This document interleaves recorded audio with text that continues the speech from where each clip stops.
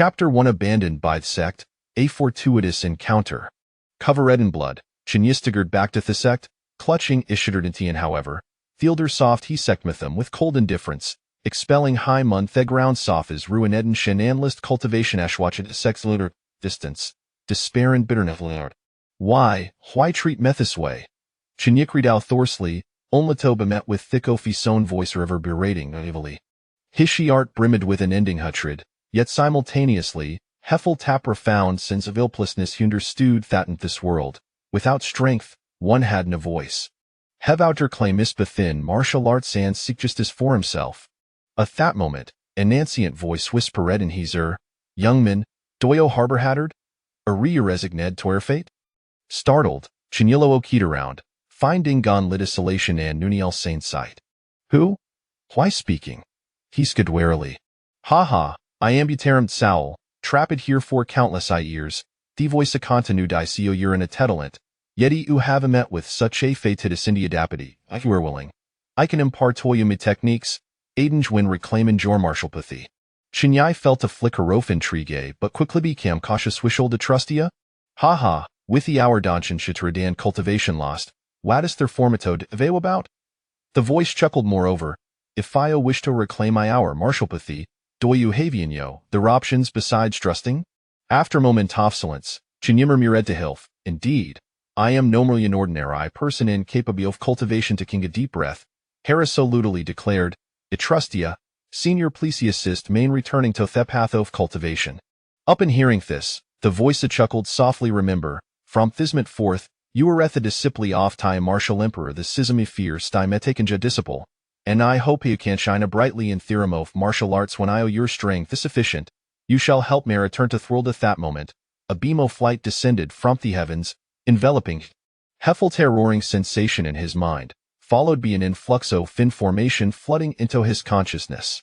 After an indeterminate amount of time, Chinyai suddenly felt a lightness in his body, and the pain from Ishiderdintian vanished hastily. He examined himself and dwazistanish to fin the Tishiderdintian had miraculous lie healed, now more resilient than before simultaneously, he discovered a new technique called chaotic divine art within his mind. Is this the initial formation of a divine skill? Chinyi exclaimed, a mix of shock and joy in his face. Ashabo wed towards the void. Thank you, master. Indeed, you have managed to restore our Danshin in such a short span and have even cultivateth the fierstol aloft chaotic divine art you have in it disappointed. The voicey off time martial emperor resonate again however, don't trejoice too soon your martial, Up in hearing this, Chiny's expression hardened, and her respect fully replied, yes, master. I will not let you down. Humph, there is no need to make promise to your diligent cultivation is the best return for our master. The voicey off time martial emperor gradually faded now, ishal intra period doff slumber during this time. Focus on cultivating chaotic divine arti have a bestowed upon you. Regaining his composure from the excitement, Chunyi understood that all thoth had restored distinction. His strength remained pitifully weak tozer vivite this world the trevered martial prowess, he must strive to enhance his abilities. Hecknelt down, expressing profound gratitude for his master's gifto for birth, vowing to diligent like cultivate hath and sacroslagged, beginning to practice according to the method's soft chaotic divine art. Chapter 2 The fifth level of body refinement. As Chinyai cultivated, the surrounding spiritual energy began to slowly converge towards him, entering Gizbadi, these energies circulateth rough his meridians before Fanaliko, alessing, Hisdanshan as the influx of spiritual energy continued, Chinyizdanshan gradually expended, and discultivation, accordingly after an unknown period, Chinyai suddenly felt a tremor in Hisdanshan, followed by a power fuller erupting from within him. Opening his face waste alight with joy my danshan has been restored. Before his danshan shittered, he had reached ninth level off body refinement now. Against the odds, he had not on liar storadist and shan buddle so chivadabrinai.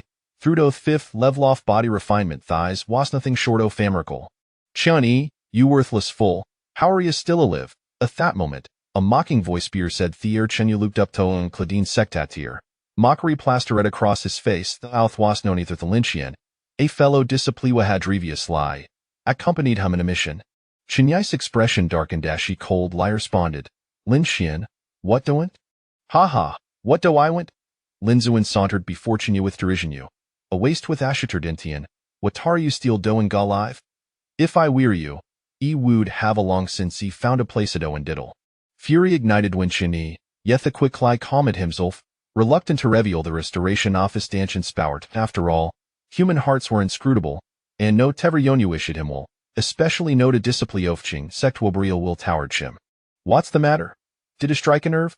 Lin Xian, seeing Chin insolence, assumed he weighs intimidate Dangu Inmar Ragantemf.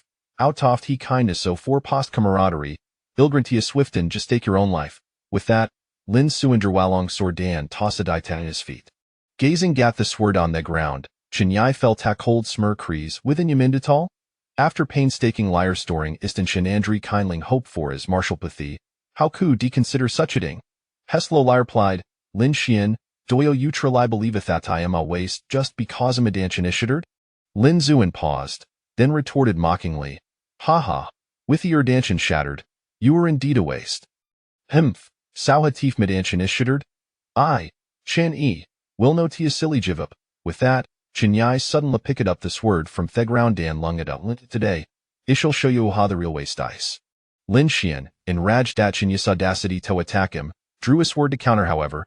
As Their blade clashed, Lin Suan Wasun expected Lifer said back several steps how cold this. Lin Zuan stared at Chin in disbelief, unable to fathom fat thighs wasta had not on liar stored distant shan but tattles a grown stronger ten before he.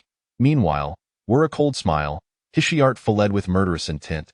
You Dara Lin Zuan stammered in shock, gazing at Chini, your cultivation. Hmph, Lin Xian, do you think I am still thatchin you hakud, Blietitwil?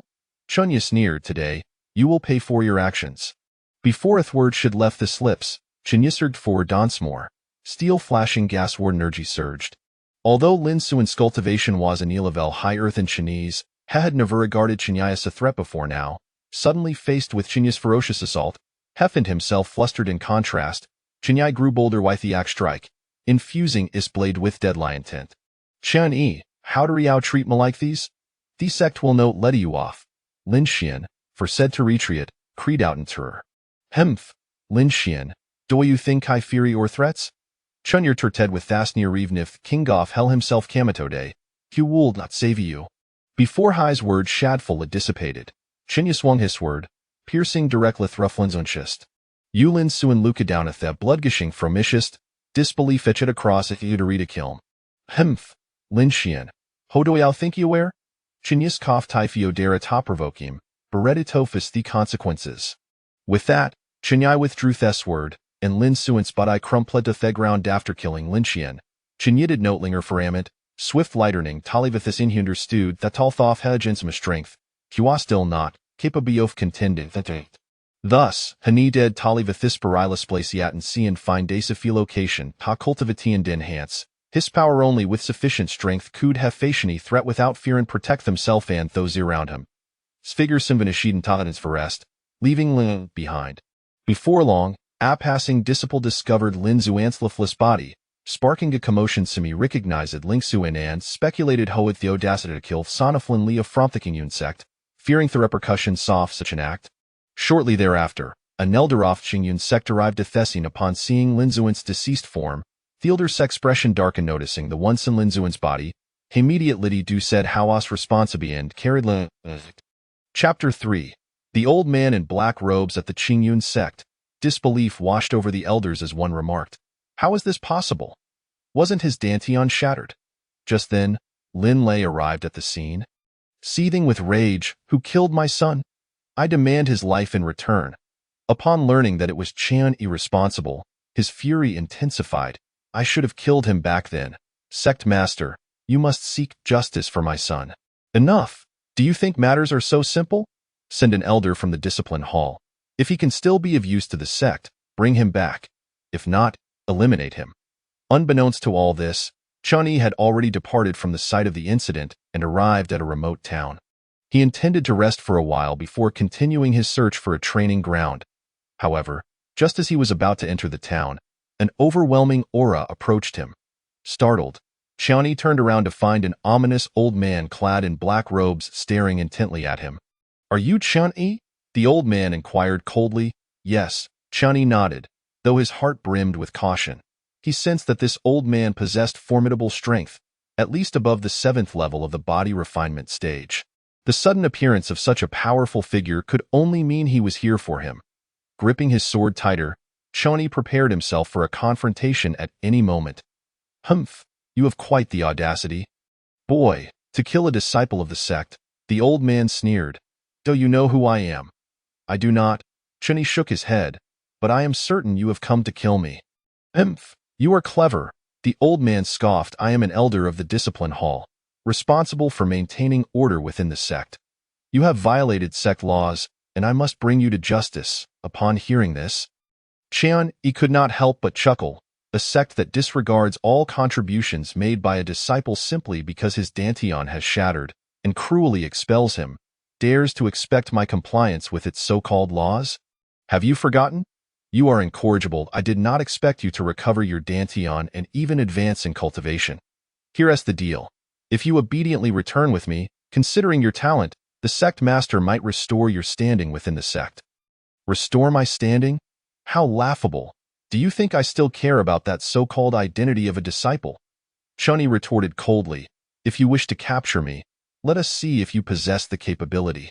Before he finished speaking, Chani suddenly lunged forward, sword drawn, charging at the old man.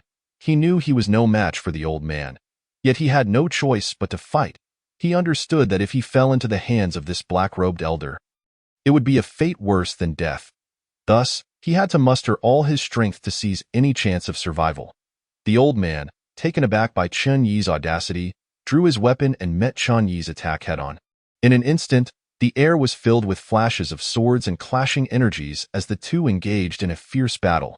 However, the disparity in their strengths quickly became evident. Despite Chen Yi's desperate efforts, he remained outmatched by the elder. Every strike from the old man brought Chen Yi closer to peril. Realizing he would inevitably lose if things continued, Chen Yi steeled his resolve and decided to fight to the death. He abandoned defense and thrust his sword with all his might toward the old man. The elder merely scoffed, effortlessly parrying Chen Yi's attack.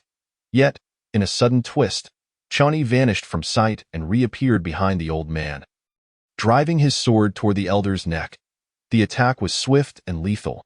If it struck true, the old man would undoubtedly perish. Sensing the imminent threat from behind, the black-robed elder was taken aback, desperately attempting to turn and block the fatal blow. Alas, his reaction was a fraction too slow. Chen Yi's sword pierced through the elder's neck, blood gushing forth in a torrential spray. The old man's eyes widened in disbelief, unable to fathom the reality before him. His body slowly crumpled to the ground, stirring up a cloud of dust. After slaying the black-robed elder, Chen Yi did not linger but promptly fled the scene. Chapter 4. The Wandering Cultivator. Mo Sheng. He realized he had truly stirred up great trouble. Killing an elder of the discipline hall was akin to disturbing a hornet's nest. What awaited him now was an unending pursuit by the sect. Yet, despite this, he felt no awe upon hearing the words. Chen Yi nodded thoughtfully. However, to enhance one's strength, one must embrace adventure. You speak the truth, Brother Chen, Mo Sheng concurred. To truly elevate our abilities, we must indeed venture into the unknown. As the two of them hastened forward, they soon arrived at the entrance of the ancient ruins. Before them lay a vast valley, at the center of which was a pitch-black cave, resembling a monstrous beast ready to devour any intruder. Instilling a sense of dread, Brother Chen, the ancient ruins lie within that cave. Mo Sheng pointed towards the cavern, gazing at Chen Yi. Shall we proceed? Chen Yi nodded in agreement, and together with Mo Sheng, they approached the cave. As they stepped inside, an eerie chill enveloped them, as if the very air sought to consume their souls. Be cautious, Brother Chen. There is something peculiar about this cave, Mo Sheng warned. Observing Chen Yi's demeanor, Chen Yi nodded, treading carefully deeper into the cavern.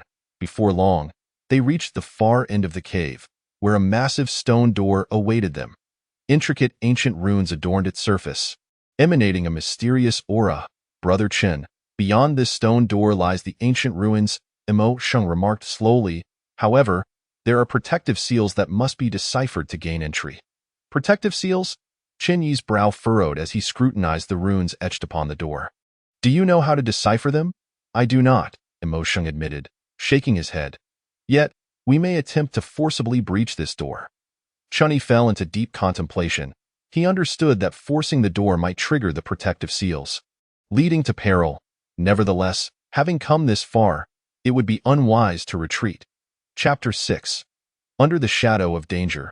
Entering the ancient ruins, resolving himself, Chunyi clenched his teeth and declared, "Very well, we shall force our way through this stone door." With that, he approached the door, ready to assist. Mo Shang, seeing this, hurried over to join him, and together they prepared to breach the entrance. Channeling their internal energies, they struck the door with a mighty blow. With a thunderous crash, the door trembled violently. Almost immediately, the runes began to glow, releasing a powerful energy. "This is bad. The protective seals have been triggered," Mo Shang exclaimed, his face paling. "Brother Qin, be careful." As soon as he spoke, a beam of light shot forth from the stone door, hurtling towards the two of them. "Is this the danger you mentioned?" Qin asked Mo Shang. Deflecting the beam's attack, "I didn't anticipate the ferocity of this beam," Mo Shang replied awkwardly, a sheepish smile on his face, surprised by the intensity of the seal's defense. Chunyi couldn't help but feel exasperated. He questioned Mo Shang's reliability but knew this was not the time for such doubts. Observing the incessant beams of light emanating from the door, a whirlwind of thoughts surged through his mind. It was evident that entering these ancient ruins would not be an easy feat. "What shall we do now?" Mo Shang inquired, glancing at Chunyi first. "We must withstand this beam's assault, and then devise a means to breach the door." Chunyi replied steadily. He was aware that to enter the ruins, they first needed to overcome this formidable barrier. With renewed determination, he focused his internal energy to counter the beam's onslaught. Mo Shang, seeing this, quickly joined him in channeling their energies to withstand the attack. Both were at the 6th level of physical refinement, while Chenyi's combat prowess was equivalent to the 8th level. Their combined efforts momentarily held back the beam's assault. However, they realized this could not continue indefinitely.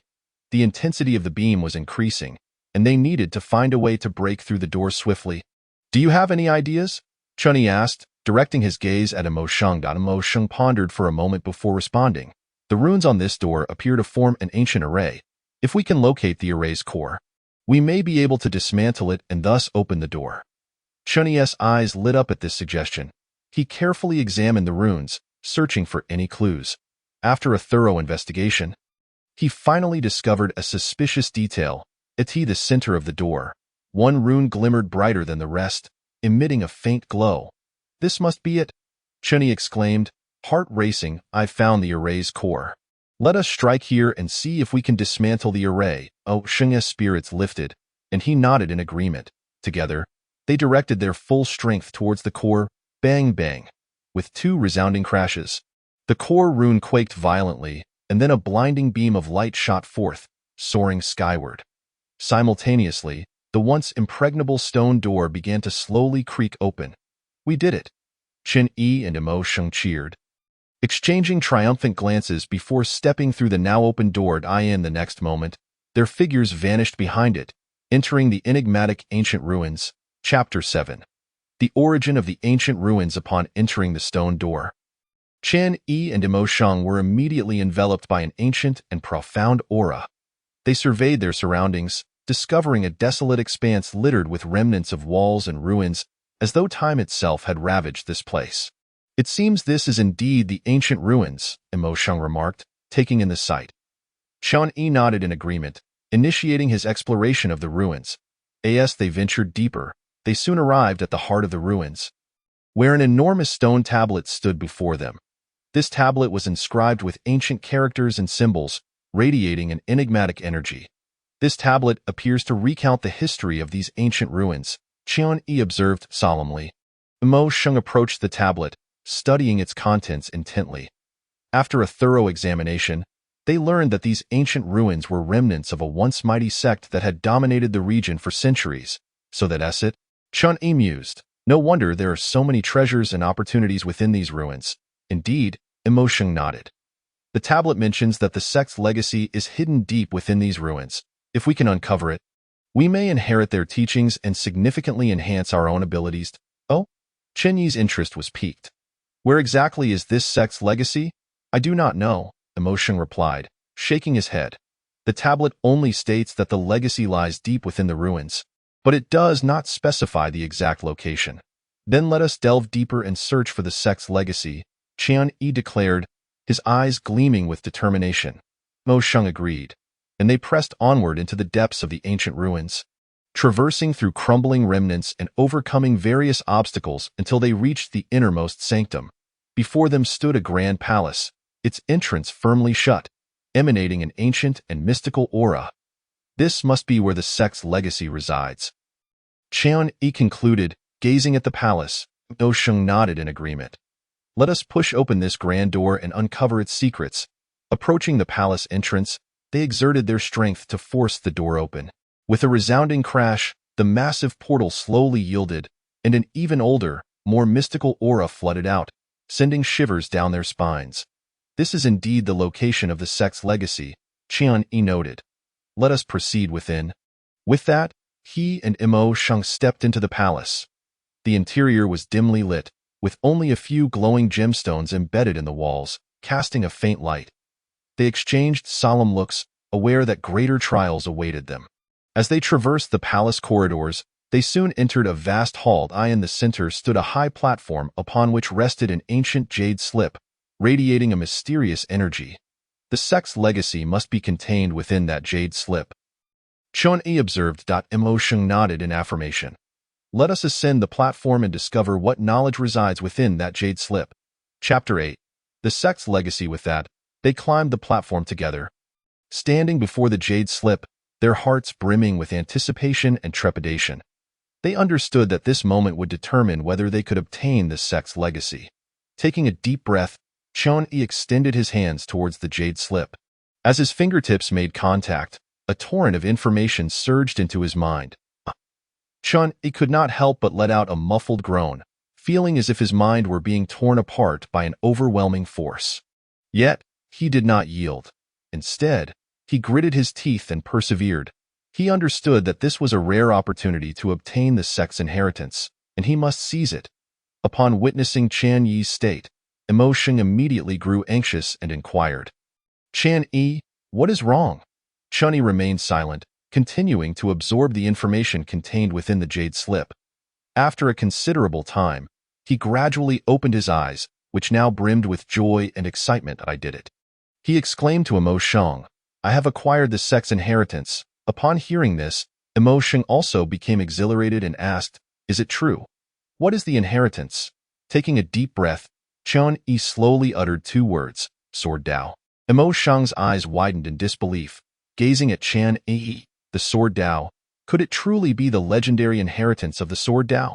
Qian Yi nodded and, looking at the jade slip in his hand, said, Indeed, it is the inheritance of the Sword Dao.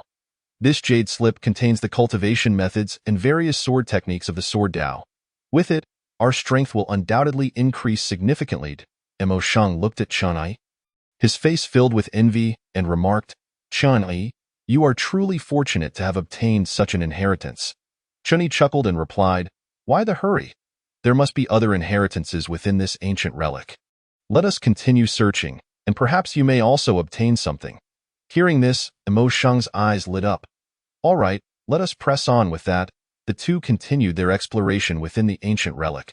They traversed grand halls and overcame various obstacles, until finally, in a secluded corner, Mo Sheng made a discovery. Qian Yi, come quickly. What is this? Upon hearing this, Qian Yi hurried over and looked at what Mo Sheng was holding, his eyes widening in astonishment. Is this a cultivation technique? Mo Sheng held an ancient tome that exuded a mysterious aura, clearly not an ordinary item. Haha, it seems our luck is quite favorable, Qian Yi remarked with a smile.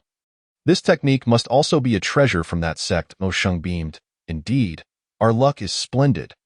But, which of us is suited to cultivate this technique? Qian Yi glanced at the tome and then at Mo Sheng, slowly stating, This technique should be suitable for your cultivation. Mo Sheng was taken aback. Suitable for me? How do you know? Qian Yi pointed to a few words on the tome and explained, Look here. This technique requires someone with light footwork and swift speed to unleash its full potential. Given your agility and speed, it should indeed suit you well. Mo Sheng examined the tome and spotted the words. bursting into laughter. Haha, it seems I am quite fortunate as well to have stumbled upon such a technique. Chinny smiled and patted his shoulder, encouraging him, train diligently. I believe you will surely be able to harness the full power of this technique. Imo Sheng nodded, gratitude evident in his expression as he looked at Qian-yi. Thank you. Qian-yi, Chun-yi chuckled. We are brothers. No need for such formality. With that, the two resumed their exploration within the ancient relic, knowing that countless treasures and inheritances awaited their discovery. Chapter 9. Encountering the beast egg and the golden ape. Upon entering a cavern, the two suddenly discovered a beast egg on a stone platform, seemingly on the verge of hatching. This egg radiates an immense energy fluctuation. It is undoubtedly extraordinary, Chun-yi remarked, observing the EGG. Sheng nodded in agreement. Indeed, this egg is remarkable, but how should we handle it? After pondering for a moment, Chun-yi suggested, let us take it outside first. We can see what emerges once it hatches. Imo Sheng's eyes brightened at this idea. Good plan. As Chun-yi prepared to store the egg in his storage ring, a golden ape suddenly appeared, baring its teeth menacingly at the two, clearly perceiving them as prey. Not good. It's a second-tier demon beast, the golden ape. Imo Sheng's expression changed dramatically. A second-tier demon beast equates to a formidable opponent at the 6th level of body refinement, and the aura from this golden ape was markedly stronger than that of an average second-tier beast. Chun-yi furrowed his brow, regarding the golden ape with trepidation. The golden ape lunged at them with a ferocious roar. Be careful, Chun-yi shouted, launching a punch at the beast. The golden ape retaliated with its own punch, the two strikes colliding with a thunderous crash. Chun-yi was sent flying back, crashing against the stone wall, spitting blood and turning pale. Chun-yi, Imo Sheng exclaimed, rushing to his side. I'm fine. Chun-yi wiped the blood from the corner of his mouth and slowly rose to his feet. A serious look crossed his face as he regarded the golden ape. He knew he was no match for it, yet they could not abandon the beast. Imo Sheng, step back. I will hold it off while you take the egg, he instructed. Imo Sheng's face paled at the suggestion. No, that's too dangerous. We should leave together. Chun-yi shook his head. Do not worry. I will handle it. Besides, this beast egg is a chance we cannot forsake. It may become our invaluable ally in the future. With that, Chun-yi charged toward the golden ape. Imo Sheng watched in concern, but she knew Chun-yi was right. They had no choice. Thus, she sprinted toward the beast egg on the stone platform. Seeing Imo Sheng rush for the egg, the golden ape let out a furious roar and abandoned Chun-yi to pounce on her instead. However, as it moved, Chun-yi swiftly blocked its path. Your opponent is me, Chun-yi shouted, delivering a powerful punch to the golden ape. The creature roared in fury and retaliated, and the two engaged in a fierce battle. Imo Sheng seized the opportunity to dash towards the stone platform. Upon reaching it, she grasped the beast egg tightly. Just then, an unexpected event occurred. The once tranquil egg suddenly cracked open, and a dazzling light burst forth, striking directly into Imo Sheng's forehead. Imo Sheng froze. Standing motionless as a foreign sensation flooded her mind. Imo Sheng. Chun-yi noticed her stupor and his expression changed. Fearing something was wrong, he roared, exchanging blows with the golden ape to reach her side. Imo Sheng, what has happened? Imo Sheng snapped back to reality, meeting Chun-yi's concerned gaze. She smiled softly, reassuring him. I am fine. Do not worry. She glanced at the beast egg in her hands, which had now developed numerous cracks, as if on the verge of shattering. Chun-yi's expression shifted in alarm as he observed the EGG. Imo Sheng smiled knowingly. If I am not mistaken, this should be the legendary divine beast. The Qilin, Chapter 10. The hatching of the Qilin. At that moment, the beast egg completely shattered, emanating a blinding light that left Chun-yi and Imo Sheng momentarily blinded. As the light faded, a small creature materialized before them, its body adorned with golden scales, fiery hooves, and a pair of horns atop its head. It was none other than the legendary divine beast, the Qilin. It truly is a Qilin. Chun-yi exclaimed in astonishment. Imo Sheng, equally awestruck, gazed at the small creature, unable to believe that a Qilin had hatched from the egg. The little Qilin glanced at Chun-yi and Imo Sheng before leaping into Imo Sheng's arms. Affectionately nuzzling her, Imo Sheng, taken aback by the sudden intimacy, felt a mixture of joy and disbelief. Chunyi chuckled at the sight. It seems this little one has taken quite a liking to you. Mo Sheng smiled in response, gently stroking the Qilin's scales, her heart brimming with happiness. They had not anticipated such a remarkable reward from their exploration of the ancient relic. Suddenly, a deafening roar echoed through the cavern, causing the entire structure to tremble. Not good, it's collapsing. We must flee. Chen Yi's expression changed dramatically as he grasped Mo Sheng's hand and dashed toward the cave entrance. Mo Sheng held the Qilin tightly as they raced outside, narrowly escaping the cave's impending collapse, with massive stones crashing down behind them. They sprinted away and, just as the cave's debris threatened to engulf them, they burst forth into the open air. After putting some distance between themselves and the ruins, they paused and turned back to see the site reduced to rubble. That was close, Qian Yi remarked, his heart racing as he surveyed the devastation. Mo Sheng nodded in agreement. Indeed, that was perilously close. But being able to bond with the Qilin made it all worthwhile. The little Qilin seemed to understand Mo Sheng's words, lifting its head to affectionately nuzzle her once more. Qian Yi observed the unfolding scene with a smile, choosing to remain silent. They were acutely aware that this expedition into the ancient ruins, fraught with peril, had yielded immense rewards.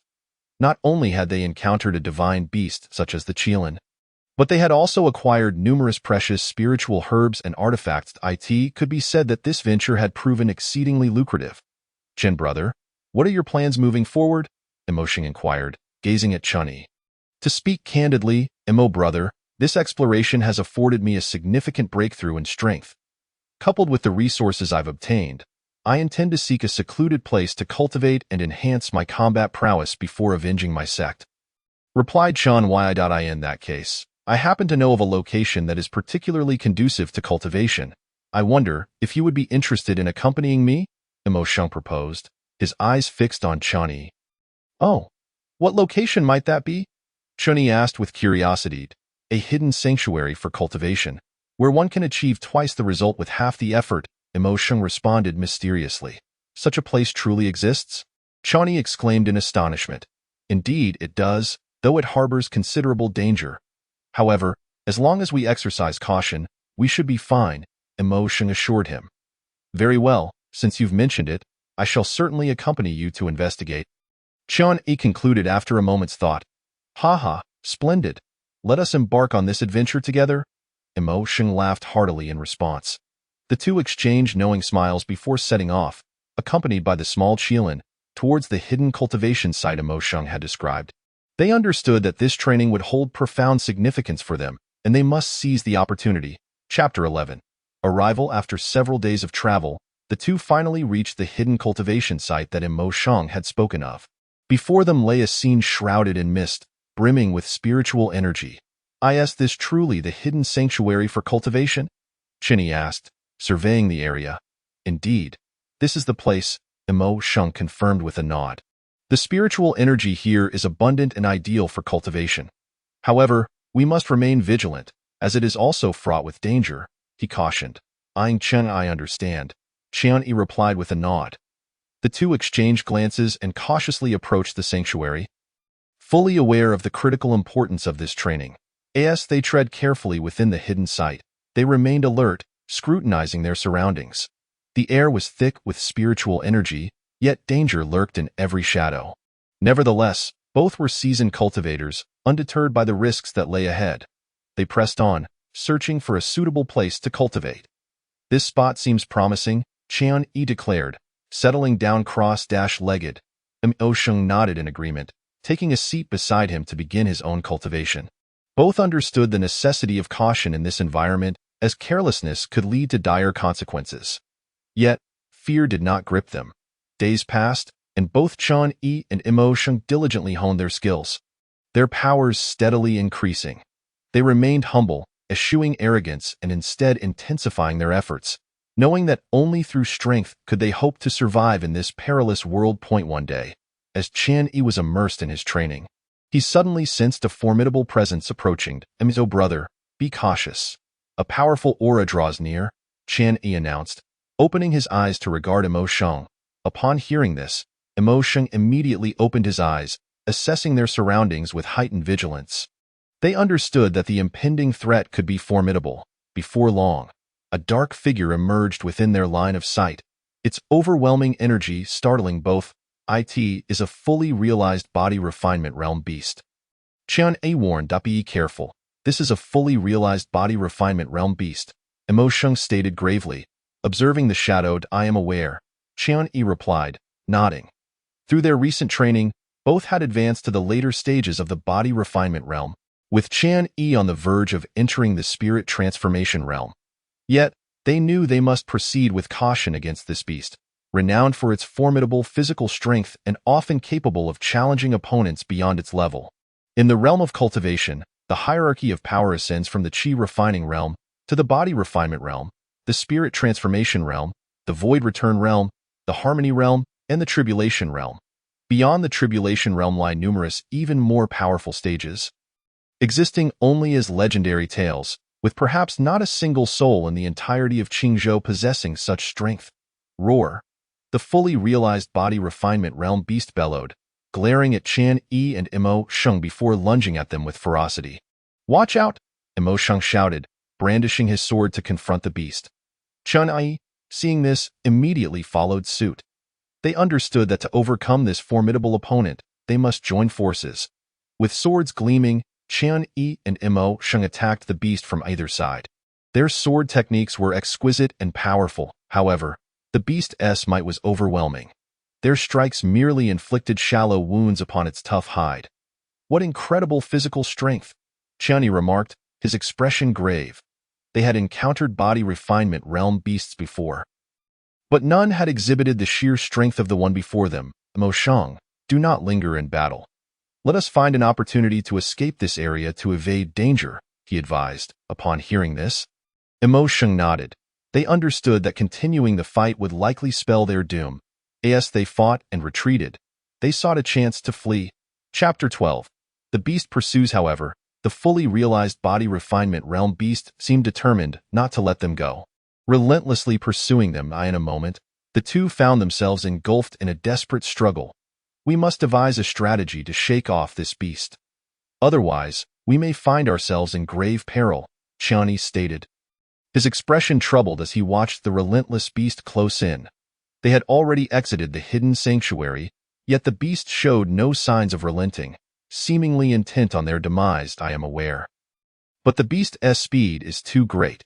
We cannot shake it off," Emo Sheng replied, his face equally grim. They had exerted their utmost efforts, yet still could not evade the beast's pursuit, causing them considerable distress. "If it comes to that, we may have no choice but to fight for our lives," Qian E resolved, clenching his teeth. With no avenue for retreat, they were left with the grim option of a desperate battle. Perhaps their only chance for survival. "Then let us fight with all we have," Emo Sheng agreed, determination flashing in his eyes. They understood that this battle would be their most arduous yet.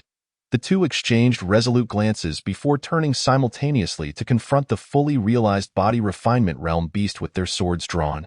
A thunderous crash echoed as their three strikes collided, erupting in a brilliant display of light. Qian E and Emo Sheng felt an immense force surge through them, numbing their arms and nearly causing them to lose grip on their swords. Both were alarmed. Was this the might of a fully realized body refinement realm beast? They dared not underestimate it, quickly channeling their internal spiritual energy to withstand the beast's assault. The beast, sensing the two before it, exhibited a glint of bloodlust in its eyes before launching another attack. The scene became intensely chaotic. Qian E and Emo Sheng poured every ounce of their strength into their swordplay, executing their techniques to the fullest. Yet, they soon realized that they were still unable to best the beast before them. Its power was simply overwhelming. A sense of despair filled their hearts. They knew that if they continued down this path, they might very well perish at the claws of the beast. Suddenly, the young Qilin appeared, exerting a pressure from its bloodline. Upon seeing the divine beast, the ferocious creature hesitated, though it did not retreat entirely. Witnessing the once fearsome beast halt its assault in the presence of the Qilin, both Qian E and Emo Sheng were momentarily stunned, their eyes wide with astonishment as they gazed at the young Qilin. They were aware that the young Qilin was certainly no ordinary creature, yet they did not anticipate the overwhelming aura it exuded. Of course, this was only among the demon beasts. Realizing this, the two hastily departed. After all, this place was fraught with peril, and they could not predict when another demon beast might emerge.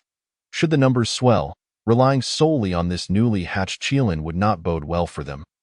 As it had yet to develop any substantial strength in the world of demon beasts, power dictated authority. Without strength, one had no voice. Thus, after a brief discussion, they resolved to leave together. Upon reaching a safe zone, Imo Sheng suddenly remarked, "Brother Chen, are you not seeking revenge against your sect? How about I accompany you? Afterwards, we can venture to the northern region together, as I've heard that Xinlin sect will soon be recruiting new disciples." "In that case, I am immensely grateful for your assistance. Brother Imo, I must apologize for my earlier politeness. After all, we are bound by life and death. Indeed, from now on, just call me by my name." Imo Sheng replied, "Very well, let us depart now, Imo Sheng. Once we have taken care of these matters, we shall participate in the Xinlin sect's assessment together." Chapter 13. Qingyun sect. After several hours of travel, Qian Yi and Imo Sheng arrived before the gates of Qingyun sect. Gazing at his former sect, a wave of memories surged within him. This place had once been his home. Yet during a resource dispute within the sect, he had nearly exhausted himself to ensure they received a larger share. In the end, the sect indeed acquired a significant portion of resources, but he had paid the price with the destruction of his Dantian. He had thought that given all he had sacrificed for the sect, living out his remaining days in peace would be unproblematic. To his dismay, upon learning of his shattered Dantian, the elders had coldly expelled him, and the disciples had mocked him mercilessly. Following Lin Xian's provocation and subsequent demise, they even dispatched elder-level experts to hunt him down. As the gatekeepers spotted the arrival of the two, they promptly notified the elders of the sect. In an instant, news of Qian Yi's return spread like wildfire throughout Qingyun's sect. Wasn't he supposed to have a shattered Dantian? How is it that he appears even stronger than before? And who is that person accompanying him? They do not seem to be an easy opponent, the onlookers pondered, filled with confusion as Qian Yi drew nearer. Meanwhile, within the sect's conference hall, elders and the sect leader were gathered. One elder spoke up. "Sect leader, what is the reason for Qian Yi's return, especially given that he appears to possess considerable strength? What are your thoughts on this matter? We must remember that he was expelled from our sect. If other sects were to learn of this, they might exploit the situation." After a moment of silence, the sect leader replied, "Let us observe the situation first, if necessary." The others understood the implication and fell silent. At this moment, Qian Yi had arrived outside the conference hall, confronting the familiar yet foreign space where he had once been expelled. "Qian Yi, do you dare to return? You killed my son Lin Xian. Today, we shall settle both old and new grievances," an elderly voice bellowed as an old man stepped out from the hall. This man was none other than Lin Xian's father, Lin Lei. Upon hearing of the disciples and elders of the Qingyun sect, upon witnessing the scene, were utterly terrified and scattered in all directions. However, Qian Yi paid no heed to the fleeing members of the Qingyun sect. Instead, his gaze fixed upon the fallen Lin Lei, and he approached step by step. "Qian Yi, please don't kill me. I realize my mistakes. I shouldn't have treated you that way. I beg you, spare my life." Lin Lei trembled in fear as he watched Qian Yi draw near. His voice raised in desperate pleas. In that moment, he felt as insignificant as an ant before Qian Yi, yet Qian Yi looked at the pleading Lin Lei with not a trace of compassion upon his face. Coldly, he stated, "Lin Lei, had I foreseen this day, I would have acted differently from the beginning. Do you think I am still that Qian Yi whom you could bully at will? Today, I shall reclaim the justice that my former self deserves." With that, he unleashed a fist upon Lin Lei, who was unable to emit even a scream before following in the footsteps of Qingyun Zi. After slaying Lin Lei, Qian Yi refrained from turning his wrath upon the other disciples and elders of the Qingyun sect. Though he harbored no fondness for the sect, he had no desire to indiscriminately slay the innocent. He merely uttered, "Today, I, Qian Yi, seek justice solely for myself. Tell me, does a sect that disregards the contributions of its disciples and heartlessly casts them aside deserve to be called a sect? Should not the sect we revere resemble a family, a place imbued with compassion? From this day forth, I, Qian Yi, shall have no further ties with Qingyun's sect." With that, he turned and departed, leaving behind a crowd engulfed in murmurs. Indeed, as Chan Yi had articulated, a sect ought to embody familial warmth. Was the sect they had once believed in truly in the right? Did the actions of Qingyun's sect align with righteousness? In that moment, doubts began to stir within them regarding their faith in the sect. Little did Chan Yi know the profound impact his words would have on the Qingyun sect, which, in the not-so-distant future, would find itself fractured due to his pronouncement, though that was a tale for another time. At that moment, Emo Sheng spoke up, "Chan Yi, I never imagined you would endure such an ordeal. Now that matters have been settled, should we proceed directly to the northern region, or shall we first consolidate our cultivation here before heading to Xianyang sect? Since the matters have been resolved, we might as well set forth now." Chan Yi replied, "The sooner we arrive, the better prepared we will be for the recruitment assessments of Xianyang sect, thus paving the way for our entry." "Indeed," Emo Sheng concurred.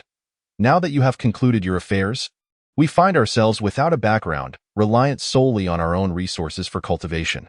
We are akin to wandering cultivators. It would be prudent to head to the northern region sooner, rather than later, to avoid missing the recruitment assessments of Xianyang sect." Chapter 16. The northern region. Chen Yi nodded, and together with Emo Sheng, they made their way to the northern region. After several days of travel, they finally arrived. Upon entering the northern region, they were immediately enveloped by an overwhelming density of spiritual energy. What rich spiritual energy! No wonder the northern region is a sanctuary for cultivation. The concentration here is several times greater than that of the eastern region, Chen Yi exclaimed in awe. The two found an inn within the city and ordered some food. While dining, they overheard a discussion at a nearby table regarding the upcoming recruitment of disciples by Xianyang sect. They learned that this assessment would differ from previous ones, being divided into two parts. First, a sword formation, and second, a strength assessment in the form of a competition. After absorbing this information, Chen Yi and Emo Sheng set off toward Xianyang sect. Xianyang sect, situated in the heart of the northern region, is one of the most formidable sects in existence, boasting an abundance of powerful cultivators and profound heritage. With the recruitment assessment imminent, a throng of martial artists had gathered at the foot of the mountain. Upon witnessing the throngs before them, Chen Yi could not help but exclaim, "So many people!" Xianyang sect is indeed one of the most powerful sects in the northern region. Naturally, many aspire to join, Emo Sheng remarked. Indeed, Chan Yi nodded, then proceeded forward. As they approached the front, they beheld a vast martial arena, complete with several competition platforms evidently designated for assessments. At the forefront of the arena stood a colossal sword formation, radiating a fierce sword aura that dissuaded any from approaching. Is this the assessment sword formation? Chen Yi squinted at the formation. It must be. This formation emanates a formidable sword aura. If one's strength is lacking, they may not even be able to approach it, Emo Sheng explained. Indeed, Chen Yi concurred, surveying the surroundings. Xianyang sect truly demonstrates grandiosity, employing a sword formation as part of their assessment. Should one's capabilities be inadequate, they might not even qualify to participate. This is to be expected. Xianyang sect, being one of the most powerful sects in the northern region, certainly possesses the right to do so, Emo Sheng replied. Soon after, an elder of the outer sect, Yun Yazi, commenced outlining the requirements and rules for the assessment. Following a comprehensive introduction, the participating cultivators grasped the relevant procedures for the assessment. The initial assessment involved entering the sword formation in groups and shattering the sword intent within using their own comprehension of swordsmanship. Those who succeeded would advance, while the others would be eliminated.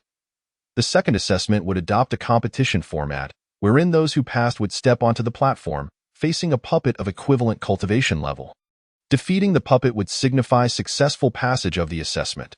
Once all the rules were duly emphasized, the elder responsible for the assessment began distributing numbers to the participants, grouping those with matching numbers to enter the sword formation together.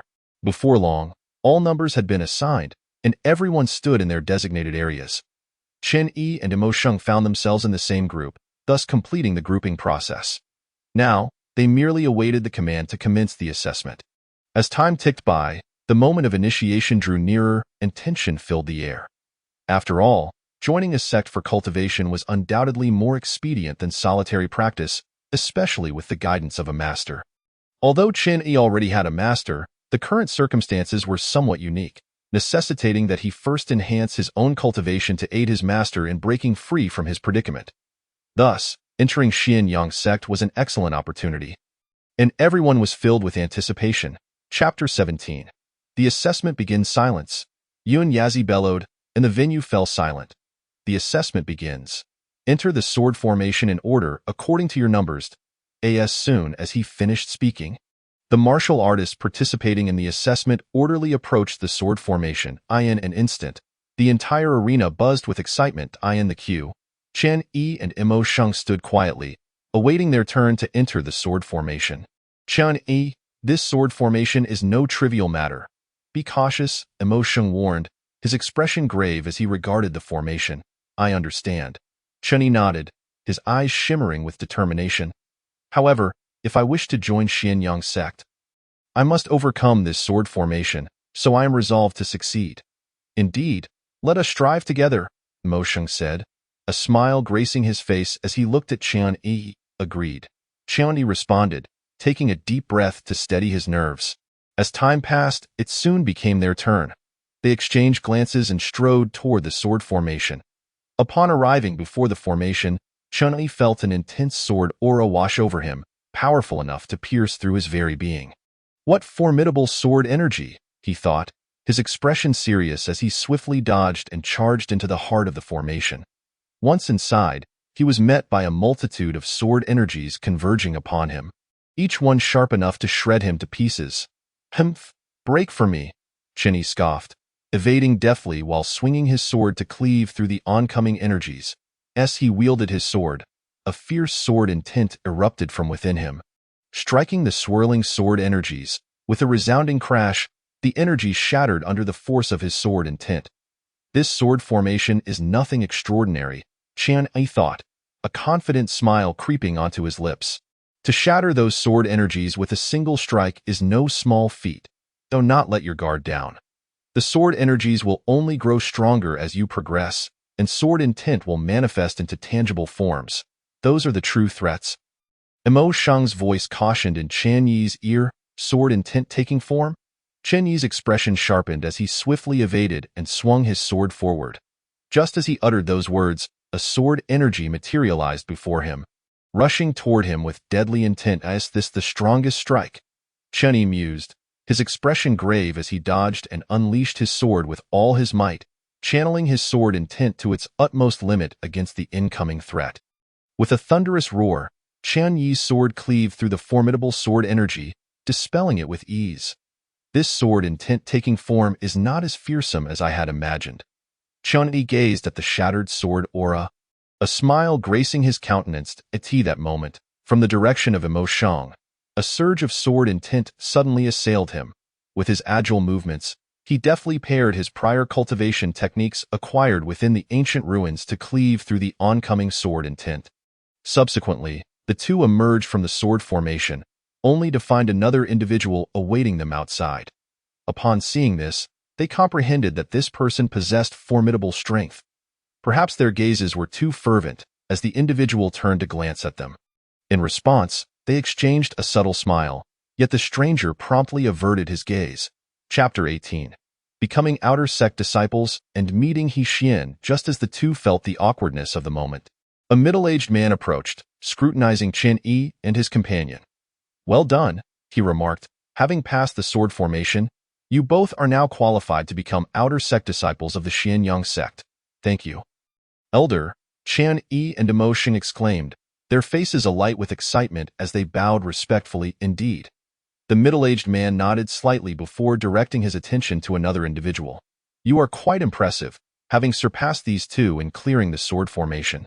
Thank you for your praise, Elder, the man replied, a smile gracing his features. I am He Xian. Pleased to meet you, Elder. He Xian.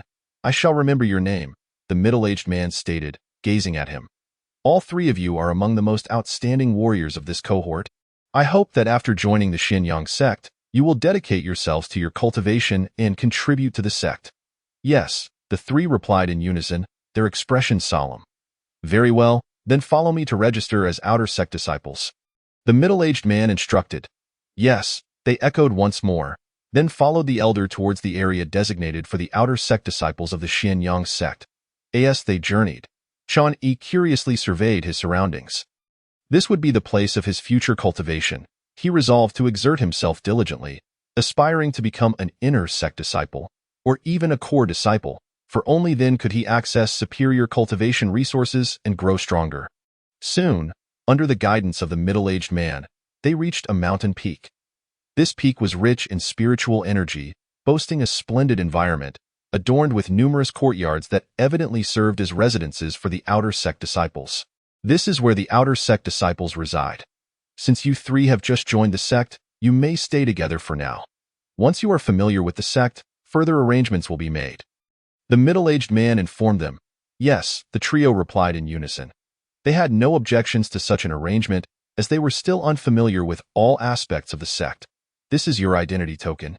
After infusing it with your blood, it will serve as proof of your identity, the elder said. Gesturing with his hand, 3 tokens flew towards Chen Yi and his companions. Chen Yi received the token, biting his fingertip to let a drop of blood fall upon it. As the blood touched the token, it emitted a radiant glow and seamlessly melded into Chen Yi's body. Simultaneously, he felt a connection to the token, as if it had become a part of him. This token is truly remarkable, Chen Yi marveled inwardly, astonished at its magical properties. This token not only symbolizes your identity but also serves as a treasure capable of storing certain items. The middle-aged man elucidated, observing their reactions. I see, the trio replied, suddenly enlightened by the token's additional functionality. There is a training ground on this mountain. You can practice there. It is equipped with a gathering spirit array, which will greatly aid your cultivation, the elder continued. However, to utilize the training ground, you will need to expend some sect points. Therefore, to access it, you must undertake tasks to earn points. Yes, they responded in unison again. Following this, the elder departed, and the two conversed with He Xian, thus adding another brother to their ranks. A delightful turn of events indeed. Chapter 19. A harmonious training atmosphere at the task hall. Chen Yi. Emosheng, let us explore the sect and familiarize ourselves with the environment, He Xian suggested with a smile.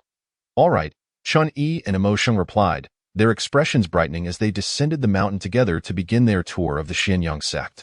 As one of the prominent sects in the southern province, Xianyang sect boasted extensive grounds and a considerable number of disciples. Throughout their journey, the trio observed numerous disciples engrossed in cultivation. Those disciples greeted Chen Yi and his companions with warm smiles, for they were new disciples who might soon assist one another in their endeavors. The disciples of Xianyang sect appear to be quite welcoming, Chen Yi remarked, smiling at those who greeted them. Indeed, the disciples here are very united, with few instances of intrigue or rivalry, He Xian explained with a grin. This is one of the reasons why Xianyang sect has become a major sect in the southern province. I understand now, Chen Yi and Emosheng replied, gaining further insight into the sect's camaraderie. As the three continued their exploration, they swiftly arrived at the task hall. This hall served as the venue for the sect to issue tasks and for disciples to accept them. This is the task hall. Let us go inside and take a look, He Xian suggested, smiling at his companions. All right, they agreed, nodding and following He Xian into the hall. Inside, numerous disciples were engaged in accepting tasks, and upon noticing the trio's entrance, they greeted them with friendly nods. So many tasks, Chen Yi exclaimed in astonishment, gazing at the task boards adorning the hall's walls.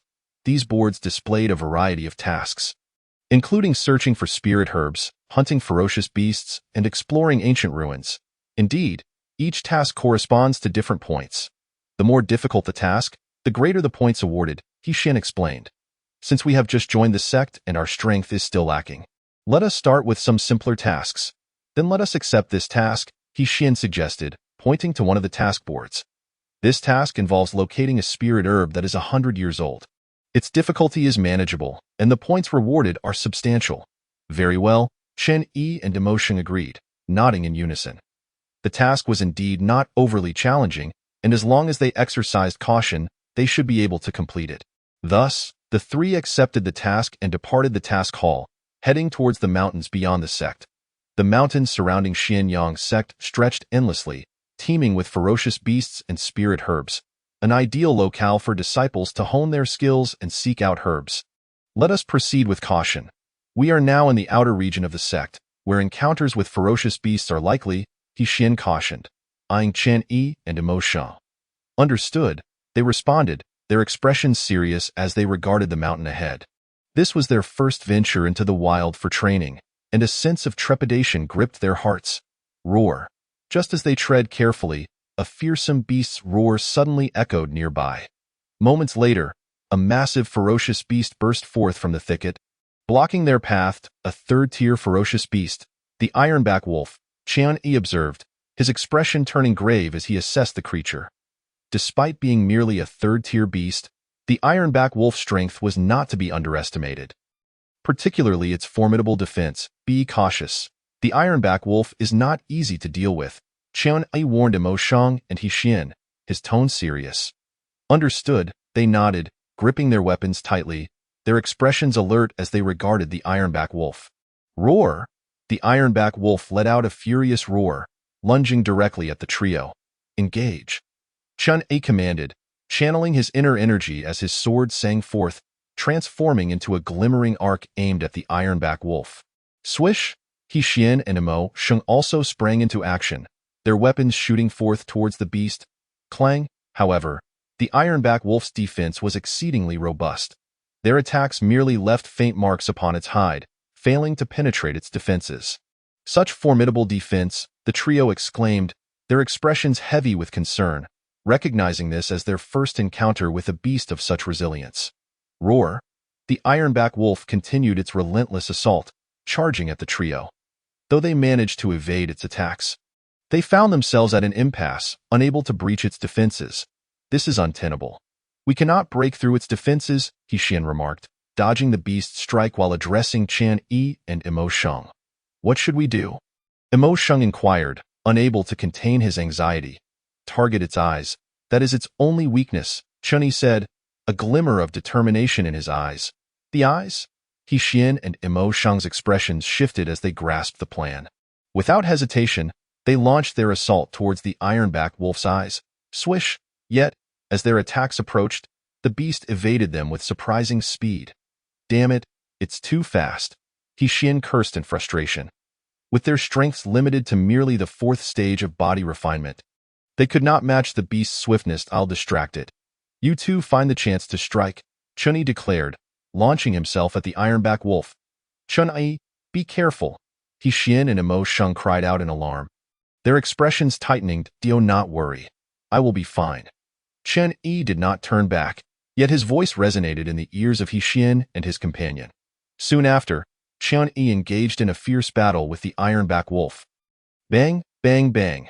Chen Yi unleashed his full strength, relentlessly attacking the ironback wolf. Although he could not breach its defenses, he successfully kept it occupied.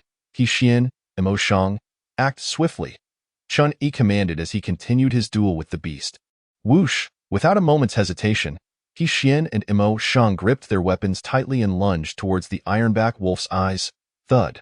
With their combined efforts, their weapons plunged directly into the creature's eyes, resulting in a spray of blood. Oh whoa! Blinded in both eyes, the ironback wolf howled in agony, thrashing and roaring in pain. What an opportunity! Observing the creature's frantic struggles, Chen Yi's expression shifted, and he raised his long sword, piercing it into the wolf's neck. Thud!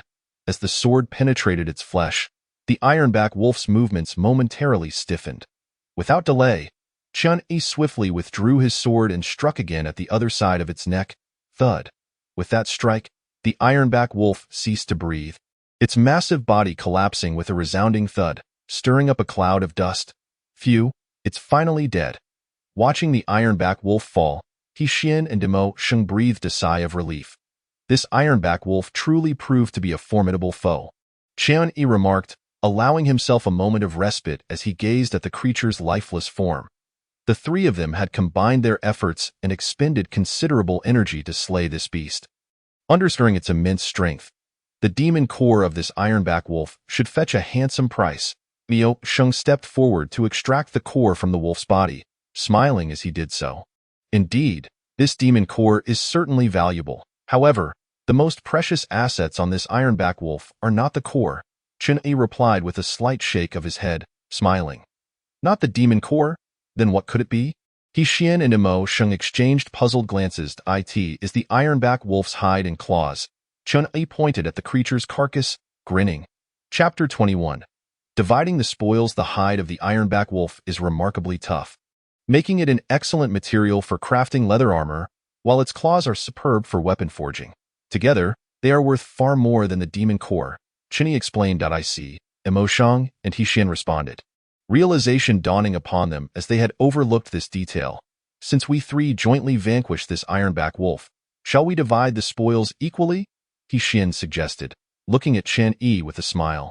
I have no objections, Chen-Yi replied, returning the smile. Although they had united to slay the beast, had it not been for his final strike, they might never have succeeded. Nonetheless, Chen-Yi had no intention of keeping the spoils for himself, as he was not a greedy person. Neither do we, Imo Sheng and He Xian nodded in agreement, smiling. That sounds splendid, He Xian said with a grin, and then, wielding his longsword, he began to process the ironback wolf's carcass. Before long, He Xian had expertly prepared the hide and claws, and the three divided them among themselves. Indeed, the hide and claws were far more valuable than the demon core. With these materials, our expedition into the beast forest has proven worthwhile, Imo Sheng remarked, examining the ironback wolf's hide and claws in his hands. Indeed, we have gained much from this endeavor, He Xian concurred. What are our plans moving forward? Chen-Yi inquired, glancing at He Xian and Imo Sheng. Having been out for so many days, it is about time we return, He Xian pondered briefly before responding with a smile. Yes, it is indeed time to head back, Imo Sheng agreed, nodding. Their time in the beast forest had allowed them to enhance their skills while acquiring numerous beast materials. It was only fitting they return now. In that case, let us make our way back, Chen-Yi declared with a smile. Agreed. He Xian and Imo Sheng nodded, and the three set off to leave the area. On the outskirts of the beast forest, the trio walked along a narrow path, observing the diminishing trees around them, their faces adorned with smiles. At last, we are about to exit this beast forest, Imo Sheng said, gazing ahead. Indeed, this training expedition has been quite fruitful, He Xian added with a grin. We owe a debt of gratitude to Brother Chen-Yi. Had it not been for his intervention, we might very well have perished at the hands of that ironback wolf, Imo Sheng remarked, turning to He Xian with a serious expression. Brother He, you flatter me as friends. It is only natural we assist one another. Chen-Yi replied, nodding in agreement. Well said, Brother Chen-Yi, He Xian said, laughing heartily as the trio quickened their pace toward the exit. Moments later, they emerged from the beast forest and made their way back to Xianyang sect. This task-like training has indeed improved our capabilities, and we have acquired a substantial amount of beast materials. Upon returning to the sect, the trio submitted their mission and received corresponding points. What are your plans next? Brother Chen-Yi? He Xian asked with a smile. I wish to visit the martial arts pavilion to see if there are any suitable techniques for me to practice, Chen-Yi replied after a moment of contemplation. In that case, I shall return to my training. Once you are finished at the martial arts pavilion, come find me, He Xian said with a nod. I shall also take my leave, Imo Sheng added. Glancing at Chen-Yi, very well, Chen-Yi replied, nodding as he headed toward the library pavilion. Watching He Xian and Imo Sheng depart, Chen-Yi took a deep breath. Both He Xian and Imo Sheng are individuals worth befriending. Once I finish at the martial arts pavilion, I shall seek them out, he resolved internally as he made his way toward the martial arts pavilion. Shortly thereafter, Chen-Yi arrived outside the grand structure of the martial arts pavilion, a look of anticipation crossing his face. Martial arts possess various tiers, and as one's cultivation progresses, lower-tier techniques become increasingly ineffective. They are classified into low-tier, mid-tier, high-tier, top-tier, and the most formidable, god-tier techniques. Currently, apart from the mid-tier technique Ling Yun Step acquired from the sect, all other techniques Chen-Yi practiced were low-tier, which no longer sufficed for his needs. Thus, he sought to find a suitable technique in the martial arts pavilion and cultivate it to perfection, enhancing his overall strength. Chapter 22. Crumbling Fist. As Chen-Yi stepped into the martial arts pavilion, a disciple of the law enforcement team approached him. Greetings, young disciple. Are you here to select a martial technique? The disciple inquired with a smile. Indeed, Chen-Yi nodded in response. May I ask which floor you wish to visit to select a technique? The disciple asked again, I would like to explore the third floor, Chun-Yi stated after a brief contemplation. The martial arts pavilion consists of 5 levels. The first floor houses low-tier techniques, the second floor contains mid-tier techniques, and the third floor showcases high-tier techniques, and so forth. The third floor? The disciple was momentarily taken aback. That floor houses high-tier techniques. You may appear formidable, but as an outer disciple, are you truly able to practice high-tier techniques? The techniques on the third floor require a significant number of points for exchange. Are you certain you wish to proceed? Yes, I am, Chun-Yi affirmed with a nod. Very well, please proceed, the disciple said, stepping aside. As Chun-Yi ascended to the third floor, the disciple watched him with a hint of skepticism. How many points could an outer disciple possibly possess to exchange for high-tier techniques? He mused, shaking his head before returning to his post. Upon reaching the third floor, Chun-Yi found the space slightly smaller than the first 2 levels, and the number of techniques available was noticeably fewer. However, the quality of the techniques was undoubtedly superior. So many high-tier techniques, Chun-Yi exclaimed, excitement gleaming in his eyes as he gazed at the jade slips that radiated a faint glow. Each of these high-tier techniques could trigger a frenzy of competition in the outside world, yet here they were merely ordinary techniques. Which technique should I choose? He pondered, deliberating over his options. Despite the abundance of selections, Chun-Yi refrained from making hasty decisions. Instead, he meticulously examined each technique's description, hoping to identify the one that best suited him. Time slipped by as he perused the techniques. 1 hour, 2 hours. Before he knew it, 2 hours had elapsed, and he had reviewed dozens of techniques. Suddenly, Chun-Yi's gaze fell upon a jade slip in his hand, his expression brightening with intrigue. This technique, named Crumbling Fist, emphasized explosive power, condensing all one's strength into the fist and unleashing it in an instant to deliver a devastating blow to the enemy. I'll select this high-tier technique, he decided. After all, one should not bite off more than they can chew. Currently, I am merely at the initial stage of the transformation realm, and this technique will suffice for my current phase. Ultimately, the quality of techniques is more vital than their quantity. With his mind made up, Chun-Yi grasped the jade slip and made his way downstairs. Have you made your selection? The disciple at the entrance looked surprised to see Chun-Yi return so quickly.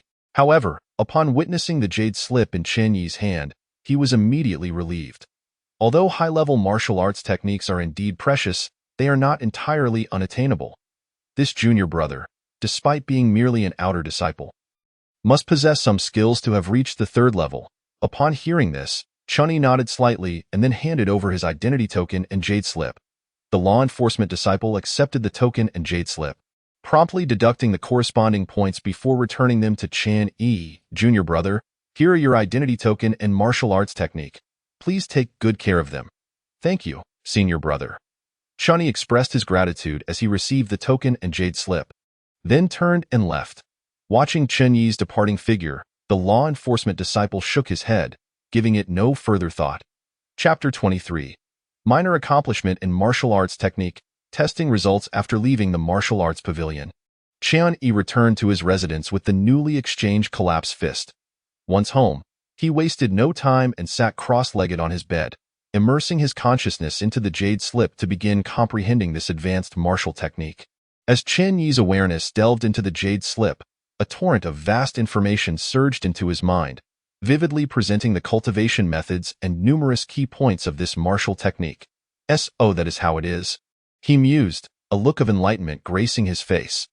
This collapsed fist emphasizes instantaneous explosive power, condensing all bodily strength into the fist before delivering a swift strike to inflict maximum damage upon the enemy. Moreover, this technique is accompanied by a unique force application skill. Mastering it would enable an even greater surge of power. Indeed, this collapsed fist suits me perfectly at present, Chun-Yi silently acknowledged, then commenced his training according to the methods outlined in the jade slip. As Chun-Yi practiced, the spiritual energy within him began to operate according to a specific pattern, and simultaneously, a faint spiritual glow began to emanate from his fist. With a sudden, forceful punch, a deep, resonant sound echoed from his fist, as a formidable power erupted forth instantly. Such immense strength, Chun-Yi exclaimed, a smile of delight illuminating his face. The power of this collapsed fist had certainly not disappointed him. A single strike surpassed even his previous full-force attack. Now that I have achieved minor success with the collapse fist, it is time to test its might, he thought, rising from his seat and striding out of the room. Although outer disciples lack the abundant cultivation resources available to inner disciples, there exists a designated trial ground for them, the outer disciples' martial arena. This arena serves as a venue for outer disciples to spar and exchange techniques, where one may freely challenge others, and the challenged cannot refuse. Naturally, if there is a significant disparity in strength, the challenged may concede. Once a concession is made, the challenger cannot press further, as per the arena's rules. Upon arriving at the arena, Chen Yi was immediately enveloped by a lively atmosphere. Numerous outer disciples were already engaged in sparring. "This junior brother, would you dare to battle me?" Just as Chen Yi was about to seek a sparring partner, a figure leapt onto the arena platform, accompanied by a somewhat provocative voice. Turning at the sound, Chen Yi beheld a robust young man gazing at him with a challenging demeanor. "What is there to fear?" Chen Yi replied nonchalantly before leaping onto the platform. "Excellent, you possess spirit," the burly youth exclaimed, then launched a powerful punch towards Chen Yi. With no hesitation, Chen Yi responded by meeting the incoming fist with one of his own. The two fists collided, producing a low, resonant sound that echoed throughout the arena, while a fierce shockwave radiated outward from their center. Such formidable power. As the sound subsided, the burly youth staggered back several steps before regaining his balance. A look of seriousness now etched across his face. He had not anticipated being forced back by this seemingly slender junior brother. Interesting indeed, he thought, smiling broadly at Chen Yi before charging at him once more. This time, the burly youth held nothing back, unleashing his full strength. With a powerful punch, an overwhelming force erupted from his fist, and the spiritual glow surrounding it intensified. Chen Yi, sensing the might of this attack, felt a surge of gravity in his expression. He had not expected the burly youth to possess such strength. This punch rivaled his own full-force strike. "Collapse fist," Chen Yi shouted, retaliating with a punch of his own. In that moment, he spared no effort and unleashed the collapse fist. The fists collided once again, producing an even deeper, more resonant sound than before, as a more potent shockwave swept across the arena. The burly youth was forced back yet again, this time retreating to the very edge of the platform before barely stabilizing himself. His face was now completely clouded with gravity as he fixed his gaze on Chen Yi, as if trying to see through him. "How powerful! This junior brother's strength is astonishingly formidable," he mused, realizing he had underestimated Chen Yi. "This junior brother, I concede," declared the burly youth, though reluctantly. He had to admit that Chen Yi's prowess surpassed his own. "I appreciate your courtesy." Chen Yi offered a slight bow in acknowledgement before leaping down from the platform. Having engaged in this sparring session, Chen Yi gained a clearer understanding of his capabilities. With his current strength, he felt confident in rivaling mid-stage transformation realm warriors. If he were to fully cultivate the collapse fist, even late-stage transformation realm warriors would not be beyond his reach. As the chaos divine art imparted to him was of divine rank, significantly enhancing his physical prowess despite only having mastered the first level, it seems I must intensify my training of the chaos divine art. He pondered. The first level offers martial techniques for the physical body. I wonder what the subsequent levels entail. I am quite curious. Yet, considering I have only just achieved minor success in the first level and still have a long way to go before reaching the second, I feel somewhat embarrassed. Regardless, I must hasten my training. I wonder how my master is faring. Ultimately, the sooner I enhance my strength, the better I can assist him. It seems I should enter seclusion for a while. Chapter 24. The Outer Disciples Competition. With this thought in mind, Chen Yi resolved without hesitation, turning on his heel and heading back to his residence, intending to enter seclusion for a time to perfect the collapse fist and achieve greater mastery of the first level of the chaos divine art. Just as he returned to his dwelling and prepared to begin his seclusion, Mo Shang and He Xian arrived at the courtyard. "Chen Yi, are you there?" Upon recalling that He Xian had mentioned seeking him out on their way to the martial arts pavilion, he realized he had forgotten due to his training and subsequent sparring session. As the door swung open, Chen Yi was greeted by the sight of Mo Shang and He Xian, both of whom appear to have made progress in their cultivation. "Chen Yi," they exclaimed, smiles lighting their faces. In a month, there will be a selection for inner disciples among the outer disciples. Any disciple at the transformation realm may participate. We were wondering if you would like to join us. The top 10 outer disciples will become inner disciples. Taken aback by Mo Shang's words, Chen Yi paused, then queried with a hint of curiosity, "What benefits come with becoming an inner disciple?" Mo Shang turned his gaze toward Chen Yi. A glimmer of envy in his eyes as he slowly replied, "The advantages of becoming an inner disciple are numerous. Firstly, they receive superior cultivation resources compared to outer disciples, including precious elixirs, manuals, and advanced techniques. Secondly, inner disciples have the opportunity to apprentice under elders, becoming their direct disciples and receiving meticulous guidance and training. It is well known that the elders are experts within the sect. Their experiences and skills are invaluable to practitioners. Given this, let us join together in participating. With a month to enhance our skills, we can distinguish ourselves among the many competitors and attract the attention of the elders. That is precisely our intention." They replied with cheerful smiles. "Well then, Chen Yi, we shall return to our training." Indeed. As he gazed at the departing figures, Chen Yi fell into a deep reverie.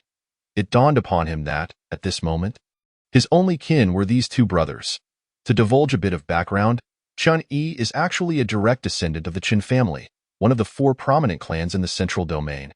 He had been brought to the Qingyun sect in the southern wilderness by a man clad in purple, who promised to return for him once matters were settled.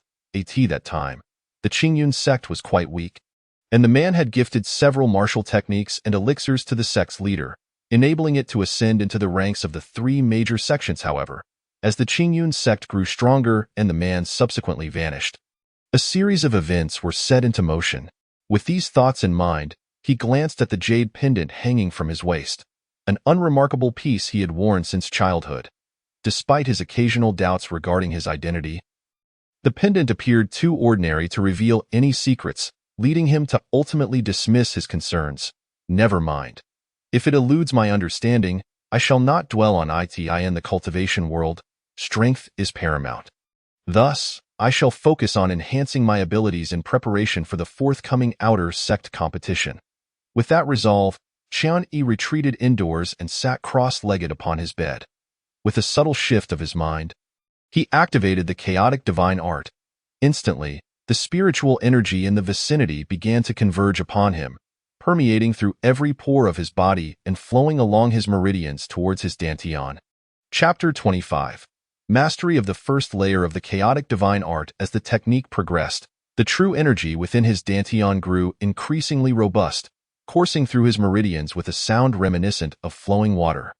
Simultaneously, the ancient chaotic tome within his dantian emanated a faint gray luminescence, slowly refining the spiritual energy that flowed in, subsequently distributing it throughout his limbs and bones, fortifying his muscles and meridians. In this state of cultivation, Chen Yi was entirely engrossed, transcending the boundaries of self-awareness. When Chen Yi finally emerged from his meditative state, 7 days had elapsed. He slowly opened his eyes, which sparkled with a profound depth. Upon sensing the true energy within him, now magnified several times over, a satisfied smile graced his face. He had achieved mastery of the first layer of the chaotic divine art. It was time to practice martial techniques. With this thought in mind, he rose and stepped into the courtyard. Positioning his feet shoulder-width apart, he exhaled deeply, focusing his mind as the method for practicing the burst fist flashed in his consciousness. Following the technique's instructions, he anchored his toes to the ground, clenched his teeth, and positioned his fists at his waist, every muscle taut as if he were a leopard poised to pounce. Suddenly, he lunged forward. His right fist tightly clenched, the veins on his arm bulging like serpents, exuding an intimidating aura. Simultaneously, he bent at the waist, channeling his strength through his body and arm, launching his right fist forward like a cannonball. Accompanied by a sharp whoosh as it sliced through the air, bang! A muffled thud resounded as Chen Yi's fist struck a slender tree in the courtyard with tremendous force, causing it to tremble violently, its leaves cascading to the ground. Concurrently, a powerful recoil surged through his arm, leaving it slightly numb. What an incredible recoil! Chen Yi was taken aback, having not anticipated the formidable backlash of the burst fist. Had he not cultivated the chaotic divine art to mastery of the first layer, his physical form would not have been several times stronger than that of his peers, and he might have sustained injury. Nonetheless, excitement flickered in his eyes. The power of the burst fist had clearly exceeded his expectations. Now that my burst fist has reached perfection, coupled with the enhanced physique from the chaotic divine art, I might already rival a late-stage divine transformation martial artist in terms of raw physical strength. With this thought, Qian-Yi could not help but clench his fist in exhilaration, feeling the immense power within him, as if it were ready to erupt at any moment. Qian-Yi, at that moment, a voice called out from outside the courtyard, followed by Mo Sheng hurriedly entering. Upon seeing Qian-Yi, a smile spread across his face as he approached quickly. Mo Sheng, what brings you here? Is there something amiss? Qian-Yi asked, a hint of curiosity in his voice. No, nothing urgent. I just wanted to check on your progress. The month is almost up, Mo Sheng replied. But upon observing Qian-Yi's deep-set eyes and the faint yet potent aura surrounding him, he was momentarily taken aback. Have you broken through? Yes, by a stroke of luck, I have. Qian-Yi nodded with a smile, fully aware that Mo Sheng referred to his cultivation breakthrough. Though he refrained from specifying the exact realm, the aura emanating from him clearly indicated a significant advancement. You, my friend, are truly extraordinary, Mo Sheng chuckled wryly. Shaking his head, he recalled how much time and effort he had invested to reach the initial stage of divine transformation, while Qian-Yi had advanced from the initial to the mid-stage in less than a month, an astonishingly rapid pace. However, what he remained unaware of was that Qian-Yi had also cultivated the chaotic divine art, endowing him with physical prowess surpassing that of ordinary martial beasts of the same rank, making his true strength far more complex. Chapter 26. Sparring by the way, Mo Sheng, I have perfected the burst fist. Would you like to spar with me to see how my current strength measures up? Qian-Yi suddenly proposed, eager to assess his own capabilities. Oh, you have mastered the burst fist? Mo Sheng was momentarily stunned. Then a look of surprise crossed his face. He was well aware of the difficulty in mastering the burst fist. Although he had never practiced it himself, he had heard that achieving perfection in the technique was no small feat. To his knowledge, no one in the outer sect had ever attained such a level. Indeed, I have mastered it, and I wish to test it against you. Qian-Yi nodded, his expression brimming with anticipation. Very well, let's see what you've got, Mo Sheng replied, his own enthusiasm ignited by Qian-Yi's eagerness. He too was curious to discover the extent of Qian-Yi's current prowess. The two positioned themselves in the center of the courtyard, facing one another, though they had yet to make a move. The palpable tension in the air was thick enough to feel almost solid. Be careful. I'm about to strike, Mo Sheng warned, his form suddenly shifting into a blur as he lunged towards Qian-Yi. Simultaneously, he clenched his right fist, true energy swirling around it, and unleashed a powerful punch aimed at Qian-Yi. Bring it on, Qian-Yi exclaimed, his spirits surging as he clenched his right fist and met Mo Sheng's punch head-on. Relying solely on his physical strength without employing any true energy, bang!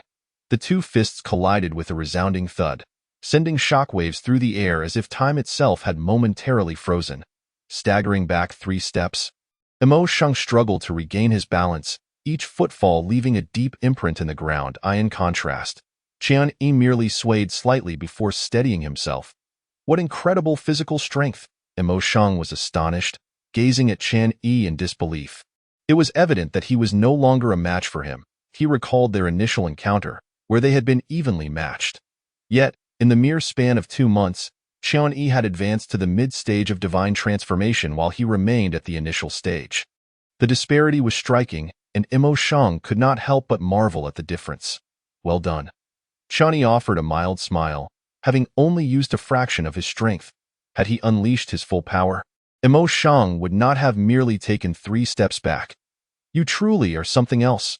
I reckon few in the outer sect could defeat you now, Mo Sheng remarked, shaking his head in resignation. Ah, you flatter me, Mo Sheng. By the way, did you come to see me regarding the inner sect assessment scheduled for a month from now? Qian-Yi inquired, a smile playing on his lips. Indeed, that's precisely why I'm here. Mo Sheng nodded, his expression turning serious. Although our entry into the inner sect is nearly assured, we must not be complacent. The inner sect is filled with prodigies. Take Xiaolong, for instance, who has already reached the late stage of divine transformation. If we do not put in the effort, we may find ourselves bullied. Your words hold true, and we must continue to train diligently in the coming month, Chunyi agreed, nodding thoughtfully. For the inner sect assessment, he aimed to place in the top 5, for only then could he secure a chance to access the 4th level of the Martial Techniques Pavilion. Chapter 27. The Lioli Pavilion, however. We must not solely focus on training. We should also take time to unwind. I have heard that there will be an auction at the Lioli Pavilion tomorrow. Perhaps we should attend and see if we might encounter anything of value. Emosheng suggested suddenly. An auction, you say? That sounds fine. Let us go and take a look. Chunyi paused for a moment, then nodded in agreement. The following day, he and Emosheng set off together for the Glaze Pavilion, a splendid venue where roaming cultivators and various formidable individuals convened to auction items in exchange for spirit stones. This place boasted a diverse array of goods and often featured high-tier cultivation resources such as an assortment of materials, elixirs, techniques, and spiritual artifacts for sale, provided one possessed sufficient spirit stones. Upon arriving at the auction venue, Chen Yi and Emosheng observed a considerable crowd already gathered outside, clearly there to partake in the auction. So many people. I never expected this auction would draw such a large crowd, Emosheng exclaimed, gazing at the throngs of individuals congregated outside the venue. Indeed, the turnout is impressive. It appears this auction is of significant scale. Let us enter and see if we might encounter something to our liking, Chunyi replied, nodding in agreement as he entered the venue alongside Emosheng. Once inside, they found a seat near the front. At that moment, the auction had yet to commence, and the atmosphere buzzed with chatter as attendees speculated about the treasures that might be presented. After the passage of roughly a stick of incense, the auction finally began. An elderly man clad in a gray robe ascended the auction platform. He surveyed the crowd before clearing his throat and proclaiming, "Esteemed guests, welcome to this auction. I shall refrain from unnecessary preamble. Let us commence." As the words left the gray-robed elder's lips, a servant approached the platform carrying a jade tray, upon which rested a transparent jade vial containing a pill that emitted a faint fragrance. This is our first item for bidding. A second-tier elixir, Qi Gathering Pill, which can assist Qi refining disciples in breaking through a minor realm. The starting bid is 100 spirit stones. The elder announced loudly. 120 spirit stones. 150 spirit stones. I bid 200 spirit stones. As soon as the gray-robed elder finished speaking, voices erupted in the venue, with bids climbing higher. Chunyi observed this scene, marveling at the wealth on display, thinking to himself how astonishing it was that a mere second-tier elixir could fetch such a high price. However, it made sense.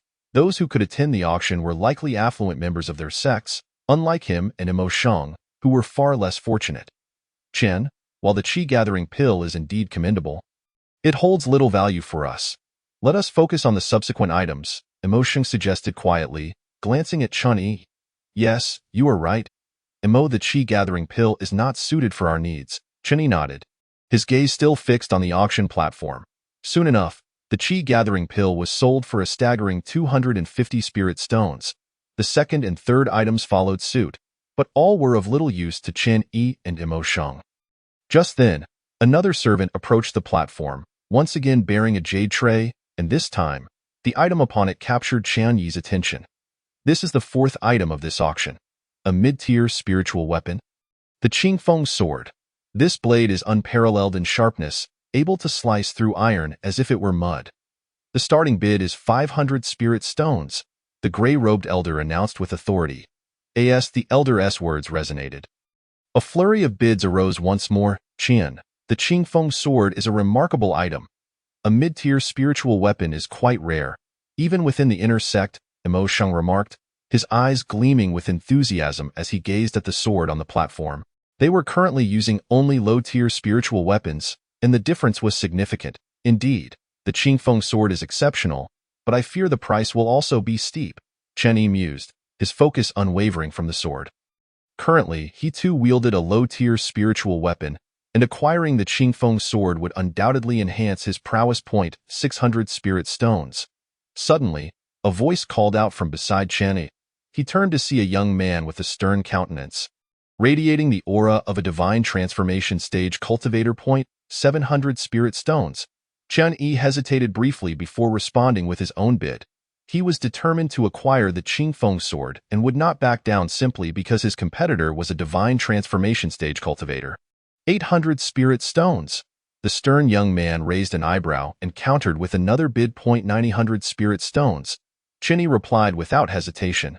The Qingfeng sword was his goal, and he was resolute in securing it. 1,000 spirit stones. The stern young man shot back, his eyes glinting with a hint of menace. This price had far exceeded the sword's intrinsic value, but for him, it was inconsequential. He was eager to see if this young man would dare to continue bidding. 1,100 spirit stones. Chen Yi countered without flinching. He had discerned that the stern young man was deliberately raising the stakes to intimidate him into retreating. However, Chen Yi was not easily intimidated. If they were to compete for the item, it would come down to who possessed the greater number of spirit stones. You dare to compete with me? The stern young man challenged coldly. The highest bidder wins. I am determined to secure the Qingfeng sword. Chen Yi retorted defiantly. Very well. I shall see if you possess the means to claim the Qingfeng sword. The stern young man's eyes flashed with a trace of murderous intent. He had already resolved to find an opportunity to eliminate this young man after the auction concluded, as he deemed it intolerable that anyone would dare to compete with him. Chen Yi paid no heed to the stern young man's threats. His gaze fixed intently on the auction platform. He had made up his mind to acquire the Qingfeng sword at all costs. 1,200 spirit stones. Just then, another voice rang out, belonging to a richly dressed youth seated in the front row. Chen Yi turned in surprise, noting the youth's aura, which also indicated he was a divine transformation stage cultivator. It appeared he too had set his sights on the Qingfeng sword, adding an intriguing twist to the bidding war. Casting a glance at the stern young man who had just threatened him, Chen Yi suddenly devised a cunning plan. Since this esteemed brother is also interested in the Qingfeng sword, I shall graciously yield it to you, he declared with a smile, feigning a willingness to forfeit the item. The richly dressed youth paused in surprise, clearly not expecting such an abrupt withdrawal from Chen Yi. Thank you, esteemed brother, he replied with a smile, accepting the offer. Chen, weren't you keen on that sword? Why would you just let it go? Emo Shun questioned, puzzled. There's no need to worry. Emo, while a mid-tier spiritual weapon is impressive, it is not worth depleting all our spirit stones, and the price may still rise further. Chen Yi reassured him. Mo Shun sighed. It's true. For out-sect disciples like us, accumulating spirit stones is no small feat. If our funds are insufficient, we simply cannot afford such a mid-tier weapon. The richly dressed youth's actions naturally incited the stern young man's ire. He had initially planned to seize the sword from Chen Yi after the auction, but now that Chen Yi had relinquished it, his scheme was thwarted. The stern young man glared at the richly dressed youth, a glint of murderous rage flashing in his eyes. The youth, however, seemed unfazed, merely casting a disinterested glance at him before returning his focus elsewhere. Both were divine transformation stage cultivators, and the outcome of their confrontation remained uncertain. 1,200 spirit stones. Is there anyone else who wishes to bid? The auctioneer's voice rang out once more. The venue fell silent, with no further bids forthcoming. The previous competition between Chen Yi and the stern young man had escalated the price to a considerable height, making additional bids seem imprudent. 1,200 spirit stones once, 1,200 spirit stones twice, 1,200 spirit stones thrice. Sold. The auctioneer's gavel struck decisively, declaring the Qingfeng sword to belong to the richly dressed youth. Upon hearing this, the youth's face broke into a smile. He rose, saluted the auctioneer, and then turned to leave, now in possession of the Qingfeng sword, with no desire to linger further. You dare to toy with me? The stern young man seethed, glowering at Chen Yi. Chen Yi turned to meet his gaze, coolly replying, Toy with you? I have no time for such games. The auction rewards the highest bidder. You cannot blame others for your own shortcomings. He was undeterred by the stern young man's fury. This was an auction, and he would not allow his authority to be undermined. You? The stern young man was rendered speechless by Chen Yi's retort, his face darkening with rage, yet he found himself powerless to retaliate. Qian-yi was right. At an auction, the highest bidder wins. If his own bid was inferior to others, he could hardly blame anyone else. Humph, you brat, just wait. After the auction concludes, I shall settle this score with you. The cold youth glared at Qian-yi, gritting his teeth as he spoke. Chapter 29. The Wuji sect, Yuchan. The auction continued, primarily featuring low-tier martial techniques and qi refining elixirs, attracting bids from smaller families for their disciples. The bidding varied in price, but did not exceed 500 spirit stones. Before long, the auction came to an end, and Chun-Yi and his companion departed from the venue. As they traversed the Yunwu mountain range, a familiar voice echoed. Brat, did you ever expect we would meet again? Dare to toy with me? Today, I shall let you know the consequences of offending me. Chun-Yi felt somewhat speechless and retorted, this esteemed individual, the auction is for the highest bidder. How could you claim I toyed with you? Is that not a fabrication? Imo Sheng interjected, clearly displeased. If you seek trouble, just say so directly. Humph, utterly ignorant of your own peril. The cold youth's expression darkened, and he was about to confront Qian-yi. However, at that moment, a figure suddenly appeared between them. What is this? A dignified elder of the Wuji sect attempting to bully the younger generation. That seems somewhat inappropriate, does it not? The elegantly dressed youth regarded the cold youth with indifference. His arrival caused the cold youth to frown, as he had not anticipated the competitor for the Qingfeng sword would show up here, seemingly intent on assisting Qian-yi and his companion. Isnt this Yun Song, the core disciple of Elder Gu Song from the Luoyun sect. When did you start meddling in such trivial matters? The cold youth remarked, Why Yu Chan, what I do is none of your business. Yunyu replied casually. Upon hearing this, Yu Chen's expression shifted, but he refrained from acting. Disciples like them typically had their own trump cards and protectors, and escalating matters would bring no benefit to him. He simply snorted and departed. Once Yu Chen left, Qian-yi and Imo Sheng approached Yunyu to express their gratitude. Hearing their words, Yunyu appeared puzzled.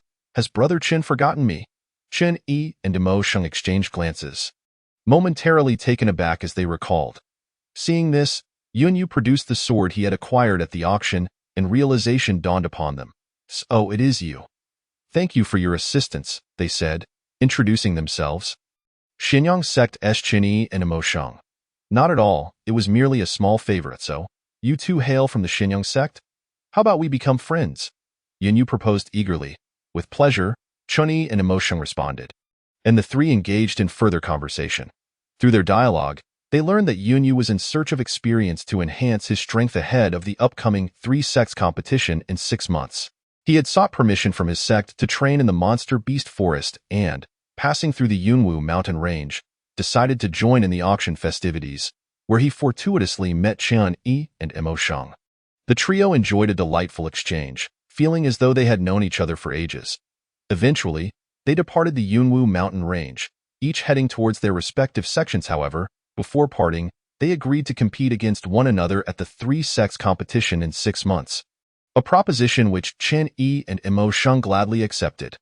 After bidding farewell to Yunyu, Qian-yi and his companion made their way toward the Xinyang sect. Upon their return, they recounted the events of the auction and their encounter with Yunyu to Elder Shiming-yi, the elder who had initially brought them to the outer sect. Listening to their account, Elder Shiming-yi nodded slightly, a smile gracing his features. He had heard of Yunyu, recognizing him as a remarkably talented disciple with a commendable character. Qian-yi and Imo Sheng's friendship with him was undoubtedly beneficial for the Xinyang sect. Subsequently, Elder Shiming-yi instructed them to rest, as they had just returned from their outing and needed recuperation. Once back in their quarters, Qian-yi and Imo Sheng retreated to their respective rooms to commence their cultivation. Though 6 months remained until the 3 sects competition, the outer sect competition would begin the day after tomorrow. Leaving no room for complacency, they aspired to become inner sect disciples, or even core disciples under a certain elder, for only then could they avoid detours in their cultivation journey and ascend to higher realms. As He Xian had been in closed-door training since their last session, striving to break through to the later stage of the transformation spirit realm, it was unsurprising that they did not encounter him upon their return. Chapter 30. The outer sect competition begins. Time flew, and 2 days swiftly passed. On this day, Qian-yi and Imo Sheng arrived early at the outer sect's martial arena, which was already teeming with people. All outer sect disciples gathered here, eagerly awaiting the commencement of the outer sect competition. This event represented their opportunity to leap into the inner sect. Excelling in the competition would grant them access to better training resources and mentorship. Shortly after Chen Yi and Emosheng arrived, a familiar figure approached them. It was He Xian. His aura had grown significantly more profound, indicating he had successfully broken through to the later stage of the transformation spirit realm.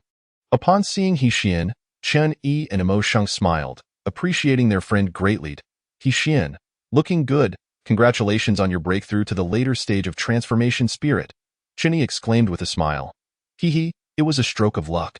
However, it seems Brother Chen and Brother Emo have also significantly improved, He Xian remarked, his eyes glinting with surprise as he sensed their heightened auras. Haha, we too have been fortunate, Chen Yi and Emosheng exchanged knowing smiles. Acknowledging their shared progress, they were all exceptionally gifted individuals, and they could keenly perceive one another's advancements. As the three conversed, several figures suddenly appeared on the high platform of the martial arena, silencing the crowd. Salutations, sect master and esteemed elders. All outer sect disciples promptly bowed in respect, recognizing the figures as the sect master of Xinyang sect and the elders, who would serve as judges for the outer sect competition. Please rise, the sect master waved his hand lightly, speaking in a calm tone. His gaze swept over the multitude of outer sect disciples before settling on Chen Yi and his companions, a hint of intrigue flickering in his eyes. These three possess commendable strength, the sect master mused, mentally nodding in approval. Indeed, their talents are exceptional, particularly that Chen Yi. Not only does he exhibit remarkable aptitude, but his intellect is also quite extraordinary, an elder beside the sect master concurred. Oh, is he the one who befriended Yunyu at the auction? The sect master inquired, directing his gaze at Chen Yi, a smile breaking across his face. He had not anticipated that such a young individual would not only possess skill, but also the wisdom to ally with someone like Yunyu. Precisely, the elder confirmed with a nod. Very well, let us observe how he performs in this outer sect competition, the sect master said with a smile, turning his attention back to the center of the martial arena. With their arrival, the outer sect competition was poised to commence. All outer sect disciples stood ready, eager to showcase their abilities. Chen Yi and his companions exchanged confident smiles, fully aware that this outer sect competition would serve as their stage to demonstrate their prowess.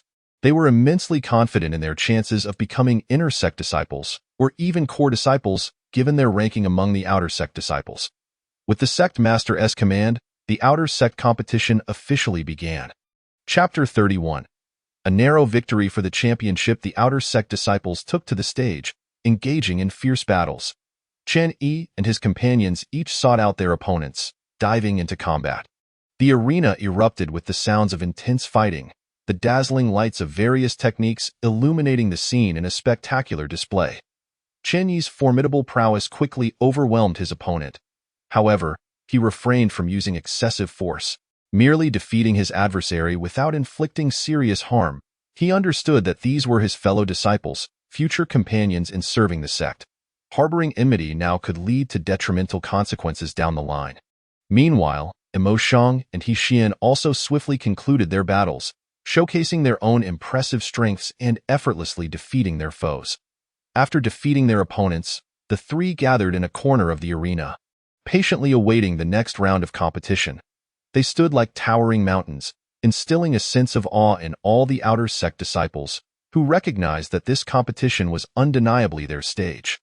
Despite the awareness of Chen Yi and his companions' formidable strength, the other outer sect disciples did not concede defeat. After all, being an outer sect disciple of Xinyang sect came with its own pride and capabilities. Even if they could not ascend to the inner sect, performing well in the outer sect competition could still earn them favor from some elders. Thus, all outer sect disciples exerted their utmost efforts to achieve favorable results in the competition. Yet, irrespective of their diligence, they could not shake the dominance of Chen Yi and his companions. The trio loomed like insurmountable peaks, leaving all others gasping for breath under the weight of their prowess. As the competition progressed, an increasing number of participants were eliminated. Yet, Chen Yi and his companions remained steadfast, conquering every challenge in their path until they swiftly reached the final match. In this decisive round, Chunyi faced an exceptionally formidable opponent, whose prowess seemed to match his own, instilling a sense of pressure within Chunyi. However, rather than succumbing to fear, he was filled with a fervent fighting spirit. He understood that only by battling such a worthy adversary could he fully unleash his potential. Thus, the two began an intense clash, with a dazzling array of spells cascading around them, creating a truly magnificent spectacle. The entire martial arena was captivated by their confrontation, with all eyes fixated on this momentous battle. Chunyi's strength was indeed astonishing. It was likely that few, even among the inner disciples, could rival him. With his capabilities, it seemed almost certain that he would ascend to the ranks of inner disciples following this external competition. Sighing, many outer disciples gathered around the arena remarked on the vast gap between their abilities and his. They watched Chunyi engage in fierce combat with his powerful opponent, their hearts brimming with envy and jealousy. Meanwhile, on the high platform, the sect leader of Xianyang and the elders observed Chunyi and his rival with keen eyes, seemingly assessing their strengths. This Chunyi is quite a promising talent. If nurtured properly, his future prospects are undoubtedly limitless, mused the sect leader. Indeed, this young man not only possesses extraordinary talent but also remarkable intellect. He is truly a gem worth cultivating, nodded one of the elders in agreement. Amidst the discussions, the battle between Chunyi and his opponent intensified. Their strengths were closely matched, making it challenging to determine a victor. Nevertheless, Chunyi maintained his composure, executing each strike with precision that applied pressure to his foe.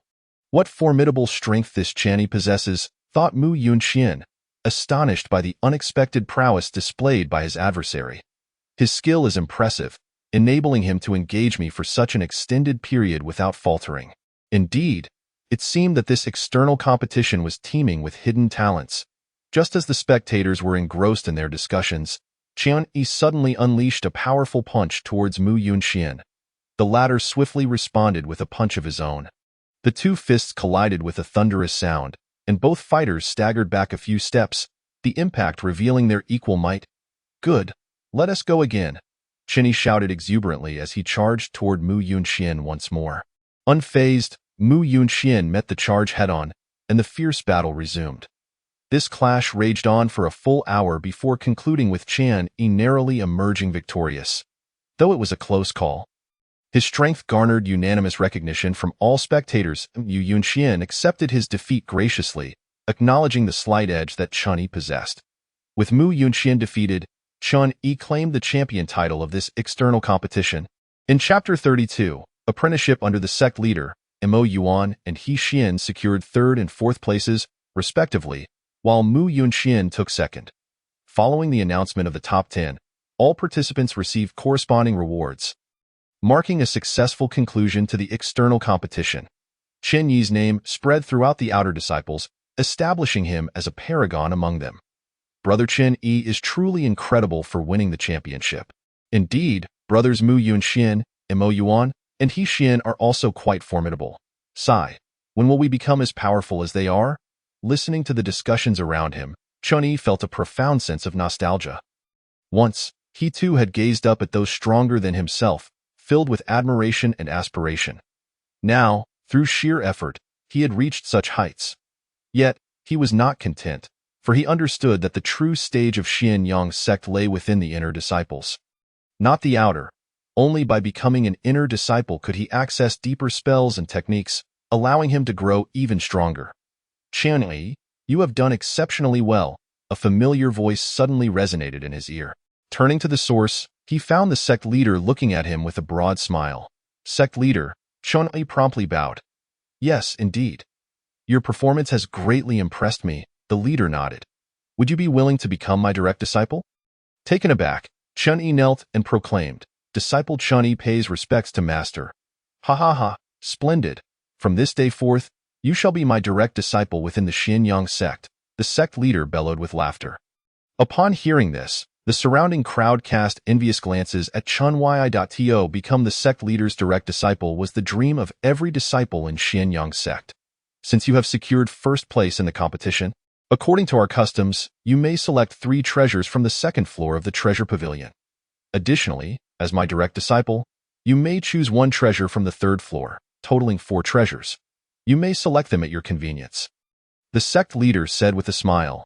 The treasure pavilion, where Xianyang sect stored its riches, boasted 3 levels, each filled with invaluable treasures, especially the 3rd floor. Yes, thank you, sect leader, Qian Yi responded, his heart swelling with joy.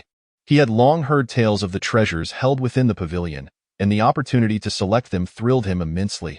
Furthermore, becoming the sect leader's direct disciple elevated his status significantly, which would greatly benefit his future cultivation journey. You may take your leave for now. Once arrangements are made at the treasure pavilion, I shall have someone inform you. The sect leader waved his hand. Yes, disciple takes his leave. Chun-Yi respectfully bowed and turned to depart. As he left, the sect leader's face bore a satisfied smile. This Chen-Yi, not only gifted but also possessing remarkable intellect, was indeed a worthy candidate for cultivation. Perhaps he could become the future hope of Xianyang sect.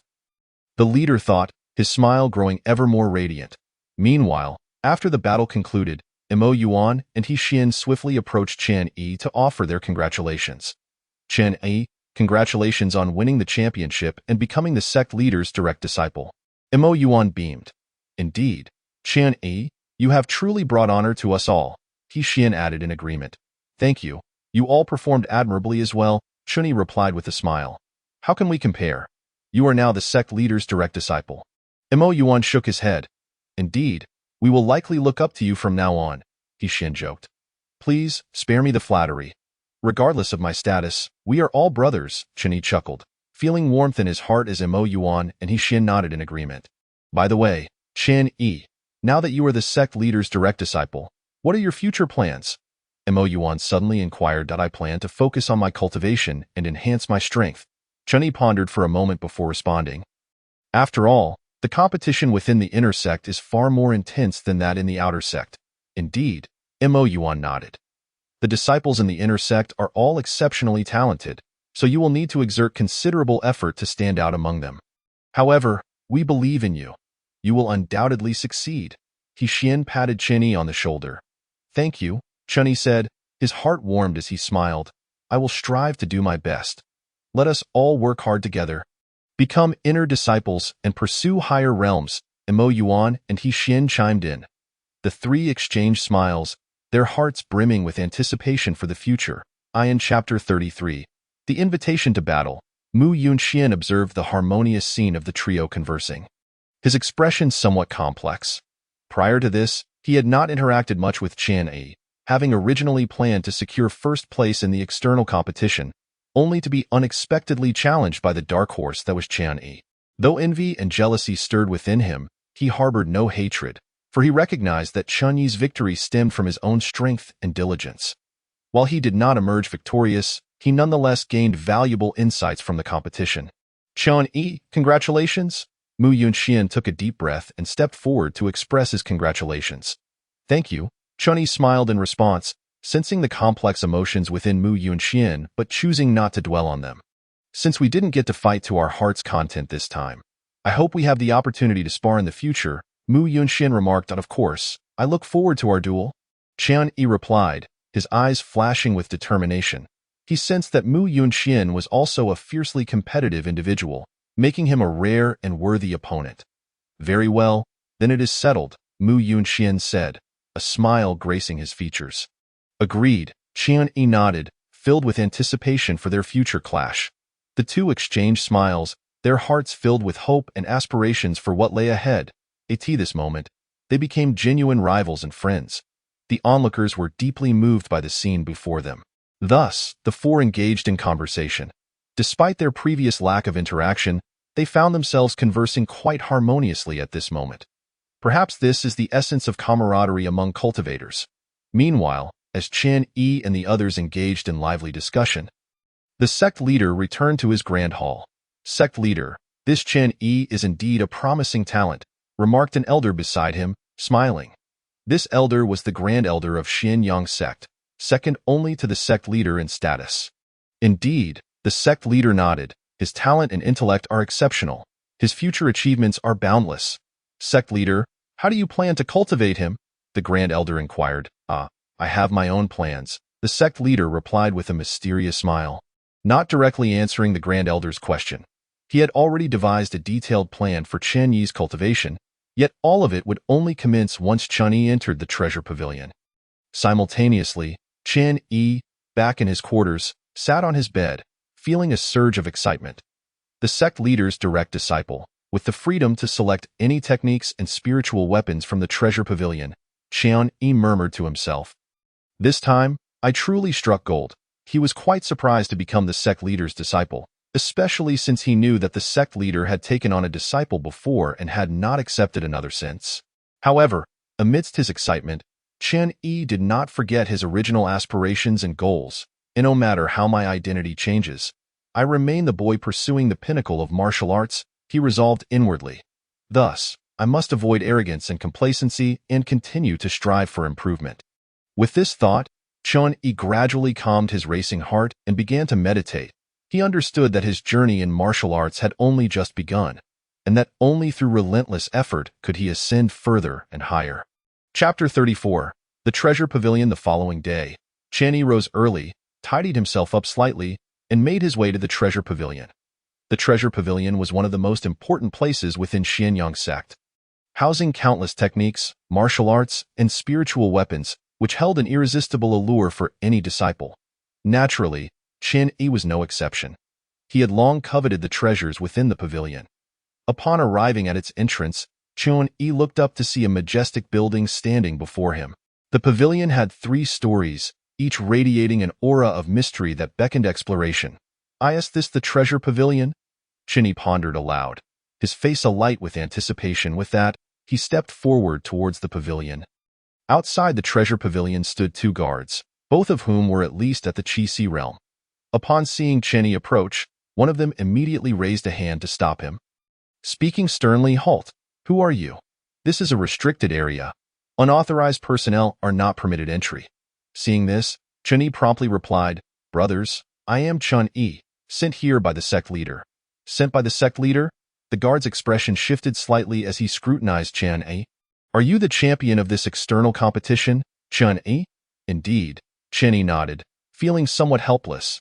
It was only natural that the guards did not recognize him right after he had just claimed victory. "Very well, since you were sent by the sect leader, you may enter." The guard nodded and stepped aside. "Thank you, brother." Chen Yi expressed his gratitude with a cupped fist before stepping into the pavilion. Inside the treasure pavilion, a different world unfolded, with a space far larger than it appeared from the outside. Upon entering, Chen Yi was greeted by countless shelves and counters filled with an array of techniques, martial arts, and spiritual weapons, all emanating an enticing glow. So many treasures, Chen Yi thought, unable to suppress a gulp as his eyes sparkled while surveying the magnificent display. This was his first encounter with such an abundance of treasures, leaving him utterly dazzled. "Chen Yi, you have arrived," a familiar voice suddenly echoed in his ear. Turning swiftly, Chen Yi saw an elderly man in a green robe smiling at him. "Greetings, elder." Chen Yi immediately bowed respectfully. This elder was the head of the treasure pavilion and also a venerable elder of Xianyang sect, and no need for such formalities. The elder waved his hand dismissively, smiling. "Chen Yi, your performance in winning the external competition was commendable. The sect leader has specifically instructed that you may select any techniques, martial arts, and spiritual weapons from the treasure pavilion, but you only have 3 opportunities." "Thank you, elder." Chen Yi's heart soared with joy, and he hurriedly expressed his gratitude. Although he could only choose 3 items, it was more than sufficient for Chen Yi. After all, the treasures within the pavilion were numerous, making it impossible to select them all. "Elder, may I begin my selection now?" Chen Yi asked, gazing at the elder. "Of course." The elder nodded. "Go ahead. Once you have made your selections, come to me to register them." "Understood." With that, Chen Yi eagerly approached the shelves and counters. His first priority was to select techniques, for only powerful techniques could elevate his strength to new heights. Arriving at the shelves dedicated to techniques, Chen Yi began to examine them closely. Each technique was accompanied by detailed descriptions and classifications. Time slipped away as Chen Yi immersed himself in the sea of techniques, oblivious to the world around him. After what felt like an eternity, he he finally discovered a technique that stirred his heart. Thunderous Strike, a high-tier yellow technique. When fully mastered, it grants mastery over the power of thunder with formidable might. Qian-Yi gazed at the thunderous strike in his hands, excitement swelling within him. This is the one. With no resistance to a technique that harnessed the power of thunder, he instantly resolved to cultivate it. With the technique selected, Qian-Yi turned his attention to choosing martial arts. Martial arts were vital tools for combat. A powerful martial art could significantly enhance a warrior's prowess in battle. Qian-Yi understood this well, so he approached the selection of martial arts with utmost diligence. After careful consideration, he ultimately chose a finger technique called void-piercing finger. This martial art, a mid-tier yellow technique, could pierce through the void with a single finger when mastered, showcasing immense power. With this void-piercing finger, my combat strength will undoubtedly see a substantial increase. Qian-Yi thought, delighting in his choice. For his final selection, Qian-Yi opted for a spiritual weapon, a long sword named Abyssal Blade, renowned for its unparalleled sharpness and imbued with a chilling aura that could catch opponents off guard in battle. After selecting his 3 treasures, Qian-Yi approached the elder in the green robe to register his chosen items. Thunderous Strike, Void-Piercing Finger, Abyssal Blade. You have made excellent selections, the elder observed Qian-Yi's choices. Nodding in satisfaction, train diligently. I look forward to your future achievements. Yes, elder, Qian-Yi replied respectfully, then left the treasure pavilion with his chosen treasures in hand. Upon returning to his quarters, Qian-Yi could hardly contain his eagerness to begin his training. He believed that with these 3 treasures, his strength would surely soar to new heights. The road ahead was long, but he was ready to embrace any challenges that lay in wait. Sitting cross-legged on his bed, Qian-Yi held the jade slip containing the Thunderous Strike technique, allowing his mind to delve deep within it. Instantly, a torrent of information surged into his consciousness. This was the method for cultivating the Thunderous Strike technique. Qian-Yi concentrated fully, unraveling the intricacies of the technique. After an indeterminate period, he finally opened his eyes, a look of enlightenment crossing his face. It turns out that the key to cultivating the Thunderous Strike lies in comprehending the power of thunder. Qian-Yi murmured to himself. Only by truly grasping the essence of thunder can one master the Thunderous Strike. With this realization, Qian-Yi wasted no time and began to meditate on the power of thunder in accordance with the method outlined in the technique. Closing his eyes, he directed his focus inward, carefully seeking to comprehend the thunderous energy. As time trickled by, Qian-Yi sat motionless on his bed like a statue. His breathing became increasingly faint, as if it could cease at any moment. Yet, an unusual aura began to emanate from him, resonating with some force of nature. Suddenly, a thunderous roar erupted in Qian-Yi's mind, akin to a bolt of lightning streaking through his consciousness. Qian-Yi's body jolted, and a brilliant spark of electricity shot forth from his eyes. Simultaneously, the spiritual energy within him surged wildly, as if drawn by some unseen force. Boom! At that moment, a muffled thunderclap echoed outside Qian-Yi, and an arc of lightning manifested out of thin air, striking towards him. However, Qian-Yi appeared to have anticipated this. He reached out a hand and grasped the arc of lightning. The lightning danced in his grasp. As if alive, Qian-Yi gazed at the arc of lightning in his hand, a thrill of excitement coursing through him. I finally comprehended the power of thunder. He could sense a peculiar connection between himself and the thunderous forces of heaven and earth. Feeling as though he had the ability to manipulate them at will, that moment, during the 36th chapter titled Breaking the Shackles, Cultivating the Chaotic Divine Art, Qian-Yi abruptly perceived the loosening of his cultivation bottleneck. With a thunderous roar echoing within him, his cultivation broke through the constraints of the transformation realm, stepping into the Void Return realm. Early stage of the Void Return realm. As Qian-Yi felt the surge of more potent spiritual energy within him, a look of exhilaration spread across his face. He had not anticipated that after merely beginning to practice the thunder art, he would seamlessly break through to the Void Return realm. However, upon reflection, it made sense. He had lingered at the pinnacle of the transformation realm for an extended period, and his accumulated power was more than sufficient. Thus, this breakthrough was a natural progression. Now that he had entered the Void Return realm, his strength had significantly increased. Chun-Yi felt a surge of joy within his heart. Subsequently, he chose not to immediately practice the void-piercing finger or the dark abyss sword technique, but rather decided to solidify his newly attained cultivation. After all, he had just broken through to the void return realm, and his realm was not yet completely stable.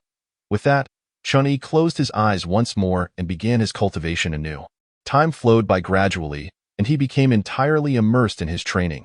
Eventually, after an indeterminate amount of time, Chun-Yi opened his eyes, a trace of satisfaction evident on his face. His early stage of the void return realm cultivation had finally stabilized completely. Feeling the more robust fluctuations of spiritual energy within him, Chun-Yi was quite thrilled. Now that he had stepped into the void return realm, his power had risen considerably. Therefore, he resolved to cultivate the chaotic divine art imparted to him by his master. Tai. Due to his strength, Chun-Yi had been stuck at the first layer of this technique. But now that he had advanced to the early stage of the void return realm, it was time to hasten his cultivation of this art. With this thought, Chun-Yi resolutely declared in his heart, "Master, wait for me. It won't be long before I reach the harmonization realm, and at that time, I will surely assist you in your escape." In Chun-Yi's heart, his master Tai held a significant place, for without his initial aid in repairing his dantian and bestowing him with techniques, he would not be who he is today. Perhaps he would no longer exist. Chun-Yi was determined, and thus he began his cultivation.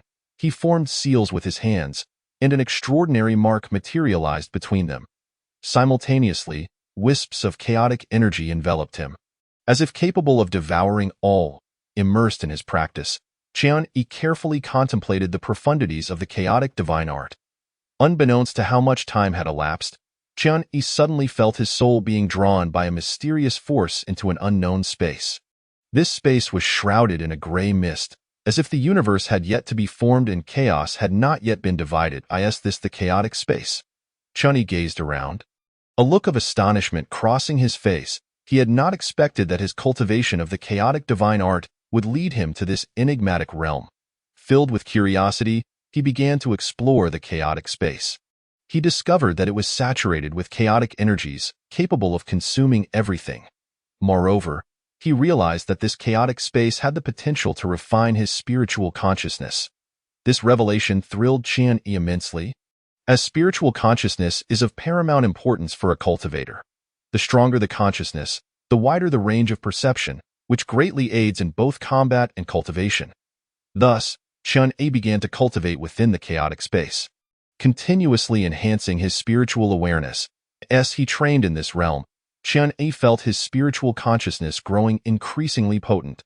Simultaneously, he sensed a deeper comprehension of the chaotic divine art, as if he were touching the core of this technique. As chaos begins to unfold, the universe takes form, Chun-Yi murmured, seemingly grasping an insight. Just then, a massive surge of chaotic energy erupted within the chaotic space, all of which seemed to be drawn into Chun-Yi's body. Boom!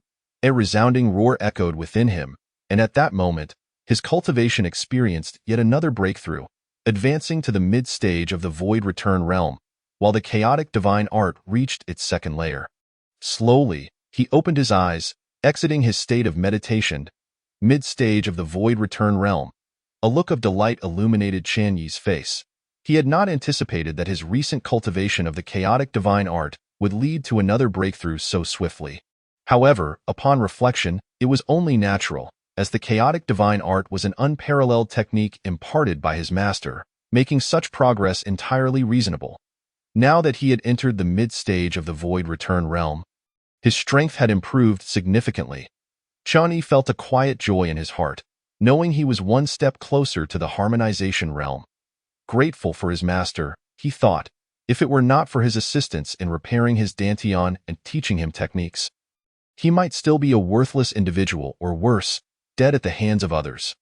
Master, wait for me. It won't be long before I reach the harmonization realm, and I will surely assist you in your escape. Chun-Yi resolutely vowed in his heart. Afterward, Chun-Yi decided against further cultivation for the moment and opted to step outside for some fresh air. After all, he had been practicing in his room for quite a long time, and it was time to take a stroll. With that, he rose and left the room, making his way into the courtyard. Chapter 37. Friends arrive, entering the mysterious demon tower stepping out of his room. Qian Yi felt the warm sunlight bathing him, a sensation of comfort washing over him. He looked up at the sky, a radiant smile gracing his face. Now, I finally possess the strength to protect myself, he murmured, reflecting on his journey thus far. He understood that his path was still long, yet he would continue to tread it step by step until he reached the pinnacle that moment. Several figures suddenly appeared in Qian Yi's line of sight. "Qian Yi, you've finally emerged from your seclusion." Upon seeing him, their faces lit up with joy as they hurried over. Qian Yi smiled as he recognized Mo Shang. He Xian and Mu Yunxian approaching, and he replied, "Indeed, I've been in closed-door cultivation for a while, and have finally made some breakthroughs." Hearing about Qian Yi's advancements, a glimmer of envy flashed across the faces of the three. Yet they were aware that his talents surpassed theirs, making his accomplishments entirely justifiable. They were content to progress at their own pace. "You rascal, you truly evoke envy," Mo Shang remarked, gazing at Qian Yi with a hint of sentimentality. Among the four of them, Qian Yi's cultivation had advanced the most rapidly, leaving them somewhat in awe. However, they felt no jealousy. Instead, they were genuinely pleased for him. "You all are doing quite well, having reached the pinnacle of the transformation realm. It seems that cultivation in the inner sect is indeed better than in the outer sect," Qian Yi said with a smile. Looking at the three, their bond was strong, built on encouragement and support through numerous trials and tribulations. Upon hearing Qian Yi's praise, the three felt a bit bashful, scratching their heads. Although their talents were not on par with Qian Yi's, they were determined to train diligently and strive to catch up with him. During the last outer sect competition, Qian Yi had become a disciple of the sect leader, while the other three had also secured positions under various elders. He Xian and Mo Shang became disciples of Elder Xiao Feng, while Mu Yunxian became a disciple of Elder Gu Su Ziechud. "By the way, did you come to find me for something specific?" Qian Yi inquired suddenly. Looking at the three, Mu Yunxian replied, "The inner sect has a mysterious demon tower for disciples to undergo trials, allowing them to assess their actual cultivation and understand their limits. Additionally, there is a heavenly ranking associated with it. Those who make the list will receive rewards from the sect. Since we have all emerged from our seclusion, we decided to seek you out to challenge the tower together." Yu Yunxian briefly explained the situation. Beside him, Mo Shang added, "Yes, Qian Yi, let's go and see how our current strengths measure up." "The mysterious demon tower? The heavenly ranking?"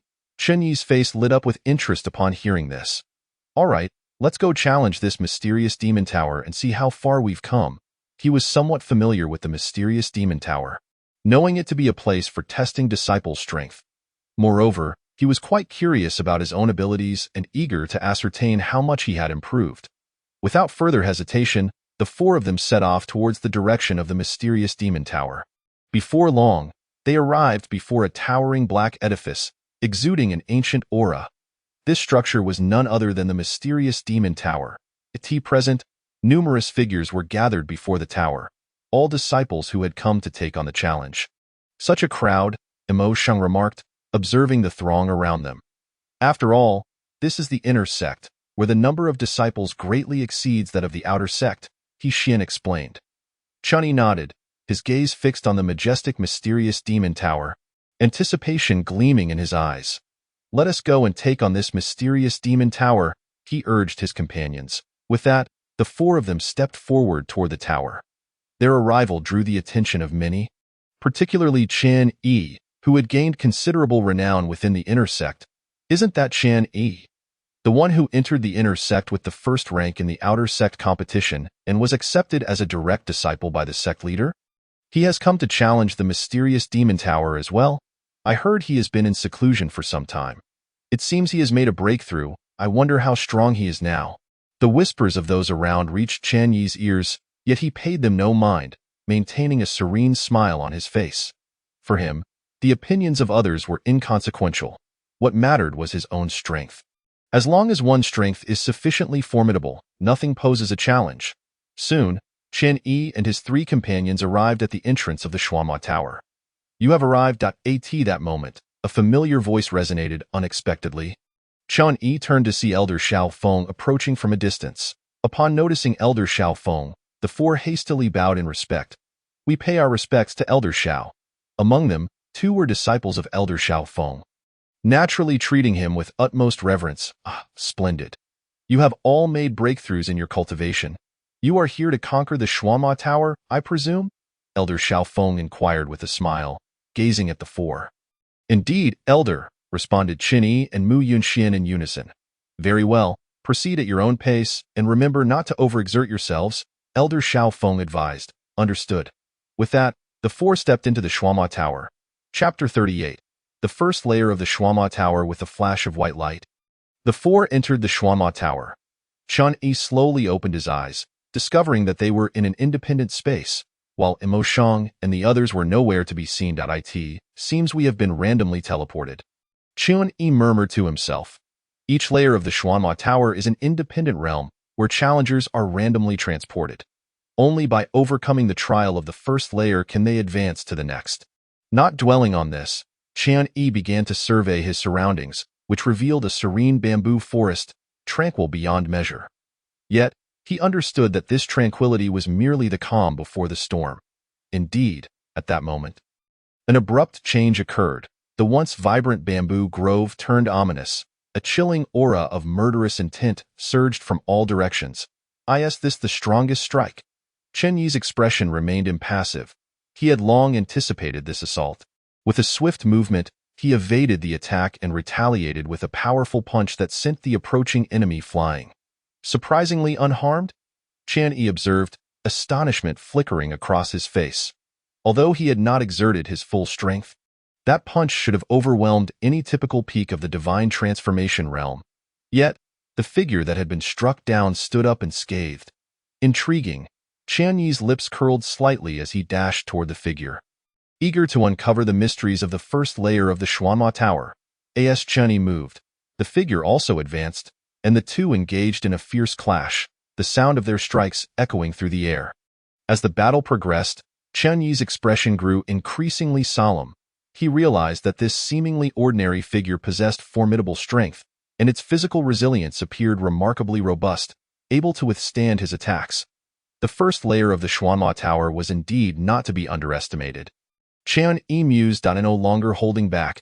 He unleashed his full power and charged at the figure. With a resounding crash, the figure was sent flying by Qin Yi's blow, dissipating into a myriad of starlight. Is that it? Qin Yi was momentarily taken aback. He had not exerted his full strength, yet the trial of the first layer was already over. Congratulations, you have passed the first layer's trial, a mechanical voice announced, and simultaneously, the scenery before Qin Yi shifted, revealing a passage leading to the next layer. It dawned on him that defeating this trial figure was the key to progression. Without further contemplation, he stepped into the passage, advancing to the second layer of the Shuama Tower. Meanwhile, in the other 3 layers of the tower, Mu Yunxian and the others also triumphed over their respective adversaries, successfully passing the first layer's trial and advancing to the second. The Shuama Tower comprised 9 layers, with the difficulty of trials escalating as one progressed. The 4 had merely conquered the first layer, with even greater challenges awaiting them. In the second layer of the Shuama Tower, Qin Yi found himself amidst a desolate desert. He surveyed his surroundings, which were dominated by endless yellow sands. Is this the trial of the second layer? Qin Yi frowned slightly. The second layer seemed even simpler than the first, yet his instincts warned him that matters were not as straightforward as they appeared. As he prepared to explore, an unexpected change occurred. The once tranquil desert began to tremble, and enormous sandworms burst forth from the ground, their gaping maws aimed at Qin Yi. So many. Qin Yi's expression shifted, and he swiftly evaded while delivering a punch that obliterated one of the sandworms. Yet, the sheer number of sandworms was overwhelming. As soon as one was destroyed, more emerged to assault him. Qin Yi ceased holding back, unleashing his full might as he annihilated the sandworms. With the passage of time, his speed in dispatching them increased, but the sandworms seemed endless, continuously emerging from the sand. This won't do. I need to discover their weakness, he pondered while combating the relentless onslaught of sandworms. After careful observation, Qin Yi discerned that although the sandworms were numerous, they all seemed to be emerging from a single direction. Could that be their nest? A thought struck him, and he swiftly dodged, rushing toward the direction from which the sandworms emerged. He intended to investigate further, hoping to uncover a weakness. As Chunyi moved, the sandworms altered their course, pursuing him relentlessly. In no time, the desert was a tumultuous sea of writhing sandworms, a sight both daunting and awe-inspiring. Chen Yi's speed was exceptional, and he quickly reached the spot where the sandworms were surfacing. There, he found a colossal sand dune from which the sandworms were emerging. Chapter 39. The Sandworm King. This must be it. Chen Yi's eyes gleamed with determination as he surged toward the dune, intent on demolishing it to see if he could eradicate the sandworms. However, just as he was about to reach the dune, an unexpected twist occurred. The dune suddenly split open, and a massive Sandworm King emerged, its gaping maw aimed at Chen. That's enormous. Chen Yi's expression shifted as he swiftly dodged while delivering a punch toward the Sandworm King. Boom! With a thunderous sound, Chen Yi's punch forced the Sandworm King back, yet it showed little sign of injury. Such formidable defense. Chen Yi furrowed his brow. The strength of the Sandworm King far surpassed that of the previous sandworms. Without further hesitation, he charged toward the Sandworm King, engaging in fierce combat. In that moment, the desert was engulfed in swirling sands, the battle raging intensely. Chen Yi unleashed his full power, clashing violently with the Sandworm King. The creature's massive size and immense strength exerted incredible pressure on Chen Yi with each strike. Yet, rather than faltering, Chen Yi grew more resolute, tirelessly searching for the Sandworm King's vulnerabilities. After a strenuous battle, Chen Yi finally spotted an opportunity and landed a decisive blow on the Sandworm King's weak point, inflicting severe damage. Hiss! The Sandworm King emitted a pain screech and attempted to flee. Yet, Chen Yi would not allow it to escape. He pursued relentlessly and struck, ultimately vanquishing the Sandworm King. With the Sandworm King's demise, the surrounding sandworms began to dissipate, transforming into scattered starlight that faded into the air. Finally, it is over. Chen Yi exhaled in relief. The trial of the second layer had proven significantly more challenging than the first. Nevertheless, he had succeeded in overcoming it. Congratulations, you have passed the second layer's trial. At that moment, the mechanical voice resounded once again, and the scenery before Chen Yi transformed, revealing a passageway leading to the next layer. The challenges would only grow more formidable, yet the four remained undeterred, pressing forward with unwavering resolve. In the third layer of the Xuanma Tower. Amidst a dense forest, Chen Yi appeared. He surveyed his surroundings, where towering trees loomed, enveloped in a rich aura of life. Is this the trial of the third layer? Chen Yi raised an eyebrow, and with a swift motion, he ventured deeper into the forest. Meanwhile, in a hidden part of the forest, pairs of eyes quietly opened, observing Chen Yi intently. Intriguing, Chen Yi's lips curled slightly as he nimbly evaded, swiftly navigating through the forest. He sensed a plethora of powerful presences concealed within, evidently part of the trial of the third layer. Without further thought, he accelerated, plunging into the heart of the forest. As he did, those hidden figures also sprang into action. Pursuing Chen Yi. In an instant, the forest was filled with tumultuous winds, the leaves rustling ominously, as if something significant was about to unfold. Chen Yi moved with remarkable speed, quickly distancing himself from the pursuing figures. Yet, just as he thought he could finally relax, an abrupt change occurred. The figures that had lagged behind vanished without a trace, replaced by a flurry of sharp attacks that assailed him from all directions. Such an onslaught! Chen Yi's expression shifted as he swiftly dodged, his hands moving rapidly to deflect the relentless barrage. However, the sheer volume of attacks soon overwhelmed him, leaving him with numerous wounds. This approach was unsustainable. He needed to devise a strategy to turn the tide. As he defended against the attacks, he contemplated his next move. After careful observation, Chen Yi noticed that while the attacks were fierce, they all seemed to originate from a specific direction. Could that be the source of these assaults? A realization struck him, and he swiftly dodged, racing toward that direction. He aimed to investigate further, hoping to discern a way to break free from this predicament. As Chen Yi moved, the attacks adjusted their trajectory, converging upon him once more. In a moment, the forest was a tempest of sword energy, assaults surging like a tidal wave, a sight both fearsome and awe-inspiring. Chen Yi's speed was extraordinary, and he quickly reached the source of the attacks. There, he discovered an immense formation of swords, rotating slowly and emanating a fierce sword energy. This is it. Chen Yi's eyes sparkled with determination as he surged toward the formation, intent on dismantling it to see if he could find a way to break the cycle. However, just as he was about to reach the sword formation, an unexpected twist occurred. Suddenly, the sword formation accelerated, emitting an even more ferocious sword aura that slashed towards Chen Yi. Damn, it's so powerful. Chen Yi's expression shifted, and he swiftly dodged while rapidly swinging his hands to fend off the onslaught of piercing sword energy. The potency of this sword aura was several times stronger than the previous attacks, leaving Chen Yi no room for complacency as he fought to defend himself with all his might. However, the sheer volume of sword energy was overwhelming, and soon he found it increasingly difficult to hold his ground, more wounds appearing on his body. This cannot continue. I won't be able to withstand it. While defending against the sword energy, Chen Yi sought a way to break the deadlock. He realized that although the sword formation was formidable, it seemed to possess a core. Destroying that core would dismantle the entire formation. With this thought, Chen Yi hesitated no longer and dashed towards the heart of the sword formation. Along the way, he deftly maneuvered his arms, continually blocking the relentless sword energy. After a harrowing journey, he finally arrived before the core of the sword formation. There, he beheld a massive sword-shaped crystal radiating a fierce sword aura. This must be it.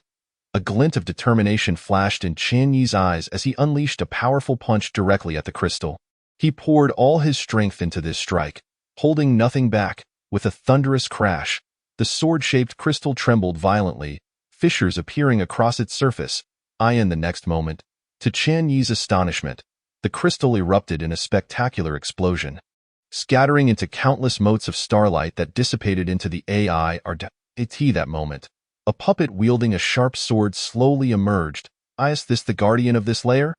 Chen Yi pondered, a grave expression settling on his face as he swiftly dodged, gathering his spiritual energy in preparation for the formidable puppet's onslaught. The puppet's eyes gleamed with a cold light, and in an instant, it lunged towards Chen Yi with a slash. Its speed was astonishing. In the blink of an eye, it was upon him. Chen Yi dared not be careless, quickly evading while simultaneously throwing a punch to counter the fierce sword light. The clash of fist and blade erupted with a resounding metallic clang, numbing Chen Yi's arm. How powerful! Chen Yi marveled inwardly. The puppet's strength surpassed that of previous trials by a considerable margin. He could not afford to be careless. He continued to evade rapidly while concentrating his energy, preparing to give his all. The puppet appeared devoid of emotion, merely executing its sword strikes with relentless precision. Each slash contained a formidable sword energy that compelled Chen Yi to defend with all his might. In the heat of battle, Chen Yi gradually discerned the puppet's weaknesses. Although its attacks were fierce, they seemed to follow a set trajectory. As an idea struck him, he swiftly dodged while meticulously observing the puppet's attack patterns. After careful observation, he finally recognized the puppet's rhythmic assault. Without hesitation, he charged towards the puppet. The moment the puppet swung its sword, he deftly avoided the attack and delivered a powerful punch to the puppet's vulnerable spot. With a resounding boom, the puppet staggered back, clearly shaken. Seizing the moment, Chen Yi pressed his advantage, rapidly evading while unleashing a flurry of punches aimed at the puppet's weak points. Under Chen Yi's relentless assault, the puppet soon began to falter, cracks appearing across its body. Ultimately, with a final crushing blow, the puppet shattered into countless fragments that dispersed into the air. With the puppet's demise, Chen Yi knew he had successfully passed the trial of the third layer. Meanwhile, outside the tower, onlookers witnessed Chen Yi's triumph over the third layer's trial. They stared in wide-eyed astonishment, their faces etched with disbelief. Chen Yi is incredibly strong. He actually passed the third layer, someone exclaimed in awe. Indeed, he is a prodigy. His power is terrifying, another remarked in agreement. But what does passing the third layer matter? The subsequent trials will only grow more arduous. I am keen to see how far he can go. Someone scoffed, jealousy dripping from their tone. The crowd buzzed with speculation, guessing how far Chen Yi might advance. Unbeknownst to him, the murmurs outside faded as he surveyed the scene of the fourth layer. Within the fourth layer, A dense fog enveloped the surroundings, severely limiting visibility. What could the trial of this layer entail? Chunyi mused, remaining alert as he scanned his environment. He understood that the challenges of the fourth layer would undoubtedly be more formidable than those of the previous three. Resolutely, he began to evade swiftly while gathering his spiritual energy, preparing for any unforeseen circumstances. However, as he darted through the fog, an unexpected shift occurred. The thick mist began to roil violently, as if some colossal creature lurked within. Qian Yi's expression changed, and he hurriedly dodged while concentrating his energy, ready to confront the unknown behemoth. A sense of vigilance filled his heart. He could not afford to be careless. Amidst the swirling fog, a colossal shadow flickered in and out of sight, emanating a powerful aura. A deafening roar suddenly erupted, causing Qian Yi's ears to ring painfully. Chapter 41. The Nine-Nether Earthly Serpent. In the next moment, he beheld a staggering sight. A gigantic Nine-Nether Earthly Serpent burst forth from the fog, its gaping maw wide open as it lunged towards him. The beast's immense size rivaled that of a small mountain, radiating an overwhelming presence. Before it, Qian Yi felt as insignificant as an ant. Is this the trial of the fourth layer?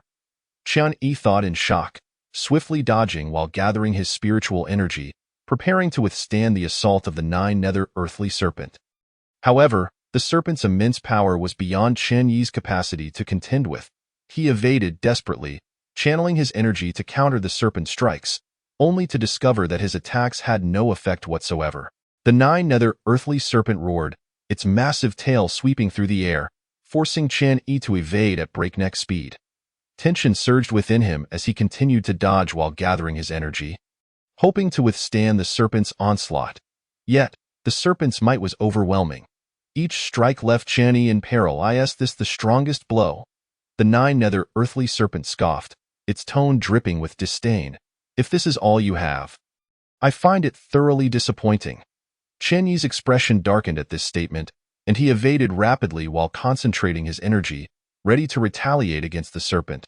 That was merely a warm-up, Qian Yi replied coldly. Swiftly dodging as he initiated his attack, he moved with agility, gathering spiritual energy to deliver a punch toward the Nine-Nether Earthly Serpent. The force of his punch reverberated, infused with spiritual energy. Charging toward the serpent, sensing the surge of energy, the serpent's enormous pupils widened in surprise. Interesting, it remarked nonchalantly, casually sweeping its massive tail to extinguish Qian Yi's punch. The power of the Nine-Nether Earthly Serpent was astonishing. Qian Yi marveled inwardly, evading rapidly while gathering his energy, preparing to withstand the serpent's next strike. He understood that to pass the trial of the fourth layer, he must defeat this formidable serpent. Consequently, Qian Yi drew forth his Mingyuan sword, an extraordinary blade acquired from the library. Though he had yet to wield it in battle, at that moment, he distinctly sensed the sword's remarkable essence. Perfect, I'll use you to test my skills, Qian Yi declared, his voice resolute as he swiftly dodged while wielding the Mingyuan sword against the Nine-Nether Earthly Serpent. The sword light flashed, laced with spiritual energy, slicing toward the serpent. Feeling the power behind Qian Yi's strike, the serpent's expression shifted as it quickly evaded, opening its gaping maw to charge at him. With a thunderous crash, Qian Yi and the Nine-Nether Earthly Serpent collided, the clash of sword light and the beast's claws creating a deafening cacophony. Qian Yi evaded swiftly, relentlessly swinging his Mingyuan sword at the serpent. The Nine-Nether Earthly Serpent retaliated fiercely, evading Qian Yi's strikes while lunging at him with its open maw.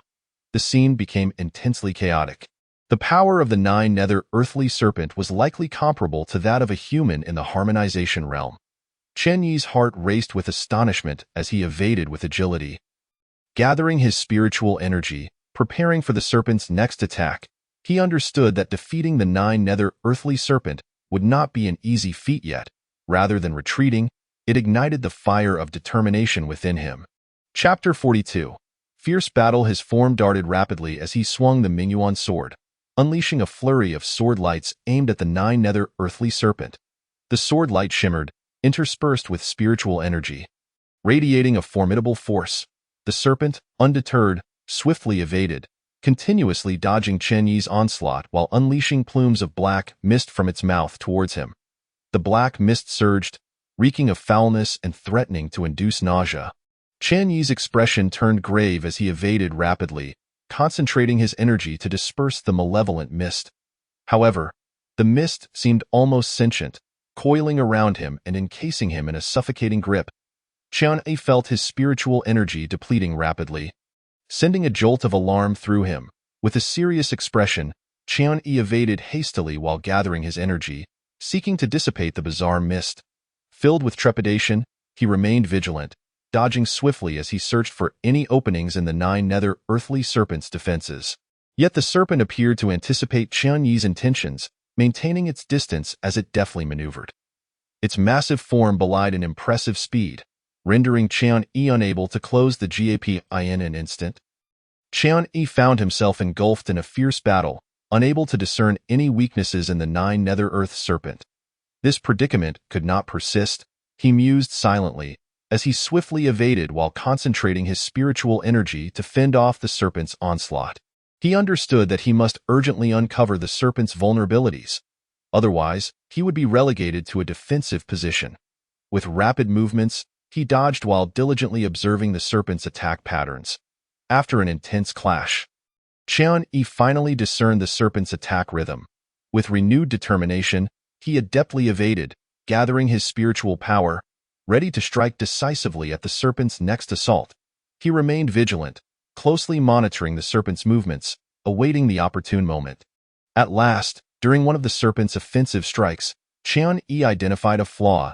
He evaded with agility, swinging the abyssal sword toward the serpent's exposed weakness. The blade glimmered, imbued with spiritual energy, slicing through the air at incredible speed. Sensing the potency of Qian Yi's strike, the 9 nether earth serpent's expression shifted dramatically. It attempted to evade, but it was already too late. The swordlight cleaved through, leaving a deep gash on the serpent's body, eliciting a pained shriek. Qian Yi swiftly evaded once more, gathering his spiritual energy, preparing to continue the assault to vanquish the serpent. Recognizing the threat posed by Qian Yi, the serpent hastily dodged, opening its gaping maw to unleash billowing clouds of foul black mist. Seeking to repel Qian Yi, the noxious vapor swirled ominously, reeking of decay, inducing nausea. However, fortified by prior experience, Qian Yi deftly evaded while channeling his spiritual energy to counter the eerie mist. He swung the abyssal sword, unleashing arcs of swordlight that dispersed the vile foe in an instant. He appeared before the serpent, brandishing his sword to strike once more. The swordlight flickered with immense spiritual pressure, instilling a profound sense of danger in the serpent. Its expression shifted to one of alarm as it desperately attempted to evade Qian Yi's impending attack. Yet, Qian Yi's speed was unparalleled, and the serpent could not escape. The swordlight struck again, inflicting another grievous wound, blood splattering forth and staining the ground. The 9 nether earth serpent let out a haunting wail, desperately trying to flee. Yet, Qian Yi denied it that opportunity, swiftly obstructing its escape. "Today, you shall surely perish," he declared coldly, as he evaded with remarkable speed, swinging the abyssal sword with lethal intent. Each swing was imbued with formidable spiritual energy, rendering the serpent incapable of mounting any defense. Under Qian Yi's relentless assault, the serpent sustained numerous injuries, blood soaking the ground beneath. The serpent emitted a chilling cry, attempting to evade Qian Yi's relentless pursuit. However, Qian Yi's speed was relentless, and the serpent could not break free. With each successive strike, the serpent's vitality waned, its life force rapidly diminishing. Terror and despair filled its eyes, as it seemed to foresee its grim fate. Finally, after a decisive sword strike, the 9 nether earth serpent's massive form collapsed with a thunderous crash, sending up a cloud of dust.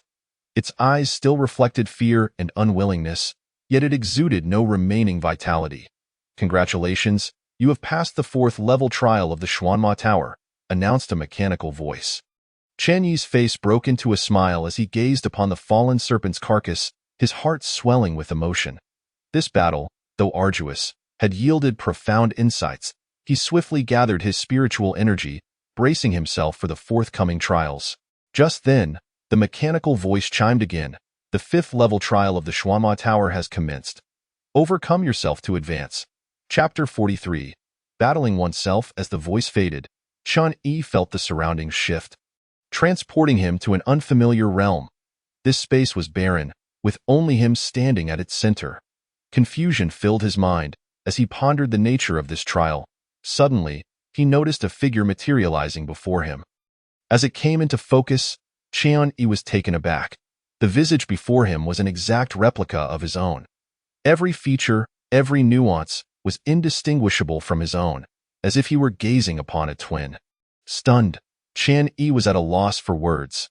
"Defeat me, and you shall proceed to the next level," the figure spoke, its voice mirroring Chun-Yi's own. A jolt of realization surged through him. He understood that this trial entailed battling his doppelganger. However, the prospect of fighting himself was an uncharted territory for him. Gazing at the figure that mirrored him, he grappled with uncertainty, questioning the significance of this confrontation and how he should approach it. Yet, he recognized that to advance, he must conquer the opponent before him. Resolute, Chun-Yi swiftly evaded while gathering his spiritual energy, preparing to engage in battle with his other self. He lunged forward, wielding the abyssal sword against his counterpart. The sword light shimmered, infused with spiritual energy, radiating immense pressure. However, the other self seemed to anticipate Chun-Yi's moves, dodging with remarkable agility and parrying with his own sword. The two figures danced around each other, their blades clashing with a melodious resonance, as if performing a symphony of steel. Each collision startled Chun-Yi, for he realized that the prowess of his other self was a mirror of his own. As the battle raged on, Chun-Yi found himself increasingly astonished by the difficulty of the encounter. The two were evenly matched. Their attacks and defenses revealed no discernible flaws. He understood that to triumph, he must uncover a weakness in his opponent. Yet, the other self moved like a shadow, presenting no openings whatsoever. The confrontation dragged on, and frustration began to creep into Chun-Yi's heart. He evaded swiftly, unleashing a flurry of sword strikes in an attempt to shatter the stalemate. However, the other self seemed to read his thoughts, deftly countering each of his attempts. Chun-Yi felt his agitation mounting. He realized he could not continue in this manner. Taking a deep breath, he forced himself to regain composure, understanding that clarity was crucial to finding his opponent's flaw. With renewed focus, he observed the other self's attack patterns meticulously. After careful scrutiny, Chun-Yi noted that his counterpart consistently favored his right hand during assaults. A spark ignited within him. He swiftly evaded, directing a strike with the abyssal sword toward the other self's right hand. The sword light flickered, imbued with potent energy. The other self's expression shifted as he attempted to evade, but Chun-Yi's strike caught him off guard, landing squarely on his right hand. A muffled thud echoed as the other self was sent reeling backward. Seizing the opportunity, Chun-Yi surged forward, swinging the abyssal sword to deliver a final blow. The blade glimmered with fierce energy, seemingly capable of obliterating all in its path. The other self's demeanor shifted to one of gravity. He evaded, gathering his spiritual energy to withstand the impending strike. Yet, Chun-Yi's attack took an unexpected turn, slicing past him and targeting his flank. A resounding impact reverberated through the air as the other self collapsed, raising a cloud of dust. Chun-Yi exhaled in relief, knowing he had triumphed over his doppelganger and passed this trial. As he gazed at the fallen figure, a wave of reflection washed over him. Though this battle was arduous, it had deepened his understanding of himself. At that moment, the mechanical voice resonated once more. "Congratulations, you have successfully completed the 5th level trial and are about to ascend to the 6th level. The Shuama Tower comprises 9 levels in total. With increasing difficulty, the 9th level remains unclaimed. Meanwhile, Mu Yunxian and Mo Shang had also successfully passed their trials, while He Xin faced his own doppelganger on the 5th level. Observing the near-identical figure before him, He Xin felt a sense of helplessness but refused to yield. After adjusting his stance, he diligently sought the flaw in his counterpart, knowing that this mere reflection must possess some imperfection. After several encounters, he too discovered a weakness and swiftly struck, progressing to the next challenge. Chapter 44. Illusory Trial. The 6th level's illusory trial is about to commence. You will confront your deepest fears. To succeed, you must conquer your inner demons. 1 minute until entry to the 6th level. Chun-Yi was taken aback. He had not anticipated such a bizarre trial within the Xuanma Tower. However, his heart was also brimming with curiosity, yearning to uncover the deepest fears that lay within him.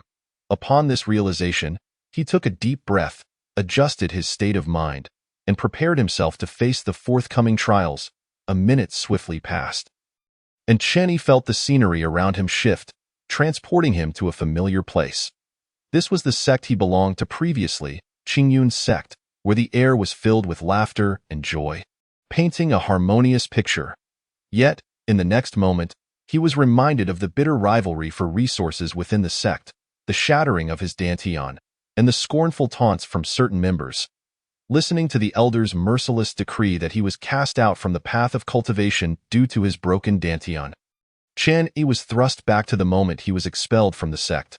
Witnessing this scene, his eyes turned red with fury, his fists clenched tightly, trembling uncontrollably. That moment, those who had ridiculed and humiliated him reappeared before him, their faces twisted, resembling demons. "Were you not the ones who sought to expel me? Did you not mock my shattered dantian and my inability to cultivate? Today, I, Chen Yi, shall seek justice for myself," Chen Yi roared, his figure darting swiftly as he wielded the Mingyuan sword, slicing towards his tormentors. The sword shone brilliantly, infused with spiritual energy. With each swing, it claimed the life of a mocker. Yet, these individuals seemed endless, continuously materializing before him, ridiculing and tormenting him. Chen Yi's heart was engulfed in rage as he wildly swung the Mingyuan sword at those who derided him. The battle raged on for what felt like ages, with the number of mockers showing no sign of diminishing, leading Chen Yi to feel a pang of despair. He inhaled deeply, forcing himself to regain composure, for he understood that these mockers were manifestations of his inner demons. Only by conquering them could he pass this trial. With this in mind, he relinquished the Mingyuan sword, seated himself in meditation, and began to regulate his breathing. He knew that to defeat the inner demons, he must first triumph over himself. Closing his eyes, he cleared his mind and began to confront his inner turmoil. This was a silent struggle, devoid of smoke and flames, yet more arduous than any physical battle. The inner demons conjured various mockers to disturb Chen Yi's peace of mind. Nevertheless, Chen Yi remained undeterred, resolutely battling against his inner demons. After a protracted confrontation, he finally emerged victorious over his inner turmoil. Successfully passing this trial, he opened his eyes, surveying his surroundings, filled with a profound sense of emotion. He realized that his victory over the inner demons stemmed from the steadfastness of his heart, no longer swayed by external distractions. Just then, the mechanical voice echoed once more, "Congratulations, you have conquered your inner demons and passed the 6th trial. You are about to proceed to the 7th level." As the voice faded, Chen Yi felt the scenery shift once again, leading him into an unfamiliar space. It was desolate, void of any presence, shrouded in endless darkness. Outside the Suanim Tower, a cacophony of voices erupted. "Look, Chen Yi has reached the 7th level. Do you think he can ascend to the top of this tower? I find it unlikely. The challenges of the Suanim Tower grow increasingly difficult. Achieving the 7th level is commendable, but I suspect this is where it ends for him." At that moment, Mu Yunxian and Mo Sheng also arrived at the 7th level, while He Xian was still engaged in combat with his inner demons on the 6th level. Should he conquer them, he too could enter the 7th level. On the 4th level of the Suanim Tower, Luo Tao gazed at the names of the 4 individuals, astonished. Who were these formidable figures? Especially that Chen Yi, who had astonishingly reached the 7th level. This was nothing short of unbelievable. I must investigate their identities once we exit, Luo Tao mused internally. Chapter 45. Battling in darkness. Chen Yi was unaware of the events outside. Instead, he was scrutinizing the space of the 7th level. It was barren, enveloped in profound darkness. He understood that the trials on this level were likely more formidable than any previous ones. However, rather than feeling fear, he was filled with anticipation. He took a deep breath, steadied himself, and braced for the challenges ahead. Just then, a figure suddenly emerged from the darkness, hurtling toward Chen Yi.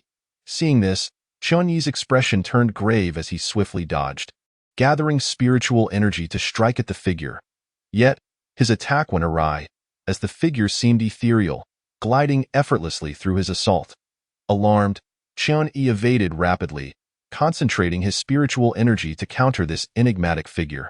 However, the figure appeared to shadow him relentlessly, emitting a peculiar laughter that disrupted his mind. Chun-Yi felt a surge of frustration. He recognized that this figure was likely the trial of this level. With this realization, he inhaled deeply, forcing himself to remain calm as he began to devise a counter-strategy. He understood that since this figure was a trial, there must be a way to unravel it. Closing his eyes, he cleared his mind, focusing intently on sensing the movements of the figure. After meticulous observation, Chun-Yi finally discerned the figure's flaw. It turned out that the figure was not a solid entity, but rather an illusion. The illusion bore no offensive power but aimed solely to disturb one's mental state. By maintaining a steadfast heart and refusing to be swayed, one could dispel the illusion. With this understanding, Chun-Yi's mind cleared, and he commenced his battle against the illusion. He darted swiftly, channeling spiritual energy in an attempt to dissipate the illusion. However, the illusion remained unaffected, constantly trailing beside him. Realizing that attacking was futile, Chun-Yi conceded and focused on resisting the illusion's interference. He closed his eyes, maintaining clarity within, allowing the illusion to flit around him while remaining unmoved. After a prolonged struggle, the illusion gradually began to dissipate, and Chun-Yi successfully passed this level's trial. The scene shifted to the 7th level, where Xian found himself surrounded by impenetrable darkness, occasionally interrupted by chilling laughter. Is this the trial of the 7th level? How peculiar. It is merely darkness and eerie laughter. Xian furrowed his brow, evading swiftly while gathering spiritual energy, vigilantly scanning his surroundings. He understood that the trial of this 7th level was likely not as simple as he had anticipated. Suddenly, a multitude of eerie green eyes emerged from the darkness, fixating on Xian. The intensity of their gaze sent shivers down his spine. He evaded rapidly, concentrating his spiritual energy to fend off these haunting eyes. Yet, his attacks proved ineffective, as the eyes seemed ethereal, passing through his strikes. Alarmed, Xian dodged quickly, preparing to confront the eyes in the darkness. The green eyes multiplied, flickering like ghostly flames, while the eerie laughter grew louder.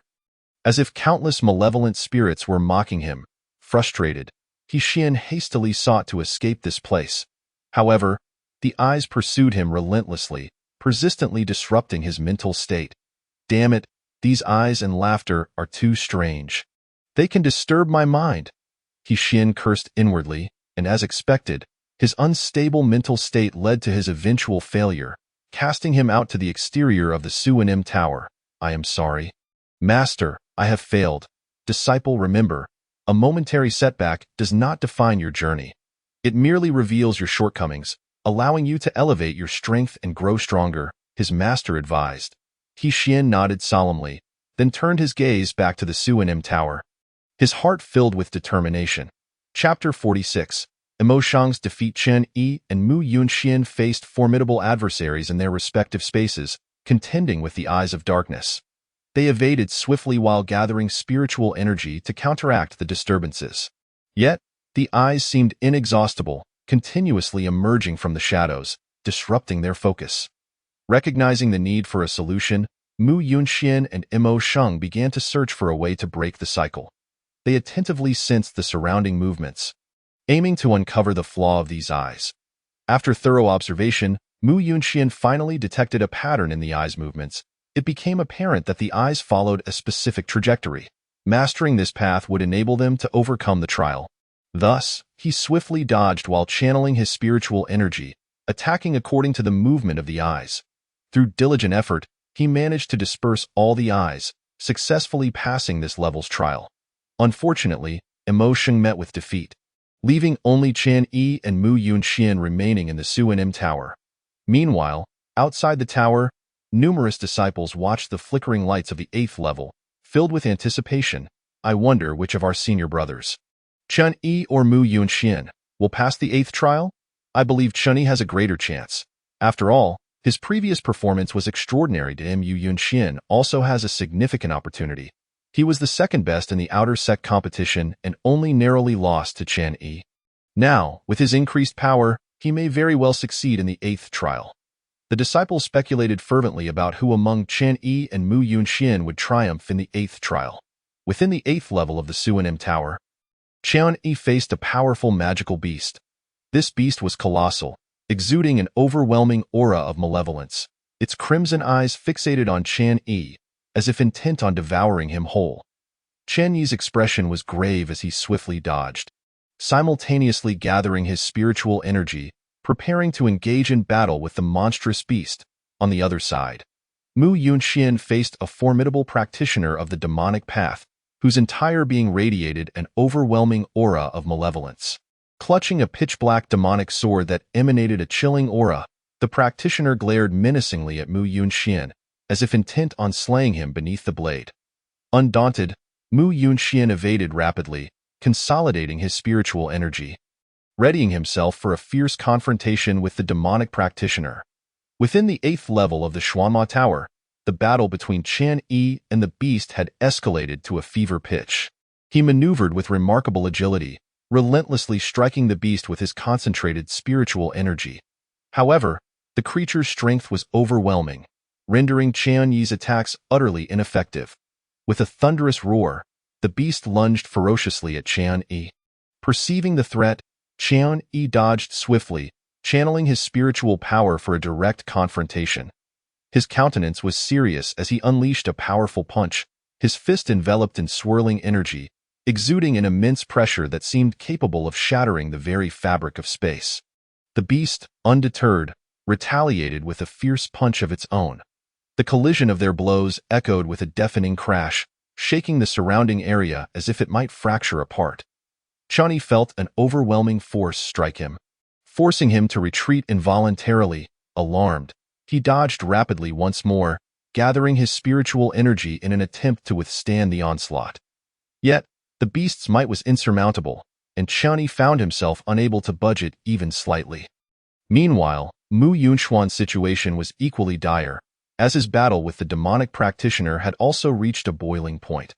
Outside the Xuanma Tower, the gathered disciples watched intently as 2 beams of light flickered from the 8th level. Their hearts brimming with anticipation, they speculated on who among Chen Yi and Mu Yunxian would ultimately triumph in the 8th level's trial. Go, Senior Brother Chen Yi, go, Senior Brother Mu Yunxian. The shouts of the disciples rang out, echoing into the heavens.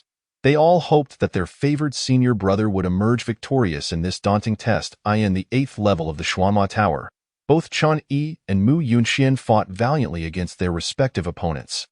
They dodged with great speed, their spiritual energy crashing forth in relentless waves as they engaged in a fierce battle. The strength of the beast and the demonic practitioner was formidable, and neither dared to let their guard down. Fearful that a moment's negligence might lead to their defeat, as time passed, their combat intensified. The clash between Chen Yi and the beast reached a critical juncture, their movements swift and agile, each collision resonating with thunderous roars. Chen Yi's expression was stern as he readied himself for a final showdown with the beast, while Mu Yunxian was locked in a fierce struggle with the demonic practitioner, their figures intertwining amidst the cacophony of combat. Outside the Xuanma Tower, the disciples' anxiety peaked. Their eyes were glued to the 8th level, fearful of missing a single moment. They yearned to know who among Chen Yi and Mu Yunxian would ultimately claim victory in this trial. Senior Brother Chen Yi must win. Senior Brother Mu Yunxian, we believe in you. The cries of the disciples surged, bolstering both Chen Yi and Mu Yunxian with their fervent support. In the 8th level of the Xuanma Tower, the battle between Chen Yi and the beast grew increasingly fierce. The beast roared repeatedly, lunging at Chen Yi with unrelenting ferocity. Undaunted, Chen Yi evaded with remarkable agility while gathering his spiritual energy to combat the beast. Meanwhile, Mu Yunxian faced his own struggles against the demonic practitioner, their figures intertwining in a relentless exchange of blows. At this moment, both Chen Yi and Mu Yunxian had pushed themselves to their limits, their spiritual energy waning, yet they persisted with gritted teeth. They understood that only by enduring could they emerge victorious in this trial. Their hearts brimmed with determination and faith, believing in their ability to conquer their foes. The beast and the demonic practitioner showed no signs of yielding, launching continuous assaults against them. This trial was exceedingly arduous for both Qian Yi and Mu Yunxian, yet neither harbored thoughts of surrender. They evaded with great speed, channeling their spiritual energy into a fierce struggle with their opponents. Their spirits were ablaze with resolve and conviction, convinced of their potential to overcome their adversaries and succeed in this daunting challenge. The disciples outside the Xuanma Tower awaited their victory with bated breath. Finally, after a series of intense clashes, Qian Yi discerned an opening in the beast's defenses. With a serious expression, he dodged swiftly while summoning the last remnants of his spiritual energy. Delivering a powerful punch that struck the beast with tremendous force, the creature let out a pained howl before being sent hurtling backward, crashing heavily against the wall. Seeing this, Qian Yi prepared for a final blow. Gathering his energy once more, however, just as he was about to strike, the beast staggered back to its feet, its face twisted in rage as it glared at Qian Yi, seemingly intent on devouring him. Alarmed, Qian Yi evaded quickly, ready to continue the fierce battle. Yet, despite rising again, the beast's energy was nearly spent, its ferocity diminished. Qian Yi seized the moment, evading swiftly and delivering another powerful punch that sent the beast crashing against the wall once more.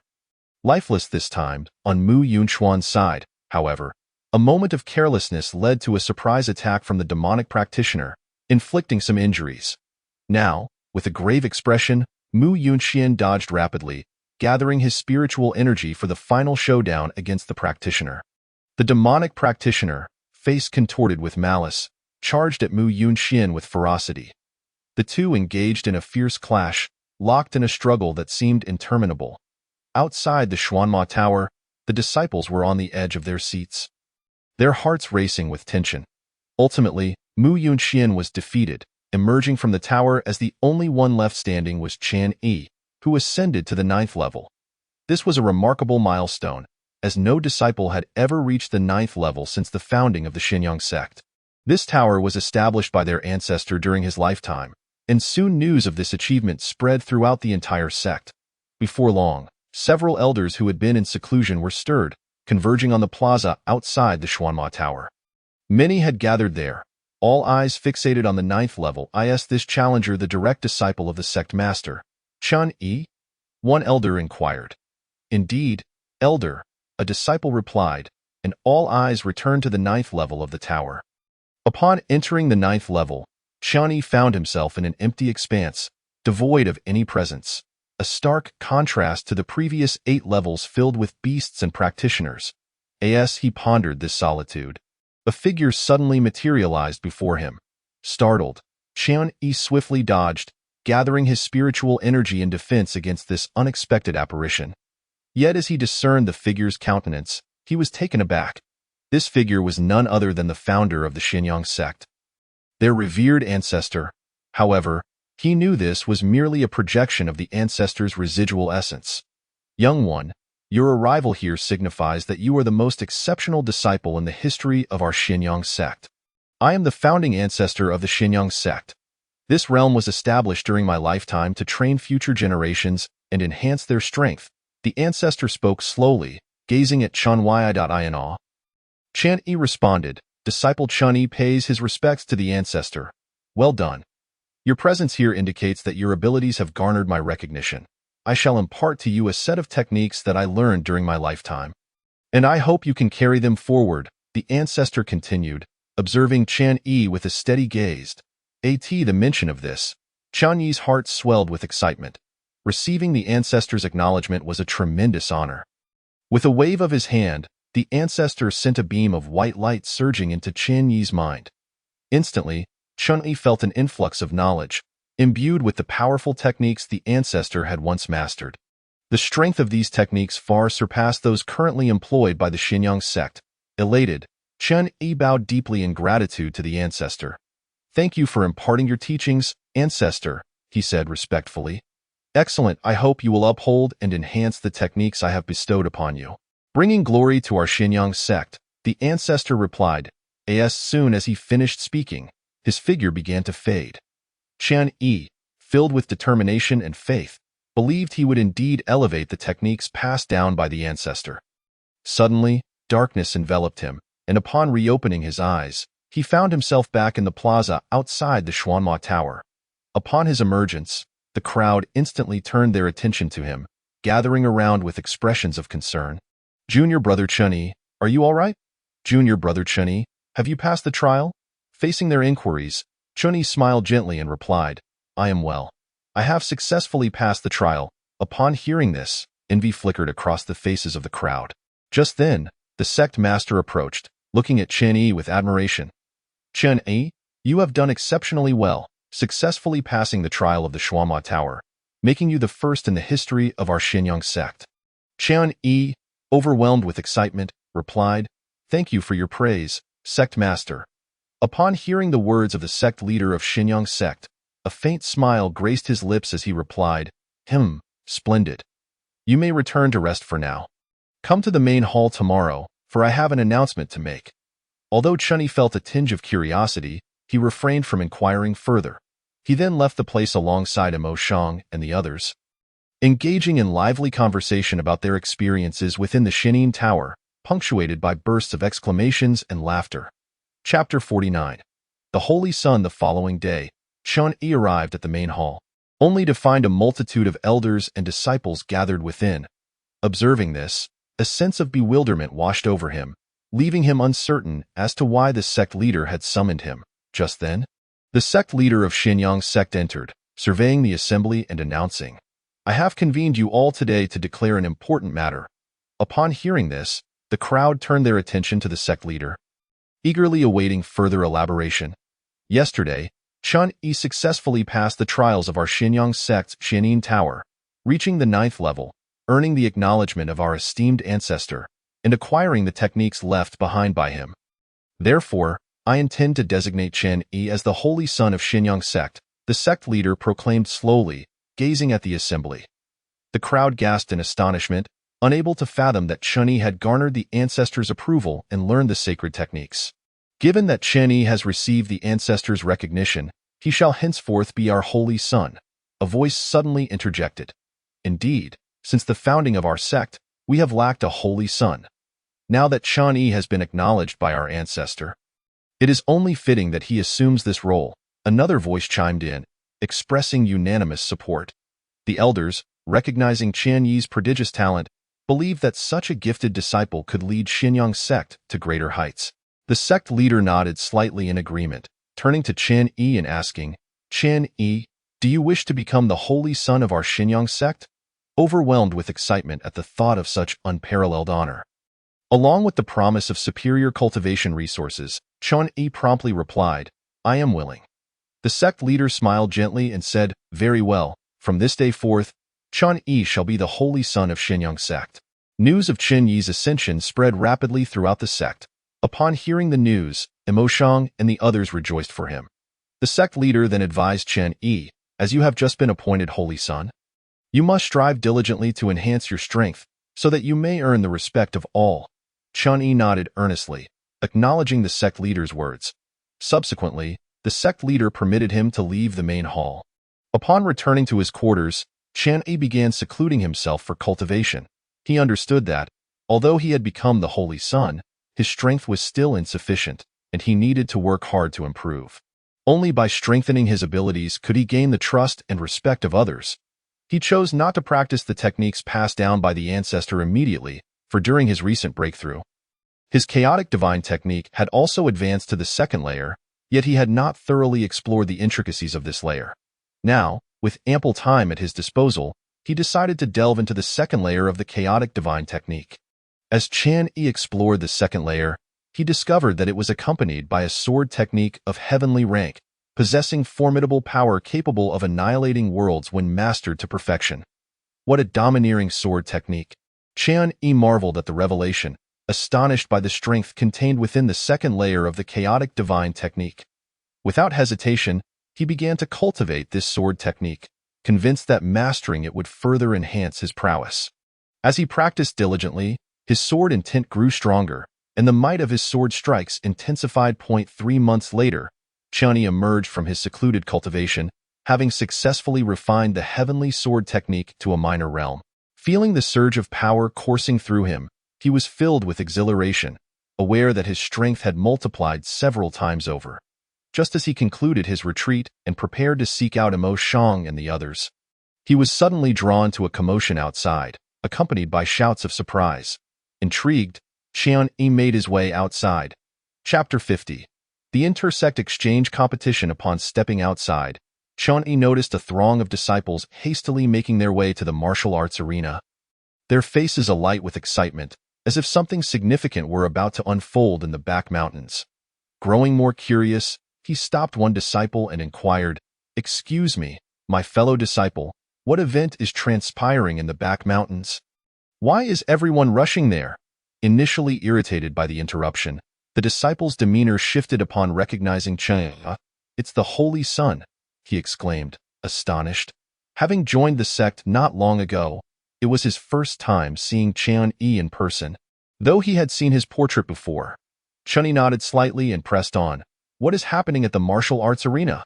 The disciple replied earnestly, "Holy Sun, you may not be aware, but today marks the commencement of the intersect exchange competition between our Xinyang sect, Wuzhizong, and Luoyun's sect. Everyone is heading to the arena to witness the matches." "An exchange competition?"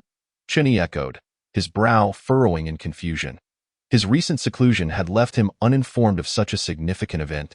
Indeed, this competition is held every 3 years between our Xinyang sect, Wuzhizong, and Luoyun sect, primarily to allow disciples from each sect to engage in sparring and assess whose disciples possess greater strength. The disciple elucidated. Understanding dawned upon Qian Yi, and he resolved to observe the exchange competition. Upon arriving at the martial arts arena, he found it already teeming with disciples, eagerly discussing the impending matches. Scanning the crowd, he soon spotted Mo Shang and the others and made his way towards them. "Qian Yi, you've emerged from seclusion," they exclaimed, their faces lighting up with joy. "Yes, I just heard about the competition and thought I would come to watch." Qian Yi replied with a smile. "This exchange competition is an excellent opportunity for you to find worthy opponents among the 3 major sects," Mo Shang remarked with a grin. "Indeed, it will be beneficial to gauge the strength of the disciples from the other 2 sects." Qian Yi agreed, turning his gaze towards the stage, where 2 disciples were currently sparring. After observing for a moment, Qian Yi's brow furrowed slightly. "Mo Shang, these 2 do not appear particularly strong." Mo Shang chuckled softly. "Qian Yi, you must bear in mind that the competition has only just begun. The initial participants are merely ordinary disciples. The truly talented ones have yet to take the stage." Realization washed over Qian Yi as he understood the situation. No wonder he found the initial fighters lacking. They were simply the average disciples of their respective sections. He nodded, deciding to remain silent and continue watching the matches unfold. As time progressed, the caliber of the competitors gradually improved. Just then, a disciple from Wuzhizong leaped onto the stage, eyeing the Xinyang sect disciples and provocatively challenging Qian Yi. "You there? Do you dare to face me in battle?" This Wuzhizong disciple, at the late stage of the returning Void Realm, was none other than Yu Chun, with whom Qian Yi had a prior conflict at the Liuli Pavilion. Qian Yi raised an eyebrow in surprise. He hadn't anticipated Yu Chun would openly challenge him. With the challenge issued, retreat was not an option. He sprang onto the stage with a swift motion. "Qian Yi, today I shall demonstrate my strength to you," Yu Chun proclaimed, a cold smirk on his face as he summoned a powerful aura from within. "Make your move," Qian Yi replied calmly, his demeanor unperturbed. "Humph, arrogant," Yu Chun scoffed, launching himself at Qian Yi with a flash. He conjured a long sword in his hand, its blade gleaming as he slashed towards Qian Yi with lethal intent. In response, Qian Yi deftly evaded Yu Chun's attack, drawing forth his Mingyuan sword with a flourish. Without hesitation, he unleashed the heavenly sword technique, sending forth a blade of light imbued with cataclysmic energy towards Yu Chun. Realizing the overwhelming might of Qian Yi's strike, Yu Chun's expression shifted to one of horror. Chapter 51. Overwhelming domination. He had not anticipated that someone who had once been at a lower realm than him could grow so formidable in such a short span of months. Discarding his previous overconfidence, he hastily brandished his sword in a desperate attempt to counter Qian Yi's devastating blow. However, the disparity in strength between them was insurmountable, as the blade of light sliced through the air. Yu Chun was sent hurtling backward like a kite severed from its string, crashing heavily against the edge of the arena. Cough! Yu Qin spat out a mouthful of blood, his face a mask of shock as he gazed at Qian Yi, stammering, "Why, you're so strong." Without responding to Yu Qin's incredulous inquiry, Qian Yi remained composed, simply stating, "You have lost." Upon hearing these words, Yu Qin's countenance turned ashen, for he could hardly fathom that he would be defeated at the hands of Qian Yi, and in such a complete manner. Qian Yi's prowess was formidable, having vanquished Yu Qin with a single stroke of his sword. Indeed, Yu Qin was a prodigious disciple of the Wuzhizong, a powerful presence in the late stage of the Void Return realm. Yet he could not withstand even one strike from Chen Yi. Seemed that Qian Yi's strength was already comparable to that of a peak Void Return expert. The disciples of the Xianyang sect gazed at Qian Yi, their faces reflecting astonishment. Victory belonged to Qian Yi of the Xianyang sect. At that moment, an elder ascended the martial platform, casting a glance at Qian Yi before announcing the outcome of the match. Qian Yi nodded slightly in acknowledgement, uttering no further words, and turned to descend from the martial stage. Mo Shang and the others hurried to meet him. "Qian Yi, that sword strike of yours was truly remarkable," Mo Shang exclaimed, his face alight with admiration. "Indeed, it was exceptionally powerful. I dare say even I would struggle to withstand it," Mo Shang concurred. "Heh, it was merely luck," Qian Yi replied modestly with a slight smile.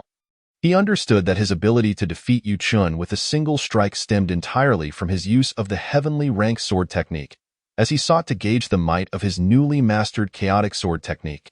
The results exceeded his expectations, as he had decisively overwhelmed his opponent. Of course, had he refrained from employing the chaotic sword technique, he would still have triumphed, albeit not as swiftly. "Qian Yi, do not be so humble. We all witnessed that sword strike," Mo Shang remarked with a smile. "Indeed, the power of that strike was at least of heavenly ranked. By the way, when did you acquire such a formidable sword technique?" Mo Shang inquired curiously. "Oh, I chanced upon it in a secret realm." Qian Yi fabricated a tale, omitting the true source of the technique gifted to him by Tai Yi martial sovereign when his dantian was shattered.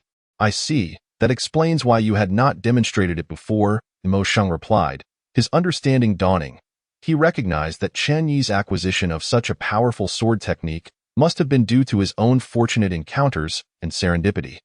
The conversation shifted to other topics, without lingering on this matter. Before long, it was Mo Shang and the others' turn to compete, and they easily secured victories in their matches, advancing smoothly to the finals. This round would determine the rankings among the disciples of various sections. Meanwhile, on the martial platform of the Luanyun sect, Yunyu also displayed remarkable strength, overcoming opponents and advancing to the finals. Upon arriving at the final arena, Chen Yi spotted Yunyu on the elevated platform, prompting a faint smile as he swiftly leapt onto the martial stage. Yunyu caught sight of Qian Yi. Chapter 52. A Clash of Titans, tied for first. "Brother Chen, it has been a while." Yunyu greeted Chen Yi with a smile and a respectful clasp of his hands. "Indeed, it has been quite some time. It seems your strength has significantly increased, Brother Yun," Chen Yi remarked, his expression shifting as he sensed Yunyu's aura, now more formidable than before. "Ha ha, you too, Brother Chen," Yunyu replied with a subtle smile. Meeting Qian Yi's gaze, the two exchanged knowing smiles, aware that this was not the time for idle chatter. The presiding elder glanced at both competitors and, seeing their readiness, proclaimed, "Begin," as the elder's voice faded. Both Chen Yi and Yunyu sprang into action simultaneously. In an instant, their figures blurred as they charged toward each other.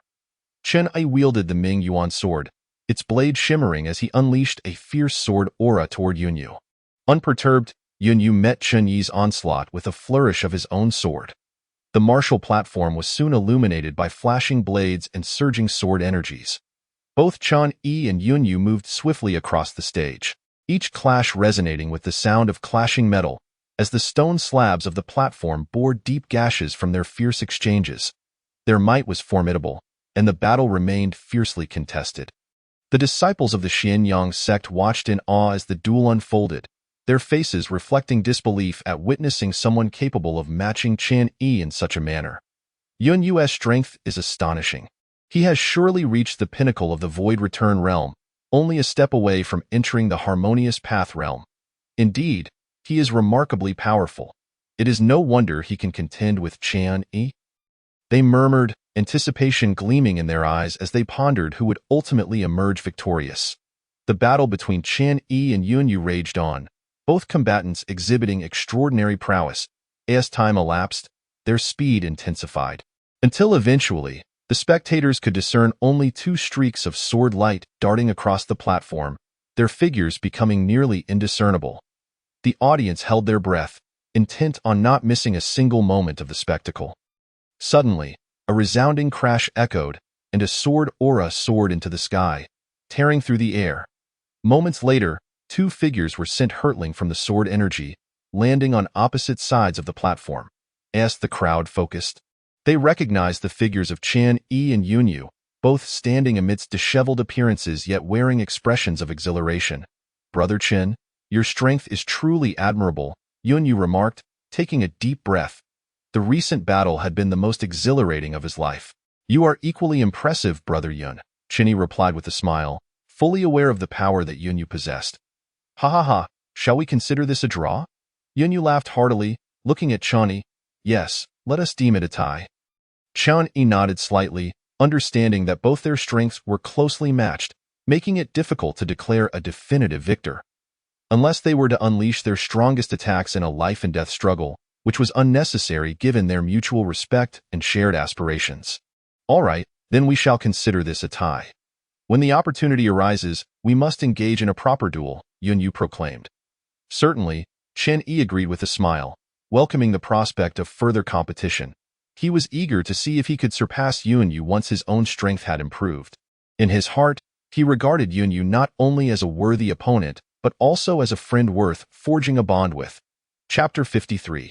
Emo Sheng's disastrous defeat. At that moment, a thunderous crash erupted from another martial platform, followed by the sight of a figure being sent sprawling from the stage, crashing heavily against the stone pillar at the edge, blood spewing forth. The crowd turned in shock to witness the unfolding drama. Senior Brother Emo Sheng. The disciples of the Xianyang sect gasped in disbelief.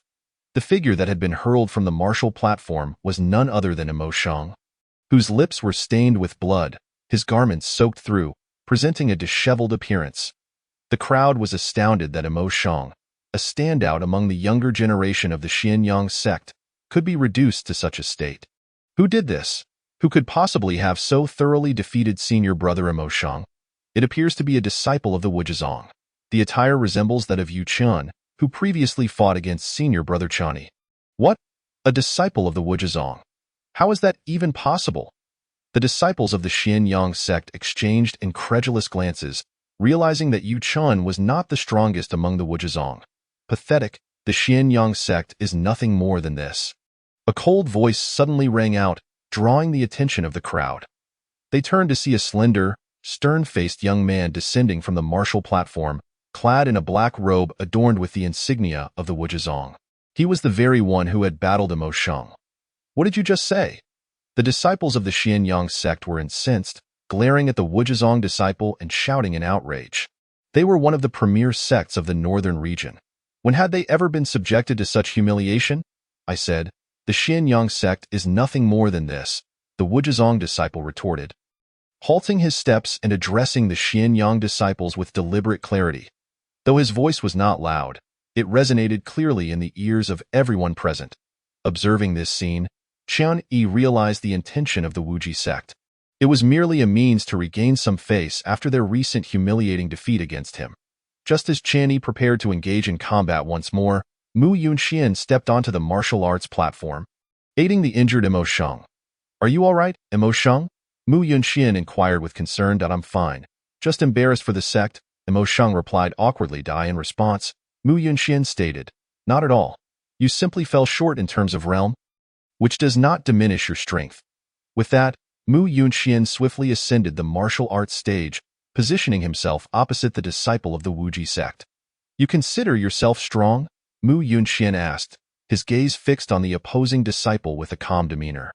Having just defeated Emo Sheng, the Wuji disciple was brimming with confidence, dismissing Mu Yunxian as inconsequential. Furthermore, in his eyes, aside from Qian Yi, the other disciples of the Xianyang sect were scarcely noteworthy. However, he could not monopolize the fight. As this was a competition among 3 sections, you are mistaken, Mu Yunxian replied, shaking his head slowly. In the Xianyang sect, there are no weaklings. As soon as the words left his lips, Mu Yunxuan's figure vanished from sight, reappearing right before the Wuji disciple. With a fist propelled forward, he struck directly at the disciple's chest. The punch was as swift as lightning and as forceful as thunder, rendering evasion impossible. What? Such speed! The Wuji disciple's expression changed instantly. He had not anticipated Mu Yunxuan's velocity to be so astonishing. He attempted to dodge, but it was too late. He could only brace himself and retaliate with a punch of his own. Chapter 54. Slapping the face of the Wuji sect, the elder intervenes with a resounding crash.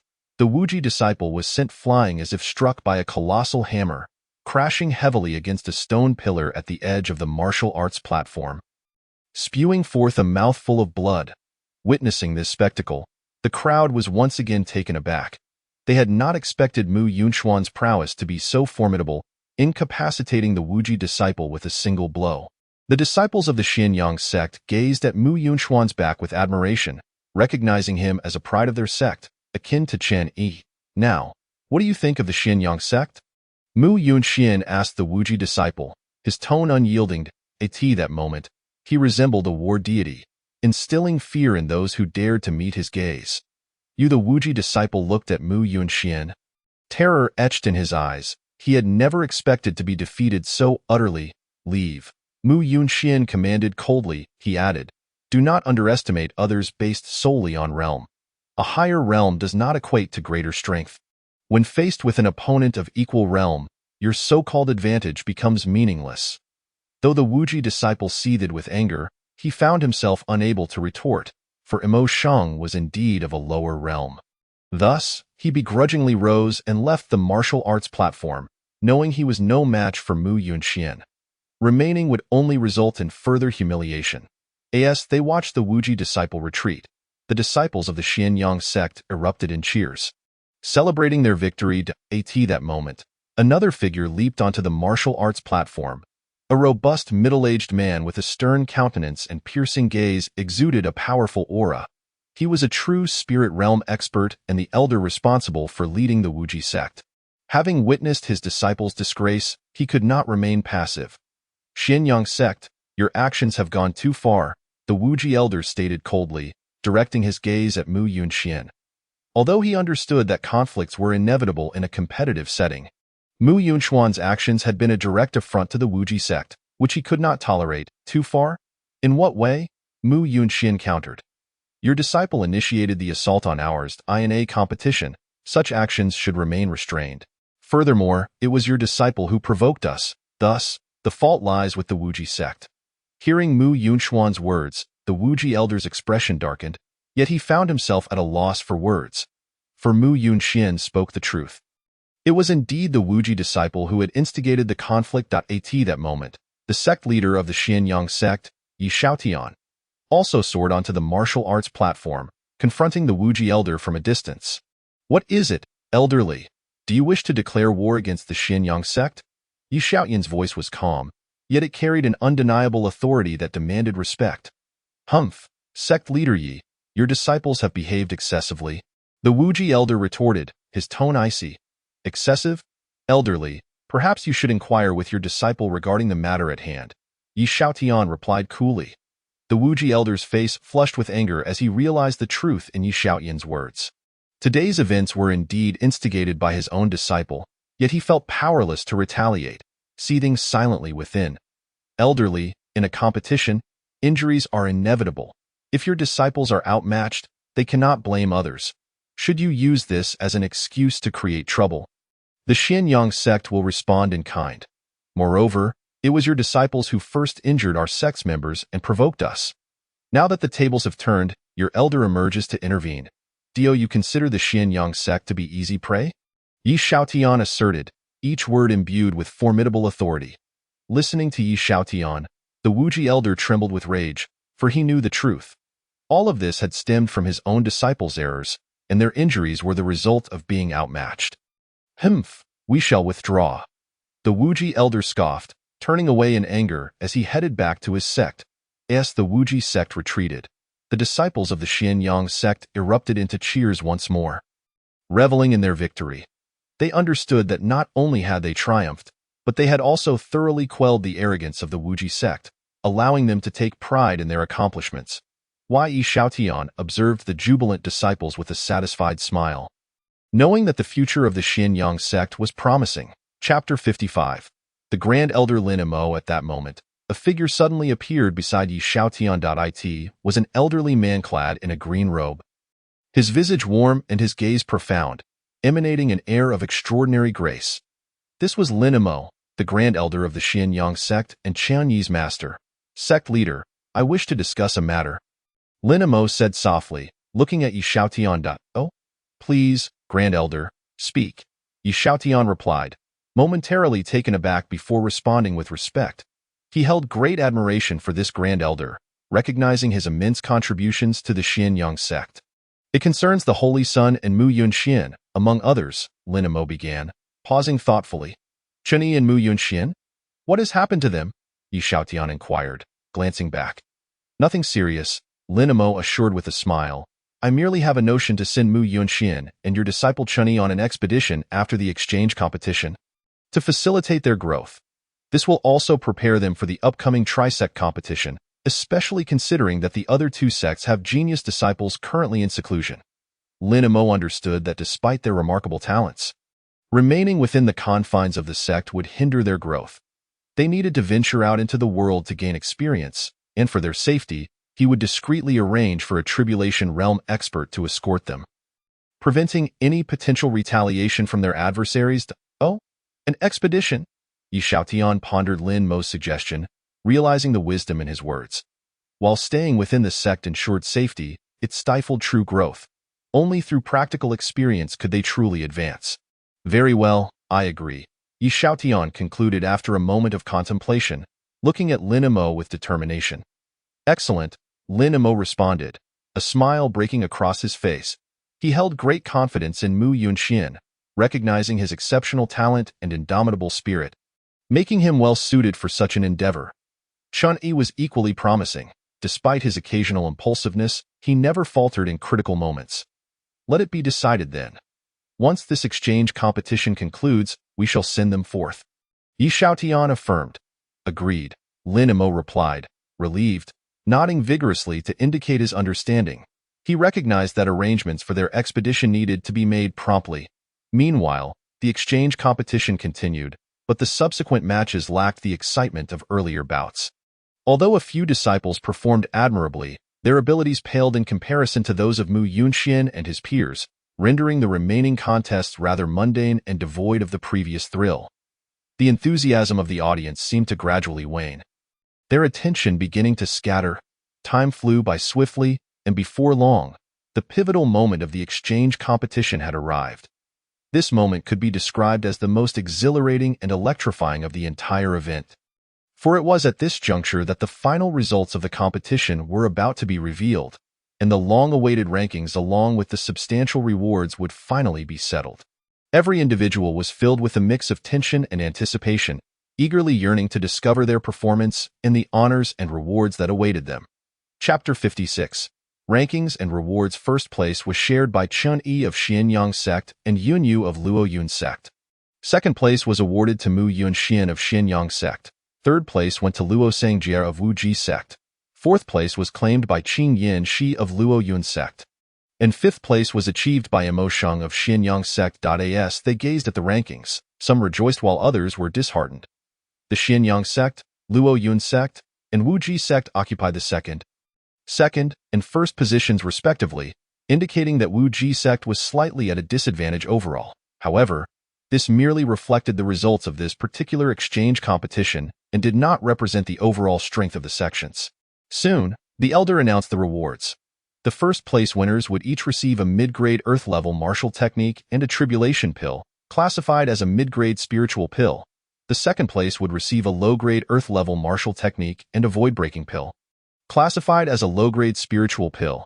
And the third place would receive a top-grade mysterious-level martial technique and a condensation pill, also classified as a low-grade spiritual pill, albeit one rank lower than the void-breaking pill. Now, May the disciples of each sect come forth to receive their awards, the elder proclaimed, addressing the crowd. The elder's words. Chen Yi and Yun Yu simultaneously rose and made their way toward the podium. They were genuinely delighted to have secured first place in this exchange competition. Soon, it was Mu Yunxian's turn.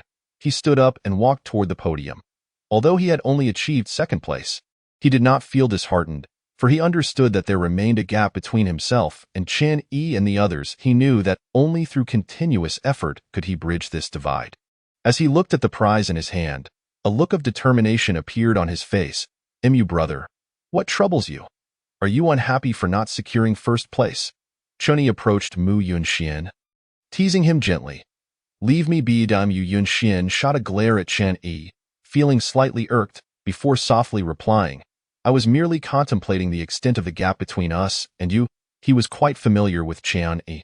Although the latter could be somewhat unreliable at times, he was immensely dependable during critical moments. In truth, the gap between us is not as substantial as you think," Chunyi responded, his smile fading as he spoke softly. "Your perception of a disparity is merely due to our differing talents. However, talent does not encompass everything. With diligent effort, you can certainly surpass us." He understood Mu Yunxian's mindset well. "Diligence, you say?" Mu Yunxian paused, momentarily taken aback, before falling into contemplation.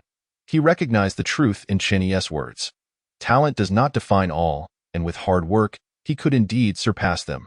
The two then returned to their position at the Xianyang sect. "Disciple, what are you pondering?" Lin Mo inquired softly, observing Mu Yunxian's demeanor. "Master, I was merely reflecting on the gap that exists between us and Chen Yi," Mu Yunxian replied gently, regaining his focus. He held great respect for his master. "A gap, you say? Heh, my disciple, you need only remember that as long as you diligently cultivate, this so-called gap can be rendered negligible," Lin Mo remarked with a smile. Expressing his satisfaction with this disciple. "Yes, mastered," Mu Yunxian nodded affirmatively, acknowledging Lin Mo's wisdom. He understood that his master was correct. With persistent cultivation, even if he could not surpass Chen Yi, he could certainly narrow the gap or even align with their progress. "That is splendid." Seeing that Mu Yunxian grasped his intent, Lin Mo smiled warmly. He felt a deep sense of reassurance regarding Mu Yunxian's mindset and comprehension. Before long, the exchange competition came to a complete conclusion. Following the award ceremony, the disciples of each sect began to depart from the venue, returning to their respective sections within the Xianyang sect. Lin Mo informed Chen Yi and Mu Yunxian about the forthcoming training expedition. Chen Yi appeared exceedingly excited at the prospect. He had long desired to venture out for training, but had lacked the opportunity until now. Naturally, he would not let this chance slip by. However, Mo Shang and He Xian would not be joining them. As Elder Lin Feng had indicated that they seemed to be in secluded cultivation to break through their cultivation levels, leaving only the two of them. "A training expedition? I have also long wished to see the world." Mu Yunxian replied softly, sharing Chen Yi's enthusiasm for the upcoming journey. Although he had not secured first place in the exchange competition, he remained undeterred, understanding that only through practical experience could he enhance his abilities. "Then it is settled. Prepare yourselves, we shall depart in 3 days," Lin Mo said to Chen Yi and Mu Yunxian, feeling assured about their capabilities. Especially Chen Yi, who, despite his occasionally erratic nature, proved to be reliable during critical moments. Moreover, both of them possessed formidable strength. Chapter 57.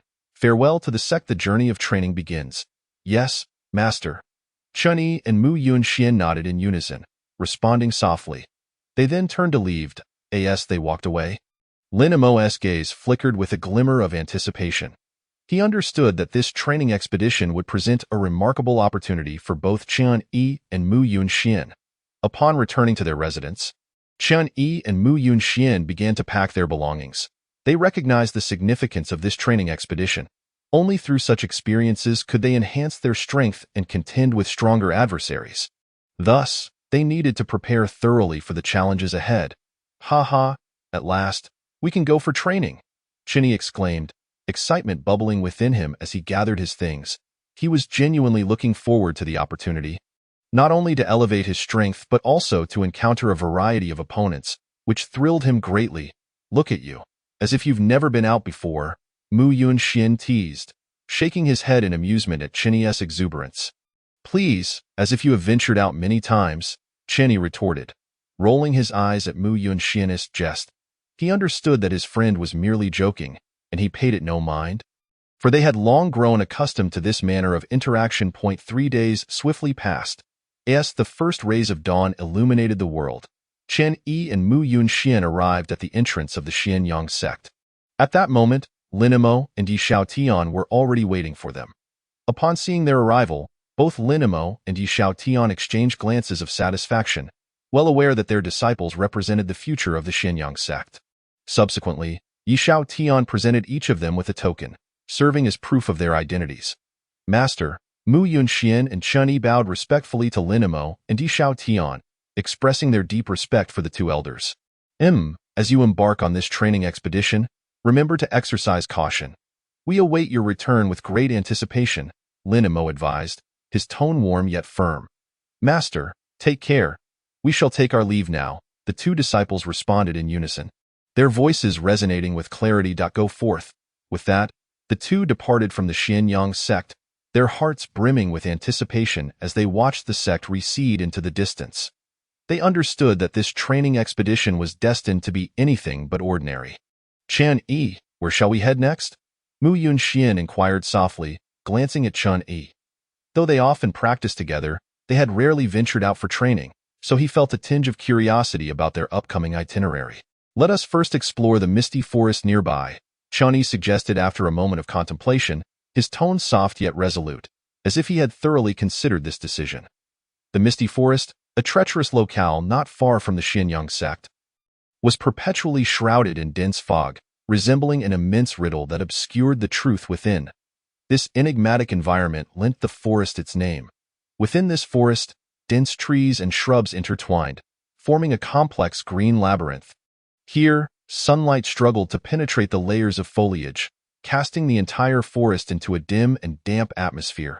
In this gloom, various beasts roamed freely, posing numerous dangers. Despite the perils that lurked within, the forest was also rife with opportunities. The materials from these beasts could be utilized for concocting pills, crafting artifacts, and other valuable items, while certain rare herbs thrived exclusively in such places. Thus, many disciples chose the misty forest for their training, hoping to enhance their strength through battles against the beasts while also acquiring precious resources. The misty forest, you say? That sounds agreeable. Mu Yunxian nodded in agreement, having heard of the forest before. He merely had not had the chance to explore it until now, and with this opportunity at hand, he was eager to see it for himself. Subsequently, the two individuals assessed their direction before hastening towards the misty forest. Chapter 58. Swan and I. The Xianyang sect was not far from the misty forest. With the prowess of Chen Yi and Mu Yunxian, they reached the entrance of the misty forest within half a day. At this juncture, a considerable number of people had already gathered at the entrance. Among them were solitary cultivators as well as disciples from other sects, all awaiting their turn to enter the misty forest for training. Observing this assembly, both Chen Yi and Mu Yunxian exchanged glances, a flicker of wariness evident in their eyes, for they understood that these individuals might very well be their rivals. Let us proceed. Chen Yi murmured, inhaling deeply as he gazed ahead at the misty forest. With that, he and Mu Yunxian ventured forth into the forest, officially embarking on their journey of trials. This journey, fraught with both peril and opportunity, filled their hearts with anticipation.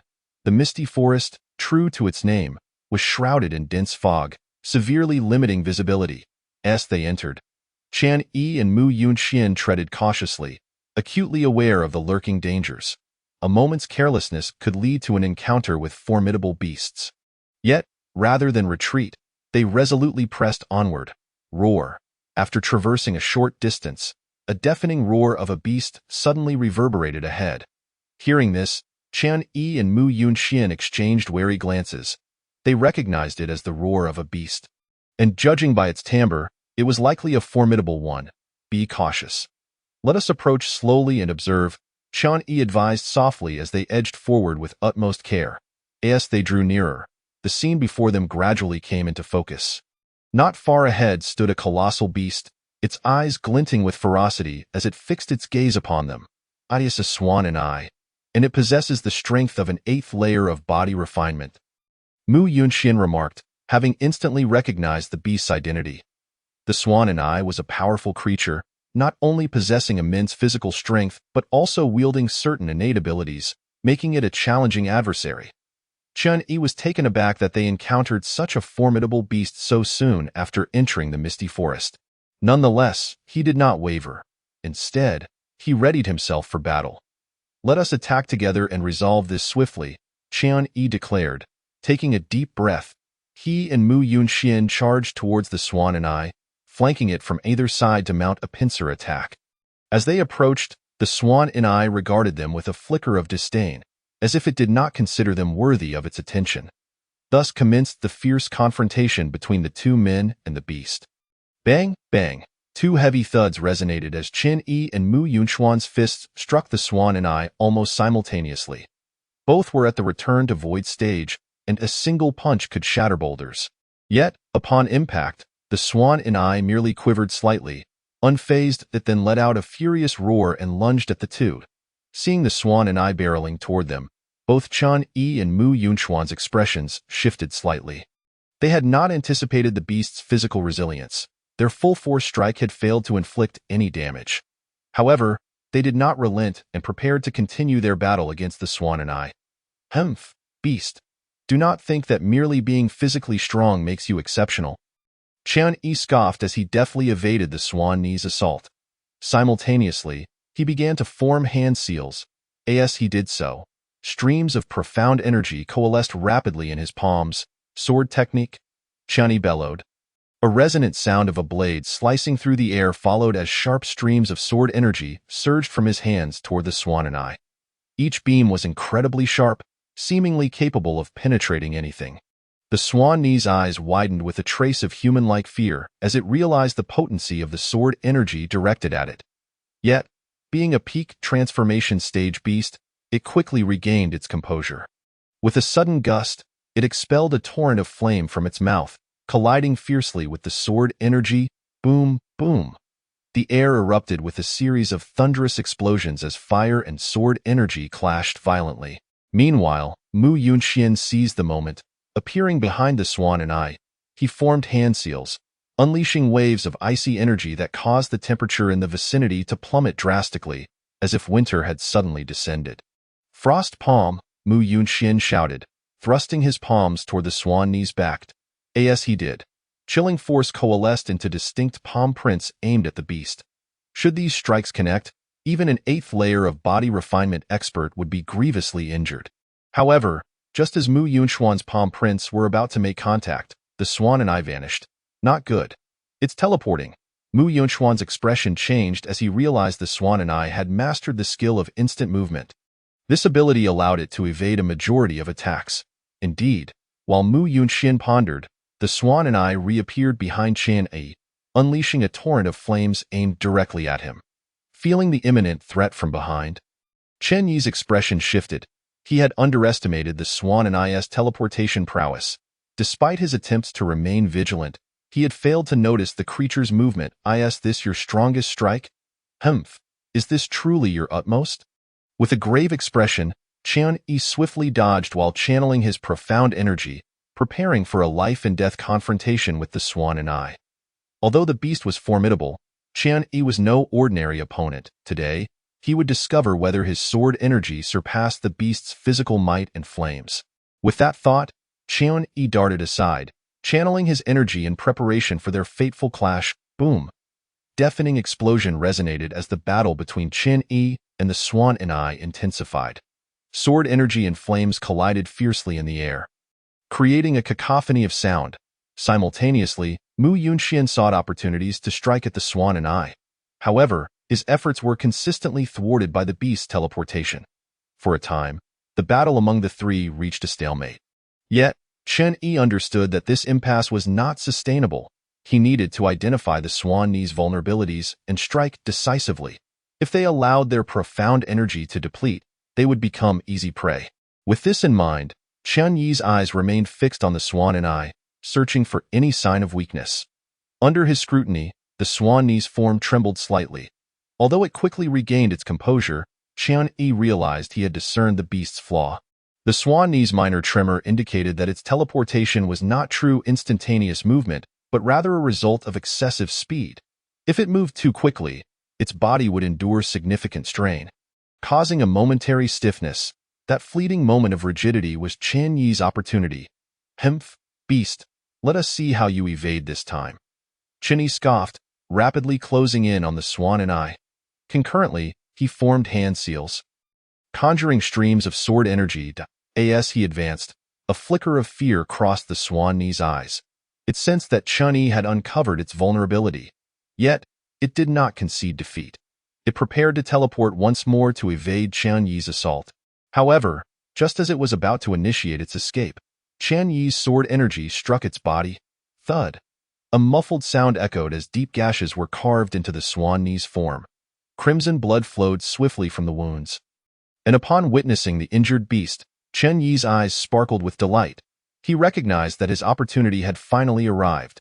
Swiftly, he charged at the swan and eye, intent on delivering the final blow, while Mu Yunxian also sought to capitalize on the moment to attack.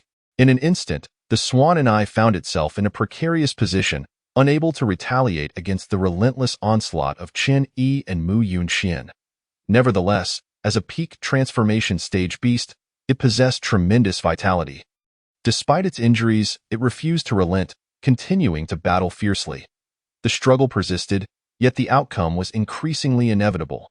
With the combined efforts of Qian Yi and Mu Yunxian, the swan and eye was ultimately slain. As they gazed down at the lifeless body of the swan and eye, both Qian Yi and Mu Yunxian exhaled in relief. The creature had proven to be an exceptionally formidable adversary. Were it not for the combined efforts of the two, it is likely that they would have been unable to slay the beast. However, fortunately, they ultimately succeeded in its demise. Thus, they could continue their journey. Chapter 60. Opportunity. The beast has perished. Let us advance. Qian Yi cast a glance at the lifeless body of the beast before turning to venture deeper into the cavern. Mu Yunxian, witnessing this, hurriedly followed suit. They were aware that within the depths of the cavern, other treasures surely awaited them. Should they manage to acquire these treasures, their strength would undoubtedly experience a significant enhancement. Before long, the pair reached the innermost part of the cavern. There, they beheld a massive stone platform upon which lay a jade slip. Upon sighting the slip, a glimmer of joy flickered in the eyes of both Qian Yi and Mu Yunxian. They recognized that the jade slip must be the coveted treasure of the cavern. With that thought, they swiftly approached the stone platform, ready to claim the slip. However, just as they prepared to seize the jade slip, an unexpected turn of events transpired.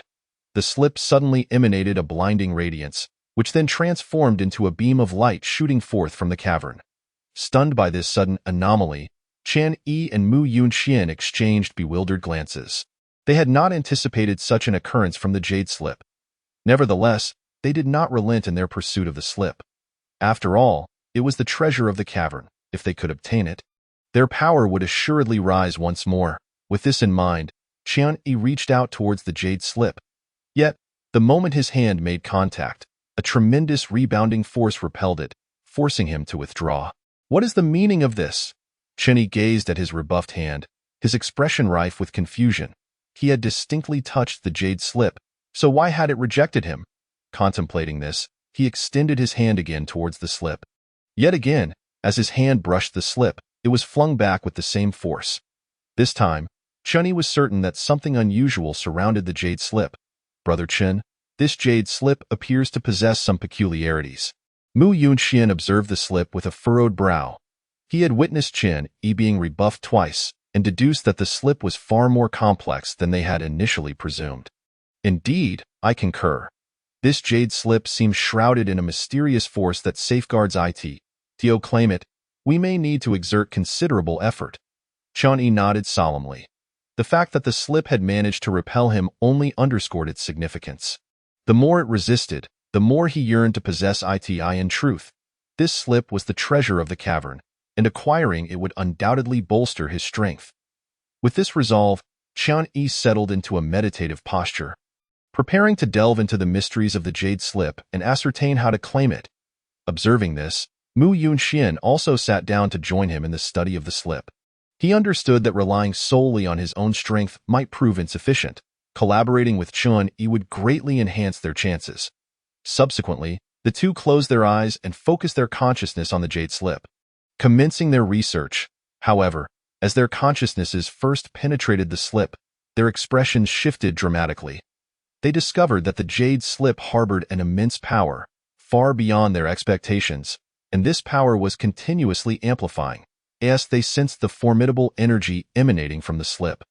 Both Chun-Yi and Mu Yunxian wore expressions of grave concern. They realized they had greatly underestimated the difficulty of claiming the slip. "Brother Mu, this jade slip may be more challenging to obtain than we had imagined," Chun-Yi remarked gravely, his heart racing at the sheer force emanating from the slip. He understood that acquiring this slip would require immense effort, and even then, success was far from guaranteed, as the slip was indeed enigmatic. Upon hearing Chun-Yi's words, Mu Yunxian furrowed his brow in contemplation. The challenges posed by the slip exceeded their initial predictions. However, even so, they had no intention of yielding. After all, the slip represented the treasure of the cavern, and if they could secure it, their strength would undoubtedly surge once more. With this thought, Mu Yunxian took a deep breath, casting aside his distractions. He then once again directed his consciousness into the jade slip. Resuming his studies, Chun-Yi followed suit, re-immersing himself in the exploration of the slip.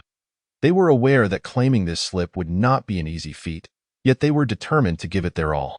After all, this slip was the treasure of the cavern, and obtaining it would significantly enhance their prowess. Thus, the two immersed themselves completely in their analysis of the jade slip. Chapter 61. Acquiring the technique.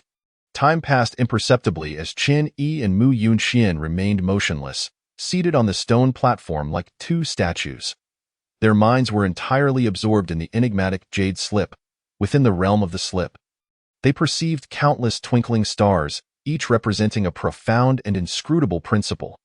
Their consciousnesses traversed among these stars, striving to unravel their mysteries and discover a method to claim the jade slip. Suddenly, Chun-Yi's awareness brushed against one of the stars, which erupted into a dazzling brilliance, flooding his consciousness with a torrent of information. This information revealed an arcane and profound technique. As he absorbed this knowledge, a smile of delight crept across Chun-Yi's face. He had not anticipated that the jade slip contained such an esoteric technique. This technique was far superior to the one he had been cultivating. Should he master it, his strength would undoubtedly experience a remarkable enhancement. At that moment, Mu Yunxian's consciousness also encountered one of the stars. Much like Chun-Yi, he too gleaned an enigmatic technique from the star. As he absorbed the information contained within the technique, joy illuminated his features. "Brother Chen, have you acquired a technique?" Mu Yunxian inquired excitedly, glancing at Chun-Yi. "Indeed, I have. This jade slip harbors a profound technique. If we can master it, our strength will surely increase." Chun-Yi nodded, exhilarated by the revelation. They had not envisioned that the jade slip would present such a fortuitous opportunity. This technique seemed tailor-made for them. Ha ha, I have also succeeded. This jade slip is indeed extraordinary. It seems we have stumbled upon a true treasure this time, Mu Yunxian exclaimed, laughter spilling forth as he expressed his exhilaration. They were genuinely surprised to discover that the jade slip contained such an extraordinary opportunity.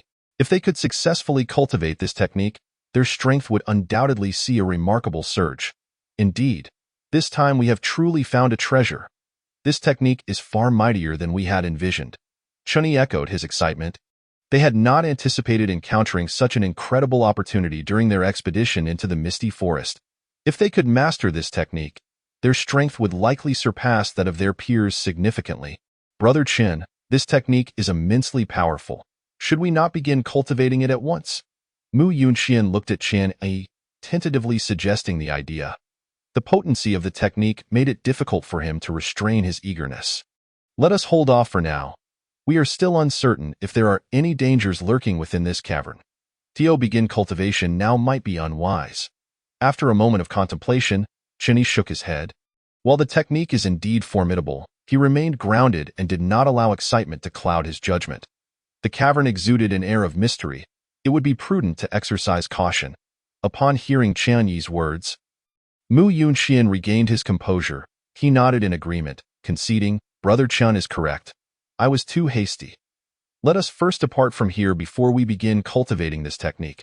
Subsequently, the two resolved to vacate the cavern before undertaking the cultivation of the technique they had acquired. Rising to their feet, they made their way toward the cavern's exit. Upon emerging from the cavern, they discovered that twilight had descended, indicating that they had spent a considerable amount of time within. As they inhaled the fresh air outside, both Chun-Yi and Mu Yunxian felt a sense of rejuvenation wash over them. They recognized that their journey into the misty forest had yielded bountiful rewards.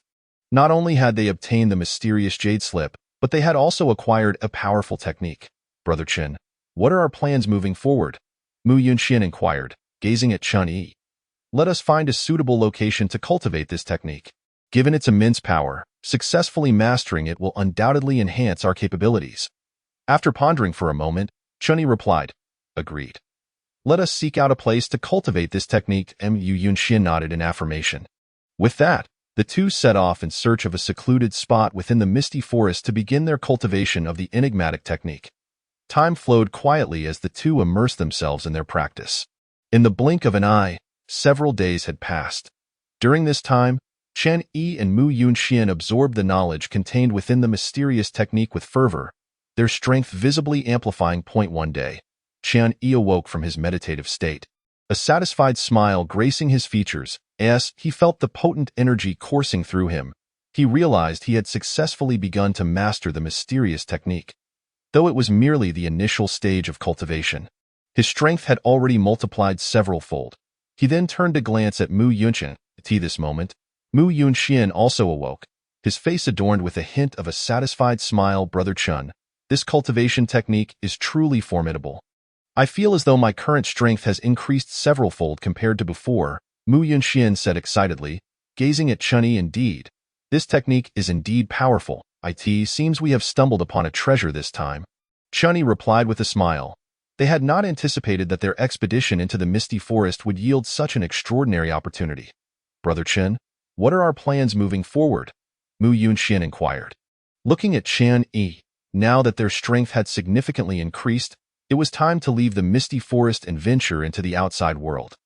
Let us exit first. After we step outside, we shall explore the world beyond. Chun-Yi pondered for a moment before responding. He too was eager to see the outside world, feeling confident in his newfound strength to brave its challenges. Very well, let us embark on this adventure together.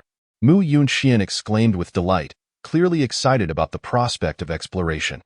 After their discussion, the two promptly departed from the misty forest, making their way toward the outside world. Days later, Chun-Yi and Mu Yunxian found themselves before a colossal city.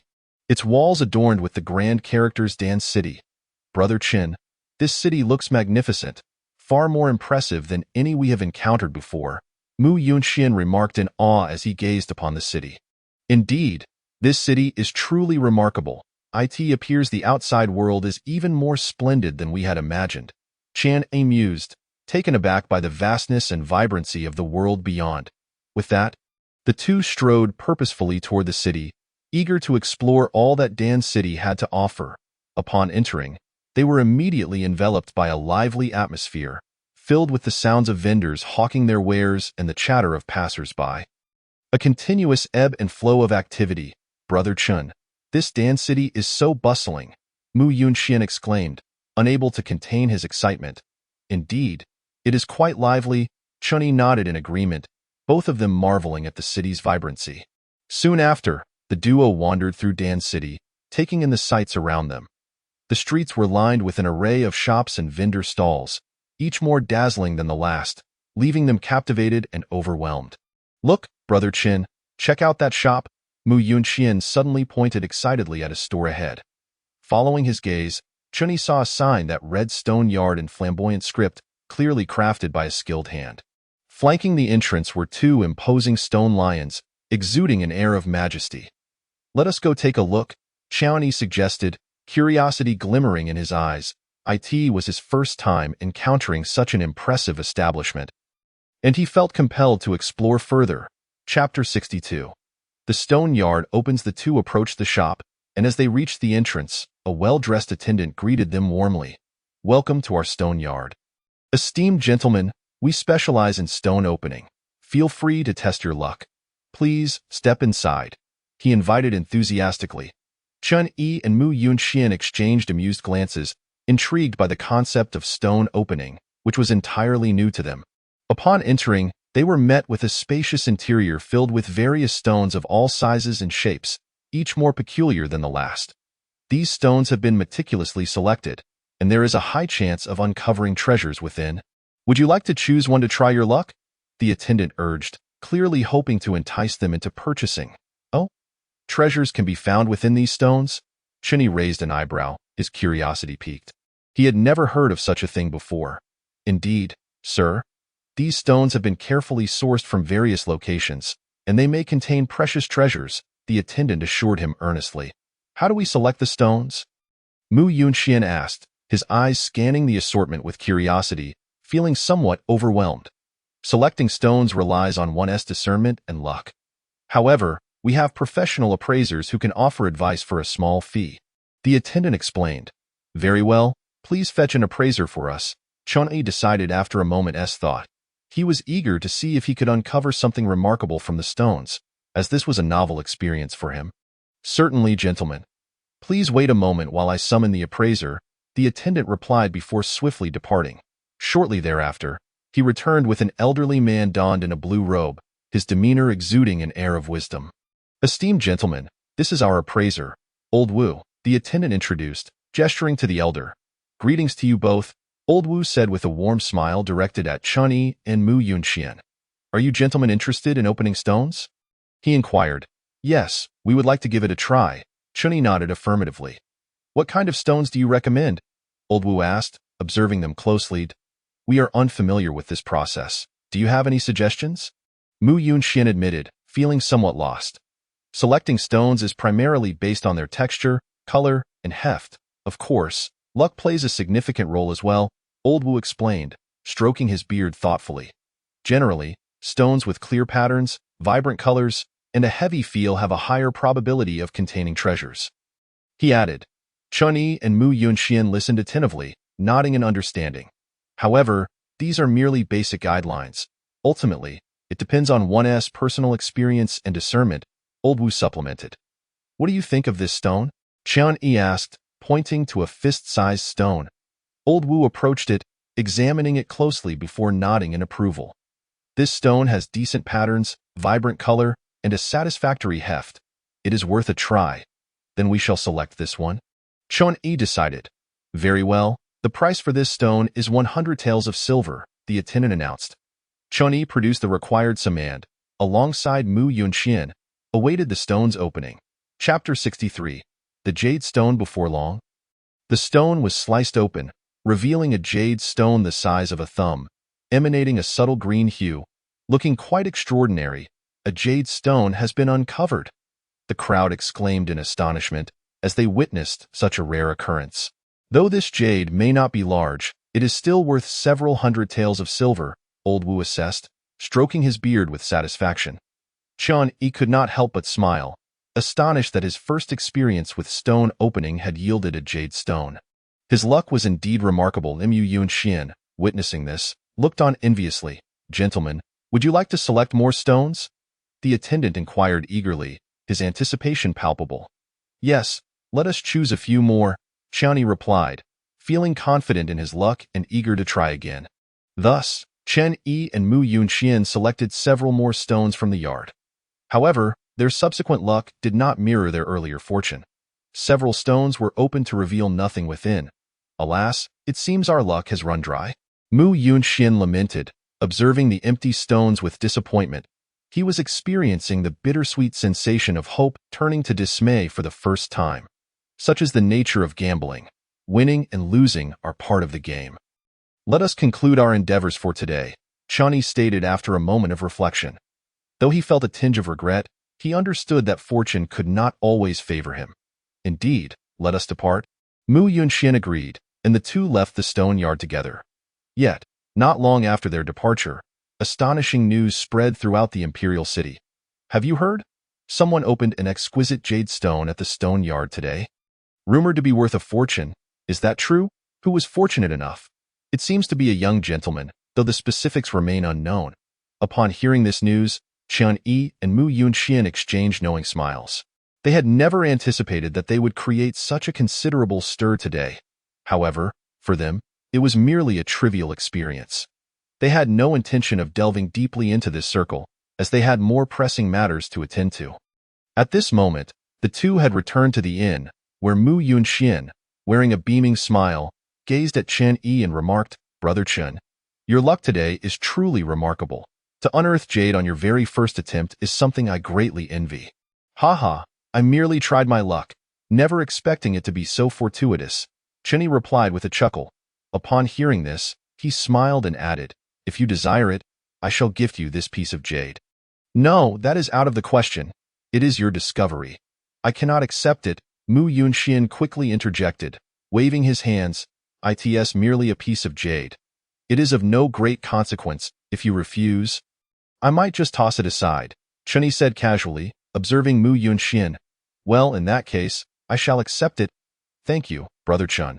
After a moment of contemplation, Mu Yunxian, seeing Qian Yi's earnest demeanor, ultimately accepted the jade. In truth, he had feigned reluctance, knowing the jade would be beneficial to him and wishing for Qian Yi to keep it. "Haha, that is the spirit. It's just a piece of jade. There's no need for such formality." Qian Yi chuckled upon seeing Mu Yunxian take the jade. The two continued to engage in light-hearted conversation for a while before retreating to their respective rooms for rest. In the following days, Qian Yi and Mu Yunxian explored the imperial city, familiarizing themselves with the surroundings. They encountered numerous amusing incidents, yet none of significant consequence. One day, while strolling through the streets, they suddenly heard a commotion nearby. Curious, they approached the source of the noise. A crowd had gathered, seemingly engrossed in something. Qian Yi and Mu Yunxian squeezed into the throng, only to find an elderly man lying on the ground, his face pale and contorted in pain. Beside him, a young man was anxiously scanning the area, seemingly in search of assistance. "What has happened?" Chen Yi furrowed his brow as he surveyed the scene. He stepped forward and crouched down to examine the elder's condition. "He is quite ill, and severely so," Mu Yunxian observed, noting the elder's pallor. Having studied some medicine in the past, he could discern the gravity of the situation. "What should we do? We must find someone to help," Chen Yi urged hastily. "There is no time. His condition is critical and requires immediate treatment," Mu Yunxian said gravely, observing the elder's increasingly ashen complexion. "Assist me. I will stabilize his condition." With that, Mu Yunxian crouched down and began to treat the elder. Chen Yi promptly joined in to assist. Through their combined efforts, the elder's condition was eventually stabilized. Yet complete recovery would require more time and medication. "We should take him back to the inn," Mu Yunxian suggested. "Agreed."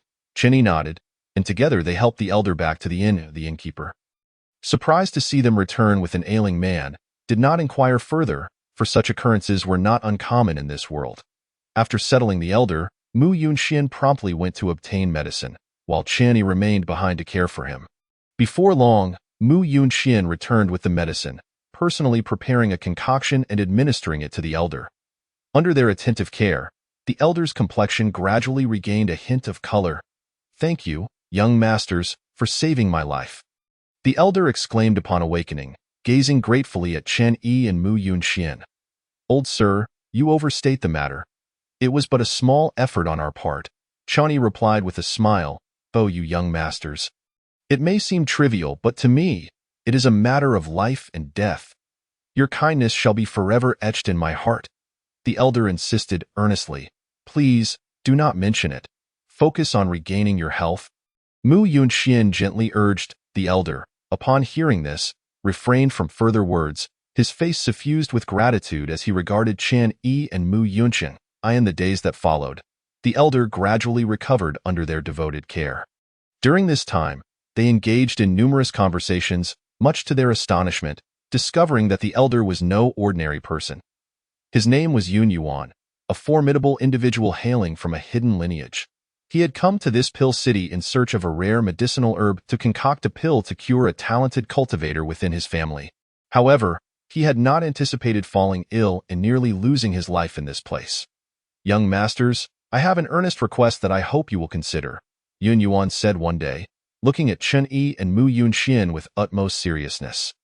"Please, speak freely, old sir. We shall do our utmost to assist," Chen Yi responded earnestly, having developed a fondness for Yun Yuan during their time together. "I hope you can help me find a particular herb, which I require to concoct a pill," Yun Yuan said slowly, meeting their gaze. "That of course, I assure you that I will not impose upon you without recompense. Should you agree, I am willing to offer any price." "Old sir, you are too kind. We will certainly assist you as best we can," Chen Yi affirmed. "But may I ask what herb you seek?" "This herb is known as Dragoness Bloodgrass, an exceedingly rare medicinal plant. It typically grows amidst fiery volcanic rocks, making it exceptionally difficult to locate," Yun Yuan explained, his tone measured. "Dragoness Bloodgrass?" Chen Yi and Mu Yunxian exchanged glances, momentarily taken aback. It was their first encounter with this herb's name, yet its title alone suggested its extraordinary nature.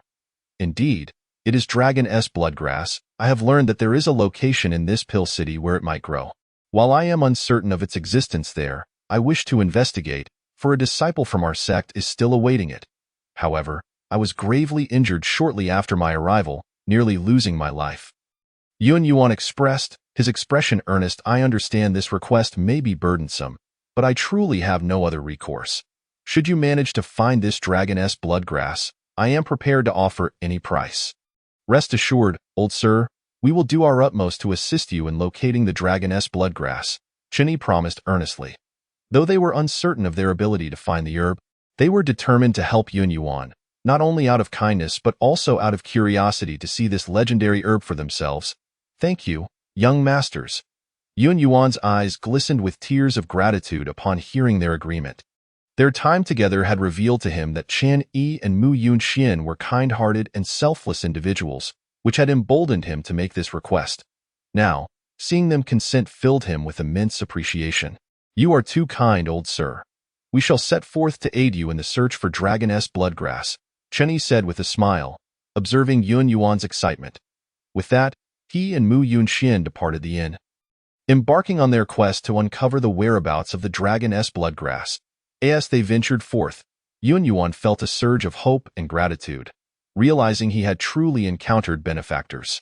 After extensive inquiries in Pill City, Chen Yi and Mu Yunxian finally learned of a mountain range abundant in volcanic rocks, although they were unsure if the sought-after herb could be found there. Nonetheless, they resolved to investigate. However, danger loomed in that region, for not only were formidable beasts known to roam, but also searing flames erupted sporadically, presenting a perilous challenge. A passerby, observing Chen Yi and Mu Yunxian, added, "Be cautious. That place is fraught with danger."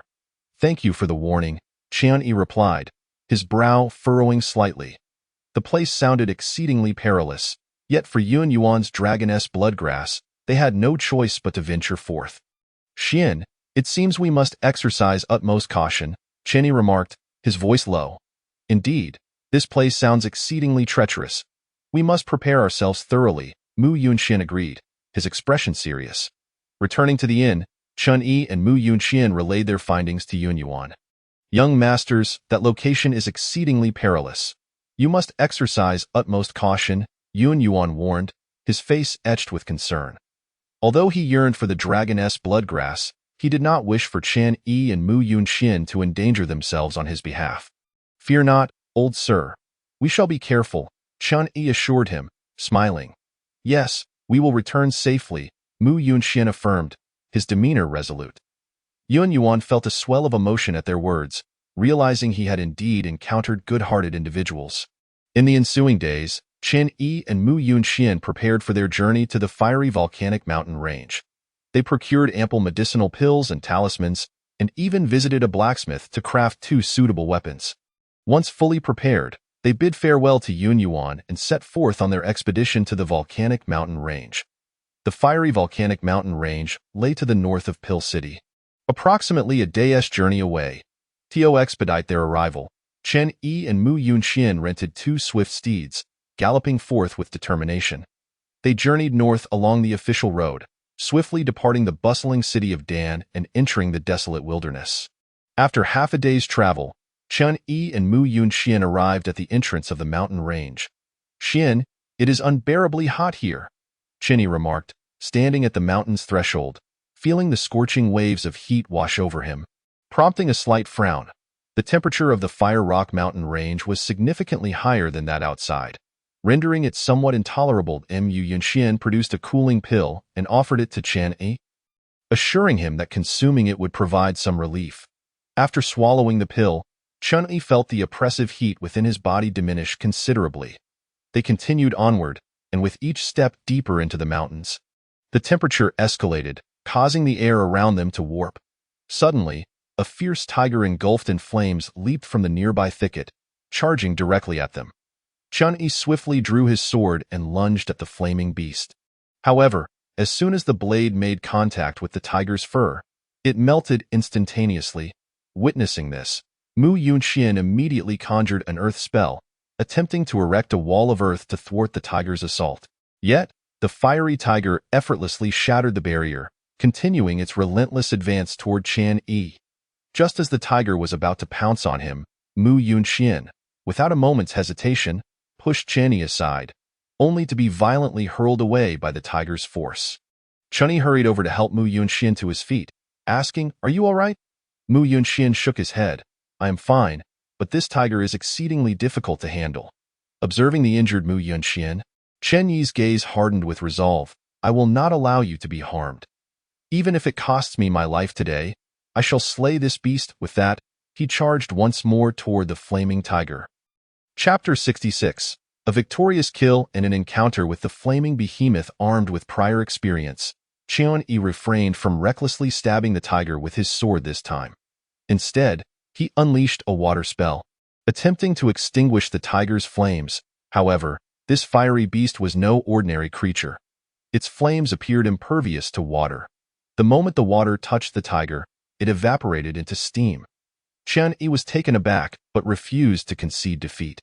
He relentlessly cast a variety of spells, searching for a method to combat the flaming tiger. Mu Yunxian, gritting through the pain, supported Chen Yi from the side. Together, they engaged in a fierce battle against the fiery foe.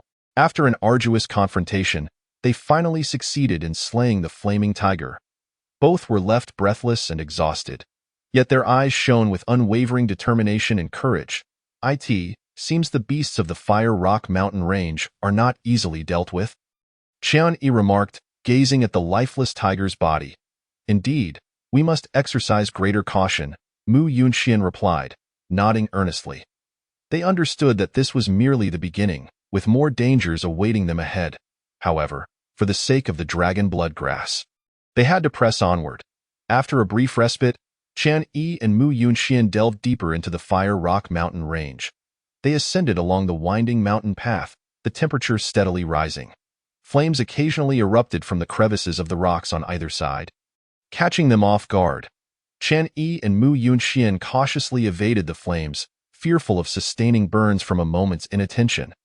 "This place is exceedingly perilous," Chen Yi exclaimed as he surveyed the incessantly spewing flames. "Indeed, we must remain vigilant," Mu Yunxian replied, his expression grave.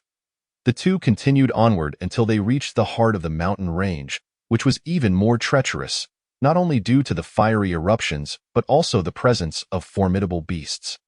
Chen Yi and Mu Yunxian treaded carefully, acutely aware of the dangers that lurked around them. Suddenly, a deafening roar echoed from ahead, causing pain to resonate in their ears. In the next instant, a colossal flaming beast charged forth, bearing down on them. This creature was several times stronger than the fiery tiger they had just encountered, its flames radiating an intense heat. Upon witnessing this, Chen Yi and Mu Yunxian immediately joined forces, casting spells in an attempt to withstand the beast's assault. However, their spells proved to be utterly ineffective against the flaming behemoth, which effortlessly consumed their magic in a fiery blaze. Chen Yi and Mu Yunxian were thrown back, crashing heavily to the ground. "This flaming beast is too powerful. We are no match for it," Chen Yi said gravely as he rose. "It seems we must rely on our wits," Mu Yunxian replied. Understanding the perilous situation they were in, to survive, they needed to devise a strategy quickly. At that moment, the flaming behemoth unleashed another thunderous roar and lunged toward them. Chen Yi and Mu Yunxian instinctively split apart to evade its attack, all the while searching for a way to overcome it. Chen Yi studied the formidable creature before him, contemplating a plan. He recognized that with their current strength, confronting the beast head-on was futile. Suddenly, inspiration struck him. "Xian, I have a plan," Chen Yi shouted, signaling to Mu Yunxian. Understanding his cue, Mu Yunxian nodded, and they began to coordinate their efforts. Chen Yi drew the flaming beast's attention while Mu Yunxian stealthily maneuvered behind the creature. Poised to deliver a decisive blow, the flaming behemoth, distracted by Chen Yi, remained oblivious to Mu Yunxian's approach. Gathering all his spiritual energy, Mu Yunxian struck fiercely at the beast's back. The wounded flaming behemoth roared in fury. Turning its wrath upon Mu Yunxian in that critical moment, Chen Yi summoned all his strength, casting a powerful water spell that temporarily halted the beast's advance. Mu Yunxian seized the opportunity to escape and regroup with Chen Yi. They exchanged a look of determination, each recognizing the resolve in the other's eyes. "We must devise a way to defeat it once and for all," Chen Yi panted. Mu Yunxian nodded, gripping his weapon tightly. They resolved to adjust their strategy, aiming to exploit the flaming behemoth's weaknesses. During the tense standoff, Chen Yi observed that the flames emanating from the creature's abdomen were relatively weaker. He signaled to Mu Yunxian, and they launched a simultaneous assault, focusing their energy on the behemoth's vulnerable underbelly. The creature howled in agony, but their attacks proved effective. Seizing the moment, Chen Yi and Mu Yunxian relentlessly pressed their advantage without granting the beast a moment's respite. Ultimately, the flaming behemoth collapsed at their feet. Exhausted, Chen Yi and Mu Yunxian slumped to the ground, the grueling battle finally at an end. "Wonderful, we have triumphed at last," Chen Yi exclaimed with a smile. Mu Yunxian returned his smile and nodded. Indeed, it was no easy feat. Chapter 67. The blazing fire phoenix. After a brief rest, they recharged their spirits and pressed further into the depths of the Fire Rock mountain range. They understood that the dragon bloodgrass was still beyond their reach, and their journey was far from complete.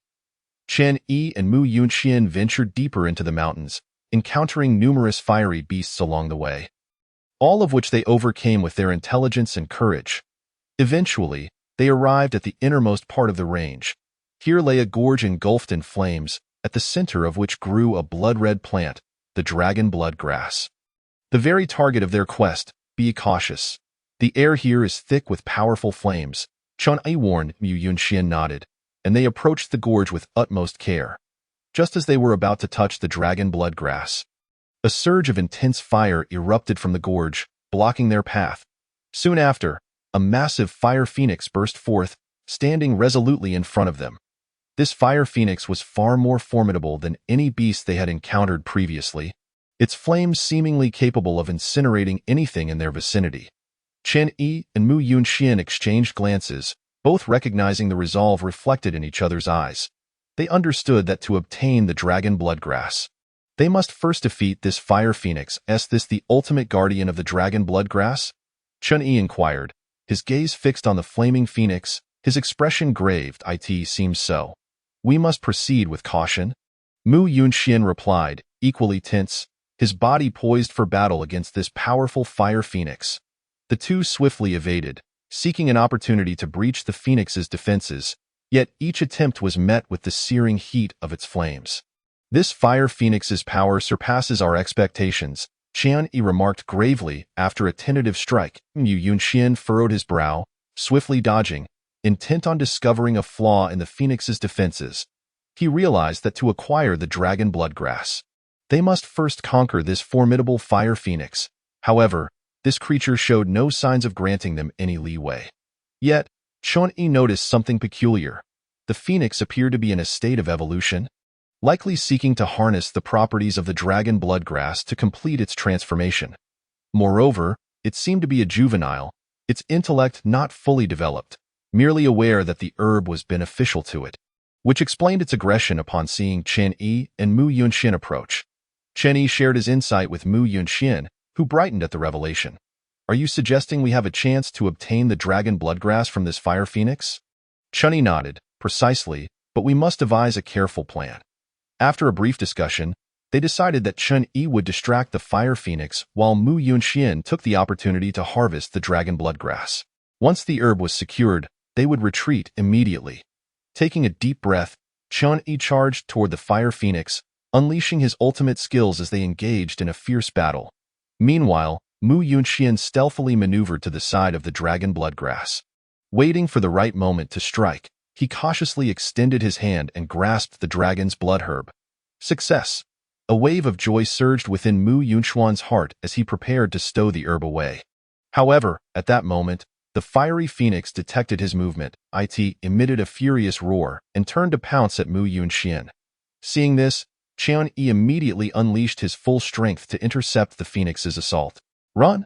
Chen Yi shouted loudly. Mu Yunxian nodded, quickly departing the battlefield with the dragon's blood herb in hand. The fiery phoenix attempted to pursue, but Chen Yi firmly entangled it, preventing its escape. Ultimately, Mu Yunxian managed to flee successfully, and Chen Yi also seized an opportunity to evade the flaming bird. This experience was truly fraught with peril, Mu Yunxian remarked, still feeling a lingering fear. "But we have finally obtained the dragon's blood herb." Chen Yi replied with a smile. The two of them gazed at the dragon's blood herb in their hands, their hearts brimming with a sense of accomplishment. They understood that this adventure would become a cherished memory in their lives. Chapter 68. The Black-Scaled Python. After a brief respite, Chen Yi and Mu Yunxian resumed their journey homeward. They cautiously protected the dragon's blood herb, wary of any further dangers. Yet, they had not traveled far before sensing a powerful aura approaching.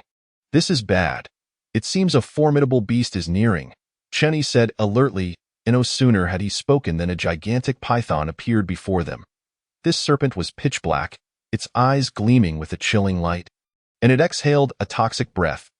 "This is the black-scaled python, highly venomous." Mu Yunxuan's complexion turned pale, clearly indicating they had encountered a greater threat. Chen Yi and Mu Yunxian swiftly dodged, attempting to evade the black-scaled python's attacks while seeking opportunities to counter this exceptionally poisonous beast. The strength of this black-scaled python is likely on par with that of the fiery phoenix, Chen Yi remarked gravely after another narrow escape. Mu Yunxian furrowed his brow, hastily evading as he sought a flaw in the creature's defense. He understood that to conquer this python, they must first identify its weakness. However, the black-scaled python seemed to provide them with few openings. With a gaping maw, the black-scaled python lunged at Mu Yunxian. He deftly sidestepped, narrowly avoiding the serpent's strike. Yet, the python was relentless, continuing its pursuit of Mu Yunxian. Chen Yi, upon witnessing this, quickly positioned himself in front of Mu Yunxian, unleashing his ultimate techniques to engage the black-scaled python in a fierce battle. The forest echoed with the sounds of their intense struggle. However, the python's overwhelming power soon began to take its toll. Despite their combined efforts, Chen Yi and Mu Yunxian gradually found themselves at a disadvantage. They evaded rapidly, attempting to withstand the python's onslaught, but each encounter brought them perilously close to defeat. "This won't do. We must devise a plan," Chen Yi gasped after parrying another strike from the python. Mu Yunxian nodded gravely, also evading swiftly as he sought an opportunity to counterattack. He knew that if this continued, they might truly be unable to withstand the black-scaled python's ferocity. Just then, an idea struck Chen Yi. He signaled to Mu Yunxian with a glance and suddenly altered his attack direction, targeting the python's vulnerable spot. Mu Yunxian immediately understood Chen Yi's intent and followed suit, both of them launching a vigorous assault on the python's weak point. Caught off guard by their sudden shift in strategy, the black-scaled python was momentarily stunned. Chen Yi and Mu Yunxuan's strikes landed squarely on its vulnerable spot. With a resounding thud, the black-scaled python was forcefully thrown back, crashing heavily to the ground. The python let out a pained cry, hastily attempting to flee. However, Chen Yi and Mu Yunxian did not afford it that chance. They pursued the python, continuing their relentless assault on its vulnerable point. Under their fierce onslaught, the black-scaled python finally succumbed, its body stiffening before it collapsed lifelessly onto the ground. As they gazed at the slain python, both Chen Yi and Mu Yunxian exhaled a sigh of relief. They recognized that their victory over the black-scaled python had been a stroke of fortune. "Fortunately, we identified its weakness in time," Chen Yi remarked with a smile. Yu Yunxian nodded, his heart filled with gratitude as he looked at the dragon's blood herb in his possession. They understood that this adventure had been perilously close to disaster. Had they not discovered the python's weakness, their fates might have been dire. Chapter 69. Parting after a brief rest, the two continued on their journey homeward. Having learned from this experience, they were even more cautious. Throughout their travels, they carefully safeguarded the dragon's blood herb, anxious to avoid any further mishaps. Fortunately, their luck held, and they did not encounter any more dangers along the way. Before long, they finally returned to the inn. Observing the dragon's blood herb in their possession, both Mu Yunxian and Chen Yi smiled, knowing their adventure had not been in vain. "Dear guests, you have finally returned?" the innkeeper exclaimed upon seeing them, rushing over. "You have no idea how worried I have been these past few days. Apologies for causing you concern," Chen Yi replied with a smile. "Fortunately, our luck has been good, and we have returned safely." The innkeeper nodded, his gaze falling upon the dragon's blood herb, his eyes widening in astonishment. "Is this the dragon's blood herb?" "Indeed. Our journey was undertaken specifically to procure this herb," Mu Yunxian said with a grin. "Thankfully, fortune smiled upon us, allowing us to find it. Heavens. You truly found the dragon's blood herb?" The innkeeper stared at them in disbelief. "This herb is a legendary elixir said to have the power to resurrect the dead. You cannot be serious, perhaps, but at present, we only require it to save a life," Chen Yi replied nonchalantly. The innkeeper, upon hearing this, immediately gave a thumbs up. "You two are truly noble souls, going to such lengths to save others. Even securing the dragon's blood herb. I am in awe." Mu Yunxian and Chen Yi exchanged a knowing smile, choosing not to elaborate further. They understood that their success in finding the dragon's blood herb had been a matter of luck. However, they were grateful to have fulfilled their mission, not disappointing the expectations of Elder Lin Yuan. Subsequently, the two returned to their room at the inn. After several days of rest, Elder Lin Yuan had nearly recovered. Upon seeing Chen Yi and Mu Yunxian return, he immediately stood up, brimming with excitement.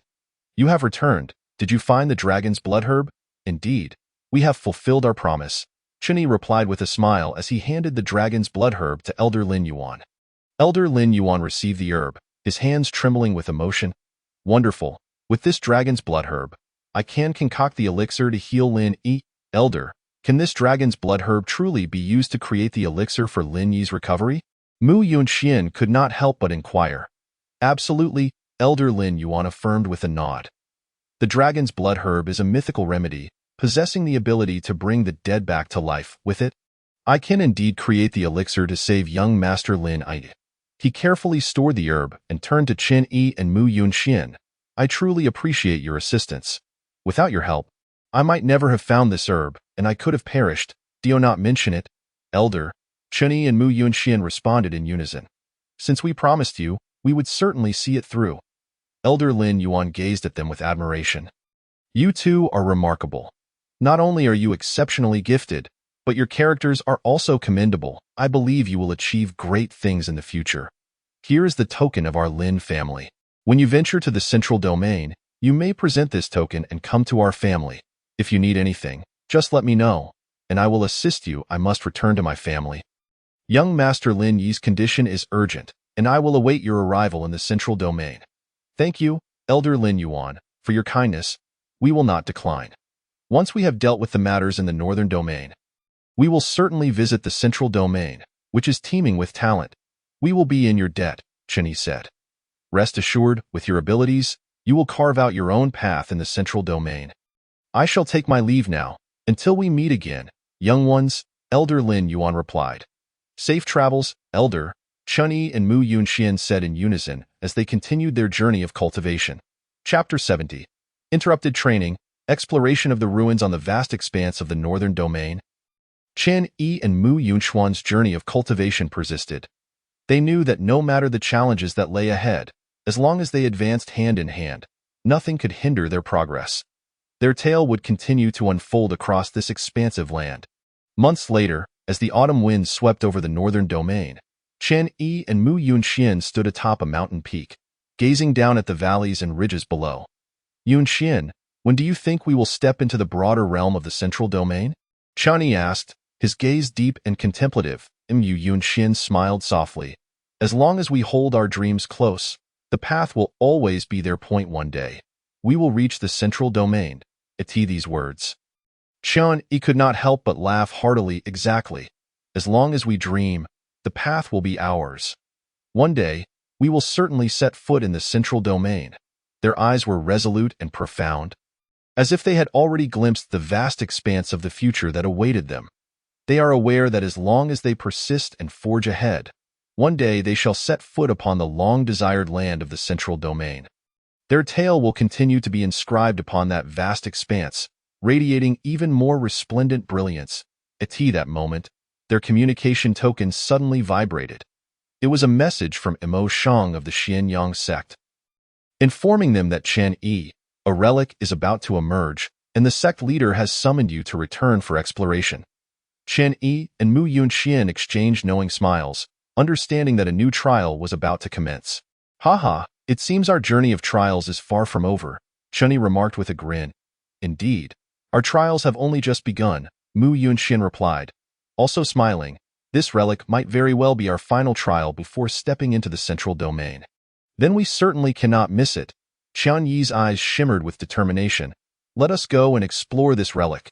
Without hesitation, the two set off towards the location of the relic as indicated by Mo Shang, their hearts brimming with anticipation and excitement, unaware of the surprises and gains this journey would bring them.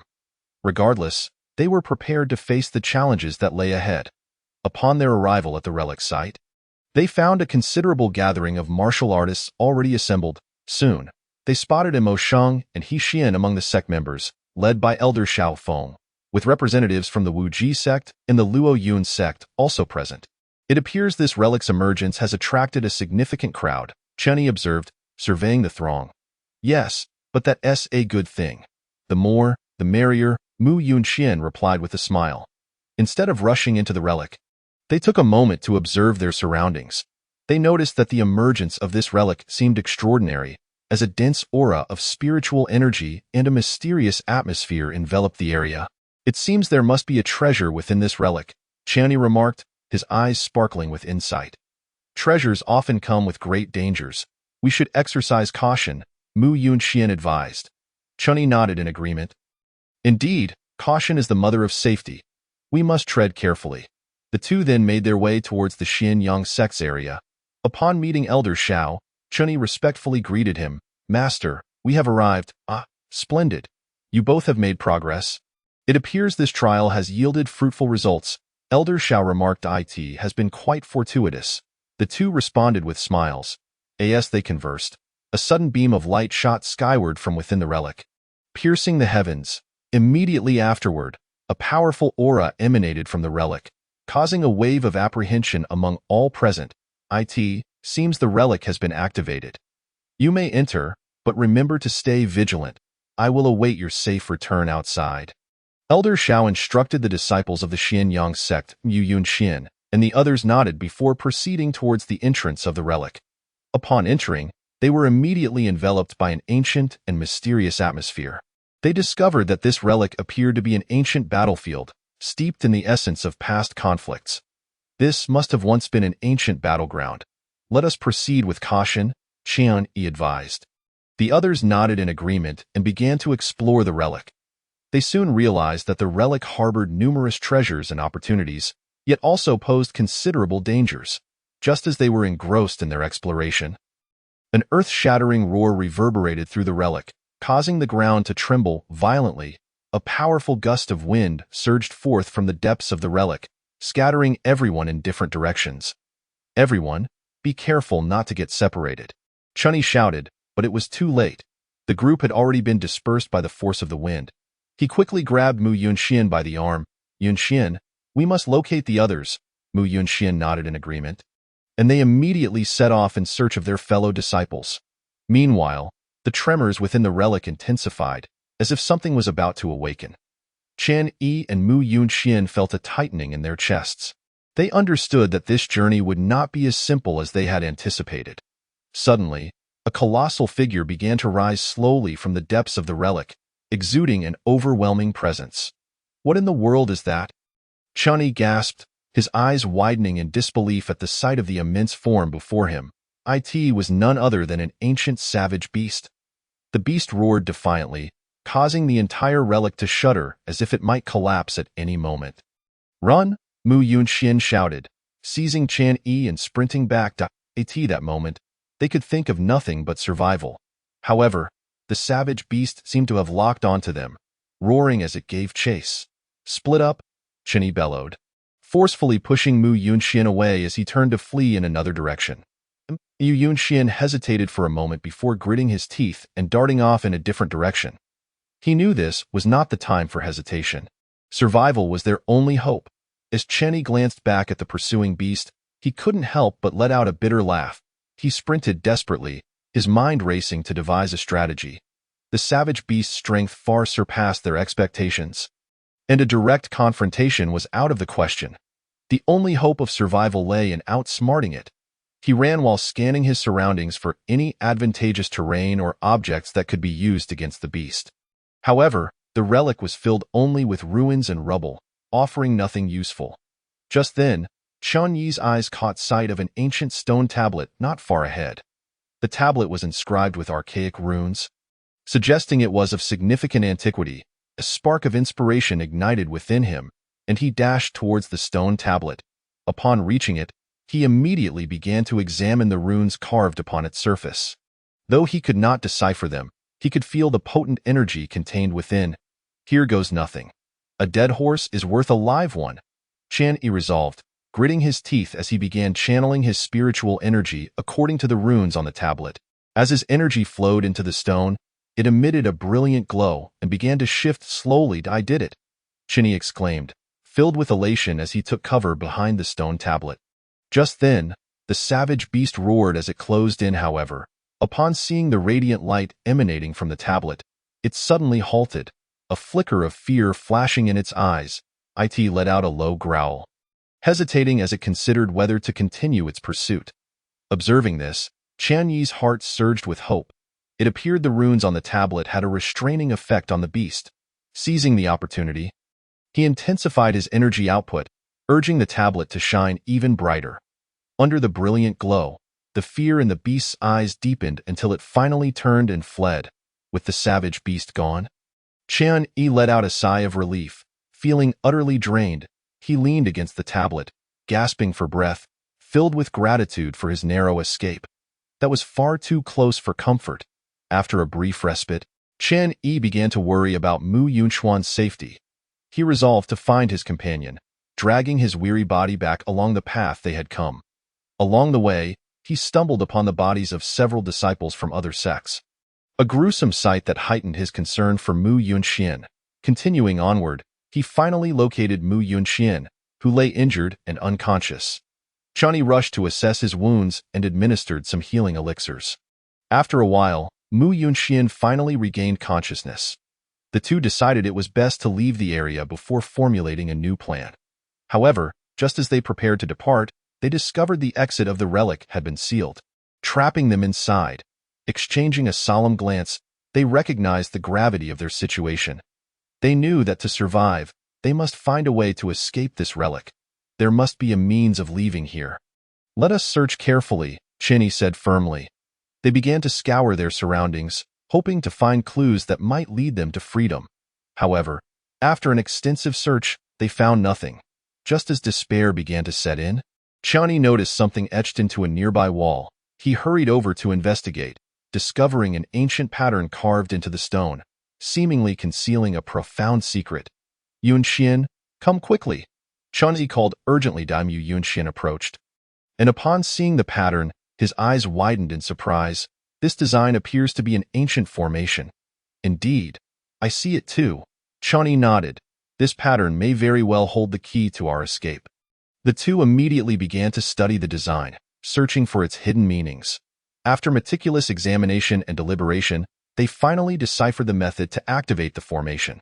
Following the activation method, Chen Yi and Mu Yunxian began channeling their spiritual energy into the pattern. As their energy infused the design, it radiated a brilliant light and began to rotate slowly. Concurrently, the entire relic trembled, as if something monumental was about to transpire. Quickly, We must amplify our energy output. Qian Yi shouted, and together with Mu Yunxian, they urged their spiritual power to surge. With their concerted efforts, the pattern spun faster and faster until it finally formed a colossal gateway of light. This gateway shone with a dazzling brilliance, appearing to be an entrance to another realm. "This is the exit from the relic," Mu Yunxian exclaimed with excitement. "Let's go." With a wave of his hand, Qian Yi dashed into the luminous portal alongside Mu Yunxian. Their figures flickered within the light, then vanished into the relics. Upon traversing the portal and arriving in another world, they were greeted by a breathtaking sight that left them utterly astonished. They found themselves standing atop a majestic peak, surrounded by an endless expanse of mountains, where an ancient and wild aura enveloped them. Not far ahead, in a vast plaza, stood countless ancient stone tablets, each radiating a formidable presence. At the center of the plaza lay a colossal pool of water, exuding a rich essence of spiritual energy. Is this the legendary ancient spirit pool? Qin Yi's eyes widened in disbelief. It seems fortune favors us amidst misfortune. Although we did not exit the secret realm, we have stumbled upon a treasure trove. Indeed, opportunity and peril walk hand in hand, Qian Yi mused, recalling the ancient texts he had perused, which described the concentration of spiritual energy and the stone tablets that perfectly matched the descriptions. Mu Yunxian added with palpable excitement, "Haha, we have truly struck gold this time." Qin Yi enthusiastically patted Mu Yunxian on the shoulder and declared, "Come, let us explore the ancient spirit pool." Chapter 72. The elder in white robes. As the two approached the ancient spirit pool, the intensity of the spiritual energy grew more palpable. The water in the pool was milky white, resembling nectar of the gods. "The essence within this ancient spirit pool should greatly benefit our cultivation," Mu Yunxian remarked. "Indeed, but we must remain cautious," Qian Yi advised. Just as they prepared to draw nearer to the ancient spirit pool, a voice, aged yet commanding, resonated through the air. "Young ones, this place is a forbidden domain from ancient times. How did you manage to trespass?" In their moment of uncertainty, the voice continued, "Young ones, this is not a place to enter casually." As the words faded, a figure emerged slowly from the woods beside the ancient spirit pool. It was an elder clad in white robes, his features gaunt yet his eyes sparkled with a profound and mysterious light. Holding a staff, he seemed to meld with the surrounding environment. With his appearance, a subtle pressure enveloped the entire space. "We, the younger generation, have inadvertently trespassed. We ask for your forgiveness, esteemed elder." Mu Yunxian and Qian Yi respectfully bowed, not daring to show any sign of complacency. "Well, given your sincere demeanor, I shall overlook your transgression," the elder responded. Mu Yunxian and Qian Yi exchanged glances, silently relieved yet remaining vigilant, for this enigmatic elder possessed unfathomable strength, demanding their utmost caution. "However, should you wish to obtain the essence from the ancient spirit pool, you must first pass my trial," the elder stated calmly, as if merely stating a fact. "A trial?" Mu Yunxian and Qian Yi exchanged serious looks, aware that acquiring the essence from the ancient spirit pool would not be a simple endeavor. Indeed, the elder confirmed with a nod, "The essence within the ancient spirit pool is a relic from ancient times. Should you succeed in passing my trial, you shall earn this essence." The two friends shared a determined gaze, recognizing the rare opportunity before them and vowing to give their all. "Please enlighten us." "Esteemed elder, how shall we pass this trial?" Mu Yunxian inquired. The elder smiled faintly, gesturing towards the nearby woods. "Within those woods lies an illusion I have crafted. If you can successfully navigate through the illusion, you will have passed the trial. An illusion?" Mu Yunxian and Qian Yi exchanged concerned glances, understanding that this challenge would not be straightforward. "Esteemed elder, are there dangers within this illusion?" Qian Yi couldn't help but ask. "The dangers within the illusion vary from person to person," the elder replied nonchalantly. "Just remember to stay true to your hearts and not be deceived by the illusions, and you will succeed." With a wave of his hand, a brilliant light shot towards the woods like a bolt of lightning. In an instant, the entire forest was shrouded in a thick mist, transforming it into a mysterious and eerie realm. "Go forth. Whether you obtain the essence from the ancient spirit pool depends on your own fortitude," The elder observed Mu Yunxian and Qian Yi with deep, expectant eyes, eager to witness whether these promising youths could overcome the carefully laid illusion and claim the precious essence. Chapter 73. Passing the trial, Mu Yunxian and Qian Yi exchanged resolute glances, drawing strength and determination from one another. They took a deep breath, then confidently stepped into the mist-enshrouded woods. Each step felt heavy, laden with immense pressure and challenges. Yet, they pressed on, their strides resolute as they ventured deeper. In this enigmatic forest, time seemed to lose its clarity. They were unaware of how long they had walked or what trials awaited them. But their conviction only grew stronger, believing that perseverance would illuminate the path to the ancient spirit pool. As they delved deeper, the surroundings shifted dramatically. The once clear trees vanished into obscurity, replaced by a shroud of fog. They relied solely on their instincts and judgment to navigate forward. Suddenly, Mu Yunxian felt an invisible force constraining him, rendering him immobile. He struggled to break free, but the grip only intensified, nearly overwhelming him. Simultaneously, Qian Yi found himself ensnared in a colossal vortex, his attempts to escape futile. Faced with this sudden predicament, the two remained calm. They understood that this was but one of the trials set by the elder. They needed to summon their wisdom and courage to overcome this challenge. After some effort, Mu Yunxian discerned the method to break free from his constraints. Channeling his inner spiritual energy, he concentrated it at his fingertips and flicked it gently, a beam of light piercing through the binding force. Meanwhile, Qian Yi, observing the vortex's rotation, identified a flaw and cleverly exploited it to extricate himself. Having navigated a series of arduous obstacles, Mu Yunxian and Qian Yi finally arrived at a serene lake. The water was crystal clear, emanating a gentle aura of spiritual energy. This must be the ancient spirit pool, Mu Yunxian exclaimed, brimming with excitement. It certainly appears so. Qian Yi nodded in agreement.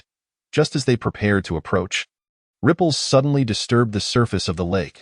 Be cautious, Mu Yunxian warned, his senses heightened. From the depths of the lake emerged a colossal water beast, its gaping maw threateningly directed at them. Reacting swiftly to this unforeseen assault, Mu Yunxian and Qian Yi fell into a defensive stance, unleashing their most formidable techniques to confront the water beast in a breathtaking battle. Yu Yunxuan's swordplay was fierce and unyielding, each strike infused with lethal intent, forcing the water beast to retreat. Qian Yi, excelling in martial arts, delivered blows as solid as iron, each punch leaving profound marks upon the beast. After an arduous struggle, they finally identified the creature's vulnerability and struck its vital point. With a piercing cry, the water beast collapsed, dissolving into a puddle of water. Ha ha, we did it! Mu Yunxian shouted with exhilaration, his face radiant with triumph. Indeed, I never imagined we would truly defeat such a formidable foe. Qian Yi echoed, his eyes sparkling with excitement. They returned to the elder in white robes, their hearts light with joy. They bowed deeply to express their gratitude. Well done, both of you. Your performance was commendable. The elder acknowledged, a satisfied smile gracing his features. Thank you, esteemed elder, for granting us this opportunity. Without your guidance, we may not have acquired this precious essence, they expressed with heartfelt respect. Think nothing of it. Your arrival here signifies your affinity with this essence. There is no need for thanks, the elder replied with a gentle wave of his hand, signaling that there was no need for formality. Just as Qian Yi was about to speak, he suddenly felt an enigmatic force enveloping them. The elder pointed lightly, and a strange light flashed. When they reopened their eyes, they found themselves back at the place where they had first entered the treasure trove. Chapter 74. The Black Giant Bear. Qian Yi, what should we do next? Shall we seek out Mo Shang and the others to explore the secret realm together? Mu Yunxian queried, puzzled. No, Yunxian. This secret realm is fraught with peril. We should first enhance our strength. I believe this essence will elevate our abilities, Qian Yi replied. Thus, the two began to cultivate and absorb the essence. As time passed, the spiritual energy within the essence gradually dissipated. Fully absorbed by the two, they opened their eyes, feeling the surging power within them. Qian Yi nodded in satisfaction. Indeed, the effects of this essence are remarkable. Our strength has significantly improved. Now, we can set out to search for Ma Xing and the others. The two stood up and ventured deeper into the secret realm. Along the way, they encountered a myriad of peculiar sights and formidable beasts, but thanks to their recently enhanced abilities, they navigated these challenges with ease. At last, they discovered Moshing and the others. The group gathered together, ready to embark on a collective exploration of this enigmatic domain. Mu Yunxian, Qian, you've arrived, Moshing exclaimed joyfully upon seeing them. We were just about to set off to explore the core area of the secret realm. Would you care to join us? Of course, Mu Yunxian and Qian replied in unison. Their purpose for this journey was to delve into the secret realm, seek opportunities, and enhance their strength. Naturally, they would not miss the chance to enter the core area. Very well, let us depart at once. With a wave of his hand, Moshing led the group towards the heart of the secret realm. As they progressed, they encountered various powerful beasts and treacherous terrains. Yet through their unity and strength, they successfully overcame each obstacle. Eventually, they arrived at the core area of the secret realm. It was an expansive clearing, at the center of which stood a colossal stone tablet inscribed with ancient runes. What is this? The group inquired with curiosity as they approached. These runes appear to be some form of ancient heritage. A glimmer of insight flashed in Moshing's eyes. Mu Yunxian, Qian, you two possess the greatest strength. Why not attempt to comprehend these runes? Exchanging glances, Mu Yunxian and Qian nodded and stepped forward. They extended their palms, gently touching the surface of the stone tablet. Instantly, a torrent of immense information surged into their minds. It was an ancient martial arts inheritance known as the Breaking Heaven Sword technique. As the information flowed in, Mu Yunxian and Qian gradually immersed themselves in the realm of this sword technique. Countless sword shadows and techniques materialized in their minds, as if a master of swordsmanship were personally guiding their training. Uncertain of how much time had passed, Mu Yunxian and Qian suddenly opened their eyes, their gaze gleaming with sharpness. The Breaking Heaven Sword technique truly lives up to its reputation, Mu Yunxian remarked with awe. Indeed, the power of this technique may rival that of heavenly-level martial arts. Qian concurred. Upon hearing their words, Moshing and the others displayed expressions of envy. They understood that Mu Yunxian and Qian had genuinely stumbled upon a remarkable opportunity. Congratulations to you both, Moshing said with a broad smile as he approached, gently patting Mu Yunxian and Qian on the shoulders, his eyes radiating admiration. Now that you have inherited the Breaking Heaven Sword technique, your strength will undoubtedly ascend to new heights. What should we do next? Mu Yunxian asked, his brow furrowing in contemplation. After a moment, he spoke, let us continue our exploration. After all, this is a mysterious and vast place. There may be even more opportunities awaiting our discovery. Qian nodded in agreement with Mu Yunxian's perspective, asserting, exactly. This secret realm is so expansive. There must be more than one location of opportunity. Since we have come this far, we cannot afford to overlook any chance. The group expressed their unanimous agreement, all eager to gain further strength and opportunities within this secret realm. Thus, under the guidance of Mu Yunxian and Qian, they resumed their journey. They traversed through dense forests, where towering trees stood tall and lush, sunlight streaming through the foliage to create dappled patterns on the ground. The earth beneath their feet was carpeted with thick, fallen leaves, which rustled softly with each step. Next, they scaled treacherous mountain ranges, the steep paths challenging their resolve. Yet they pressed onward, undeterred, climbing steadily toward the summits. The mountain winds howled past, brushing against their faces with a refreshing chill. During their exploration, they faced various difficulties and challenges. At times, they encountered ferocious beast attacks, requiring them to engage in fierce battles. At other moments, they found themselves disoriented, relying on their wisdom and experience to navigate the correct paths. Nevertheless, they maintained unwavering faith and a spirit of unity, overcoming each hardship together. Finally, they arrived at a tranquil valley. The valley was carpeted in lush green grass, vibrant flowers blossoming abundantly, and the air was infused with a refreshing aroma. The group felt a wave of serenity wash over them, as if they had stepped into a paradise. Here, they seemed to discover a harmonious coexistence with nature. However, just as they were lost in the beauty of the scene, a deep growl suddenly echoed through the air. The group immediately tensed, gripping their weapons tightly, prepared to confront any impending danger. The growl drew nearer, and a massive black bear emerged at the entrance of the valley. Towering over them, its massive form resembled a mountain, its eyes gleaming with ferocity. The group gasped in shock. Facing such a formidable adversary, they felt an unprecedented weight of pressure. Everyone, be cautious. This bear possesses extraordinary strength. Mu Yunxian warned gravely. Die in a flash. He transformed into a streak of light, charging toward the black bear.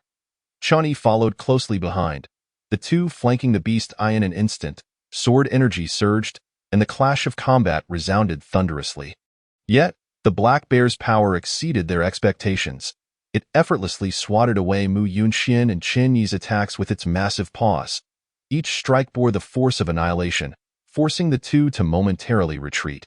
The battle reached a stalemate, with both sides exchanging blows in a fierce confrontation. At that moment, Ma Xing and the others joined the fray, encircling the black bear in an attempt to distract it. However, the bear's tough hide and remarkable defenses made it difficult for their strikes to inflict any substantial damage. This won't do. We need a strategy, Chunyi thought aloud while dodging the bear's attacks. Mu Yunxian nodded, his gaze flickering as he searched for an opening. Suddenly, his eyes lit up. He spotted a weakness in the black bear's defense. With a swift movement, he transformed into a flash of sword light, lunging toward the bear's vulnerable underbelly with blinding speed. With a sharp sound, Mu Yunxuan's sword pierced the black bear's body. The bear let out a pained roar, its massive form trembling violently in a fit of rage. It swung its paw toward Mu Yunxian, but it was too late and Mu Yunxian deftly evaded the attack. Then, with a flick of his sword, he eviscerated the black bear. The creature collapsed, lifeless upon the ground. The group exhaled a collective sigh of relief and rushed forward. We've finally dealt with this beast, Chenny said, wiping the sweat from his brow. The battle had drained much of their energy, but the outcome was favorable. They had defeated the black bear without anyone sustaining injuries, leaving them immensely satisfied. Mu Yunxian nodded, gazing thoughtfully at the bear's lifeless body. This bear's strength was formidable. It cannot be an ordinary beast. Its presence here suggests that there may be something extraordinary hidden ahead. As Mu Yunxuan's words hung in the air, the crowd fell silent, eyes widening in anticipation as they fixated on the bear's carcass, each pondering the implications. After a brief moment of silence, murmurs began to ripple through the group. They speculated about the potential treasures that might lie ahead, with some suggesting the possibility of rare medicinal herbs, while others believed there could be a mysterious technique or artifact concealed nearby. Various theories abounded, yet each person's eyes sparkled with greed and expectation. Mu, you are correct. The appearance of such a powerful beast here indicates something extraordinary. Ma Xing exclaimed with excitement. His voice carried a hint of eagerness, as if he could already envision boundless treasures awaiting them. Ma Xing's words ignited a fervor among the group, transforming the previously subdued atmosphere into one of enthusiasm. Their faces radiated excitement and longing, eager to press onward and uncover the secrets that lay ahead. They had braved countless dangers in pursuit of great opportunities. Now that the chance was within reach, how could they let it slip away? Indeed, we have endured numerous hardships to arrive here, and our purpose is to seek fortune. The time is now, one individual shouted with fervor. Let us hurry forth and see what lies ahead. Another echoed. The group expressed their agreement, collecting themselves and preparing to advance. Mu Yunxian observed them, a smile flickering in his eyes. He understood that everyone was here for the promise of opportunity, and any gains would be worthwhile for them. Yet, he pondered what challenges and fortunes awaited them further along their path. Let us proceed, but exercise caution. Although I have slain this bear, we cannot be certain of the dangers that lie ahead. Mu Yunxian cautioned. Everyone nodded in understanding. They carefully circumvented the black bear's body and continued onward, each filled with anticipation and vigilance, hoping to uncover more secrets and opportunities. After a while, they arrived at the entrance of a valley shrouded in mist. The swirling clouds obscured their view of the interior.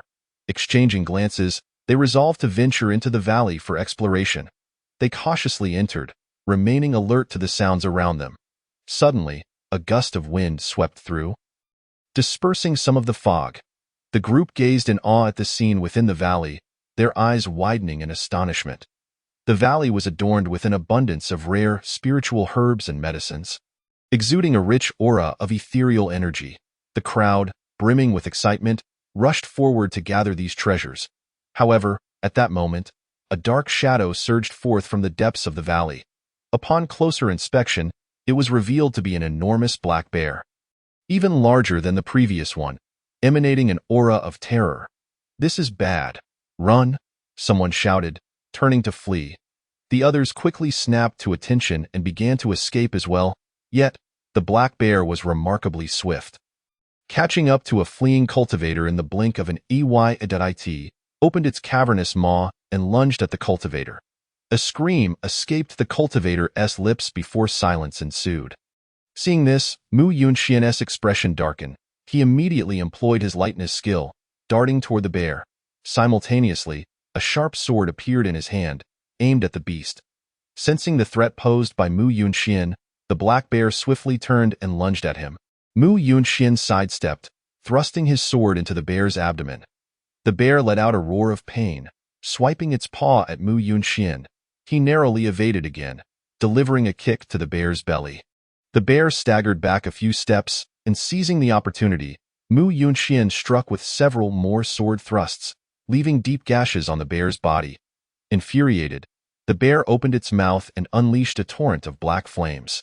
Mu Yunxian, not daring to hesitate meanwhile, several others seized the opportunity to pounce upon the guardian beast, successfully subduing it and obtaining the invaluable dragon scale armor.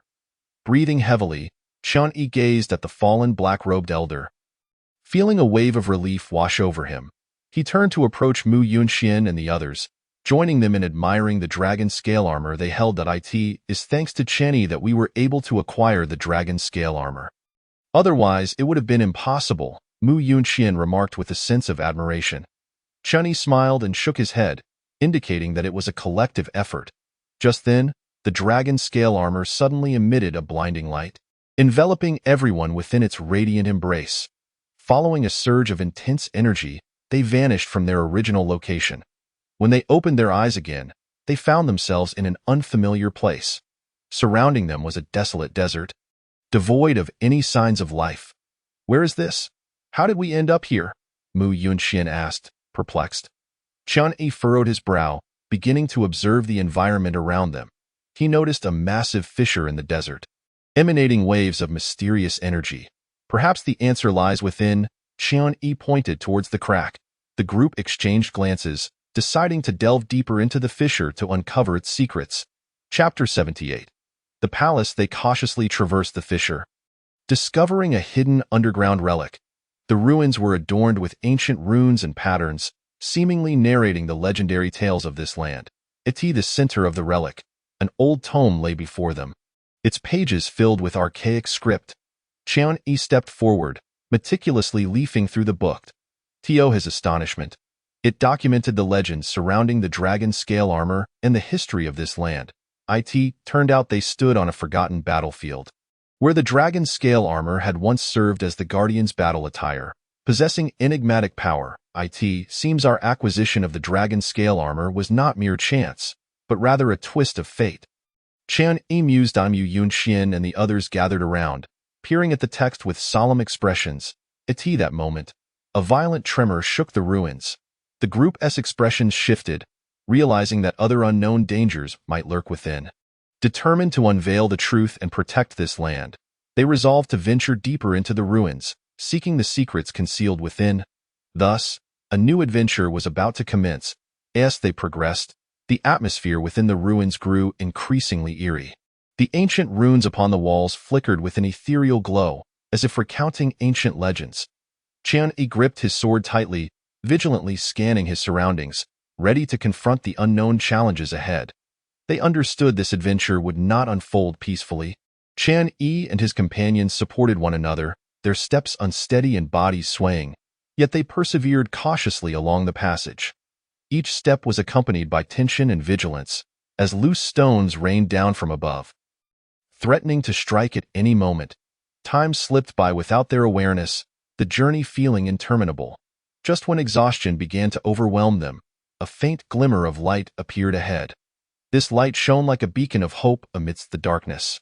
Igniting excitement within their hearts, they instinctively quickened their pace, eagerly moving towards the luminous glow. As they drew closer, the light intensified until they finally emerged from the passage into a breathtaking sight, a vast underground palace. This subterranean palace was expansive and grand, adorned with countless ancient statues. Each statue varied in form, some towering and formidable, others small and robust, wielding weapons or standing solemnly, exuding an air of majesty and mystery. At the heart of the palace stood a colossal stone throne, embedded with a resplendent gem that radiated dazzling brilliance. Chen Ti widened his eyes, gazing in awe at the scene before him. A wave of astonishment swelling within him. It appears we have reached the core of the relic, he slowly articulated. Mu Yunxian and the others nodded in agreement, their faces reflecting a grave demeanor. They could sense a potent force lurking here, evoking a sense of reverence. Resolute in their quest for truth, they decided to press onward, eager to uncover the secrets hidden within this relic. With renewed courage, they ventured deeper into the palace. Suddenly, the ground trembled violently, and the gem atop the throne emitted a beam of light that shot skyward. Gradually, a figure materialized amidst the radiance, its features obscured yet emanating a formidable presence. "Intruders, perish!" a deep voice resonated, echoing throughout the space. Chen Yi and his companions immediately braced themselves, realizing that the true trial was only beginning. Chapter 79. The shadow. At that moment, Mu Yunxian let out a startled cry. Pointing behind the figure, her face etched with terror. Chen Yi and the others followed her gaze to discover a swirling mass of black mist, something seemingly moving within it. A sense of trepidation gripped their hearts. Uncertain of what lay within, "Be cautious," Chen Yi shouted, swiftly positioning himself in front of the group. He gripped his sword tightly, keeping a watchful eye on the ominous mist. Simultaneously, he prepared for battle, ready to confront whatever threat might emerge. The black mist roiled violently, seemingly agitated, rapidly advancing toward them. Observing this, Chen Yi swiftly swung his sword, unleashing a wave of energy towards the swirling darkness. Yet, the moment the energy made contact, it vanished without a trace. Inflicting no damage, a chill ran through Chen Yi as he realized the mist was no ordinary phenomenon. "This black mist is peculiar. Everyone, stay alert," he warned loudly as his words fell. The black mist surged violently, emitting a chilling, sinister laughter. Following that, shadowy figures shot forth from the mist, racing towards the group. Chen Yi and his companions immediately brandished their weapons in defense. However, the shadows moved like phantoms, elusive and difficult to grasp. Chen Yi's heart sank as he recognized that these shadows were not tangible. They were illusions formed from the black mist. He quickly harnessed his internal energy, conjuring waves of sword energy to strike at the shadows. Wherever his energy passed, the shadows dissipated, transforming into wisps of black mist that floated away. Yet, there were simply too many shadows, seemingly endless in number. Despite their valiant efforts, Chen Yi and his companions found it increasingly challenging to eradicate them completely. As time wore on, their stamina waned, and the situation grew increasingly dire. Mu Yunxian and the others unleashed their ultimate techniques, engaging in a desperate struggle against the shadows. But despite their relentless efforts, they could not escape the clutches of these ever-persistent phantoms. In that moment, Chen Yi suddenly conceived a plan. "Follow me," he bellowed, swiftly darting deeper into the palace. The group, realizing this was their one chance to evade the shadows, immediately followed in hot pursuit. Chen Yi led them through the palace's intricate corridors, navigating the tense and harrowing escape until they arrived in a spacious hall. The grandeur of this hall was overwhelming. Imbued with an air of mystery, at its center stood a massive stone tablet, its surface etched with ancient runes that seemed to harbor untold power, glimmering with a faint light. Upon sighting the tablet, Chen Yi wasted no time. He rushed forward, channeling his entire energy into his palm before striking the tablet with a forceful blow. With Chen Yi's impact, a deafening boom reverberated throughout the hall. The runes on the tablet blazed to life, radiating beams of brilliant light akin to resplendent stars. Simultaneously, the relentless shadows that had pursued them emitted piercing cries as they came into contact with the light. It was evident that these shadows held a profound fear of the radiant energy. Under its illumination, their forms twisted and contorted, ultimately dispersing into tendrils of black smoke. Witnessing this, the group collectively exhaled in relief, expressions of joy washing over their faces as they realized they had finally escaped the terrifying shadows, at least for the moment. Chapter 80. Accepting the trial. Standing before the stone tablet, Chien-Yi contemplated the runes inscribed upon it. Deep in thought, he could sense a formidable power emanating from these symbols, which had been instrumental in dispelling the shadows. He yearned to uncover the secrets hidden behind this stone tablet. This tablet is peculiar. The runes inscribed upon it are unlike anything I have ever encountered. It appears to be an ancient script, Mu Yunxian remarked as she approached, scrutinizing the symbols. Indeed, these characters are strange. I cannot discern their meaning, Chien-Yi replied. Furrowing his brow, he resolved to study the runes meticulously, hoping to uncover some clues.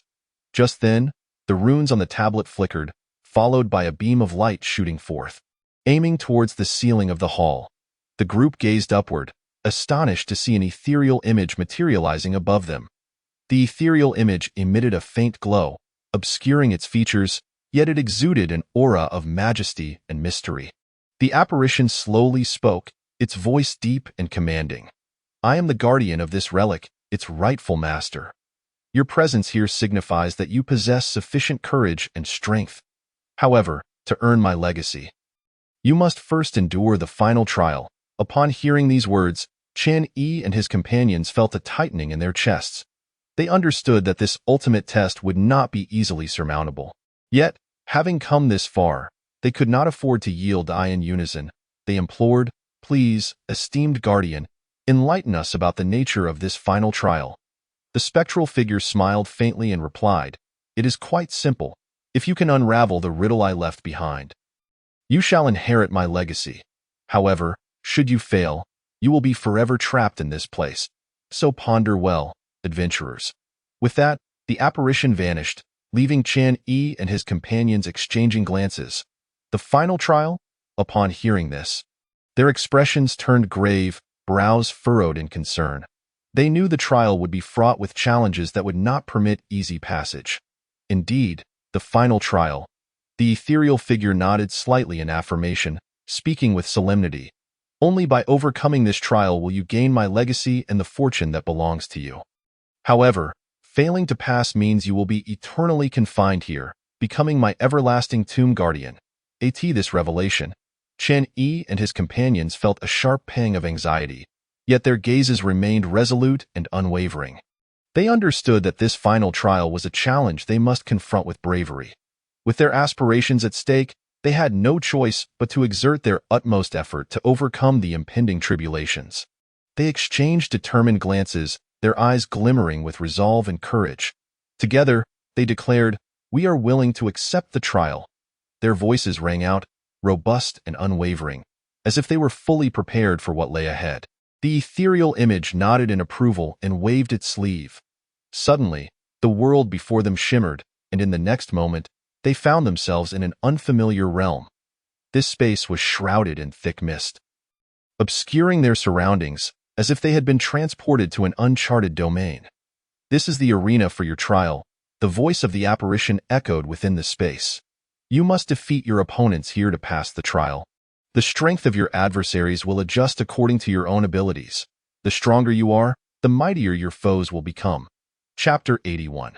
The mirrors. As soon as the words fell, the previously tranquil mist began to swirl violently, as if stirred by an unseen force. One by one, figures emerged from the dense fog, their presence casting an oppressive atmosphere across the space.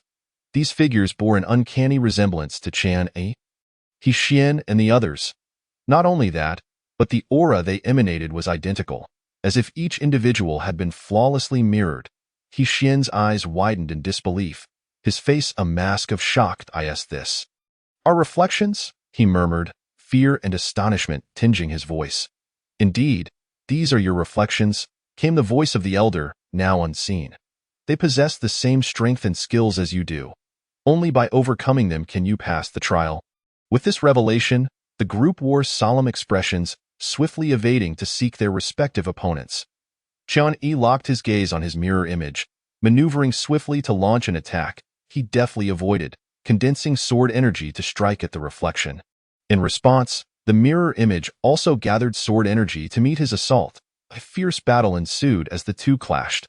Meanwhile, Mu Yunxian and the others engaged in intense combat with their own reflections. Their strengths were evenly matched, and defeating their foes would prove no easy task. Each individual unleashed their signature techniques, embroiling themselves in a desperate fight. The air crackled with the sounds of fierce combat. As time progressed, the group's stamina began to wane. They soon realized that the strength of these reflections was gradually increasing. If this continued, they might very well meet their demise. They could not afford to drag this out. Swift resolution was imperative. Chunyi's mind raced as he suddenly dodged out of the fray. With a decisive gesture, he channeled profound energies that radiated from his being. Breakthrough sword technique, celestial strike. Chun-Yi bellowed. Fingers poised like a sword as he aimed at the mirror image. A formidable wave of sword energy coalesced, exuding a devastating aura as it surged towards the reflection, warping the very space around it. As if to tear it asunder, the mirror image's expression shifted to one of seriousness. It formed a mighty sword energy to counter Qianyi's attack. The two forces collided in a thunderous clash. Reverberating throughout the realm, the intensity of their confrontation escalated, with energy waves surging violently, prompting the others to retreat in fear of being caught in the fray. At that moment, Qianyi's sword energy morphed into a blinding arc, tearing through the mirror image's defense and hurtling toward it. The reflection's face contorted in horror as it attempted to evade, but it was too late. The radiant sword strike pierced through its form, pinning it against the spatial wall. With a scream of anguish, the reflection dissipated into a flurry of starlight, vanishing into the abyss. Simultaneously, a torrent of information surged into Qianyi's mind, the legacy left by the master of the relic. He quickly closed his eyes, focusing intently to absorb and comprehend this knowledge. As he gradually digested the information, uncontainable joy spread across his face. This legacy was none other than a mid-tier mystic cultivation technique. For any martial artist, this was an invaluable treasure. With this technique, his prowess would ascend to unprecedented heights. Yet, as Qianyi reveled in his triumph, the surrounding space began to tremble violently. A brilliant beam of light descended from above. Enveloping him entirely, he felt an immense, irresistible force emanating from the light, rendering his body completely helpless as it drew him inexorably toward it. The summoning of the master of the relic? Qianyi's thoughts raced as realization dawned upon him. He made no attempt to resist the powerful pull, but instead surrendered to it, allowing himself to be drawn into the light. He understood that this likely indicated his imminent departure from the relic's confines. Sure enough, in the next instant, he was greeted by a blinding light, and his body emerged outside the relic. Chapter 82. Senior Sister Yi Nanshi Qianyi's gaze swept across his surroundings, spotting Mu Yunxian, He Xian, Lin Yu, and others emerging from the relic, each wearing faint smiles that suggested fruitful endeavors. It appears everyone has successfully passed the trial and received the legacy from the master of the relic. Qianyi remarked, a smile gracing his lips. Indeed, this expedition has yielded remarkable rewards. He Xian nodded vigorously, his eyes shimmering with excitement. By the way, Qian brother, what legacy did you acquire? He Xian suddenly turned, curiosity etched across his face. Qianyi smiled gently in response, whispering, I obtained a mid-tier mystic cultivation technique. What? A mid-tier mystic technique? The others gasped, their expressions shifting to incredulity. My goodness, the master of the relic left behind such a precious legacy. He Xian swallowed hard, envy evident on his face. No need to envy me. You all have certainly gained much as well, Qianyi chuckled. Now, let us depart from here. After all, we have been in the relic for quite some time, and we have yet to encounter any disciples from the other two sections. Nodding in agreement, the group swiftly evaded, making their way out of the relic's domain. Soon, they emerged into the vast expanse of the mountain forest. Where shall we head next? He Xian inquired, looking towards Qianyi. Let us first find a safe place to rest, then we can devise our plans, Qianyi pondered. Having just exited the relic, they were not in optimal condition. Encountering disciples from the other two sects could lead to complications. The group nodded in unison, expressing their consent. They moved like lightning, scouring the forest for a suitable refuge. Before long, they stumbled upon a secluded valley, encircled by towering mountains, with only a narrow path leading outward. The terrain was perilous, making it easier to defend than to assault, a perfect stronghold. This shall suffice. Chun-Yi surveyed the area, nodding in satisfaction, his eyes reflecting determination and decisiveness. Subsequently, they descended into the valley with the urgency of a whirlwind, landing securely within its confines. Immediately, they sprang into action. Some began erecting tents, others busied themselves with kindling fires to prepare meals, while a few took on the role of sentinels, vigilant against potential dangers. Each person diligently performed their designated task, their movements both practiced and orderly. Before long, wisps of smoke curled upwards from the valley, releasing enticing aromas that wafted through the air, rendering one's mouth wateringly eager. In this serene valley, everything appeared so harmonious, as if it were cut off from the outside world. Time slipped away unnoticed, and soon everyone had finished their meals. Some opted to rest, while others engaged in cultivation as night fell and stars twinkled overhead. Chun-Yi sat quietly upon a massive stone, gazing at the starry sky, his mind swirling with myriad thoughts about the road ahead and how to enhance his strength. Suddenly, he perceived a faint aura emanating from a nearby location. Instantly alert, he gestured for the others to remain silent. The group collectively stifled their breaths and anxiously observed their surroundings. After a brief moment, a shadow stealthily emerged. Upon closer inspection, Chun-Yi discovered it was his dear friend Yifeng. Nanshi approached briskly, her face alight with joy as she exclaimed, "Junior brother, I have finally found you." It turned out that she had been in seclusion until recently, and upon her exit, her master had sent her to the ruins. Anticipating the presence of Chun-Yi and the others, thus she had come, hoping to solidify her current strength. Chun-Yi breathed a sigh of relief and smiled, saying, "It's good to see you. But how did you know we were here?" Nanshi chuckled softly, replying, "I have my ways, be why the way." "What discoveries have you made in the ruins?" Chun-Yi recounted their experiences within the ruins, and upon hearing that he had acquired a mid-tier Shin-level technique, a glimmer of envy flashed in her eyes. "Congratulations, junior brother. However, we must remain cautious of the disciples from the other two sects. It is said they have also entered the ruins and could pose a threat to us." Nanshi cautioned. Chun-Yi nodded, acknowledging, "I understand. We will be careful to be why the way. Do you have any information regarding the disciples from the other two sects?" Nanshi shook her head, stating, "Not at the moment. However, we could send someone out to investigate." After contemplating for a moment, Chun-Yi suggested, "That sounds good. Tomorrow, we will split into two groups. One will stay to guard the valley, while the other will venture out to gather intelligence." Nanshi nodded in agreement. The next morning, Chun-Yi gathered everyone together to inform them of the division of groups. They all expressed their willingness to comply with his arrangements. Subsequently, he divided the group. He, Nanshi, and He-Xian would go out to scout for information, while Mu Yun-Xian, Lin Yu, and others would remain in the valley for precaution. Once the groups were established, Chun-Yi looked at everyone and solemnly advised, "Be cautious in your actions. Safety comes first. If you encounter any danger, signal for help immediately." Everyone nodded in understanding. Satisfied, Chun-Yi turned to Nanshi and He-Xian, signaling them to set off. The three exchanged knowing smiles and swiftly darted away, transforming into three streaks of light as they raced into the forest beyond. Within the forest, the trees stood lush and verdant, sunlight filtering through the leaves to cast dappled patterns on the ground. The trio navigated cautiously through the thicket, ever vigilant of their surroundings. They moved with the agility of the wind, leaving no trace in their wake. Along the way, they encountered numerous magical beasts, but skillfully avoided them. Though these creatures were not particularly strong, their sheer numbers could be time-consuming if entangled. Chun-Yi and his companions had no desire to waste precious time on these beasts. Their objective was to gather information on the disciples of the other two sections. After traversing the dense woods, the trio finally arrived at a relatively open area.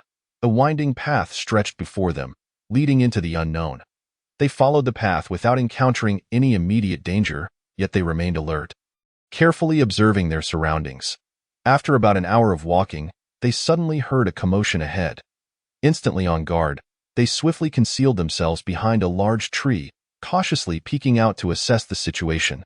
Not far ahead, a group of individuals was engaged in a fierce battle. Clad in uniform attire, they were evidently disciples of the Luoyun sect, though they did not see Yunyu among them. They were besieging a massive magical beast, locked in a struggle that seemed evenly matched. Those are disciples of the Luoyun sect, He Xian observed, narrowing his eyes. By the looks of it, they seem to be hunting that beast, Yi Nanchi added. Qian Yi remained silent, intently observing the clash before him. He noted that while the Luoyun disciples were numerous, their coordination was exceptional, displaying a disciplined offense and defense that was far from ordinary. The magical beast, formidable in size and strength, exhibited remarkable resilience, having sustained numerous attacks without a scratch. This beast must be one of the tyrants of these mountains. It would not be easy for the disciples of the Wuzhizong to slay it. Qian Yi remarked solemnly. Should we intervene? He Xian inquired. Qian Yi shook his head slightly, saying, Not yet. Let us first assess the situation. Our purpose here is to gather intelligence, and we should not expose ourselves prematurely. If the disciples of the Luoyun sect manage to slay this beast, it would also provide insight into their capabilities. The trio continued to observe from the shadows as the battle intensified. The disciples of the Luoyun sect unleashed powerful martial techniques, filling the forest with a palpable tension. The magical beast, undeterred, roared defiantly, clawing fiercely at the disciples of the Wuzhizong. After a prolonged confrontation, both sides suffered casualties. Despite their valor, the disciples of the Wuzhizong struggled to bring down the beast, which seemed increasingly enraged, launching ferocious attacks that placed the disciples of the Luoyun sect in dire straits. It appears that the disciples of the Luoyun sect are beginning to falter. He Xian observed gravely. Indeed, it is time to take action. Qian Yi nodded, quickly darting towards the fray. Yi Nanchi and He Xian followed closely behind, transforming into two streaks of light as they charged into the battlefield. They descended upon the scene like tigers unleashed, their momentum propelling them into the midst of the Luoyun disciples. 3 Friends. We are disciples of the Luoyun sect. We thank you for your timely assistance. One of the Luoyun disciples recognized Qian Yi and called out. A faint smile graced Qian Yi's lips as he responded. As disciples of the 3 great sects, we ought to support one another. Let us unite our efforts and slay this beast together. Without delay, he surged forward like a bolt of lightning, charging at the magical beast. Yi Nanchi and He Xian, undeterred, followed suit, joining forces with the disciples of the Wuzhizong to surround the creature. With the formidable entrance of Qian Yi and his companions, the previously stagnant battlefield erupted into chaos. Their exceptional strength and seamless cooperation turned the tide of battle. Each strike was akin to a thunderous clap, leaving the magical beast reeling. In mere moments, the once mighty creature was battered and bloodied. Though ferocious, the beast struggled to withstand the combined assault, and after an exhilarating clash, it ultimately collapsed into a pool of its own blood. Lifeless, marvelous, we have succeeded. The disciples of the Luoyun sect erupted in jubilant cheers at the sight of the slain beast. Thank you, friends, for your assistance. Without you, we might not have triumphed over this creature. One of the disciples expressed gratefully. Qian Yi smiled modestly, replying, No need for thanks. We are disciples of the Xianyang sect. But where is Yunyu? Qian Yi wondered, as he believed he should be present during such an exploration of the ruins.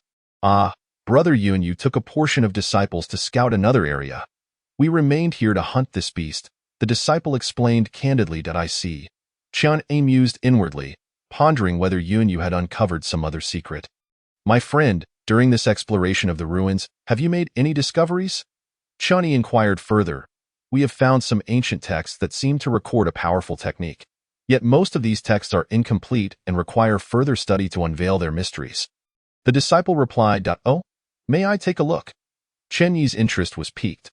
The disciple hesitated briefly before producing a tattered ancient book and handing it to Qian Yi. As he examined the text, he found it severely damaged, making it difficult to decipher the faded script. The writing here is quite peculiar. I cannot fully comprehend it, Qian Yi admitted, shaking his head as he returned the book. However, If we can locate more fragments, we might piece together the complete content. Indeed, there remain many areas within this ruin yet to be explored. Perhaps therein lies more clues. The disciple spoke, and upon hearing this, Chunyi replied, "Then we shall take our leave for now, esteemed colleagues." "Very well, senior brother. Let us seize the opportunity to explore the secrets hidden within the ruins together next time." The disciples of the Falling Cloud sect bid farewell with clasped hands. Chapter 85. The Mysterious Orb. Subsequently, the three of them departed from the battlefield, delving deeper into the ruins. They traversed through a series of dimly lit passageways, arriving at an unknown expanse. An ancient aura permeated the air. As if concealing endless secrets, the atmosphere within the passage felt exceptionally heavy and oppressive, while the surrounding walls emitted a faint glow, illuminating the path ahead, yet failing to dispel the suffocating darkness. With each step, an invisible pressure weighed upon them, unsettling their minds. "This place feels rather unusual," Inanshi remarked, her brow furrowing as she spoke in a subdued tone. She vigilantly surveyed her surroundings, her grip tightening around the hilt of her sword, ever ready to confront any potential danger. "Indeed, I sense it too," Hixin nodded, his expression grave. "The fluctuations of spiritual energy here are remarkably intense. It appears that some treasure is about to emerge." He closed his eyes tightly, keenly attuning himself to the changes in the spiritual energy around them, attempting to discern the treasure's precise location. Qianyi remained silent, his gaze sweeping over the walls and floor in search of any possible clues. Suddenly, his eyes lingered on a stone slab inscribed with intricate runes. "What is this?" he whispered, gently tracing his fingers over the runes. As his fingertips brushed against the mysterious symbols, a powerful force surged through him, causing him to involuntarily grunt. "Be careful!" Yinanshi and Hixin exclaimed in unison, swiftly approaching Qianyi. They noticed his complexion had turned pale, beads of sweat forming on his forehead. "Are you all right?" Yinanshi inquired with concern. Chunyi shook his head, taking a deep breath before gradually opening his eyes. "I'm fine, but that force was overwhelming. It nearly harmed me, however. I believe I have discovered the treasure's whereabouts." With that, he pointed to the runes on the slab and explained, "These runes seem to be part of a formation. If we can unravel this formation, we may uncover the location of the treasure." Inanshi and Hixin exchanged a glance, a flicker of excitement passing between them. They understood that this adventure might yield unexpected rewards. Thus, they resolved to collaborate in deciphering the enigmatic formation.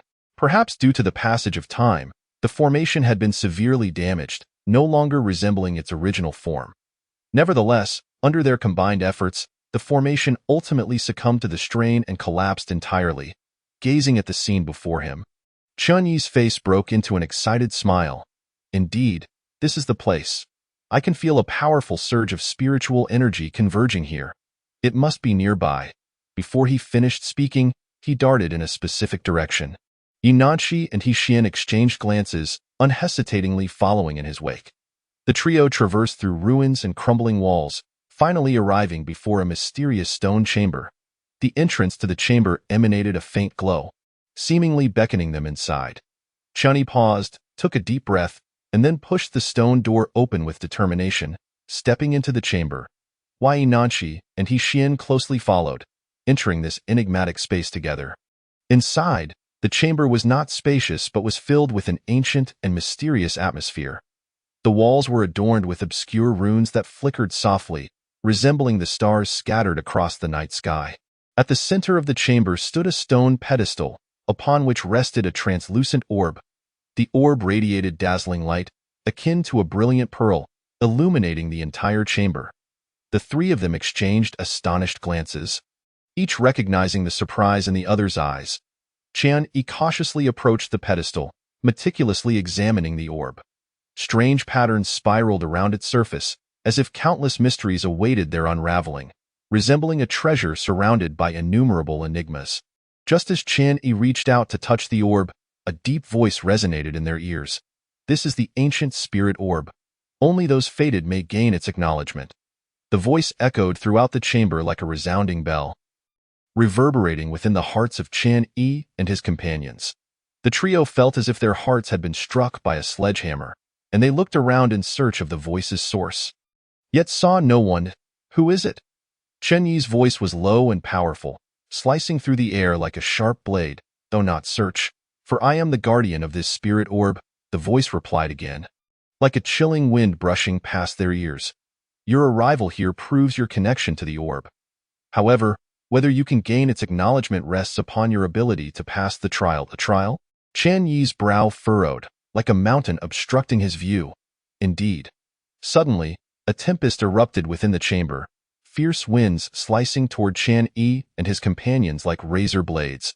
They hastily channeled their spiritual energy, employing defensive techniques to withstand the onslaught. The howling winds roared like a pack of ferocious beasts, relentlessly assaulting the trio. Their bodies swayed precariously as if they might be toppled at any moment. As time ticked by, sweat began to bead on their foreheads, glistening like pearls as they fell to the ground. Their faces turned pale, lips pressed tightly together, yet they gritted their teeth and persevered. Come on, I must endure this, Chen Yi silently encouraged himself. Chapter 86. Cultivation Enhancement. The secret of the moving character. Uncertain of how long had passed, the winds finally subsided, and tranquility returned to the chamber. The three of them exhaled in relief, but soon realized that the scenery within the chamber had transformed. The original pedestal and spirit orb had vanished, replaced by a realm of ethereal light and shadow, resembling a dreamlike world. What is happening? Yinanshi exclaimed, astonished and unable to close her mouth, as if witnessing the unbelievable. It seems this is the true trial, Chen Yi observed, his gaze sharp as an eagle's. Fixated on the illusory light ahead, his expression solemn as if preparing to confront a life-and-death struggle. And no sooner had he spoken than the ethereal light abruptly morphed, coalescing into numerous figures that exuded powerful auras. Each figure possessed cultivation levels comparable to those of Chen Yi and his companions, standing like towering giants at their peaks. Is this an illusion or reality? He Xian's brow furrowed, resembling two worms writhing upon his forehead. Regardless of whether it is an illusion or reality, we must break through. Chen Yi inhaled deeply, his form darting forward like a cannonball toward the illusory figures. Yinanshi and He Xian followed suit, fighting alongside him as they engaged the ethereal figures in battle. Though these figures were formidable, the trio's cooperation was seamless, resulting in a fierce struggle akin to a pack of tigers besieging a lone lion. After a lengthy battle, Chen Yi finally seized upon an opening, piercing one of the illusory figures through the chest with his sword. However, instead of dissipating, the figure transformed into a stream of light that burrowed into Chen Yi's body, akin to a shooting star streaking across the sky. Chen Yi was momentarily stunned, then felt a torrent of vast information flooding into his mind, akin to a clear spring flowing through his consciousness. This information contained the cultivation insights and self-created techniques of a tribulation realm expert, like a treasure trove. Chen Yi's heart soared with joy as he swiftly settled into a meditative posture, focusing intently on comprehending the techniques demonstrated by the tiny figure. Yinanshi and He Xian recognized this as Chen Yi's opportunity and stood guard for him, like two loyal sentinels. As Chen Yi's understanding deepened, his aura gradually ascended, radiating a brilliant light reminiscent of the sun. His cultivation, initially at the early stage of the Void Return realm, began to rise steadily to the mid-stage, then to the late stage, and finally to the peak of the Void Return realm. His aura ultimately stabilized at the peak, just a step away from breaking into the Harmonious Path realm. He slowly opened his eyes, his face alight with joy. Not only had his cultivation improved, but he had also acquired the insights and self-created techniques of the Tribulation Realm expert, an invaluable opportunity for him. Yinanshi and He Xian shared in his happiness. Looking at the name of this technique, the secret of the moving character, a speed-oriented technique, Chen Yi was overwhelmed with excitement. The secret of the moving character was crafted by a Tribulation Realm master after attaining that stage, and it was on par with the techniques he had learned. If he could master the secret of the moving character, his speed would increase dramatically, allowing him to defend himself even against Tribulation Realm experts. Chen Yi, how are you? Yinanshi asked with concern. I'm fine, and I have gained a tremendous opportunity. Chen Yi smiled as he recounted his recent experience. Upon hearing this, Both Yinanshi and He Xian rejoiced for him, recognizing that Chun Yi's enhancement in strength would benefit their entire team. Now that I have received this opportunity, let us search for any other treasures that may be hidden within this chamber, Chen Yi declared as he stood up, surveying the surroundings. Wei Yinanshi and He Xian nodded in agreement, and the three began to meticulously search the chamber. However, despite their thorough exploration, they found no other treasures. It appears that the opportunity within this chamber has already been claimed by you. We should take our leave. Yinanshi gazed at Chen Yi, a flicker of amusement dancing in her eyes as she softly spoke. Chen Yi nodded, preparing to leave the stone chamber when a sudden thought struck him. The luminous spirit orb.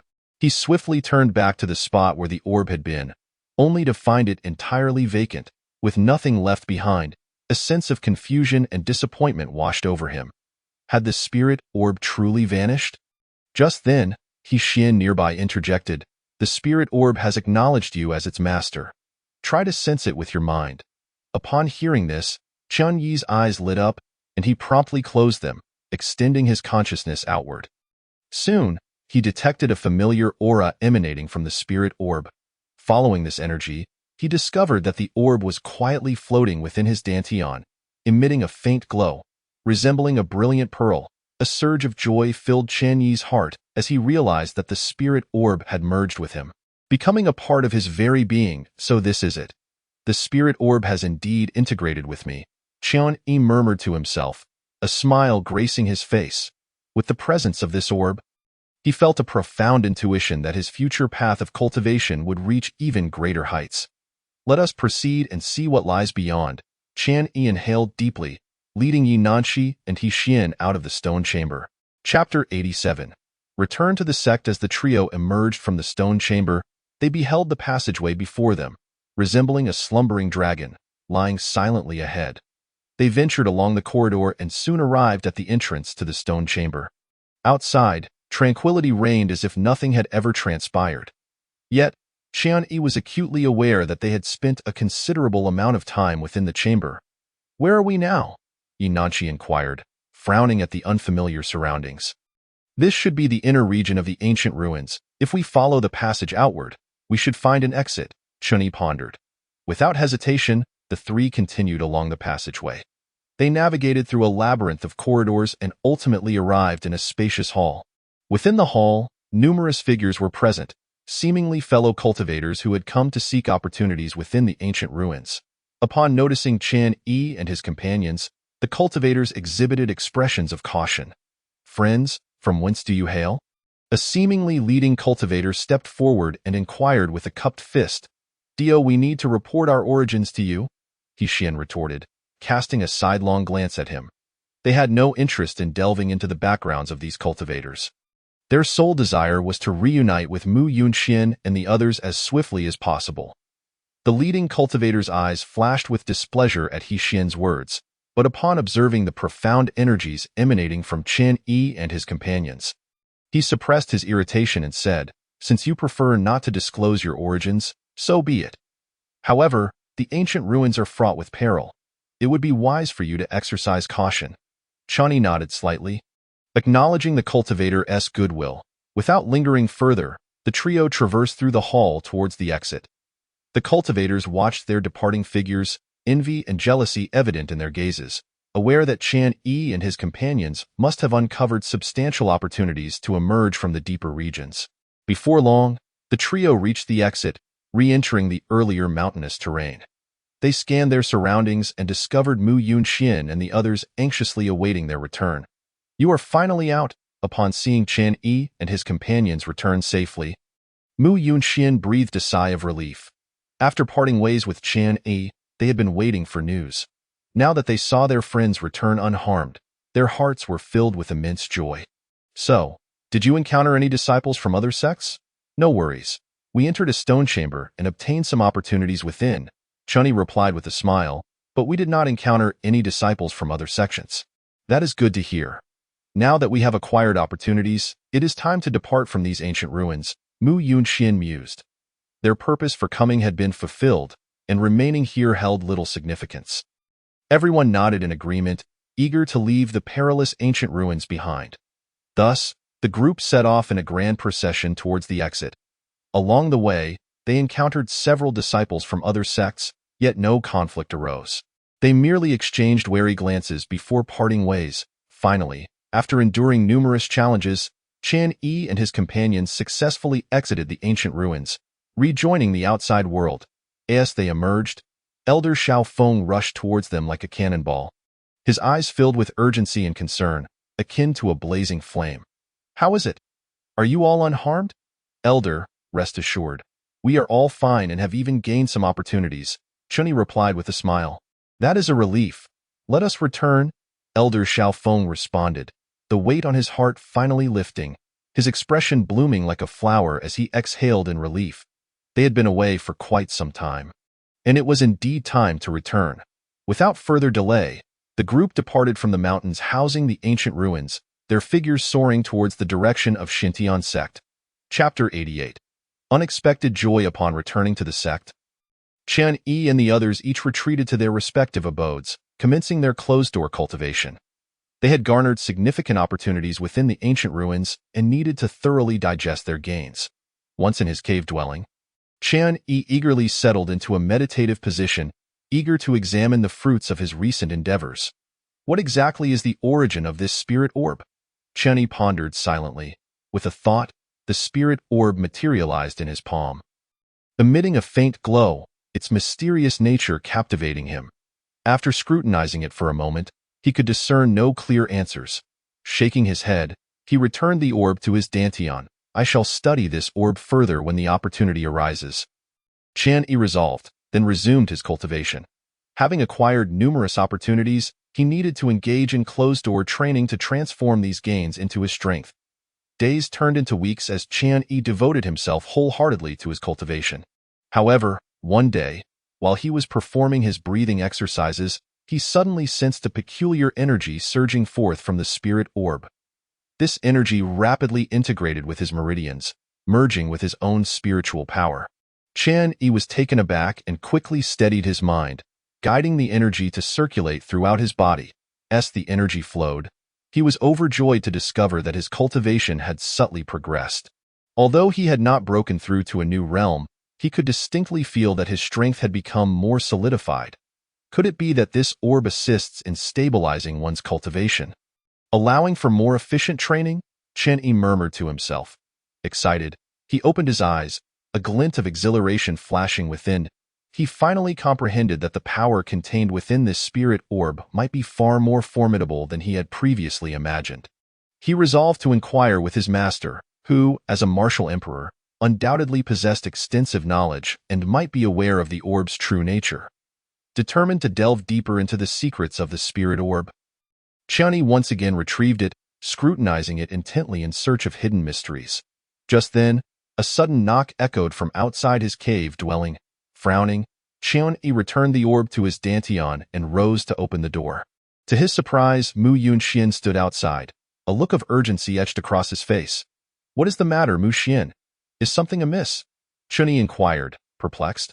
"Chunyi, come quickly. Elder Xiao is gathering all disciples in the main hall. It seems there is something significant to announce," Mu Yunxian replied hastily.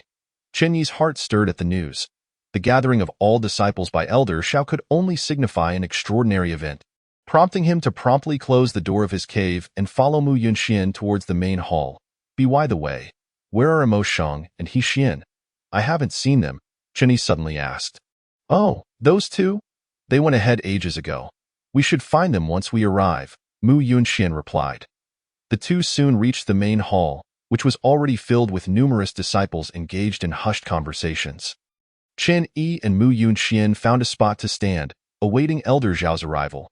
Before long, Elder Xiao strode into the hall, his expression grave. He surveyed the gathered disciples, then addressed them. "Disciples, I have summoned you here to announce an important matter."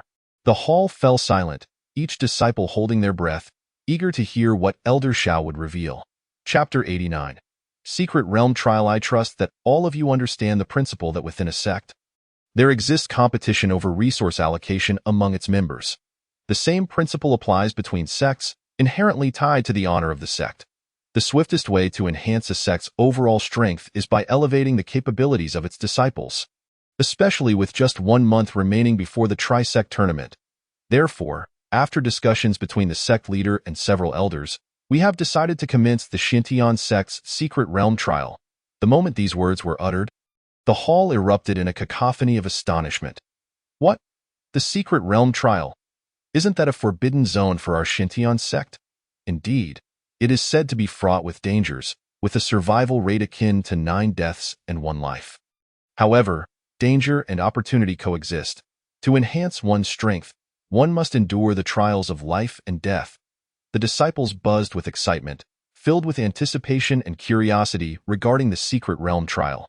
Chen Yi and Mu Yunxian exchanged glances, both recognizing the thrill reflected in each other's eyes. They had long heard the legends surrounding the secret realm trial, and now they finally had the chance to experience it firsthand. Silence, Elder Xiao commanded, and the hall fell into a hushed stillness once more. Although perilous, the secret realm trial also presented a valuable opportunity for the disciples of Xintian sect to hone their skills. Only by passing the trials of life and death could one become a true powerhouse. He paused before continuing. This time, we will select the 10 strongest disciples to participate. Those who perform exceptionally during the trial will receive generous rewards from the sect. Upon hearing this, the disciples in the hall grew increasingly animated. They rolled up their sleeves, eager to prove themselves, all yearning to be among those 10 chosen ones. Chen Yi and Mu Yunxian were no exception. They brimmed with anticipation for this trial. It was not merely an opportunity for experience, but a stage to showcase their prowess. Very well, we will announce the specific selection methods and trial rules shortly. Elder Xiao waved his hand. For now, you may return and prepare. Remember, only those endowed with both strength and courage can stand out in the secret realm trial. With that, Elder Xiao turned and exited the hall. The disciples gradually dispersed, each beginning their preparations. As Chen Yi and Mu Yunxian stepped out of the hall, their hearts swelled with fighting spirit. Brother, we must give our all in this secret realm trial. Chen Yi declared resolutely. Indeed, Mu Yunxian nodded. We must surpass ourselves and become stronger warriors. They exchanged a knowing smile before heading towards their quarters. The following month enveloped Xintian sect in a tense atmosphere. The disciples diligently practiced, making their final push for the imminent secret realm trial. Chen Yi and Mu Yunxian doubled their efforts, understanding that only through greater diligence could they achieve outstanding results in the trial. During this time, they sparred against each other, fostering mutual improvement, and sought guidance from their mentors to learn more combat techniques. Finally, the day of the secret realm trial arrived. A multitude of disciples gathered in the square, awaiting the commencement of the selection process. Elder Xiao stepped forward and announced the selection rules. This selection will consist of 3 rounds. The first round will be a martial prowess test. The second, a practical combat confrontation, and the third will involve survival challenges within the secret realm. Only those who pass all 3 rounds may join the secret realm trial as one of the 10. The selection process was fiercely competitive, with numerous disciples showcasing their talents. Chen Yi and Mu Yunxian, leveraging their strength and seamless cooperation, successfully navigated the first 2 rounds. In the final survival challenge, they faced various formidable beasts. However, undaunted by the danger, they collaborated closely and ultimately triumphed over all adversaries, earning their place in the secret realm trial. As time passed, the selection drew to a close. The personnel selection has concluded. I will now announce the names of the top 10 participants. 1. Chen Yi, Saint Son of Xinyang Sect, Peak of the Void Return Stage. 2. Ming Xishuan, Direct Disciple of Elder Gu Shuzhu, Late Void Return Stage. 3. Mu Yunxian, Direct Disciple of Elder Lin Mo, Mid Void Return Stage. 4. Yi Nanqi, Disciple under the Sect Master, Mid Void Return Stage. 5. Luo Yanqing, Disciple of Elder Yunming, Early Void Return Stage. 6. Mo Sheng, Disciple of Elder Lin Feng, Early Void Return Stage. 7. He Xian, Disciple of Elder Lin Feng, Peak of the Spirit Transformation Stage. 8. Jing Moli, Disciple of Elder Lin Mo, Peak of the Spirit Transformation Stage. 9. Yin Qin Hui, Disciple of Elder Yunming, Peak of the Spirit Transformation Stage. 10. Mo Jueyu, Disciple of Elder Lin Mo, Mid Spirit Transformation Stage. The crowd erupted into astonished murmurs. Wow! Chen Yi is incredibly formidable. being at the peak of the Void Return stage. He truly deserves the first position. Mu Yunxian and Yinanshi are impressive as well, both at the mid-Void Return stage. Indeed, yet all three top spots belong to Xinyang's sect, quite remarkable. And that Yin Qinhui, her peak spirit transformation stage ranking 9th, is no small feat. The assembled disciples were in awe of these individuals' prowess, their anticipation for future cultivation ignited. They understood that these prodigies would become the pride of Xinyang's sect, bringing further glory to the sect.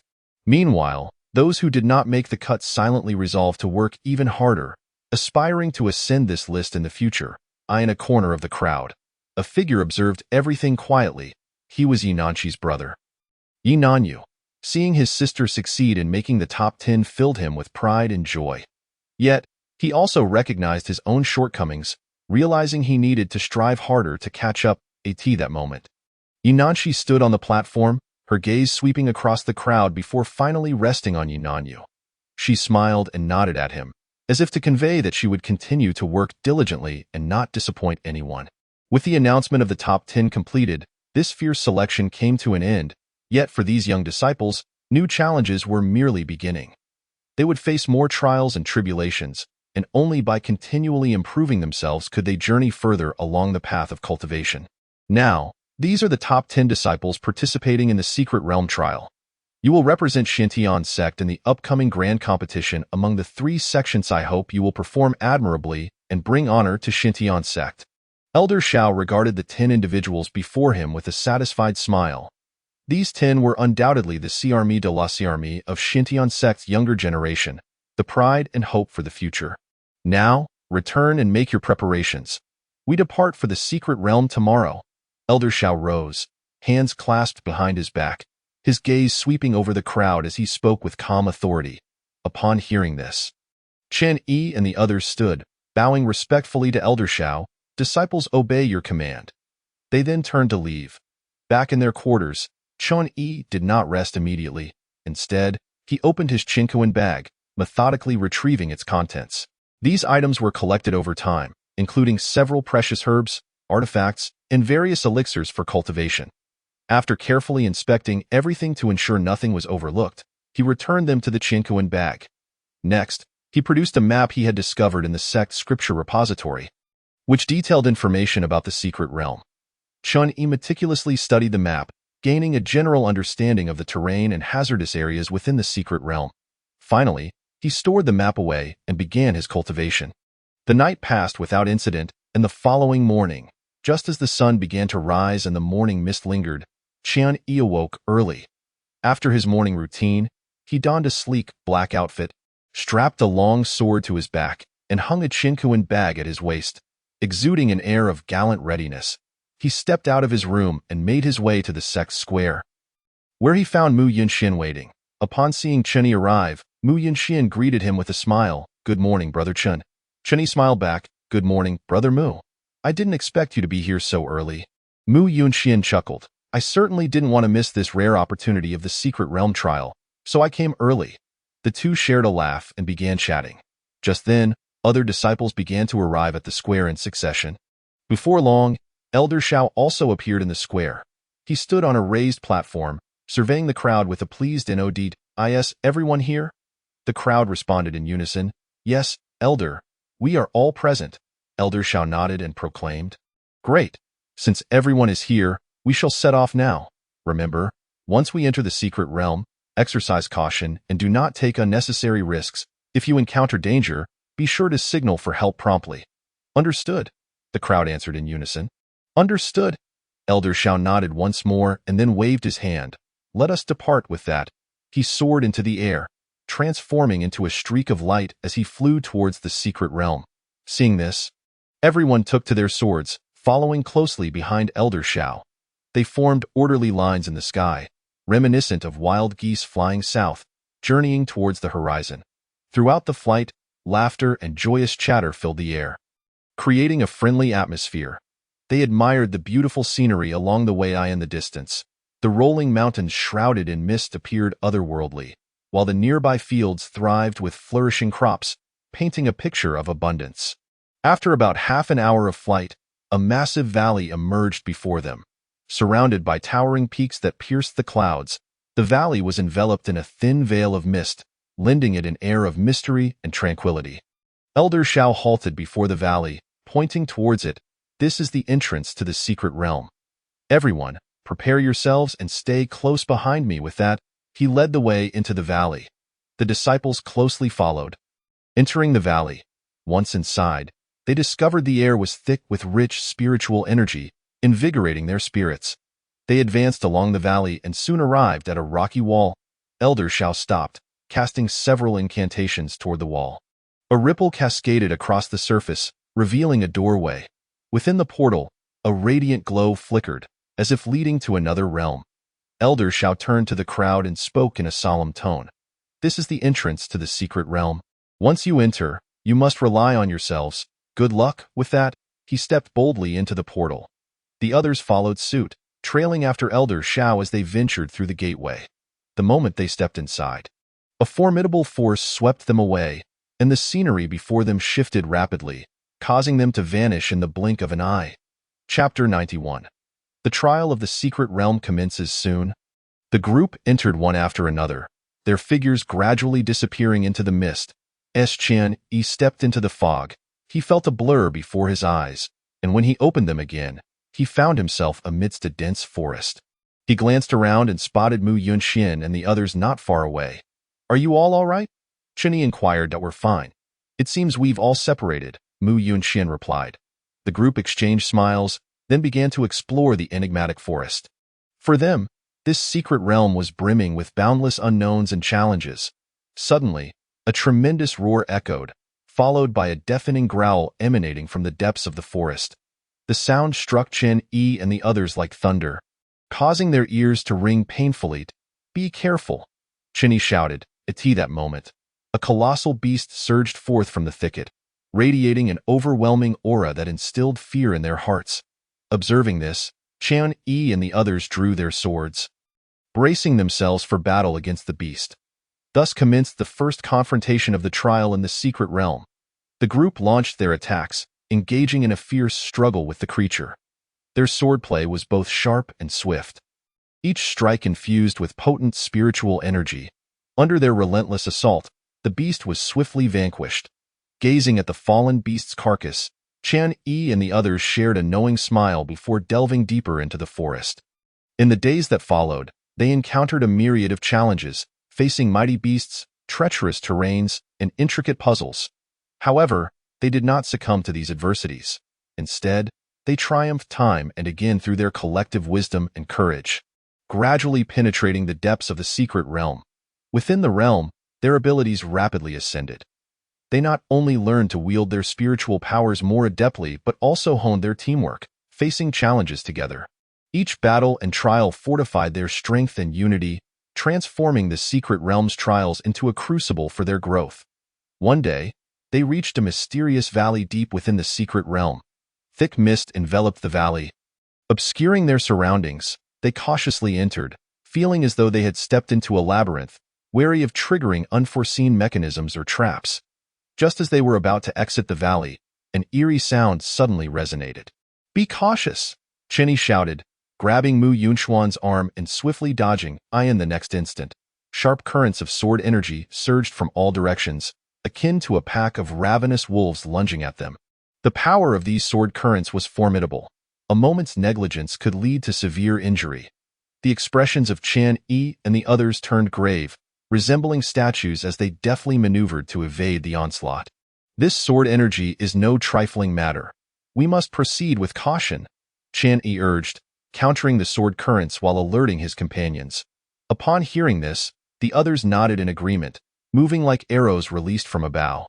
Skillfully dodging and engaging with the sword currents in an instant, the valley became a battleground of sword energy, with the sound of slicing air echoing like an intense symphony. Chen-Yi and the others maneuvered swiftly, each evasion perilously close, with injuries lurking at every turn. After a protracted struggle, they finally withstood the barrage of sword energy. They exchanged glances, each seeing the gravity reflected in the other's eyes, akin to a sky laden with storm clouds. Though they had defended against the sword energy, the unknown dangers that lay ahead remained a mystery. Everyone, exercise caution. This place is likely not as simple as it seems, Chun-Yi stated gravely. The group nodded in unison. Akin to vigilant antelopes, proceeding cautiously, they understood that the perils of the secret realm had only just begun, with more challenges awaiting them. Only through unity could they hope to overcome all obstacles. Moments later, they emerged from the valley, yet the scene before them left them astounded. Chapter 92. The turbulence of the lake surface before them lay a vast lake, its surface shrouded in thick mist. Obscuring the view below, on the shores of the lake, peculiar plants thrived, emitting a faint glow reminiscent of fireflies in the night, enchanting and mysterious. This sight left Chun-Yi and the others utterly astonished. How could such an extraordinary lake exist here? Emotion couldn't help but ask, I'm not sure, but it would be wise for us to remain cautious, Chun-Yi replied solemnly. They approached the lake with utmost care, only to discover that a mysterious force seemed to envelop the surface, preventing them from discerning the depths. This enigmatic energy filled them with unease, as if it concealed a great danger. There seems to be something strange within the lake. We must tread carefully, Chun-Yi reiterated. They advanced along the lakeshore, seeking a vantage point from which to observe the lake's depths. However, it appeared as if the lake had no end, no matter how far they traversed. They could not reach the opposite shore. The mist within the lake grew ever thicker, amplifying their discomfort, as if they were trapped in a perpetual nightmare from which they could never awaken. At that moment, an eerie noise suddenly emanated from the lake, as if something was approaching them. Chun-Yi's expression hardened, and he swiftly evaded, preparing for battle. They fixated on the lake's surface, anticipating the arrival of an unknown threat. Akin to awaiting an unavoidable storm, "It's coming," Chun-Yi hissed, and no sooner had he spoken than a massive shadow erupted from the lake, sending a cascade of water splashing in all directions. The shadow exuded a powerful presence that sent chills down their spines, like a mountain on the verge of collapse. The group gazed at the shadow with grave expressions, their bodies swiftly evading as they braced for the impending danger. As the shadow drew nearer, it gradually became clearer. It was an enormous beast. Its crimson eyes gleamed with a bloodthirsty light, resembling two blazing suns. It opened its gaping maw, revealing sharp fangs, as if it intended to devour the very world. Clearly, this was an extraordinarily formidable creature. With serious expressions, Chun-Yi and the others deftly maneuvered, readying themselves for a fierce confrontation. They knew this would be a daunting battle, akin to seeking light in the darkness. Fraught with uncertainty and peril, the beast lunged forward, its maw agape, aiming for Chun-Yi and the others. Chun-Yi deftly sidestepped the attack, conjuring a sword in hand to strike at the beast. The others likewise unleashed their skills, engaging in a fierce battle against the creature. In an instant, the lakeside was ablaze with brilliance as sword energy filled the air, both sides locked in a fierce struggle. However, the beast was overwhelmingly powerful, and the group soon began to feel the strain. At that moment, an idea struck Chun-Yi. He concentrated, channeling a special technique to condense his spiritual energy into a singular force aimed at the beast. This decisive strike finally hit the beast's vital point, prompting a blood-curdling scream as it collapsed to the ground. Sighing in relief, Chun-Yi and the others recognized that the battle had come to an end. They gazed at the beast lying before them, their hearts swelling with a sense of accomplishment. Yet, they were acutely aware that the mysterious lake might still harbor greater dangers, and they needed to proceed with utmost caution. Thus, they continued along the lakeshore, delving deeper into this enigmatic domain. Chapter 93. Misfortunes never come alone. Following the earlier battle, the group gained a renewed appreciation for Chun-Yi's strength.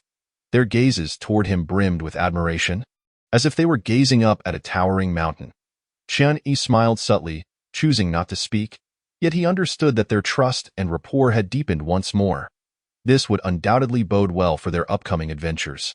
Continuing along the lakeshore, they carefully navigated various perils that lay in their path. This lake was indeed peculiar, home to not only formidable beasts but also a myriad of strange traps and mists. These traps lurked like venomous snakes in the shadows, poised to deliver lethal strikes at any moment. However, through their collective efforts, they successfully evaded danger and pressed onward in their exploration. As they walked, Emo Sheng suddenly pointed ahead, exclaiming, "Look, there's a small island over there." Following Emo Sheng's gesture, the group spotted a small island faintly visible in the lake center, shimmering with what appeared to be a glowing object. "Let's go take a look," Qian Yi declared. They cautiously traversed the lake, drawing closer to the island. Upon reaching its shores, they were left speechless by the sight that greeted them. The island was adorned with an array of exotic flowers and plants. Exuding a delicate fragrance that uplifted the spirits, in the center of the island stood a magnificent crystal tree, its transparent form radiating a gentle glow, illuminating the entire island as if it were a realm of ethereal beauty. "What kind of tree is this? It is truly exquisite." Emo Sheng could not help but exclaim, "I am not certain, but it appears to be quite extraordinary." Qian Yi was equally astonished. They approached the crystalline tree, scrutinizing it intently. Suddenly, Qian Yi noticed what seemed to be inscriptions on the trunk of the tree. Upon closer inspection, he read, "The tree of the soul bears the fruits of the soul, which may be encountered but cannot be sought." It turned out that this tree was called the tree of the soul, and its fruits were known as the fruits of the soul. Qian Yi remarked, "Fruits of the soul? It sounds like a most miraculous fruit." Emo Sheng inquired, "I wonder what its purpose might be. Given that it is called the fruit of the soul, it is likely related to the mind or spiritual power." Qian Yi speculated, "Perhaps we could collect some for further study." They plucked several fruits of the soul, preparing to take them back for examination. However, just as they were about to depart, a sudden disturbance ensued. Turning around, they beheld the water in the lake beginning to churn violently, as if it were boiling. Shortly thereafter, a colossal whirlpool emerged at the center of the lake, emanating a formidable pulling force, as though it aimed to swallow the entire island. "Quickly, we must flee. This whirlpool is peculiar," Qian Yi shouted, pulling Emo Sheng and the others to evade rapidly. Yet, the whirlpool suction was overwhelmingly powerful, rendering them unable to escape.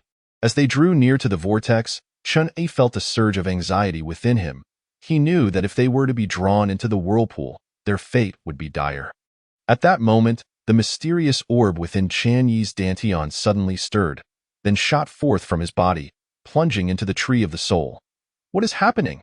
Qian Yi exclaimed in shock, before he could react. He realized that his connection to the orb had vanished. The once tranquil tree of the soul now radiated a dazzling light. Gradually, as the brilliance faded, the mysterious orb emerged once more. However, it appeared different than before, adorned with intricate patterns and emitting a soft glow. Even more astonishing to Qian Yi was the powerful spiritual energy he sensed from the orb, a force akin to tumultuous waves crashing upon his mind. Could it be that this orb was somehow connected to the tree of the soul? Qian Yi speculated internally, his gaze fixated on the orb in his hand, seeking clues. Chapter 94. The Little One. At that moment, the mysterious orb within Qian Yi's dantian stirred once more, shooting out from his body and into the tree of the soul. What is going on? Qian Yi was taken aback. Before he could comprehend the situation, he found that his connection to the orb had inexplicably disappeared. The previously serene tree of the soul now emitted a blinding luminescence. As the light gradually dissipated, the mysterious orb flew out again, and the whirlpool vanished as if it had never existed. However, the orb had transformed. It now bore intricate markings and a gentle glow, restoring the connection between them. What astonished Qian Yi further was the overwhelming spiritual power he felt emanating from the orb, akin to crashing waves battering against his consciousness. Could this orb be linked to the tree of the soul? Qian Yi pondered quietly, his eyes locked onto the orb, searching for answers. Unexpectedly, the tangible orb emitted a faint cracking sound, then shattered at a visible speed.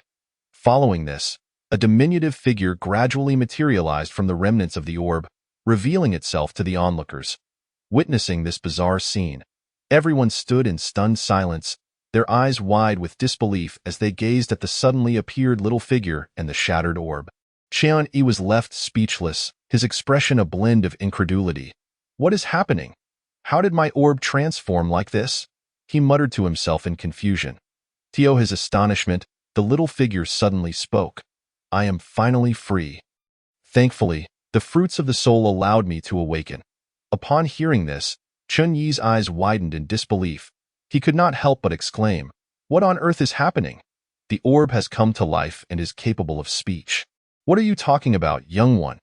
You are the one who has come to life. I am a powerful spirit of the world who fell into a deep slumber due to severe injuries. And this is my true form," the little figure replied, adding, "though it has nothing to do with the spirit orb." The little figure, with an air of pride, continued, "How can you compare me to those lowly beasts? I am a spirit, distinctly different from those creatures. While we spirits lack physical forms, we possess extraordinary abilities, capable of manipulating elements and casting spells, far superior to those who rely solely on brute strength." Pausing briefly, the little figure elaborated, "However, spirits are also ranked. Beings like me are considered quite powerful.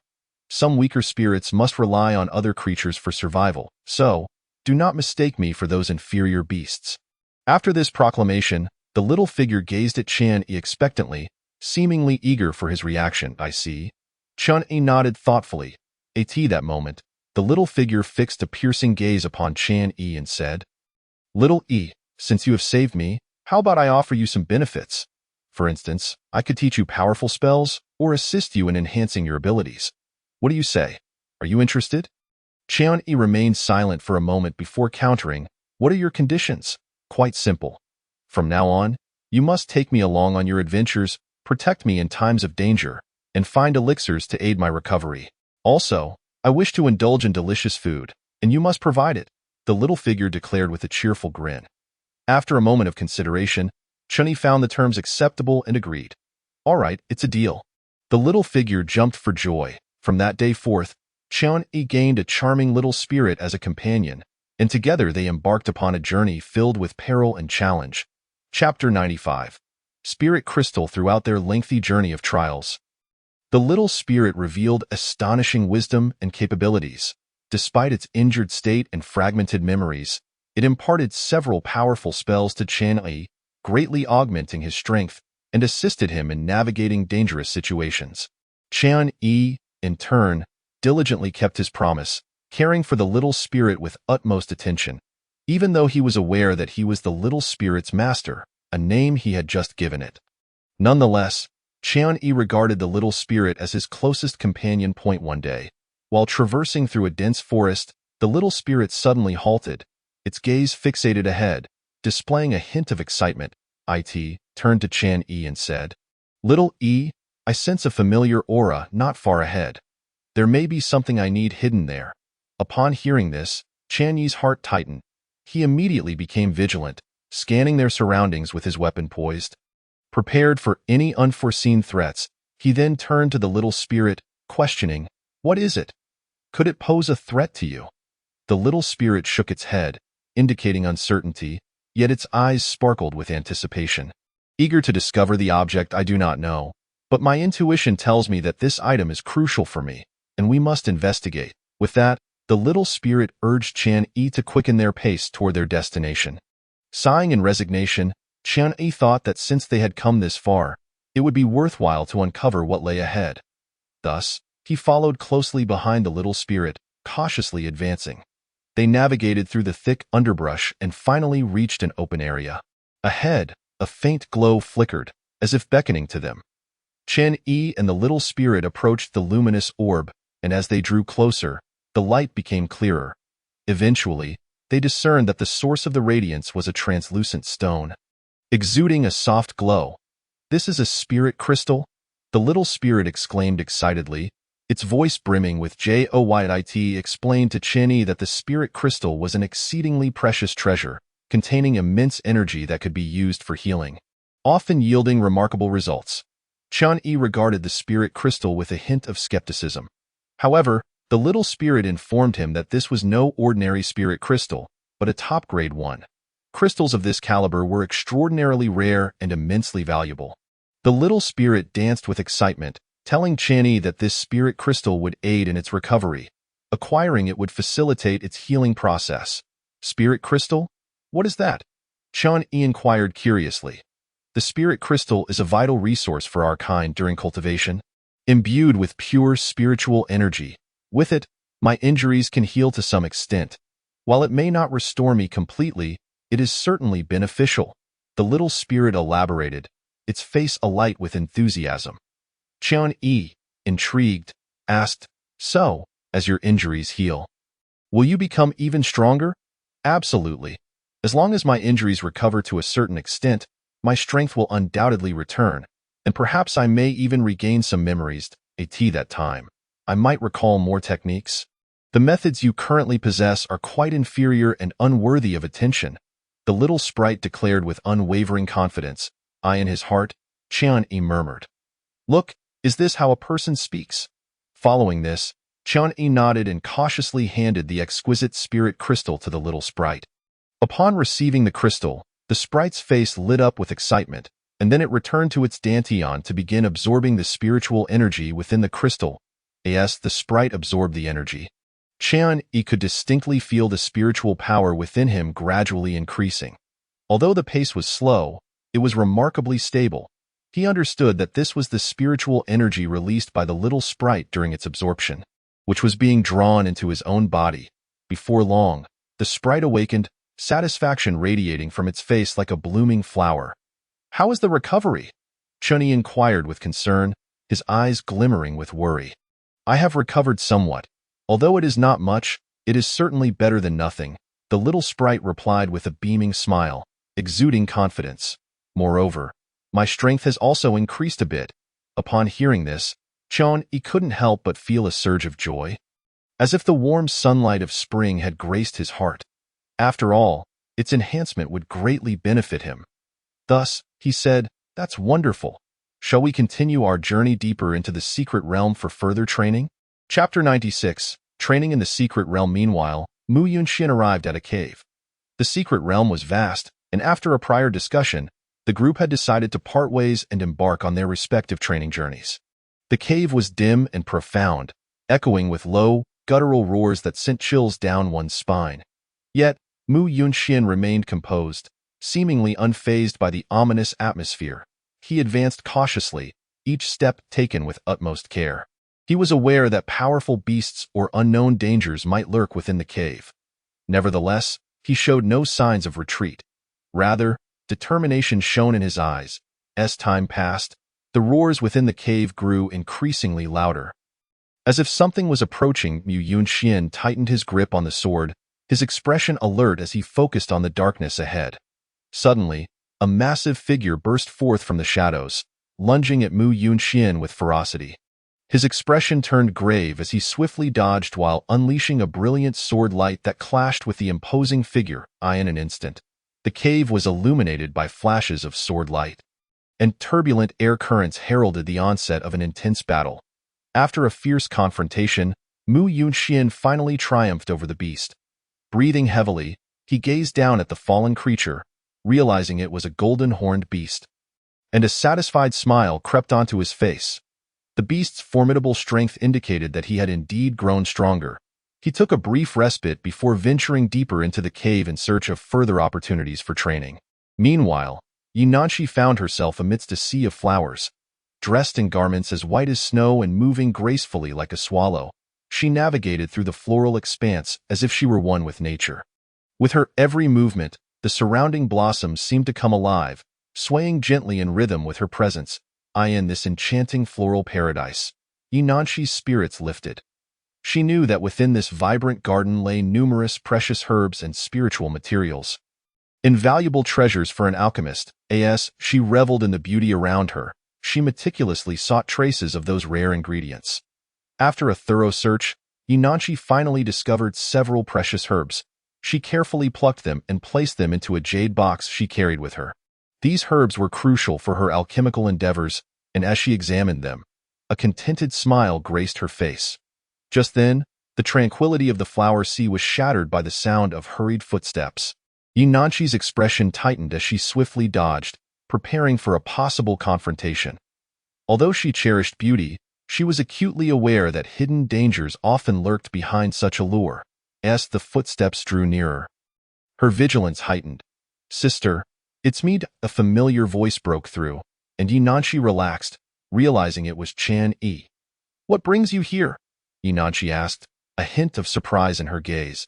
I passed through here during my training and sensed your aura. So I came to check on you, Chinny replied with a smile, surprised to find her here. This flower sea is stunning, and there are many valuable herbs, Inanshi remarked, showing Chani the jade box. Look, I just harvested a few. Chinny glanced at the herbs in the box, astonished. These are incredibly rare herbs, sister. Your luck is remarkable. Indeed, luck is on my side. Inanshi replied with a grin. By the way, how has your training been? Have you encountered any dangers? It's been manageable. A few minor hazards, but nothing serious. Chani shook his head, assuring her he was fine. The two exchanged smiles before continuing to walk side by side through the breathtaking flower sea. Seeking more herbs and training opportunities, on another front, Imo Shang and He Xian were traversing through a shadowy forest. He moved swiftly, like a phantom navigating the woodland. His gaze was sharp as an eagle's, constantly alert to the sounds around him. This forest was fraught with unknown dangers, yet he felt no fear. Rather, he was filled with a desire for challenge. He Xian, do you feel that this forest is unusually quiet? Emotion suddenly broke the silence. Yes, I sense it too, He Xian replied gravely. Moreover, it feels as though a mysterious force is lurking, watching us, a mysterious force. Emotion raised an eyebrow, swiftly dodging while releasing powerful spiritual energy to probe the unseen presence. However, the moment his energy was unleashed, it vanished without a trace, akin to a drop in the ocean. This realization sent a chill down his spine, acknowledging the formidable nature of this mysterious force. We must tread carefully, Emotion advised, his expression serious. Yes, caution is prudent, He Xian nodded, preparing for any unforeseen circumstances. The two exchanged knowing glances before pressing onward. They understood that within this dark forest lay countless unknown dangers and challenges. Yet, they were undeterred, filled instead with anticipation and fighting spirit. They advanced cautiously, each step taken with deliberate care. They recognized that only by remaining vigilant and composed could they face the lurking threats. As time passed, they delved deeper into the heart of the forest, and the mysterious force seemed to draw ever closer. Danger was silently approaching. Suddenly, a shadow darted overhead with astonishing speed, leaving both men stunned. Their expressions hardened as they swiftly dodged and looked up at the shadow. It weaved effortlessly among the treetops, resembling a specter as it moved. The surrounding leaves rustled, as if parting to make way for its passage. What is that? He Xian asked, his expression grave. Uncertain, but it appears to be formidable, Imo Shang replied, his brow furrowed as he prepared for battle. He knew that the appearance of this shadow signified that their trials in this forest would become increasingly arduous and perilous. Chapter 97.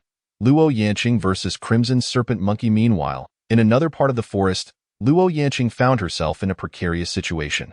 She had been harvesting a rare spiritual herb when she was unexpectedly ambushed by a spirit beast.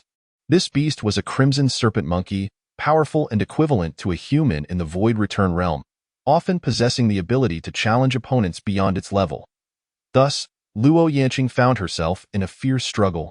She dodged swiftly while wielding her sword, attempting to fend off the relentless assaults of the beast. However, the crimson serpent monkey's strength was formidable, and each attack exerted immense pressure on Luo Yanqing.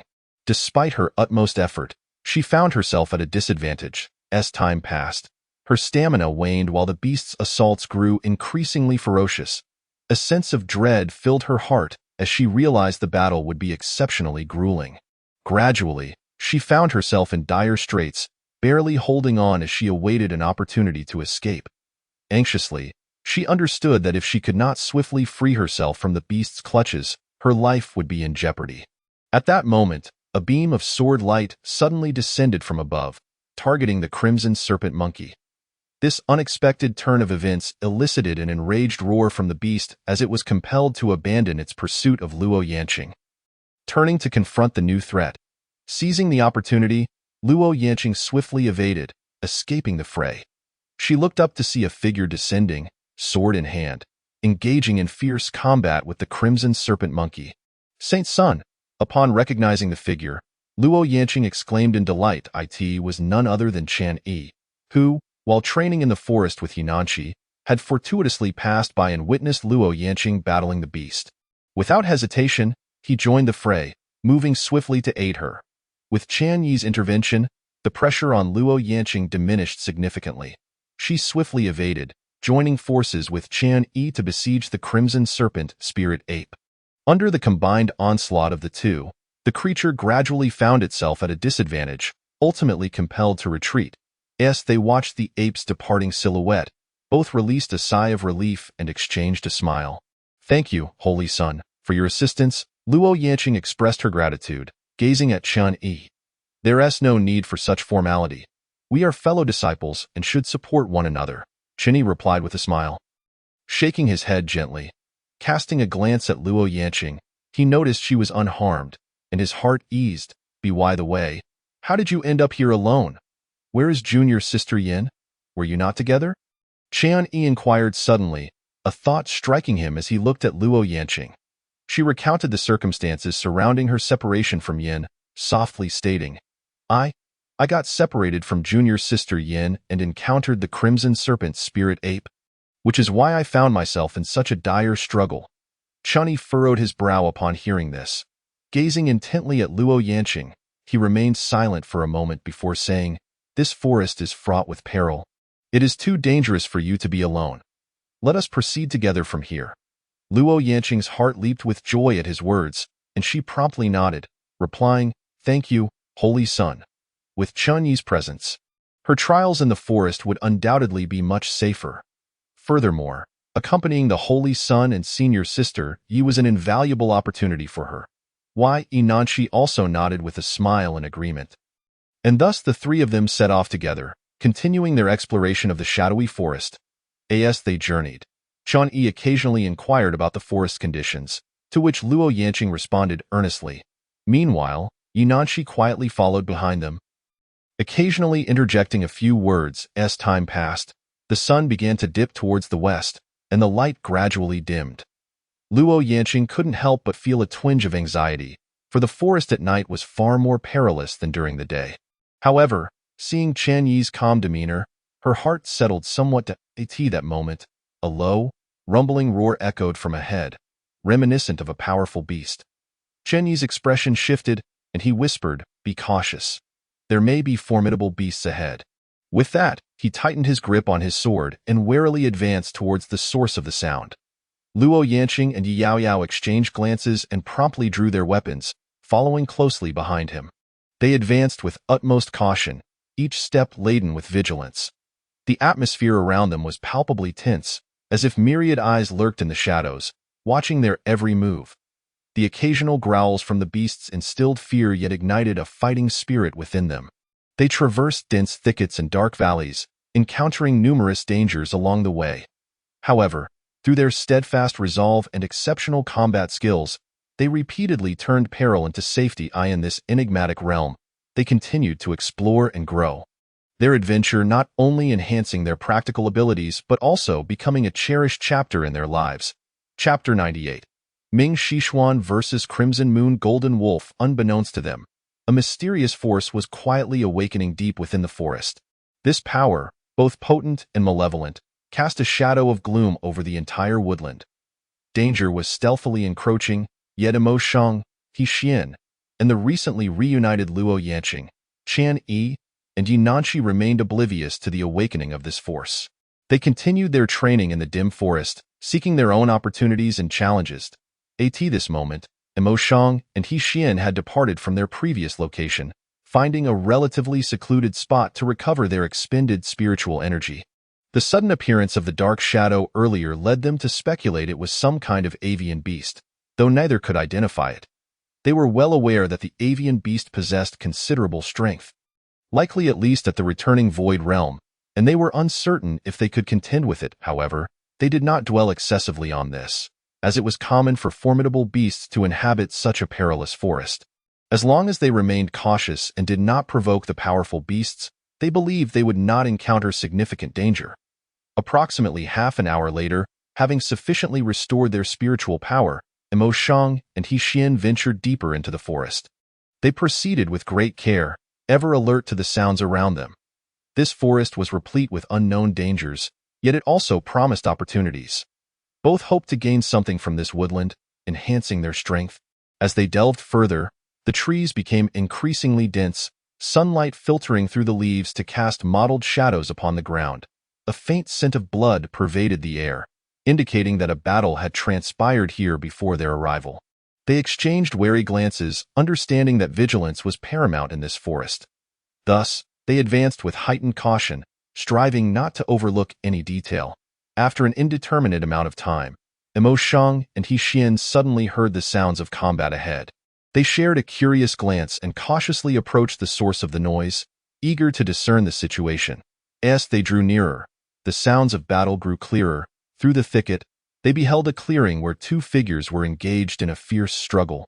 One figure donned white robes and wielded a long sword, the blade shimmering with a fierce sword energy. It was none other than senior brother Ming Xishuan. The other figure was a massive beast, the Crimson Moon Golden Wolf, roaring and brandishing its sharp claws in a fierce battle against the white-clad figure. IDS senior brother Ming. Emo Shang exclaimed in surprise upon recognizing the figure in white. They had been wondering when they might reunite after parting ways, and now they unexpectedly encountered Ming Xishuan. He Xian also noticed the confrontation ahead, his brow furrowing as he solemnly remarked, "The Crimson Moon Golden Wolf is formidable. It seems difficult for senior brother Ming to handle alone. We should assist him." Mo Sheng nodded in agreement, and the two swiftly evaded obstacles as they approached the clearing. They carefully neared the combat zone, cautious not to disturb the Crimson Moon Golden Wolf.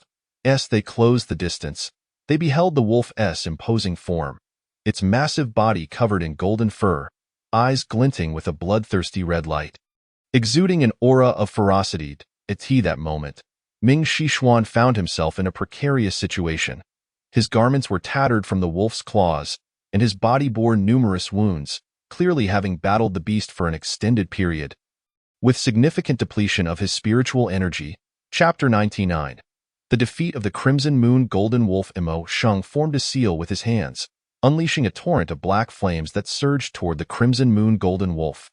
He Xian invoked earth element spells, causing sharp stone pillars to erupt from the ground, aimed at the beast's abdomen. The Crimson Moon Golden Wolf let out a furious roar, lunging towards Emo Shang. Seizing the opportunity, Ming Xishuan thrust his sword into the wolf's back, blood gushing forth. In pain, the wolf retaliated with even more ferocity against the three. "Fall back," Ming Xishuan shouted. Obeying his command, Emo Shang and He Xian retreated, leaving Ming Xishuan to face the wolf's onslaught alone. Drawing upon all his strength, his swordsmanship unleashed with the ferocity of a tempest, yet he gradually found himself at a disadvantage. At that moment, Ming Xishuan suddenly shouted, "Take this." His long sword emitted a radiant glow, transforming into a streak of light that shot toward the wolf's head. The Crimson Moon Golden Wolf let out a wretched cry and collapsed to the ground. Ming Xishuan, however, fell to one knee, utterly exhausted, gasping for breath. Emo Shang and He Xian hurriedly rushed to support him, anxiously asking, "Senior brother Ming, are you all right?" Ming Xishuan shook his head, signaling that he was fine. He gazed at the lifeless Crimson Moon Golden Wolf on the ground, exhaling a sigh of relief. This wolf was indeed powerful. Without your assistance, I would have struggled to slay it. He then retrieved a medicinal pill and consumed it. Beginning to recover his expended spiritual energy, Emo Shang and He Xian also sat cross-legged, entering a meditative state. They understood that in this perilous forest, they must always maintain their peak condition to face any potential crises. After a period of recuperation, the three of them found their spiritual energy sufficiently restored. They resumed their journey deeper into the forest, seeking their own opportunities and challenges. Along the way, they encountered numerous beasts. While these creatures were not particularly strong, their numbers were substantial, and each possessed a demon core that shimmered with alluring brilliance, akin to precious gems. This led Emo Shang to speculate whether the beasts in this forest had undergone some form of mutation. For how else could there be so many with demon cores? Yet, this question would remain unanswered, for the secrets of this forest were far beyond his current comprehension. As time passed, the trio ventured further into the heart of the forest.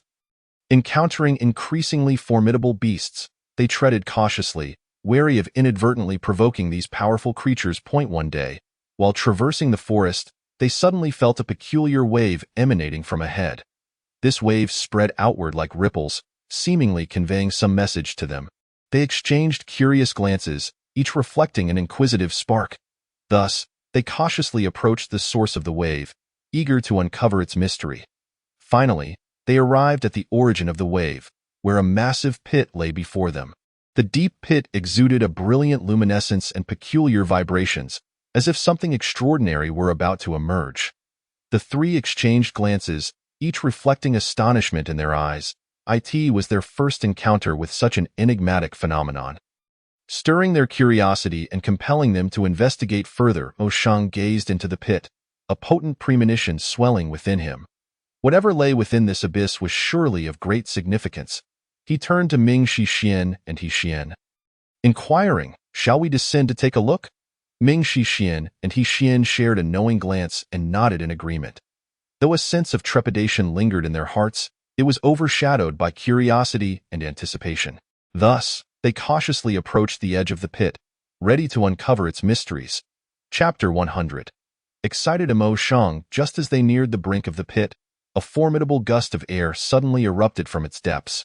Akin to a ferocious beast opening its gaping maw, instantly engulfing them into the chasm. The trio felt their bodies lighten, and darkness enveloped them as they lost consciousness. Upon awakening, they found themselves in an unfamiliar realm. Mo Shang surveyed their surroundings, discovering they were situated within a vast cavern adorned with myriad peculiar engravings on the walls, emitting a faint glow that illuminated the entire space. These patterns resembled slumbering sprites. Silently guarding this mysterious sanctuary, he turned to Ming Shixian and He Xian, noting their equally curious expressions as they examined the environment. "Where is this place?" Mo Shang could not help but ask. "I am unsure. We must have been swept into this cavern by that gust of wind," Ming Shixian pondered. "Look over there. What is that?" He Xian suddenly pointed towards a stone pedestal at the cavern's center. Mo Shang and Ming Shixian followed his gaze, witnessing a crystal orb radiating a soft glow, within which something appeared to be flowing gently. "It seems there is something within the crystal ball." Mo Shang squinted, observing intently. "Let us investigate," Ming Shixian suggested, moving towards the pedestal. Mo Shang and He Xian followed closely, arriving at the edge of the pedestal together. They scrutinized the orb, confirming that indeed, a vague entity was slowly swirling within, emanating a delicate light. "What could this be?" He Xian inquired, curiosity etched on his face. "I am uncertain, though it certainly appears to be a treasure of sorts." Ming Shixian mused. Mo Shang remained silent, his gaze fixated on the crystal ball. Whether it was mere illusion or not, the entity within seemed to beckon him faintly. He slowly extended his hand towards the orb. However, just as his fingertips were about to make contact, a sudden surge of power erupted from the crystal, enveloping the three of them in an instant. Previously, his juvenile beast, the Qilin, had not awakened since it fell into slumber. Yet now, under the orb's influence, it began to stir, seemingly evolving. Before Mo Shang's eyes, the Qilin awakened and gradually grew in size. Witnessing this transformation filled him with exhilaration. He had once feared something was amiss with his juvenile Qilin and had tried various methods to rouse it without success. But that was not all. Its form began to shift as well. Once entirely white, its fur now glimmered with golden hues, and mysterious scales adorned its body, a Qilin. Ming Shixian and He Xian gazed in astonishment at the golden Qilin. They had witnessed Mo Shang summon the Qilin before, but this version appeared far more imposing. "No, this is no ordinary Qilin." Ming Shixian suddenly widened his eyes, disbelief etched on his face as he looked at Mo Shang. "By the heavens, it is the golden sacred Qilin." The world began, and myriad powerful beings emerged. Among them, a Qilin, the foremost of terrestrial creatures, treaded upon clouds, each movement embodying profound truths. The golden sacred Qilin raised its head and let out a resounding roar that reverberated through the cavern. Causing it to tremble slightly, Mo Shang felt an overwhelming joy within. He sensed the Qilin's power had amplified significantly. Who would have thought this crystal orb could facilitate the Qilin's evolution into the golden sacred Qilin? He Xian marveled. Perhaps this is its destined opportunity. Ming Shixian replied thoughtfully. At that moment, the golden sacred Qilin approached Mo Shang, affectionately nudging his leg. Seemingly expressing its fondness, Emio Sheng patted the Qilin's head. Smiling, "It appears you quite enjoy this form." The Qilin emitted a low growl, as if responding to Emio Sheng's words. "Very well, it seems there's nothing left for us here. Let us depart with the crystal orb and the Qilin," Ming Shixian proposed.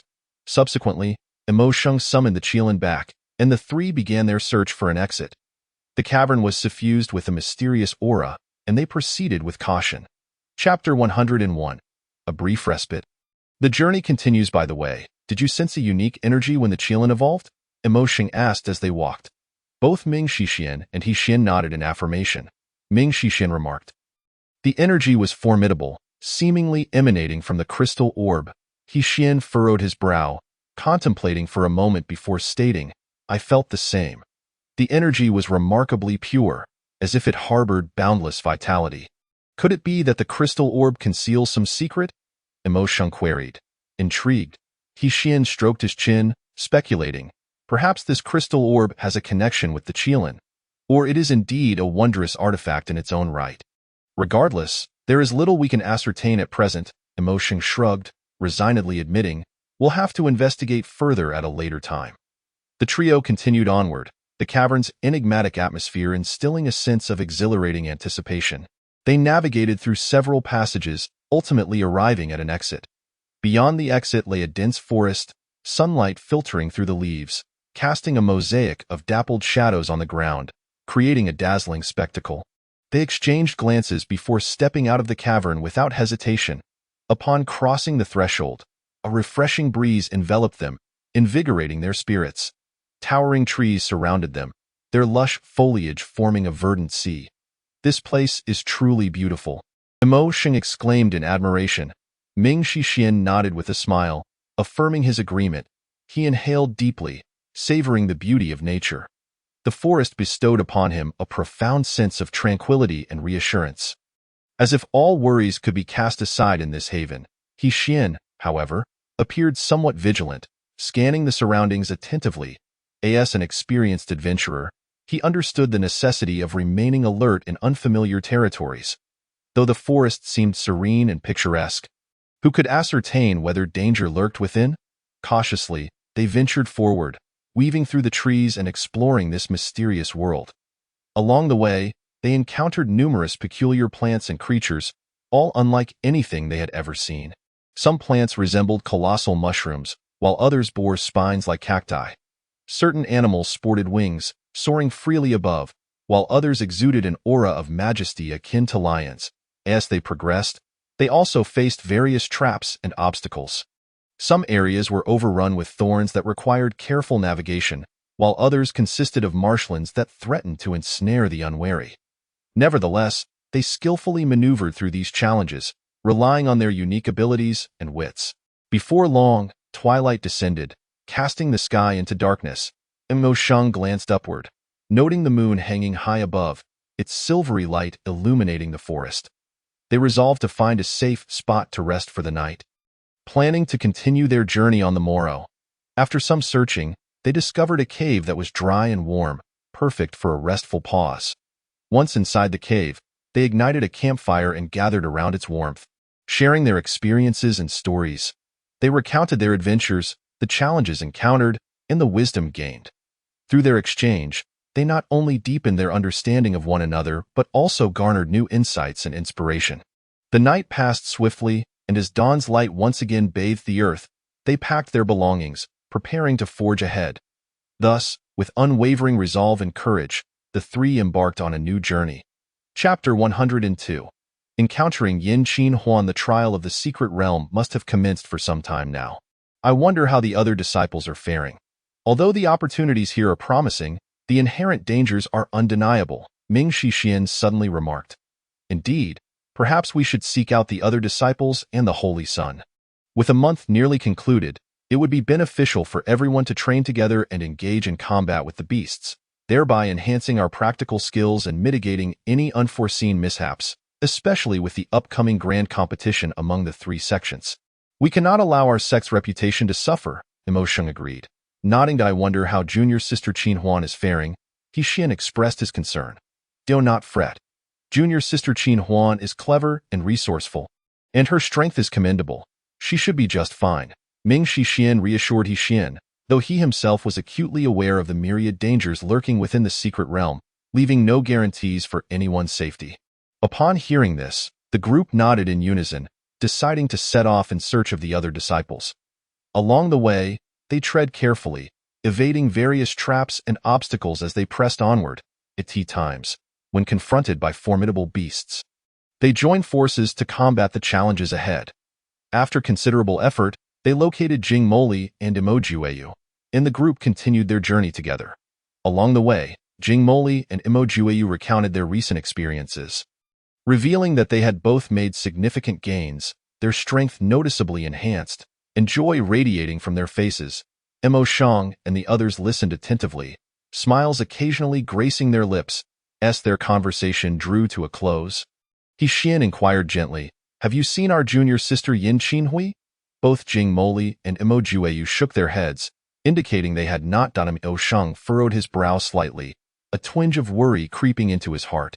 Where could Qinhui have gone? Was she in danger? At that moment, Ming Xishuan suddenly remarked, "He do not fret. The secret realm is vast. Let us search a bit. Perhaps Qinhui has merely ventured elsewhere for training." Indeed, Brother Ming is correct. The secret realm is expansive. She may be in another location. He nodded, slightly embarrassed. Thus, the group pressed on, searching for Yin Qinhui's whereabouts within the secret realm. They traversed dense forests and crossed perilous valleys, encountering numerous beasts along the way, all of which they repelled in unison. Yet, despite their efforts, Yin Qinhui's presence remained elusive. Meanwhile, in another part of the secret realm, Yin Qinhui found herself embroiled in a fierce battle. She faced a powerful beast, and the two had been locked in combat for quite some time, with no clear victor in sight. Anxiety gnawed at her heart as she realized that her strength was nearly equal to that of the beast, making victory a daunting prospect. Just then, she sensed a familiar aura approaching. Startled, she turned to see a figure soaring toward her, landing beside her.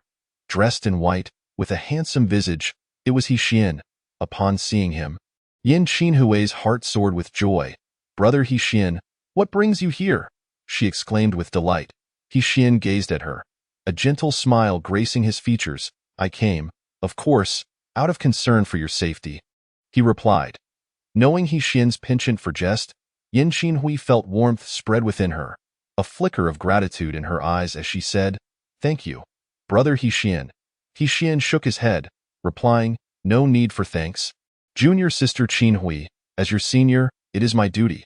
She nodded, her heart brimming with appreciation. She understood that He was a man of great responsibility. He always appeared at critical moments to aid her. Imo Shang, observing Yin Qinhui, expressed concern. "Are you injured?" Yin Qinhui shook her head, assuring him, "I'm fine, just a minor scrape." "It's nothing serious," Mo Shang nodded in relief, saying, "That's good. Rest for a moment. I will handle this beast." Yin Qinhui nodded gratefully at Imo Shang, then stepped aside to recuperate her strength. Turning her gaze back to the beast, a glint of determination flickered in her eyes. The creature seemed to sense the threat posed by He. Letting out a low growl as it lunged toward him, Mo Shang swiftly moved to intercept, engaging the beast in fierce combat. Having reached the pinnacle of the transformation stage, he was on the verge of entering the initial phase of the Void Return stage, making him more than capable of dealing with the beast. Each of his strikes was powerful and swift, soon overwhelming the creature. After a hard-fought battle, He finally spotted an opening and struck decisively, slaying the beast. Witnessing this, Yin Qinhui couldn't help but applaud in admiration. Imo Shang smiled slightly, approaching He and patting him on the shoulder. "Well done, you're getting stronger." He smiled in response, but said nothing. At that moment, Yin Qinhui joined them, glancing at the slain beast. This creature was formidable.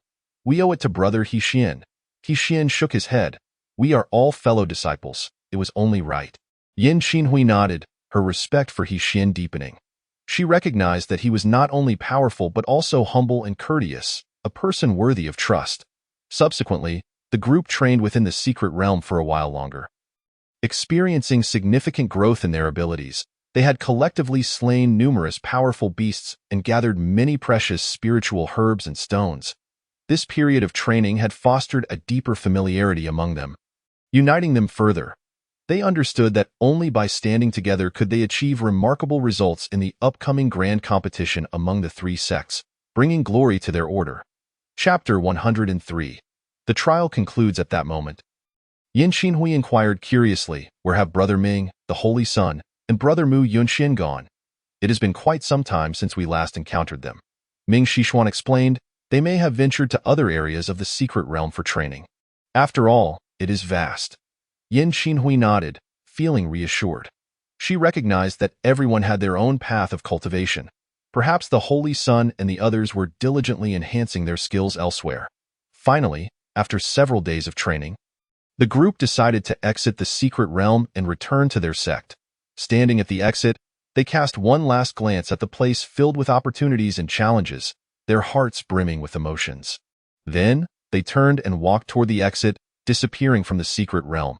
Upon returning to the sect, Yin Xinhui and the others recounted their experiences within the secret realm to the sect leader and elders. The sect leader and elders listened with satisfaction, expressing high praise for their enhanced abilities.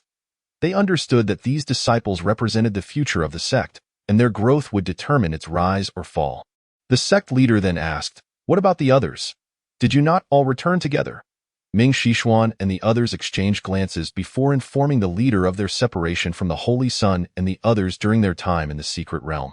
The sect leader furrowed his brow slightly, pondering for a moment before saying, "They may have gone to other areas of the secret realm for training and simply did not cross paths with you. However, I am somewhat concerned due to the lack of news for so long. Let us do this. You all return to your quarters to rest. I will send someone to search for the Holy Sun and the others. After all, we have not fully explored this secret realm and cannot ascertain its dangers," the sect leader instructed. Ming Xishuan and the others complied and returned to their quarters to rest. The sect leader promptly gathered several experts, preparing to delve into the secret realm to locate the Holy Sun and the others. Days later, a team composed of the sect's strongest members entered the secret realm. They meticulously followed the paths the Holy Sun and the others were likely to have taken.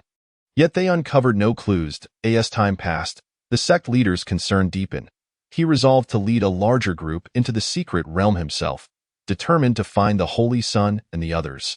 Meanwhile, the Holy Sun and his companions were, unbeknownst to them, trapped within a mysterious formation, unable to escape. Deep within the secret realm, in a concealed valley, a faint glow emanated. Upon closer inspection, one would discover that the light was radiating from a complex formation. At the center of this formation stood several figures, including the long-missed Holy Sun Mu Yunxian and Yinanshi. Their faces bore expressions of gravity and confusion, clearly unsure of how to unravel this enigmatic formation. "This formation is exceedingly peculiar. Despite our numerous attempts, we cannot seem to break it," Mu Yunxian said, frowning.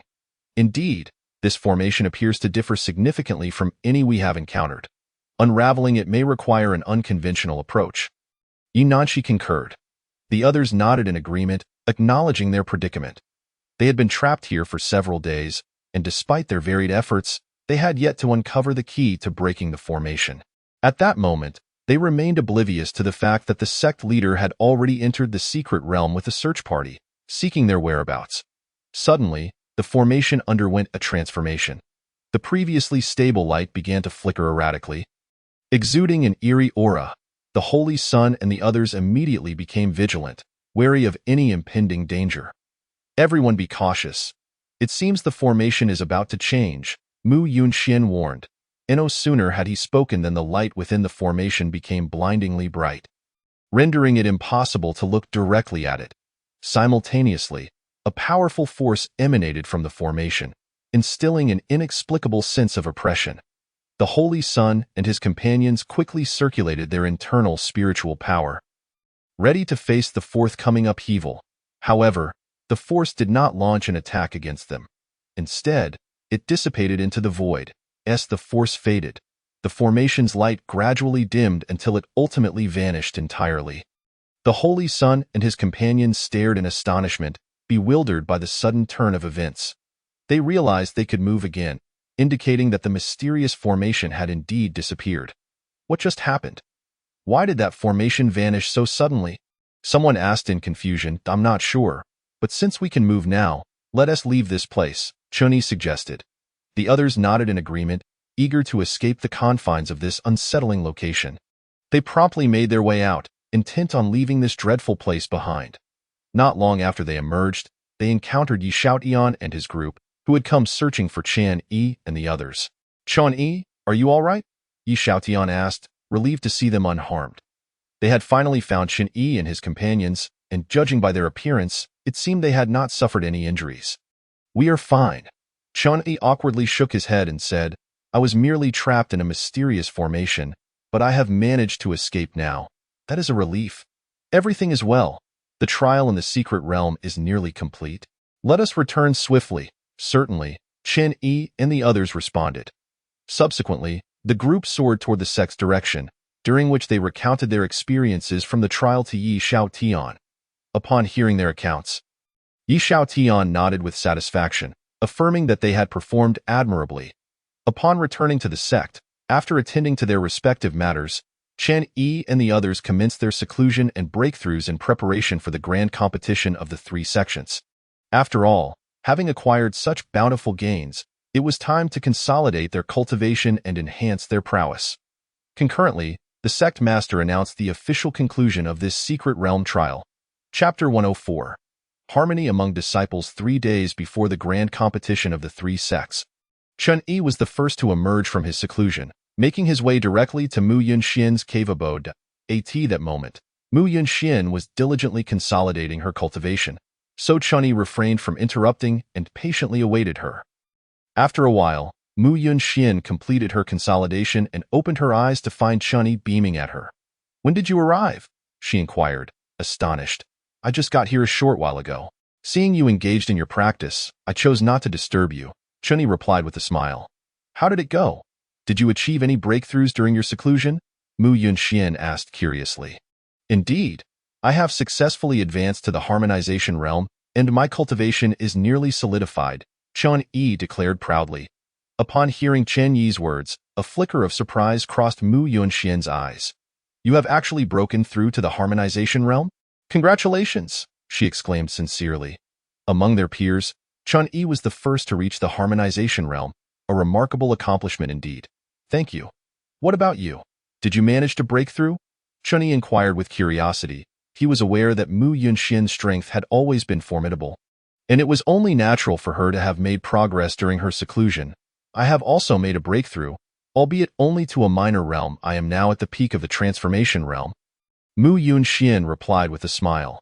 Although it was merely a small advancement, it nonetheless marked a significant enhancement in her strength. Furthermore, she felt herself drawing ever closer to the harmonization realm and was confident that a breakthrough would not be long in coming. The peak of the transformation realm? That is commendable indeed. With your strength, you can certainly hold your own even against those of the harmonization realm, Chen Yi remarked earnestly. He was not exaggerating. Given Mu Yunxian's abilities and talent, she indeed possessed such potential. Upon hearing Chen Yi's praise, Mu Yunxian simply smiled without speaking, yet a glimmer of confidence shone in her eyes. After engaging in light conversation for a while, the two left the cave together, and Chen Yi made his way to Yi Nanshi's residence. Sister Yi. Upon seeing Yi Nanshi, Chen Yi greeted her with a cheerful smile. Is that you? Junior brother? What brings you here? Yi Nanshi's face brightened with a smile upon Chen Yi's arrival, as she held a genuine fondness for him. I came to visit you, sister, and to inquire about your progress during seclusion. Chen Yi responded with a grin. It has been satisfactory. My cultivation has seen some improvement, but I still require certain opportunities to break through to the harmonization realm, Yi Nanshi said softly. Sister need not rush. Cultivation cannot be hurried. With time, you will surely achieve your breakthrough, Chen Yi reassured her. Yes, I understand. How about you, junior brother? What gains did you reap from your seclusion? Yi Nanshi asked with curiosity. I was fortunate enough to break through to the harmonization realm, Chen Yi humbly replied. However, his words left Yi Nanshi momentarily stunned, gazing at him in disbelief. The harmonization realm? You have truly broken through to the harmonization realm? Yi Nanshi asked in shock. Yes, Chun-Yi affirmed with a smile. Upon receiving his confirmation, Yinanshi took a deep breath, striving to calm her racing heart. She was aware of Chun-Yi's formidable talent, yet she had not anticipated such rapid progress. To achieve a breakthrough to the harmonization realm in such a short time was simply astonishing. Junior brother possesses exceptional talent. It seems that our Ling Yun sect is about to produce another extraordinary genius. Yinanshi remarked sincerely, "Sister, you flatter me. It was merely a stroke of luck in my breakthrough," Chunyi responded modestly. "There is no need for such humility, junior brother. Attaining the harmonization realm is not something that can be accomplished by mere chance." Yinanshi replied with a smile. She was genuinely growing increasingly pleased with Chun-Yi as her junior. After chatting for a while longer, Chun-Yi took his leave, intending to check on the others to see if they had emerged from seclusion. Next, Chun-Yi visited each of his companions in succession, finding that they too had emerged, with their strengths having been notably enhanced. This period of seclusion had yielded substantial rewards for everyone. Chapter 105. Gathering before the grand competition of the three sects. The day before the grand competition of the three sects, Chun-Yi, Imo-sheng, Yinanshi, Ming-Shi-xian, and He-xian, along with their fellow trial participants, gathered together to share a meal, enjoy some drinks, and engage in lively conversation. After all, it had been quite some time since they had convened in such a manner. In this upcoming grand competition of the three sects, we must give it our all and showcase the true strength of our Xianyang sect. After a few rounds of drinks, Imo-sheng was the first to rise. His excitement palpable. His eyes sparkled with confidence, as though he could hardly wait to display his skills in the competition. Indeed, we must demonstrate our prowess to the other two sects. The others echoed in agreement, expressing their support. Having undergone a period of seclusion, they all felt their strengths significantly bolstered and were brimming with confidence for the imminent grand competition. However, at that moment, Yinanshi calmly interjected. "While we should strive to perform well, we must not let our guard down. The strength of the other two sects should not be underestimated. We must remain vigilant." Her words doused the group's enthusiasm like cold water. "Sister Yi is right. We cannot afford to underestimate our opponents." Chunyi nodded in agreement, fully aware of the competition's significance. Any misstep could lead to failure. "All right, let us not be too tense. Let us enjoy ourselves tonight," He-xian said with a smile, attempting to lighten the mood. Thus, the group raised their glasses once more, toasting to one another's success in the grand competition of the three sections despite the fierce competition ahead. They remained steadfast in their belief that they could overcome any challenges and emerge as champions. "Sister Yi is correct. We must indeed remain cautious," Chunyi added, nodding.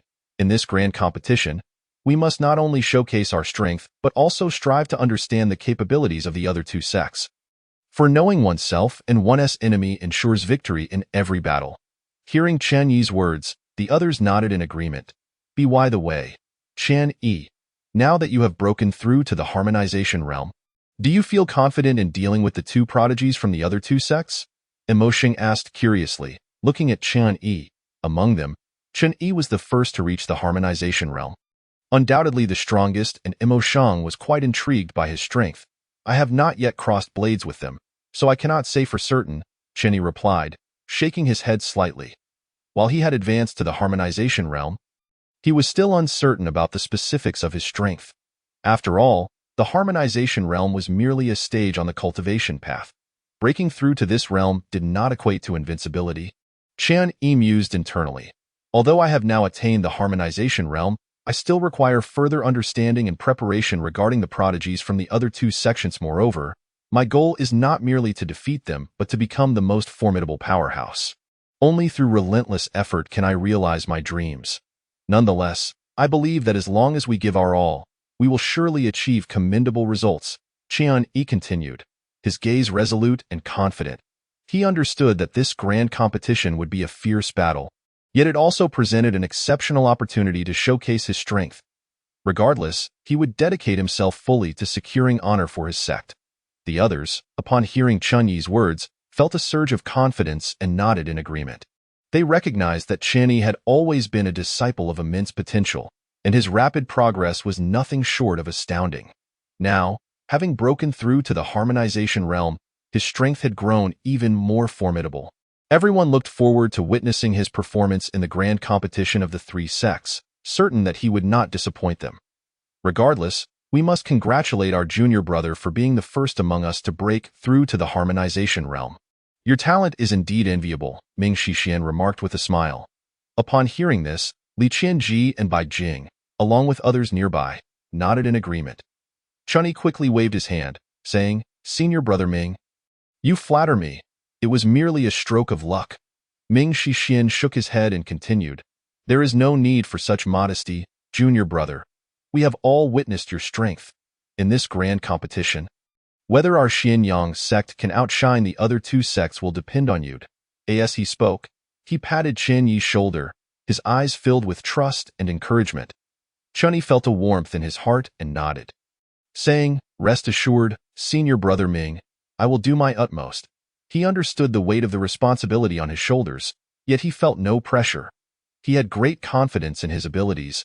After conversing for a while longer, the group each returned to their quarters to rest, for the next day marked the grand competition of the three sections. Chapter 106. Encountering Yunyu before the competition. On the morning of the competition, before the sun had even risen, Chen Yi and the others could hardly contain their excitement as they arrived at the sect square. At this moment, the sect square was already bustling with voices, teeming with numerous disciples gathered to participate in the grand competition among the three sections. When Chen Yi and his companions arrived, they immediately attracted the gaze of many, for they were all core disciples of the Xianyang sect. Renowned for their exceptional abilities and the attention they garnered, I asked that Chen Yi, our Xianyang sect's holy son. I have heard that he has actually broken through to the harmonization realm. That is truly enviable, a disciple whispered. Indeed, it is he. Such talent is indeed rare. To achieve a breakthrough to the harmonization realm at such a young age, his future must be limitless, another disciple chimed in. Perhaps this time, our Xianyang sect will indeed achieve great success in the competition, a third disciple said with anticipation. The grand competition among the three sects is held once every 5 years. And this year, it happens to be the turn of the Luo Yun sect to host. All sects attach great importance to this event, sending their elite disciples to compete. Chen Yi stood with the other core disciples of the Xianyang sect, composed and unperturbed in the face of the crowd's attention. They understood that this competition would be fierce, yet it also presented an excellent opportunity to showcase their strength and talents. The murmurs of the surrounding crowd did not faze Chen Yi. His gaze calmly swept across the vicinity before settling on the gathering of the other two sects.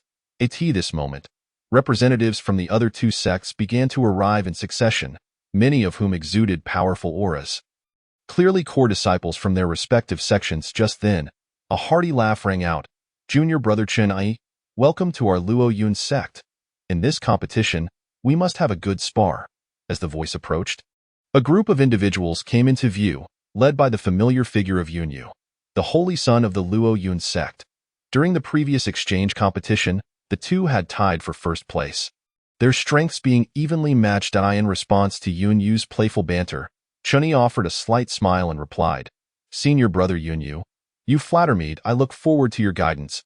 He held Yunyu in high regard, appreciating the latter's sincerity, in contrast to the hypocrisy of others.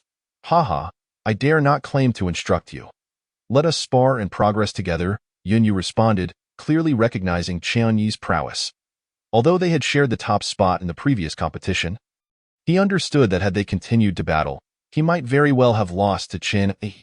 "Senior brother Yunyu speaks wisely," Chen Yi nodded in agreement. The two exchanged knowing smiles, a mutual respect evident between them. "Ah, isn't this a disciple from the Xianyang sect? You have finally arrived. We have been waiting for you for quite some time." At this moment, another voice emerged, followed by a group making their approach. It was the representatives of the Wu Ji sect, led by a man clad in azure robes, exuding a profound aura, likely at the peak of the harmonization realm. Clearly, the holy son of the Wu Ji sect. Qingyu. The speaker was none other than Luo Chuan, one of the core disciples of the Wu Ji sect, who had suffered defeat at the hands of Mu Yunxian during the last exchange competition and was evidently here to seek retribution. Chen Yi regarded Luo Chuan with a calm demeanor and said dismissively, "Our Xianyang sect does not require your interference." His voice was low yet imbued with an undeniable authority. Upon hearing this, Luo Chuan's expression darkened, a flicker of anger flashing in his eyes.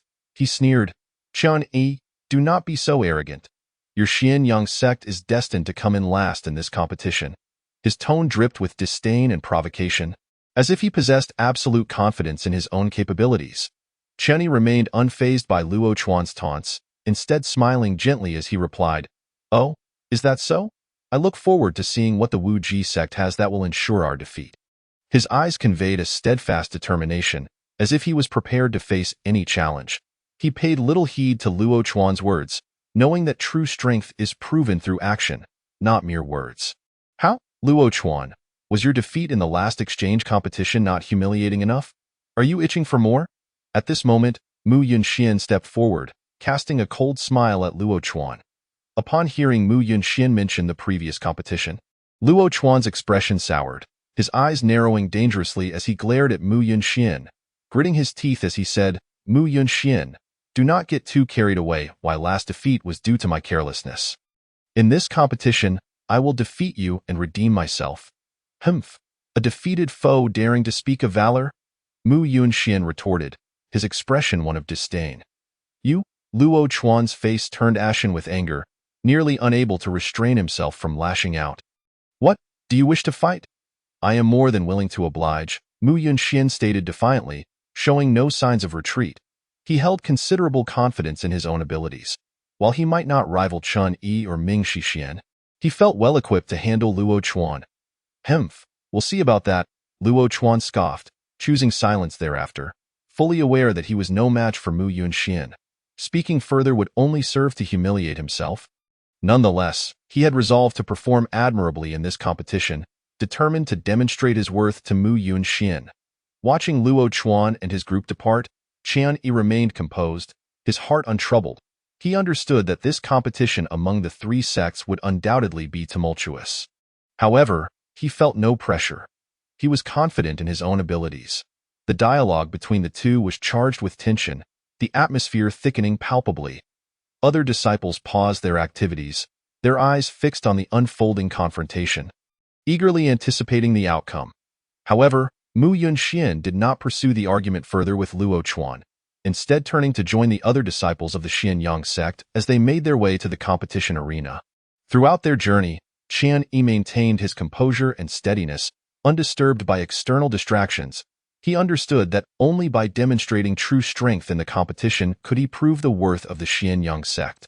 At the same time, he reminded himself to exercise caution, fully aware of the formidable opponents he faced. Chapter 107. The grand competition among the three sects officially begins before long. All disciples from the three sects had gathered, with the Xianyang sect, Wu Ji sect, and Luo Yun sect occupying distinct areas. Although all three sects resided in the northern region, competition among them was fierce, with each refusing to yield to the others. Particularly, the Wu Ji sect prided itself on being the strongest sect in the northern region, consistently looking down upon both the Xianyang sect and the Luo Yun sect. Chen Yi's gaze calmly scanned in the direction of the Wu Ji sect, paying special attention to the holy son Qingyu, who was undoubtedly one of his greatest competitors in this grand competition. It seemed Qingyu sensed the scrutiny as he turned to meet Chen Yi's gaze. Their eyes clashed midair. Though no words were exchanged, both could feel the palpable fighting spirit within each other's eyes. At that moment, a powerful aura descended, and three figures appeared on the high platform. Among them was a middle-aged man, his visage imposing and his aura profound, clearly at the pinnacle of the transcendence realm. "Greetings to the three sect leaders," the crowd bowed in unison. The middle-aged man nodded slightly before declaring, "Welcome to all participants of this grand competition among the three sections. I shall refrain from unnecessary words. Let our actions speak for themselves. I hereby announce that the competition officially begins." His voice was rich and resonant, echoing throughout the arena. As his words fell, the square erupted with excitement. Cheers erupted, and many young disciples eagerly flexed their muscles, ready to engage. This year's competition differed from previous ones. After deliberation, the rules had been altered. Upon hearing this, the crowd fell silent, glancing at the three sect leaders on the platform, uncertain of what the changes entailed. At that moment, the leader of the Luo Yun sect, an amiable old man, stood up and addressed the crowd below, slowly articulating, "For this grand competition among the three sects, we have decided to adopt a free-for-all format. All participating disciples will enter the arena, and the final 10 remaining will engage in a decisive match to determine the rankings of this competition." Upon hearing this, the crowd was momentarily taken aback, then erupted into a flurry of discussions that a free-for-all? How will that work? Indeed, with so many participants, won't it just be chaos? This change in rules heightened the competition's difficulty and uncertainty. Chunyi's expression remained unflinching, devoid of surprise, as if he had anticipated this alteration. Silence. The leader of the Xianyang sect, Yi Shaotian, rose and gazed at the murmuring crowd, speaking solemnly, "This alteration in rules is intended to better hone your skills. Cultivation is inherently an endeavor against the heavens. If you cannot even accept this minor challenge, how can you hope to ascend to greater heights in the future? Furthermore, this free-for-all format will allow for a clearer assessment of each of your strengths and potentials." He continued, "The rules have been set and will not be changed. You need only to compete according to these rules. Now, all participating disciples, enter the competition arena." As Yi Shaotian's words echoed, the eager disciples promptly leapt into action.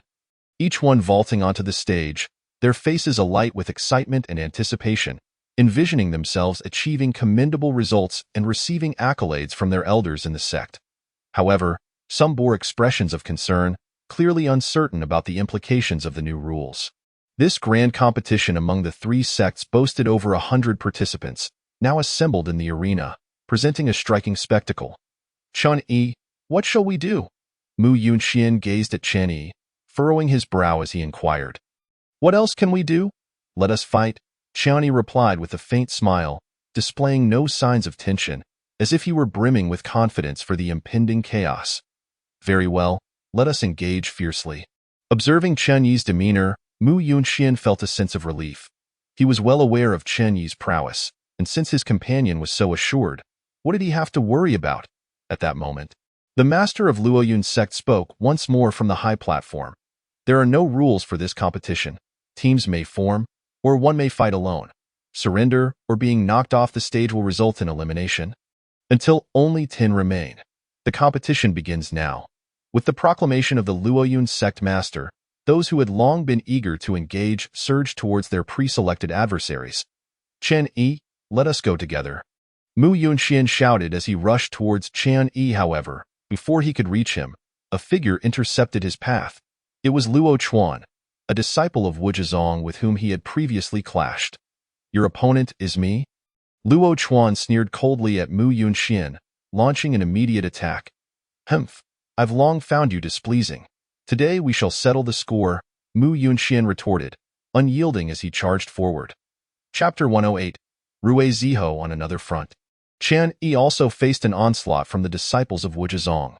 Yet, he had anticipated this, remaining unfazed as he engaged them in battle.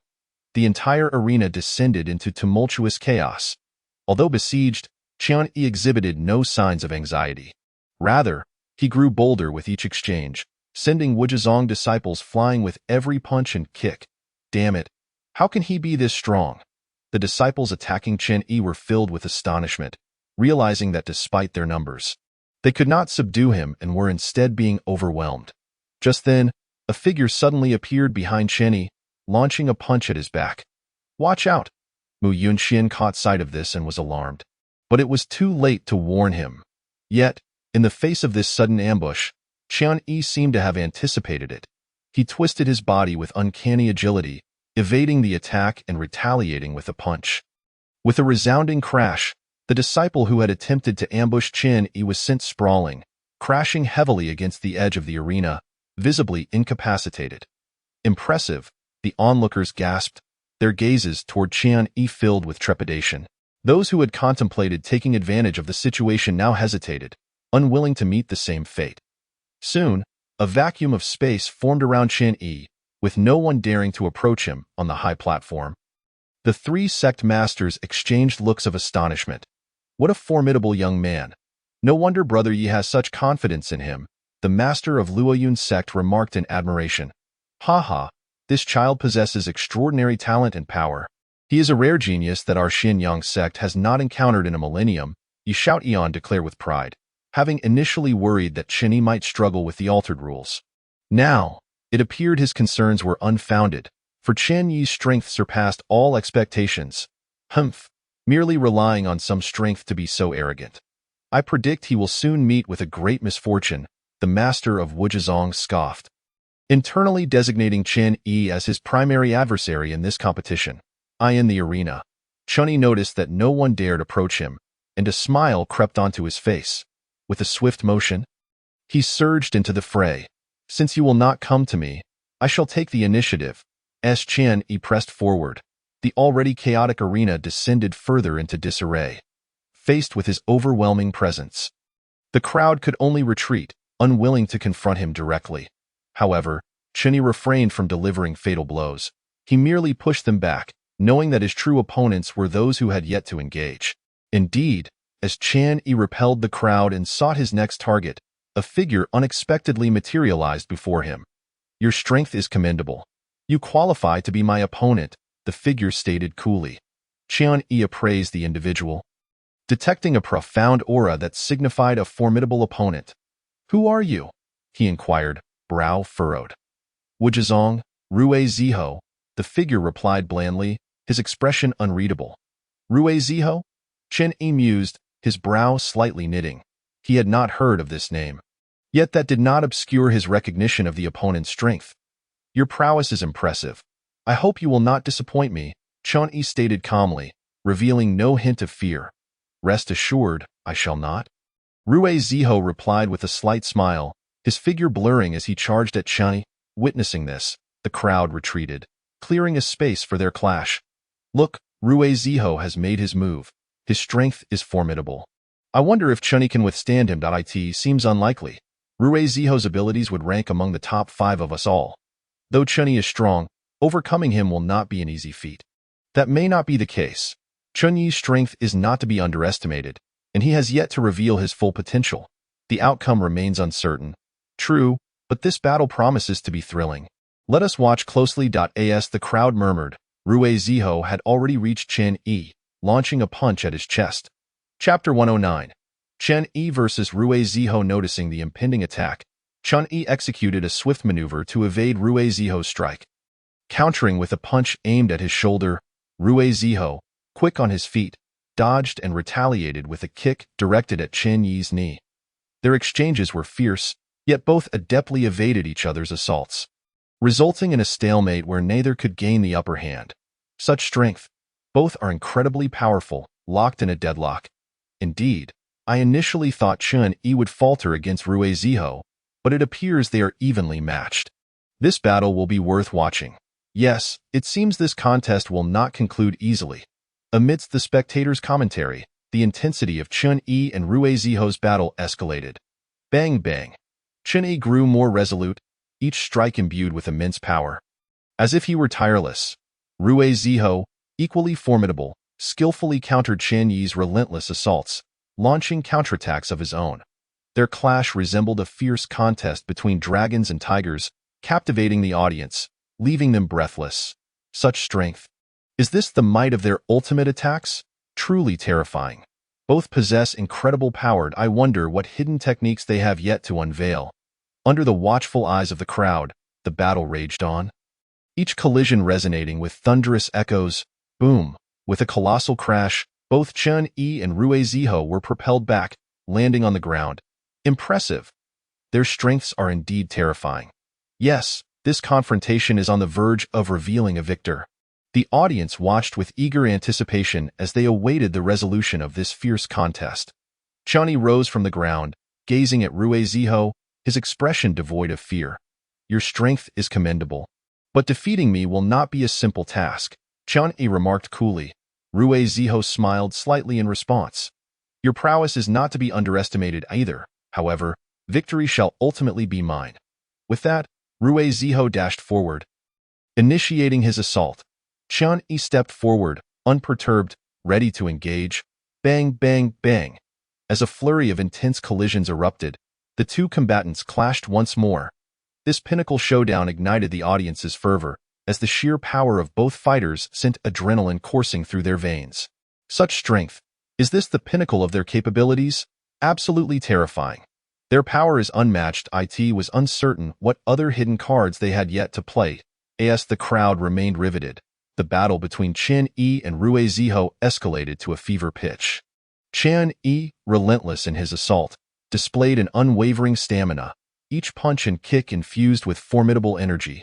Rui Ziho, equally skilled, adeptly parried Chen Yi's fierce onslaught. However, it was evident to keen observers that, while the two appeared evenly matched, Rui Ziho was subtly beginning to show signs of being suppressed. Remarkable, Chen Yi's strength is astonishing. He has even begun to dominate Rui Ziho. Indeed, I had thought Rui Ziho would easily triumph over Chen. It seems I underestimated Chen Yi's capabilities. In this fierce battle, it seems that Chen Yi is poised for victory. Amidst the murmurs of the crowd, Rui Ziho suddenly let out a furious roar. His aura surging dramatically, boom. With a resounding crash, Rui Ziho launched a punch towards Chen Yi, its power magnified several-fold compared to before. Sensing the formidable force behind Rui Ziho's strike, Chen Yi's expression shifted slightly, and with an uncanny twist of his body, he narrowly evaded the devastating blow. Allow me to demonstrate the fusion of my speed-based technique and the chaotic sword art, chaotic sword shadow light. Chen Yi exclaimed softly, his figure flickering as he transformed into a beam of sword light, charging towards Rui Ziho. Witnessing this, Rui Ziho's countenance grew grave, and he swiftly dodged to the side. However, Chen Yi's speed was astonishing. Just as Rui Ziho evaded, Chen Yi appeared before him, delivering a punch aimed at his chest. Rui Ziho, realizing the situation, met the attack with a serious expression. Boom! Their fists collided, producing a deafening sound. Rui Ziho's body trembled. Surprise etched across his face as an overwhelming force surged through his fist, numbing his arm and forcing him to stagger backward.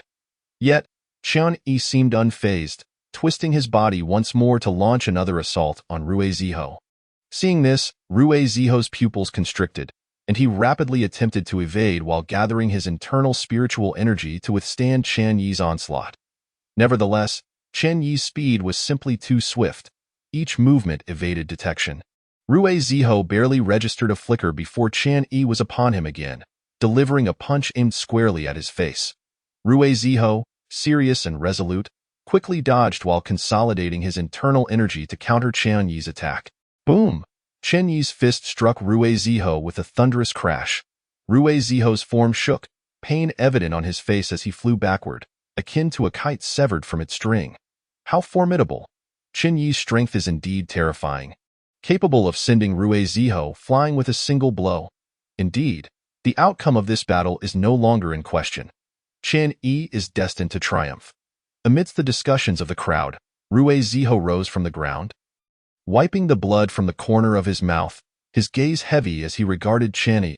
He had not anticipated Chen Yi's prowess to be so fearsome. He was utterly outmatched, I concede. I hope you succeed in advancing, Rui Ziho said, taking a deep breath. A faint smile graced Chen Yi's face as he stepped forward, extending his hand. You too, with your strength, you are bound to achieve a commendable rank in this competition. Rui Ziho hesitated for a moment before ultimately grasping Chen Yi's hand. Then I shall take your words as an omen of good fortune. You are indeed impressive. I accept my defeat willingly. Rui Ziho remarked. Chen Yi chuckled lightly, replying, You are not lacking either. Had I not recently experienced a breakthrough, the outcome might have been uncertain. The surrounding crowd erupted into applause, having been thoroughly entertained by this thrilling battle. Chen Yi and Rui Ziho exchanged smiles, mutual respect evident in their gazes. The clash had concluded, but their stories were only just beginning. Chapter 110. The free-for-all concludes as this match drew to a close. Competitions in other areas began to wind down as well. Now, there were only a few participants remaining in the arena, and as time passed, the number of individuals present dwindled rapidly. After an indeterminate period, a resounding voice echoed in the ears of the audience. The free-for-all mode of the competition has concluded. Those whose names are called should proceed to the central arena for the next round. Upon hearing this, Chen Yi momentarily paused before swiftly darting towards the central arena. Concurrently, other contestants who had progressed also rushed towards the same destination. Soon, Dozens of figures gathered on the central arena, all of whom had advanced from the first round, each one a powerhouse in their own right. They stood or sat, displaying a range of expressions, yet all radiated a formidable aura. Chun-Yi stood amidst the crowd, his gaze sweeping around as he remained inwardly vigilant. He understood that the forthcoming second round would be even more intense and brutal, with only the truly strong able to emerge victorious. At that moment, an elderly man ascended the central arena, holding a list in his hands, and began announcing the names of those participating in the second round. Among them were 3 from Wuzhezong, Qingyu, Rui Ziho by Shang, 3 from Luoyan sect, Yunyu, Li Luo, Sijun Nancheng, and 4 from Xinyang sect, Chen Yi, Ming Shixian, Mu Yunxian, Yinan Shi. Chun-Yi glanced at the gathered crowd, noting several unfamiliar faces. However, he paid them no mind, instead focusing on the elder on the podium. Sensing the attention of the crowd, the elder smiled slightly before declaring, "Congratulations on advancing past the first round. The second round will commence shortly. The second round will no longer be a free-for-all but will instead consist of one-on-one arena battles," the elder continued. "Those who draw the same number will form a group. The final 5 victors will advance to the third round." Hearing the elder's words, the crowd erupted into discussion. One-on-one arena battles would be a true test of raw strength. Chun-Yi raised an eyebrow but quickly regained his composure. For him, one-on-one battles posed little concern. Before long, the elder produced a wooden box filled with several numbered tokens. Participants took turns drawing their numbers, and Chun-Yi was no exception. He drew the number 3 and, glancing at the token in his hand, raised his head to survey his surroundings. He noticed that the first number had been drawn by Baisheng of Wuzhezong, while the other contender sharing the same number was Yunyu from Luoyan sect. The second number was drawn by Yinan Shi from Xinyang sect and Qingyu from Wuzhezong.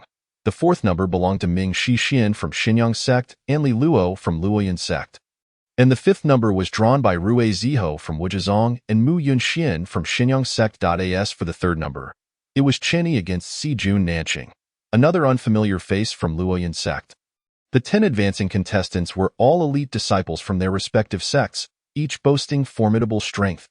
They had already taken note of one another during the drawing and were aware that a fierce battle awaited. Now, they were finally to face each other directly. The first round, number 1, take the stage. The rest wait, the elder announced, casting a glance at the participants. Upon hearing his words, Baisheng and Yunyu exchanged glances, both recognizing the gravity reflected in each other's eyes. They understood that this match was crucial.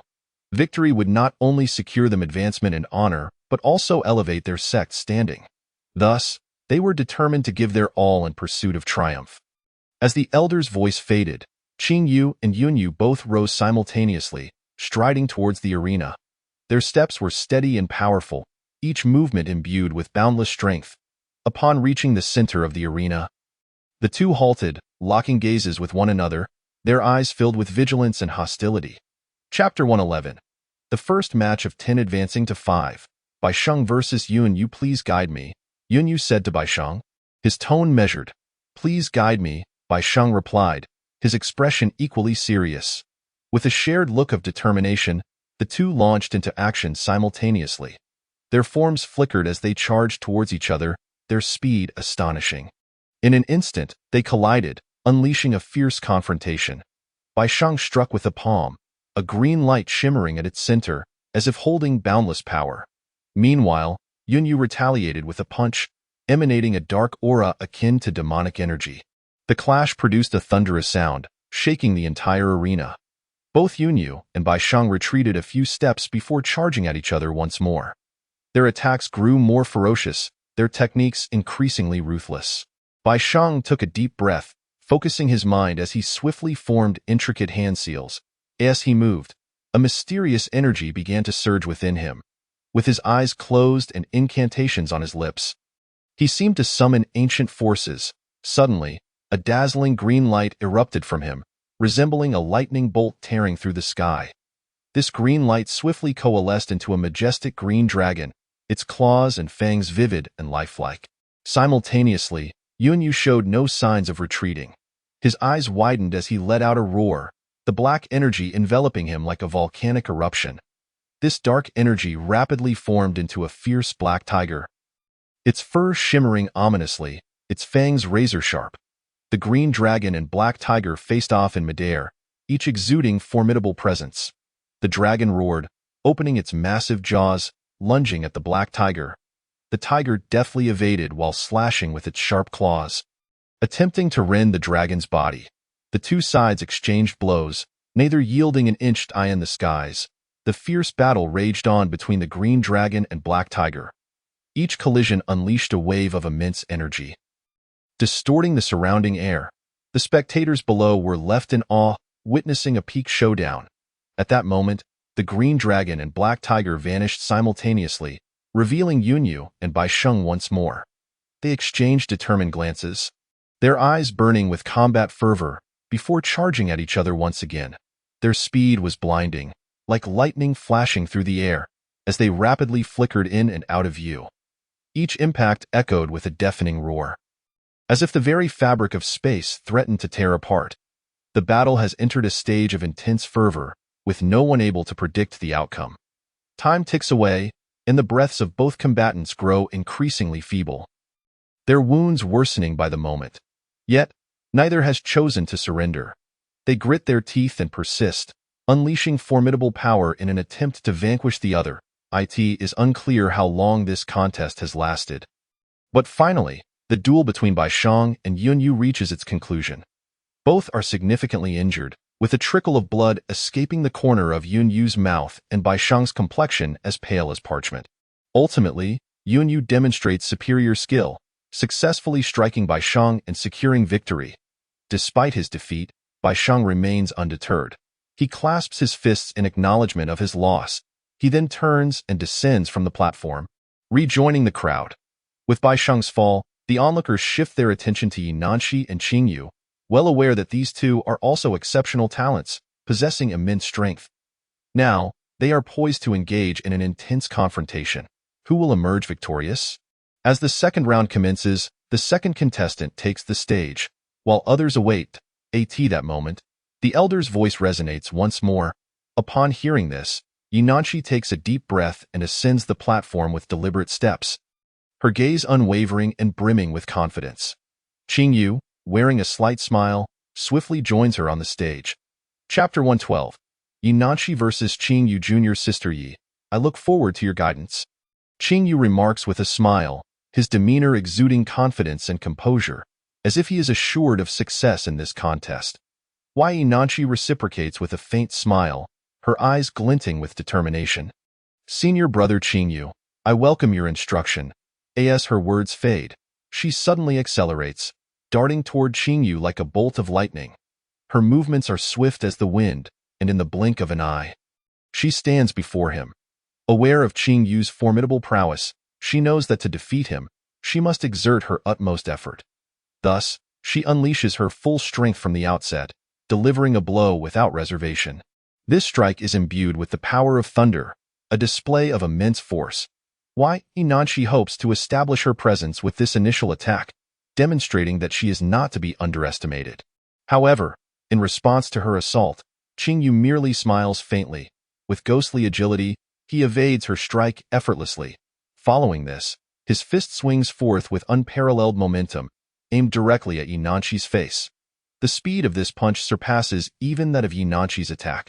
Alarmed, she swiftly sidesteps, but Qingyu's velocity is overwhelming, leaving her with little time to evade entirely. Consequently, she crosses her arms in an attempt to shield herself from his onslaught. Yet, the strength of Qingyu far exceeds her expectations. His fist collides with her arms, producing a dull thud that reverberates in the air.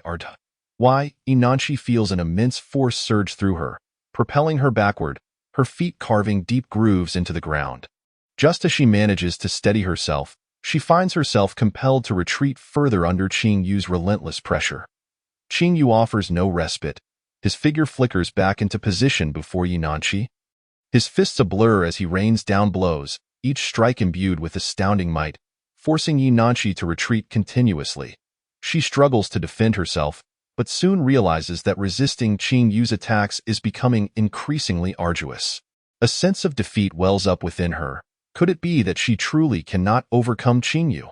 Yinanshi's heart races, her expression shifting to one of solemnity. Confronted by Qing Yu's unpredictable speed, she dares not let her guard down. As she swiftly dodges, she begins forming hand seals, chanting incantations under her breath. In an instant, a flurry of razor-sharp sword energy surges forth from her hands, slicing through the air toward Qing Yu with a ferocious howl. However, Qing Yu dances through the onslaught like a phantom, adroitly navigating between the sword energies while effortlessly avoiding Yi Nanqi's strikes.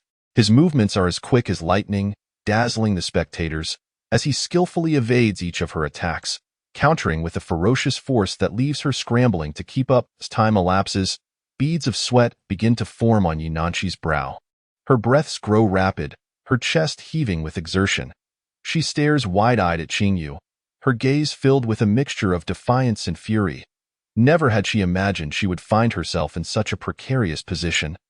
Utterly suppressed by Qing Yu's overwhelming prowess, with a thunderous impact, Yi Nanqi is once again sent reeling by Qing Yu, crashing against the protective barrier of the arena, which trembles violently from the force.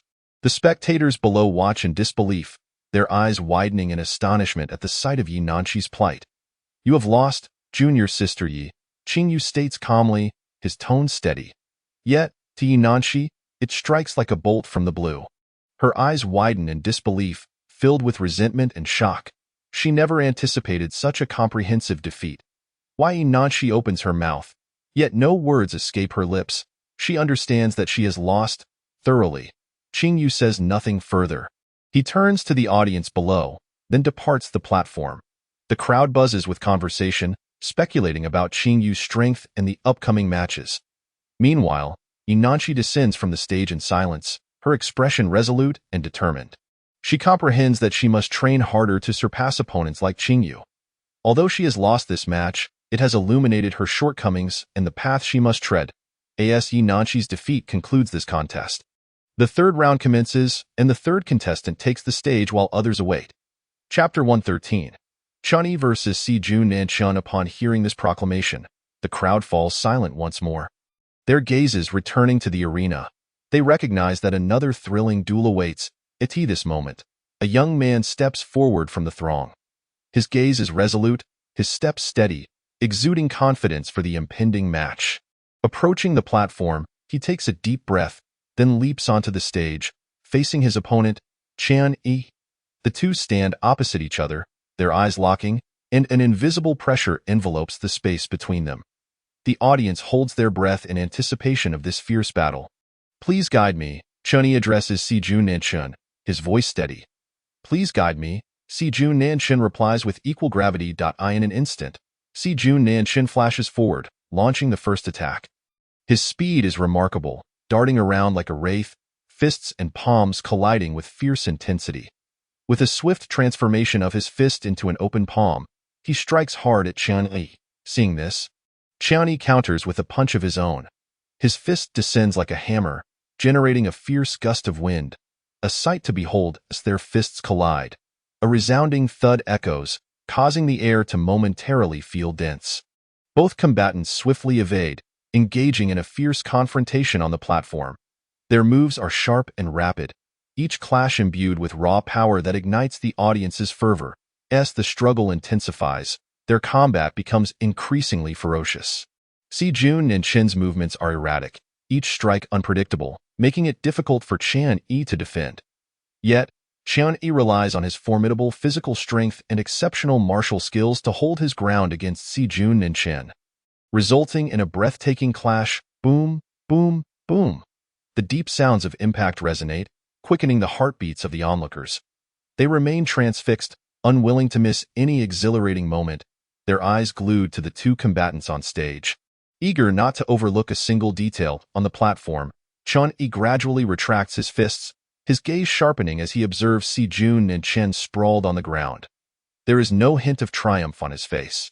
He understands that this is merely a contest, one that inevitably yields winners and losers. "Thank you for the lesson," Chun-Yi says, his eyes fixed upon Si Jun Nanchun. Si Jun Nanchun, clutching his chest, struggles to rise. He meets Chun-Yi's gaze, his eyes reflecting a mix of defiance and frustration. Yet, he recognizes that he has indeed been bested. "Thank you for the guidance." I concede. Si Jun Nanchin replies, his voice slightly hoarse, yet resonating with unwavering resolve, as solid as steel. With that, he turns and departs from the platform, leaving Qian Yi standing alone. Qian Yi watches Si Jun Nanchin's retreating figure, his brow furrowing slightly, as if two mountains have risen upon his forehead, lost in contemplation. This peak confrontation concludes with Qian Yi's victory. Meanwhile, in a corner of the crowd, Qing Yu observes quietly, his eyes deep and bright. Reminiscent of stars in the night sky, he has witnessed every moment of Qian Yi's battle, gaining a deeper understanding of his strength. At this moment, Qian Yi stands as the focal point of the arena, his triumph eliciting enthusiastic applause from the audience and garnering newfound respect from other competitors. In this land filled with opportunities and challenges, Qian Yi's legend has only just begun. He will continue his journey, ready to face more challenges and pin his own illustrious tale. With Si Jun Nanchin's defeat, this contest draws to a close. The fourth round commences, with the fourth contestant taking the stage. While the final group awaits. At that moment, the elder's voice resonated once more. Chapter 114. Ming Xishuan vs. Li Luo. Upon hearing the elder's proclamation, the attention that had been fixated on Qian Yi gradually shifted to the arena. Everyone understood that a new round of competition was about to commence. The first to ascend the stage was Li Luo, clad in a black robe, his tall and imposing figure exuding an air of confidence. With eyes sharp as an eagle's, seemingly capable of piercing through the very souls of his adversaries, his entrance instilled a palpable tension in the atmosphere, leaving the audience awestruck by his formidable presence. Shortly thereafter, Ming Xishuan appeared on the stage, his silhouette ethereal and elusive, akin to a specter that defied capture. His expression was one of cold composure, radiating an unwavering confidence in his abilities. The two stood facing each other, separated by less than a yard. Although neither had yet made a move, the intensity of their respective auras began to clash violently. Their gazes met, igniting sparks in the air. The entire scene was fraught with tension, as the spectators instinctively held their breath, awaiting the imminent eruption of this fierce battle. On the arena, the two figures swiftly dodged and launched strikes with remarkable ferocity. Their movements were as rapid as lightning, overwhelming the eyes of the onlookers. While their combat lacked the ferocity of the clash between Qian Yi and Si Jun Nanchin, it was nonetheless a spectacle to behold. The audience erupted with cheers, rallying behind the two combatants as they displayed their remarkable skills, their eyes wide with anticipation to catch every breathtaking moment. As time progressed, the intensity of the battle on the stage escalated. Li Luo and Ming Xishuan exchanged blows in a thrilling duel, each attack reverberating with immense power, causing the very air around them to tremble. However, at that critical juncture, Ming Xishuan unleashed a peculiar martial technique, catching Li Luo off guard. This sudden turn of events left Li Luo vulnerable. He was struck in the chest and staggered backward, a trickle of blood escaping from the corner of his mouth. Struggling to withstand the onslaught, Li Luo felt his strength dwindling rapidly, yet he refused to yield. Gritting his teeth and persevering, he summoned all his might, attempting to turn the tide with clever techniques and agile maneuvers. A resolute light flickered in his gaze, as though he were silently assuring himself that he must overcome his formidable opponent. Nevertheless, Ming Xishuan's prowess was undeniable, his attacks akin to a tempest, leaving no room for respite. Li Luo gradually found himself overwhelmed, ultimately succumbing to defeat. "Good fight," Ming Xishuan remarked, gazing at Li Luo with a measured tone. Li Luo clutched his chest, his complexion as pale as parchment, struggling to rise. He tasted blood on his lips. He looked at Ming Xishuan, his eyes brimming with reluctance, yet deep down, he recognized the superiority of his rival. This battle concluded with Ming Xishuan's victory. With Li Luo's defeat, the competition reached its denouement. The final round awaited, as the elder's familiar voice reverberated once more. The last round of the contest was about to commence, and the audience turned their attention to the arena. Eager for the final showdown, Yu Yunxian sprang into action, leaping onto the stage, his expression grave, ready to evade and counterattack. Shortly thereafter, another figure emerged on the stage. Chun Yi recognized him as Rue Ziho, the opponent he had faced previously. Rue Ziho appeared composed, his gaze profound, exuding confidence in this forthcoming battle. The two faced each other, and the atmosphere grew taut with anticipation. The audience held their breath, awaiting the eruption of this climactic confrontation. Chapter 115. Mu Yunxian versus Rue Ziho. Please, teach me, Mu Yunxian said, looking at Rue Ziho with a respectful gesture. Please, teach me, Rue Ziho responded with a slight nod. In an instant, both Mu Yunxian and Rue Ziho surged forward, launching a ferocious assault against one another. The arena was soon filled with the flickering of swords, the sound of their clashes ringing out like thunder. The audience cheered endlessly, reveling in the brilliance of their performance. Simultaneously, Ming Xishuan and Rue Ziho engaged in a fierce clash on another part of the stage. Their powers were evenly matched, their swordsmanship exquisite, resulting in a stalemate that proved difficult to resolve. With each dazzling display of their skills, the spectators gasped in awe at their formidable prowess. The battle between Mu Yunxian and Rue Ziho concluded first, with Rue Ziho triumphing through his formidable strength and masterful swordplay, thus advancing to the top three. Meanwhile, the duel between Ming Xishuan and Rue Ziho persisted, both combatants equally matched, neither gaining the upper hand. As time wore on, the intensity of the confrontation between Ming Xishuan and Rue Ziho grew ever fiercer. The two combatants displayed unparalleled swordsmanship, their blades weaving a tapestry of dazzling energy that left onlookers spellbound. The audience held their breath, fearing to miss even a single breathtaking moment. This pinnacle clash endured for an extended duration, yet neither party emerged victorious. Ultimately, it was Ming Xishuan who, through superior skill and formidable strength, triumphed over Rue Ziho, securing his place among the top three contenders. Thus, the triumvirate of champions for this grand competition was established. Qian Yi, Yun Yu, and Mu Yunxian. Each of them boasted remarkable prowess, promising that the forthcoming contest would be even more captivating. However, at that moment, Ming Xishuan was devoid of the joy of victory. Instead, a frown marred his brow. In the recent battle, he had distinctly sensed Rue Ziho's formidable strength. Had he not pushed himself to the limit, it could very well have been he who faced defeat. Moreover, he harbored an unsettling suspicion that Rue Ziho had held back during the final moments, choosing not to unleash his full power. Could it be that his true capabilities extended beyond what was evident? Ming Xishuan pondered, his brow furrowing deeper. Meanwhile, Mu Yunxian, observing Ming Xishuan's troubled expression, couldn't help but smile slightly. He approached and patted Ming Xishuan's shoulder, inquiring, "What troubles you? Have you not found joy in your victory?" Upon hearing this, Ming Xishuan let out a wry smile and confided his concerns to Mu Yunxian. After listening, Mu Yunxuan's brow furrowed slightly as he glanced at Rue Ziho, who stood there with an air of calm indifference, seemingly unconcerned about the outcome of the match. Lost in thought, he mused. Rue Ziho's strength is likely far more complex than it appears. Very well, let us proceed with the drawing, the familiar voice of the elder echoed. The rules remain the same as before. One individual will advance directly, followed by the contest for the championship among the three sections soon. Qian Yi, Qing Yu, and Ming Xishuan ascended the stage point one by one. They drew wooden sticks from the elder's hand, anxiously awaiting the announcement of the results. Ultimately, Qing Yu drew a blank stick, instantly qualifying for the final championship battle, while Qian Yi and Ming Xishuan were set to engage in a fierce duel to determine who would join the final showdown. Upon witnessing this outcome, the disciples below were momentarily stunned, followed by murmurs of discussion. "Aren't both of them from the Xinyang sect?" One remarked. "Indeed.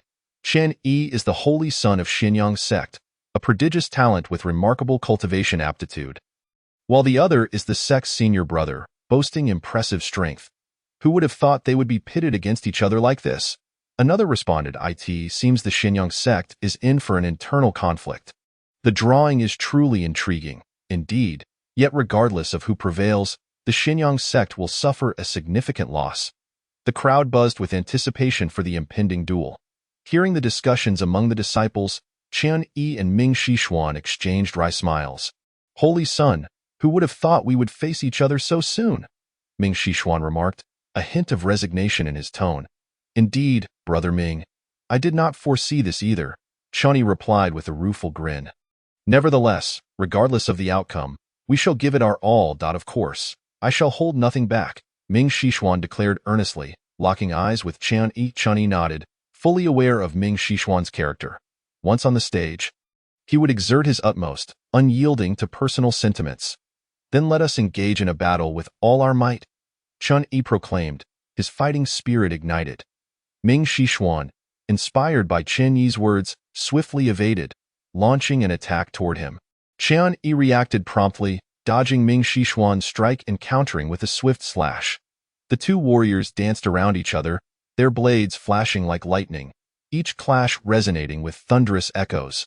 The audience erupted in cheers, applauding the spectacular display of skill. This battle was destined to be a fierce contest of titans. It was evident that Qian Yi possessed greater strength than Ming Shixuan. As the sword lights flickered, they evaded each other with rapid grace, each attack imbued with boundless ferocity. As time passed, their confrontation intensified. The intricate swordplay and surging energy rendered the spectators breathless, fearful of missing any captivating moment.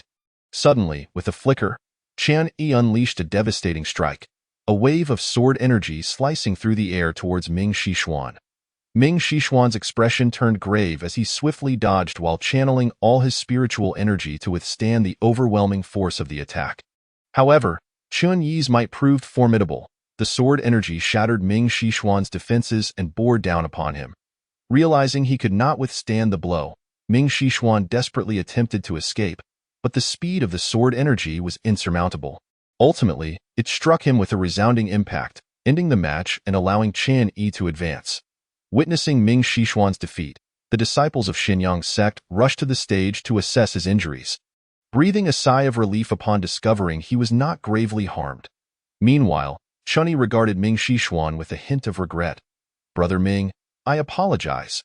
Ming Shixuan smiled in response, saying, "There is no need for remorse. I accept my defeat willingly." Though Ming Shixuan had lost, their camaraderie remained unscathed, even strengthened by this encounter. They understood that, regardless of the outcome, they would support each other wholeheartedly. Soon, the final battle for the championship was set to commence. Qing Yu and Qian Yi stood upon the stage, gazing intently at one another, both brimming with fighting spirit. "Brother Qing Yu, please," Qian Yi said earnestly. "Brother Qian Yi, after you," Qing Yu replied with a smile. No sooner had the words left their lips than they launched into a furious exchange, their movements swift and decisive. The arena was enveloped in an aura of impending violence, the intensity of their struggle surpassing any prior contest.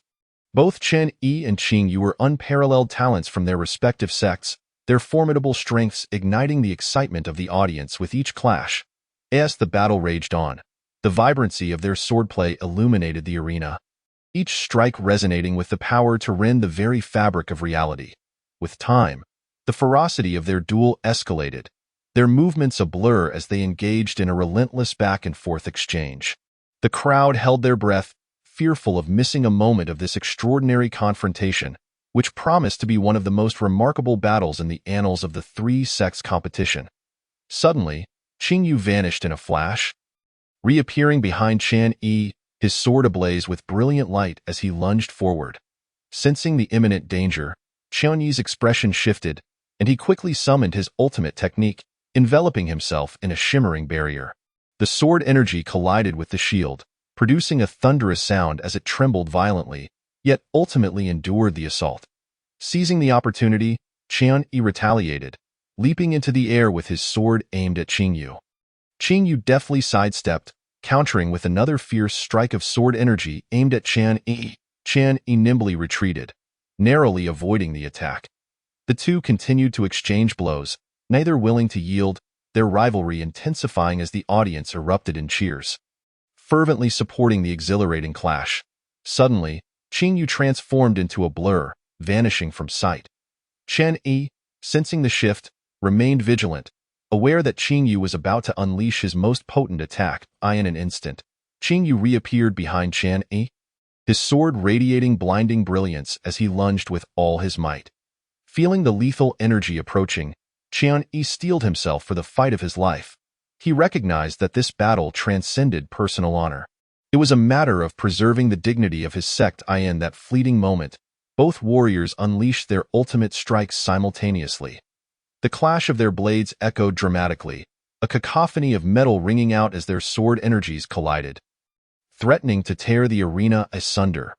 Their forms melded together, each feeling the other's formidable presence. In that instant, the atmosphere shifted, the very heavens quaking in response. The fabric of reality trembled as Chen Yi and Qing Yu's garments billowed in the wind, their eyes reflecting unwavering determination.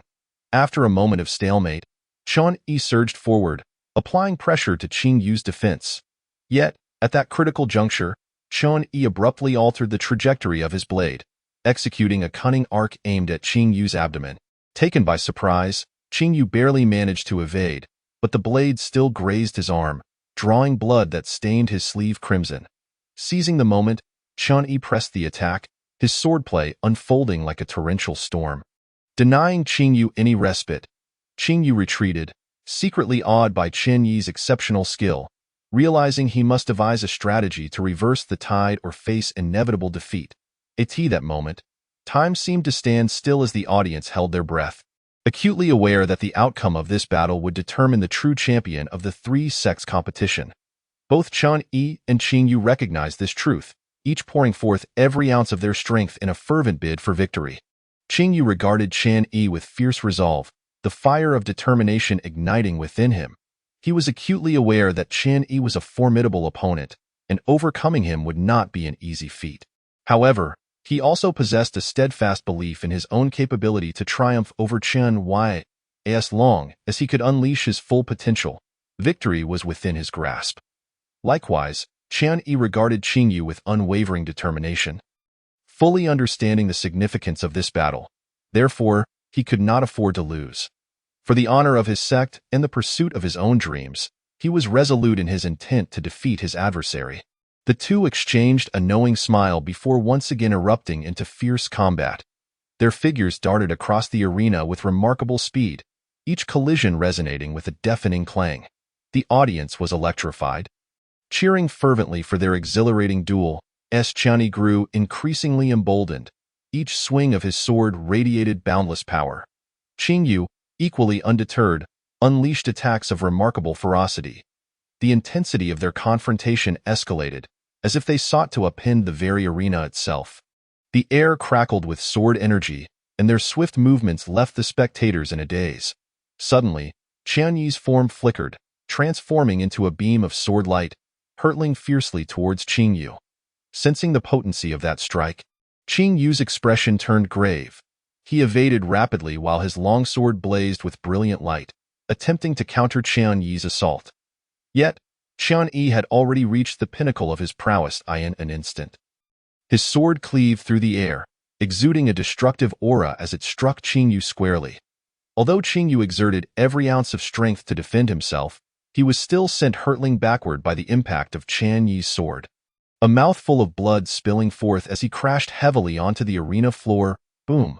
A thunderous sound echoed as Qing Yu's body created a massive crater upon impact, causing the entire stage to tremble. The audience gasped collectively, astonished by Chen Yi's overwhelming might. Clutching his sword, Chen Yi deftly maneuvered, gazing at the fallen Qing Yu in the deep pit, a wave of emotion surging within him. He recognized that this victory was hard-won. Qing Yu was a powerful adversary, and his ability to conquer him was tinged with elements of fortune. Nevertheless, he had emerged victorious. Just then, a figure erupted from the crater, revealing Qing Yu, bloodied yet brimming with indomitable spirit. He fixed his gaze on Chen Yi, his eyes ablaze with resolve and defiance. "It is not over yet," Qing Yu bellowed, charging once more towards Chen Yi. The latter, sensing the gravity of the situation, understood that Qing Yu had not yet surrendered. This battle was still far from concluded. He swiftly evaded, bracing himself to meet Qing Yu's advance. Their figures collided once more, igniting another fierce bout. This clash was destined to become legendary. The sword energy surged like a rainbow, as Qing Yu and Chen Yi's forms intertwined, each clash of their blades echoing their inner resolve. Though injured, Qing Yu's fighting spirit remained fierce. His swordplay swift and sharp, each strike seeming to slice through the heavens. Chen Yi, on the other hand, displayed greater composure, skillfully employing his techniques to neutralize Qing Yu's relentless assaults. The two exchanged blows without yielding ground. Amidst the fierce combat, Qian Yi gradually discerned a flaw in Qing Yu's defense. Seizing the opportune moment, he unleashed a powerful thrust aimed at Qing Yu's vital points. Qing Yu sensed the danger but was too late to evade. The blade pierced through Qing Yu's defenses, striking his chest directly. Qing Yu's eyes widened in shock. Yet, in a last-ditch effort, he twisted his sword at the crucial moment, diverting the blade just enough to miss his heart. Though gravely wounded, he refused to fall easily. Observing this, Qian Yi felt a surge of admiration welling up within him. Taking a step forward, he supported Qing Yu and spoke softly, "You are formidable." A worthy opponent. A bittersweet smile crossed Qing Yu's lips. He knew he had lost, yet he felt no regret. This battle had illuminated his shortcomings and fostered a genuine respect for Qian Yi. Struggling to rise, Qing Yu clutched his wound and nodded slightly at Qian Yi in acknowledgement. At that moment, thunderous applause erupted from the audience, who cheered for the breathtaking duel they had witnessed. The referee ascended the stage to declare Qian Yi the victor, crowning him the champion of this grand contest among the three sections. A joyful smile graced Qian Yi's face, yet his gaze remained fixed on Qing Yu. Approaching him, he extended his hand and said, "Today's battle has been profoundly rewarding. I look forward to our next encounter." Qing Yu grasped Qian Yi's hand firmly in return. Likewise, they exchanged a knowing smile, both understanding that this was merely a comma in their journey of growth. The road ahead was still long. Thus, the grand contest among the three sects concluded splendidly, with Qian Yi's name resounding far and wide, bringing honor to his sect and forging a deep friendship with Qing Yu. They vowed to train together in the days to come, jointly pursuing the pinnacle of swordsmanship. This battle would forever remain an unforgettable chapter in their lives. Chapter 118. The celebration feast. Subsequently, the members of Xinyang's sect prepared to return to their sect to celebrate their victory. As they departed, Qian Yi addressed Yun Yu and Qing Yu, saying, "If you have the time, I warmly invite you all to visit Xinyang's sect. I, Qian Yi, would be delighted to host you." Yun Yu and Qing Yu exchanged glances, smiling as they replied, "Certainly, we shall make it a point to visit in the future." With that, both parties set off on their respective journeys home. Qian Yi led the disciples of Xinyang's sect back to their sect with great enthusiasm. Along the way, laughter and conversation filled the air. "Qian Yi truly brought glory to our sect. Ha ha." The disciples began discussing the championship battle, praising its spectacular nature, especially the clash between the Holy Sun and Qing Yu, which had stirred their blood. Indeed, both of them are prodigies, destined for extraordinary accomplishments. The crowd buzzed with admiration for the duel between Qian Yi and Qing Yu. Upon returning to the sect, the atmosphere was festive, with lanterns and decorations adorning the surroundings as they prepared a grand celebration feast for Qian Yi and his companions. Seated at the head of the table, Qian Yi was filled with deep emotion. Reflecting on the hardships and efforts that had led him here, he finally reaped the rewards he deserved, all thanks to his unwavering conviction and relentless endeavor. Just as they celebrated their victory, Qing Yu and his companions arrived. How could we possibly miss this occasion? With their arrival, the festivities grew even more vibrant.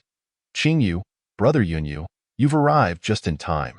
Come join us for a drink." Qian Yi stood, warmly inviting them. The group approached with smiles, exchanging congratulatory words with Qian Yi on his well-deserved victory in the competition.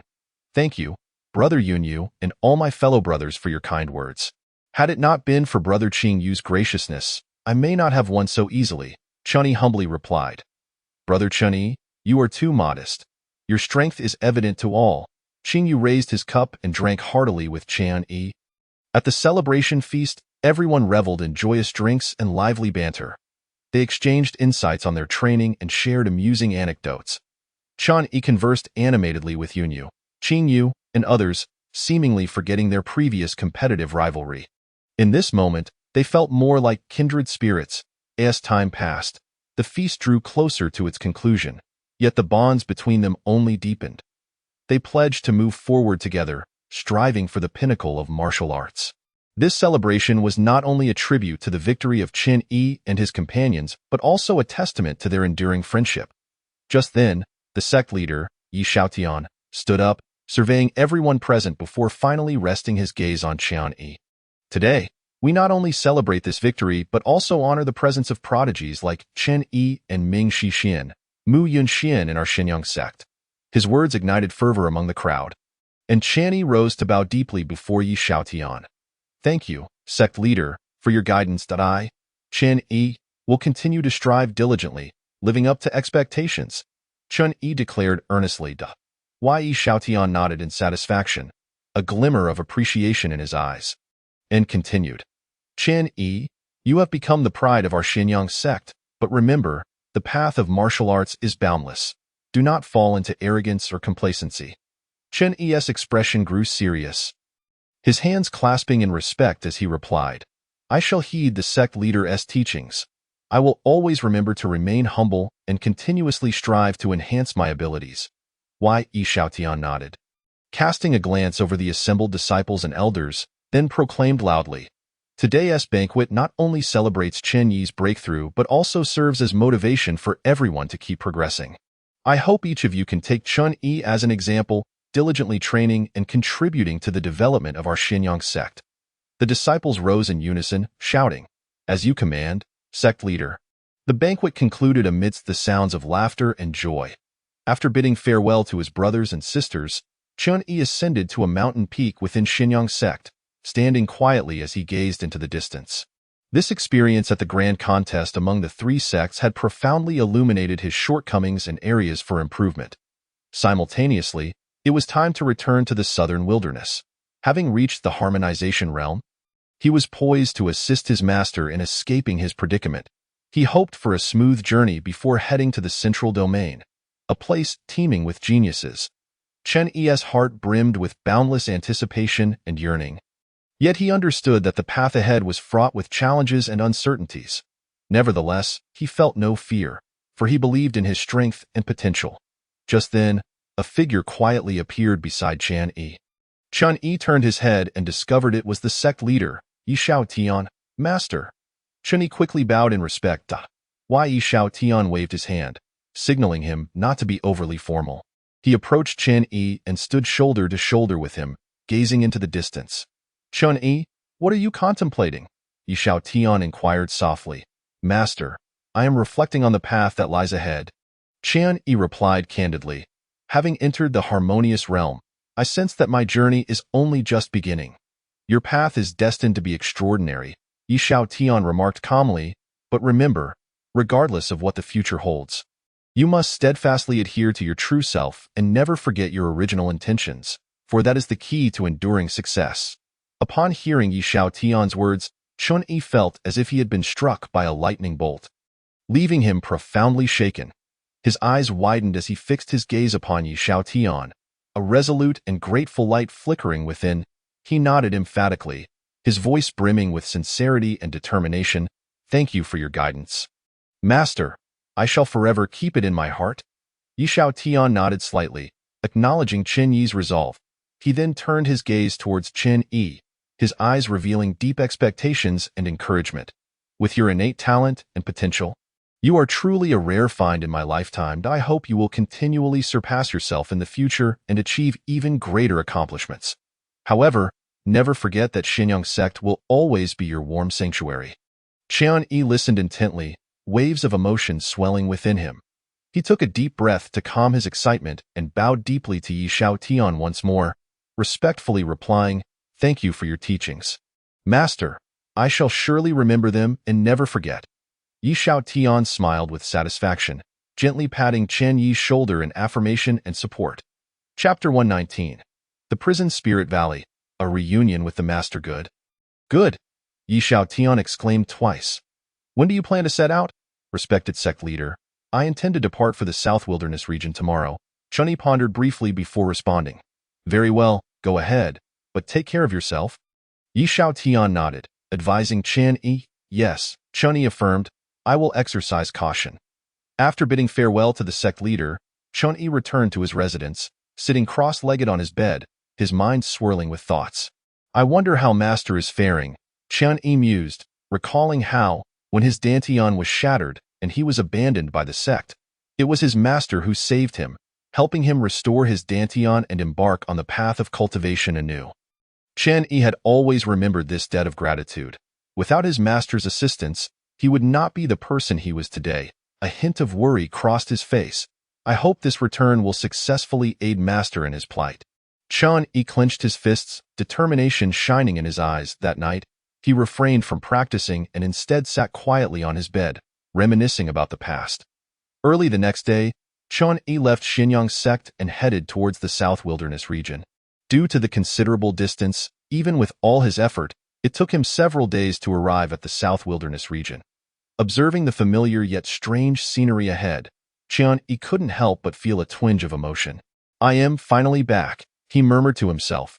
Without lingering, he quickly oriented himself and made his way towards the location of the Prison Spirit Valley.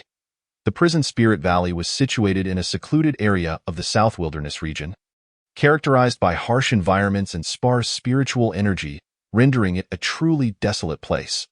Yet, it was precisely in such a barren locale that Chen Yi's master, Tai Yi, was imprisoned. Chen Yi hurriedly traversed the landscape until he finally arrived at the entrance of the Prison Spirit Valley. Standing atop a mountain peak, he gazed down at the valley with glimmering coldness in his eyes. Master, I have returned, Chen Yi whispered to himself. In an instant, he dashed into the depths of the valley. Inside the Prison Spirit Valley, the environment was harsh, filled with desolate rocks and gravel, an overwhelming sense of desolation greeting him. Chen Yi surveyed his surroundings, his expression grave. He could sense a formidable sealing power enveloping the entire valley. Furrowing his brow, he swiftly moved towards a particular rock, extending his hand to gently touch its surface. Instantly, a chilling sensation coursed through him, as if an invisible force was impeding his progress. What a powerful sealing force! Chen Yi thought, his expression serious as he darted around the Prison Spirit Valley, seeking a weakness in the seal.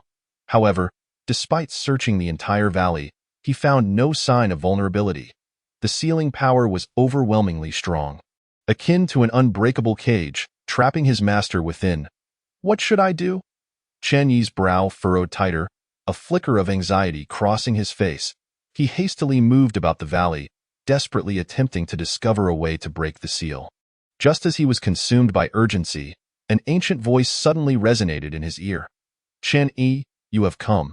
Startled, Chen Yi spun around to see a frail old man with white hair seated upon a massive stone, smiling at him.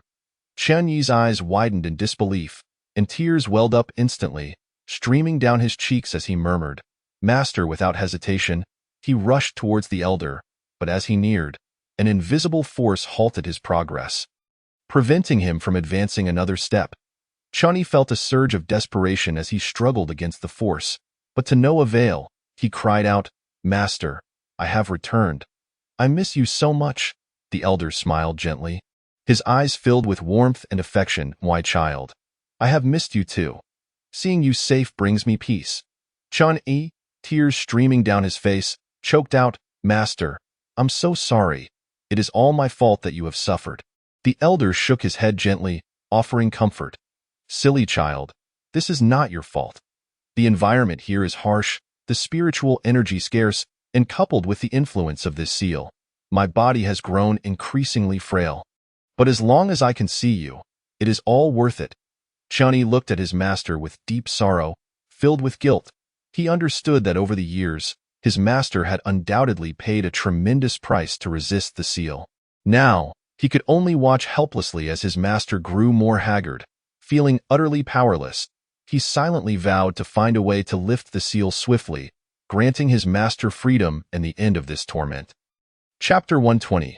The well-traveled Shaolin Air Master, rest assured, I have returned to rescue you, Chen Yi declared with unwavering determination, gazing steadfastly at his master. Like an ever-falling star, I will find a way to break this seal and restore your freedom. The elder's eyes flickered with pride, but he soon sighed. This seal was laid down by several martial emperors working in unison. Breaking it is no simple task. Chen Yi's fists clenched tightly, defiance burning in his eyes like a raging flame. No matter how difficult it may be, I will endeavor to do it. Master, believe in me. I will surely rescue you. The elder looked at Chen Yi with affection in his eyes. My child, I believe in you. But remember, no matter what happens, you must protect yourself. Chun-Yi nodded vigorously. Master, I will. Taking a deep breath, he turned his gaze towards the seal that enveloped the entire prison Spirit Valley. He understood that to rescue his master, he must first unravel this seal.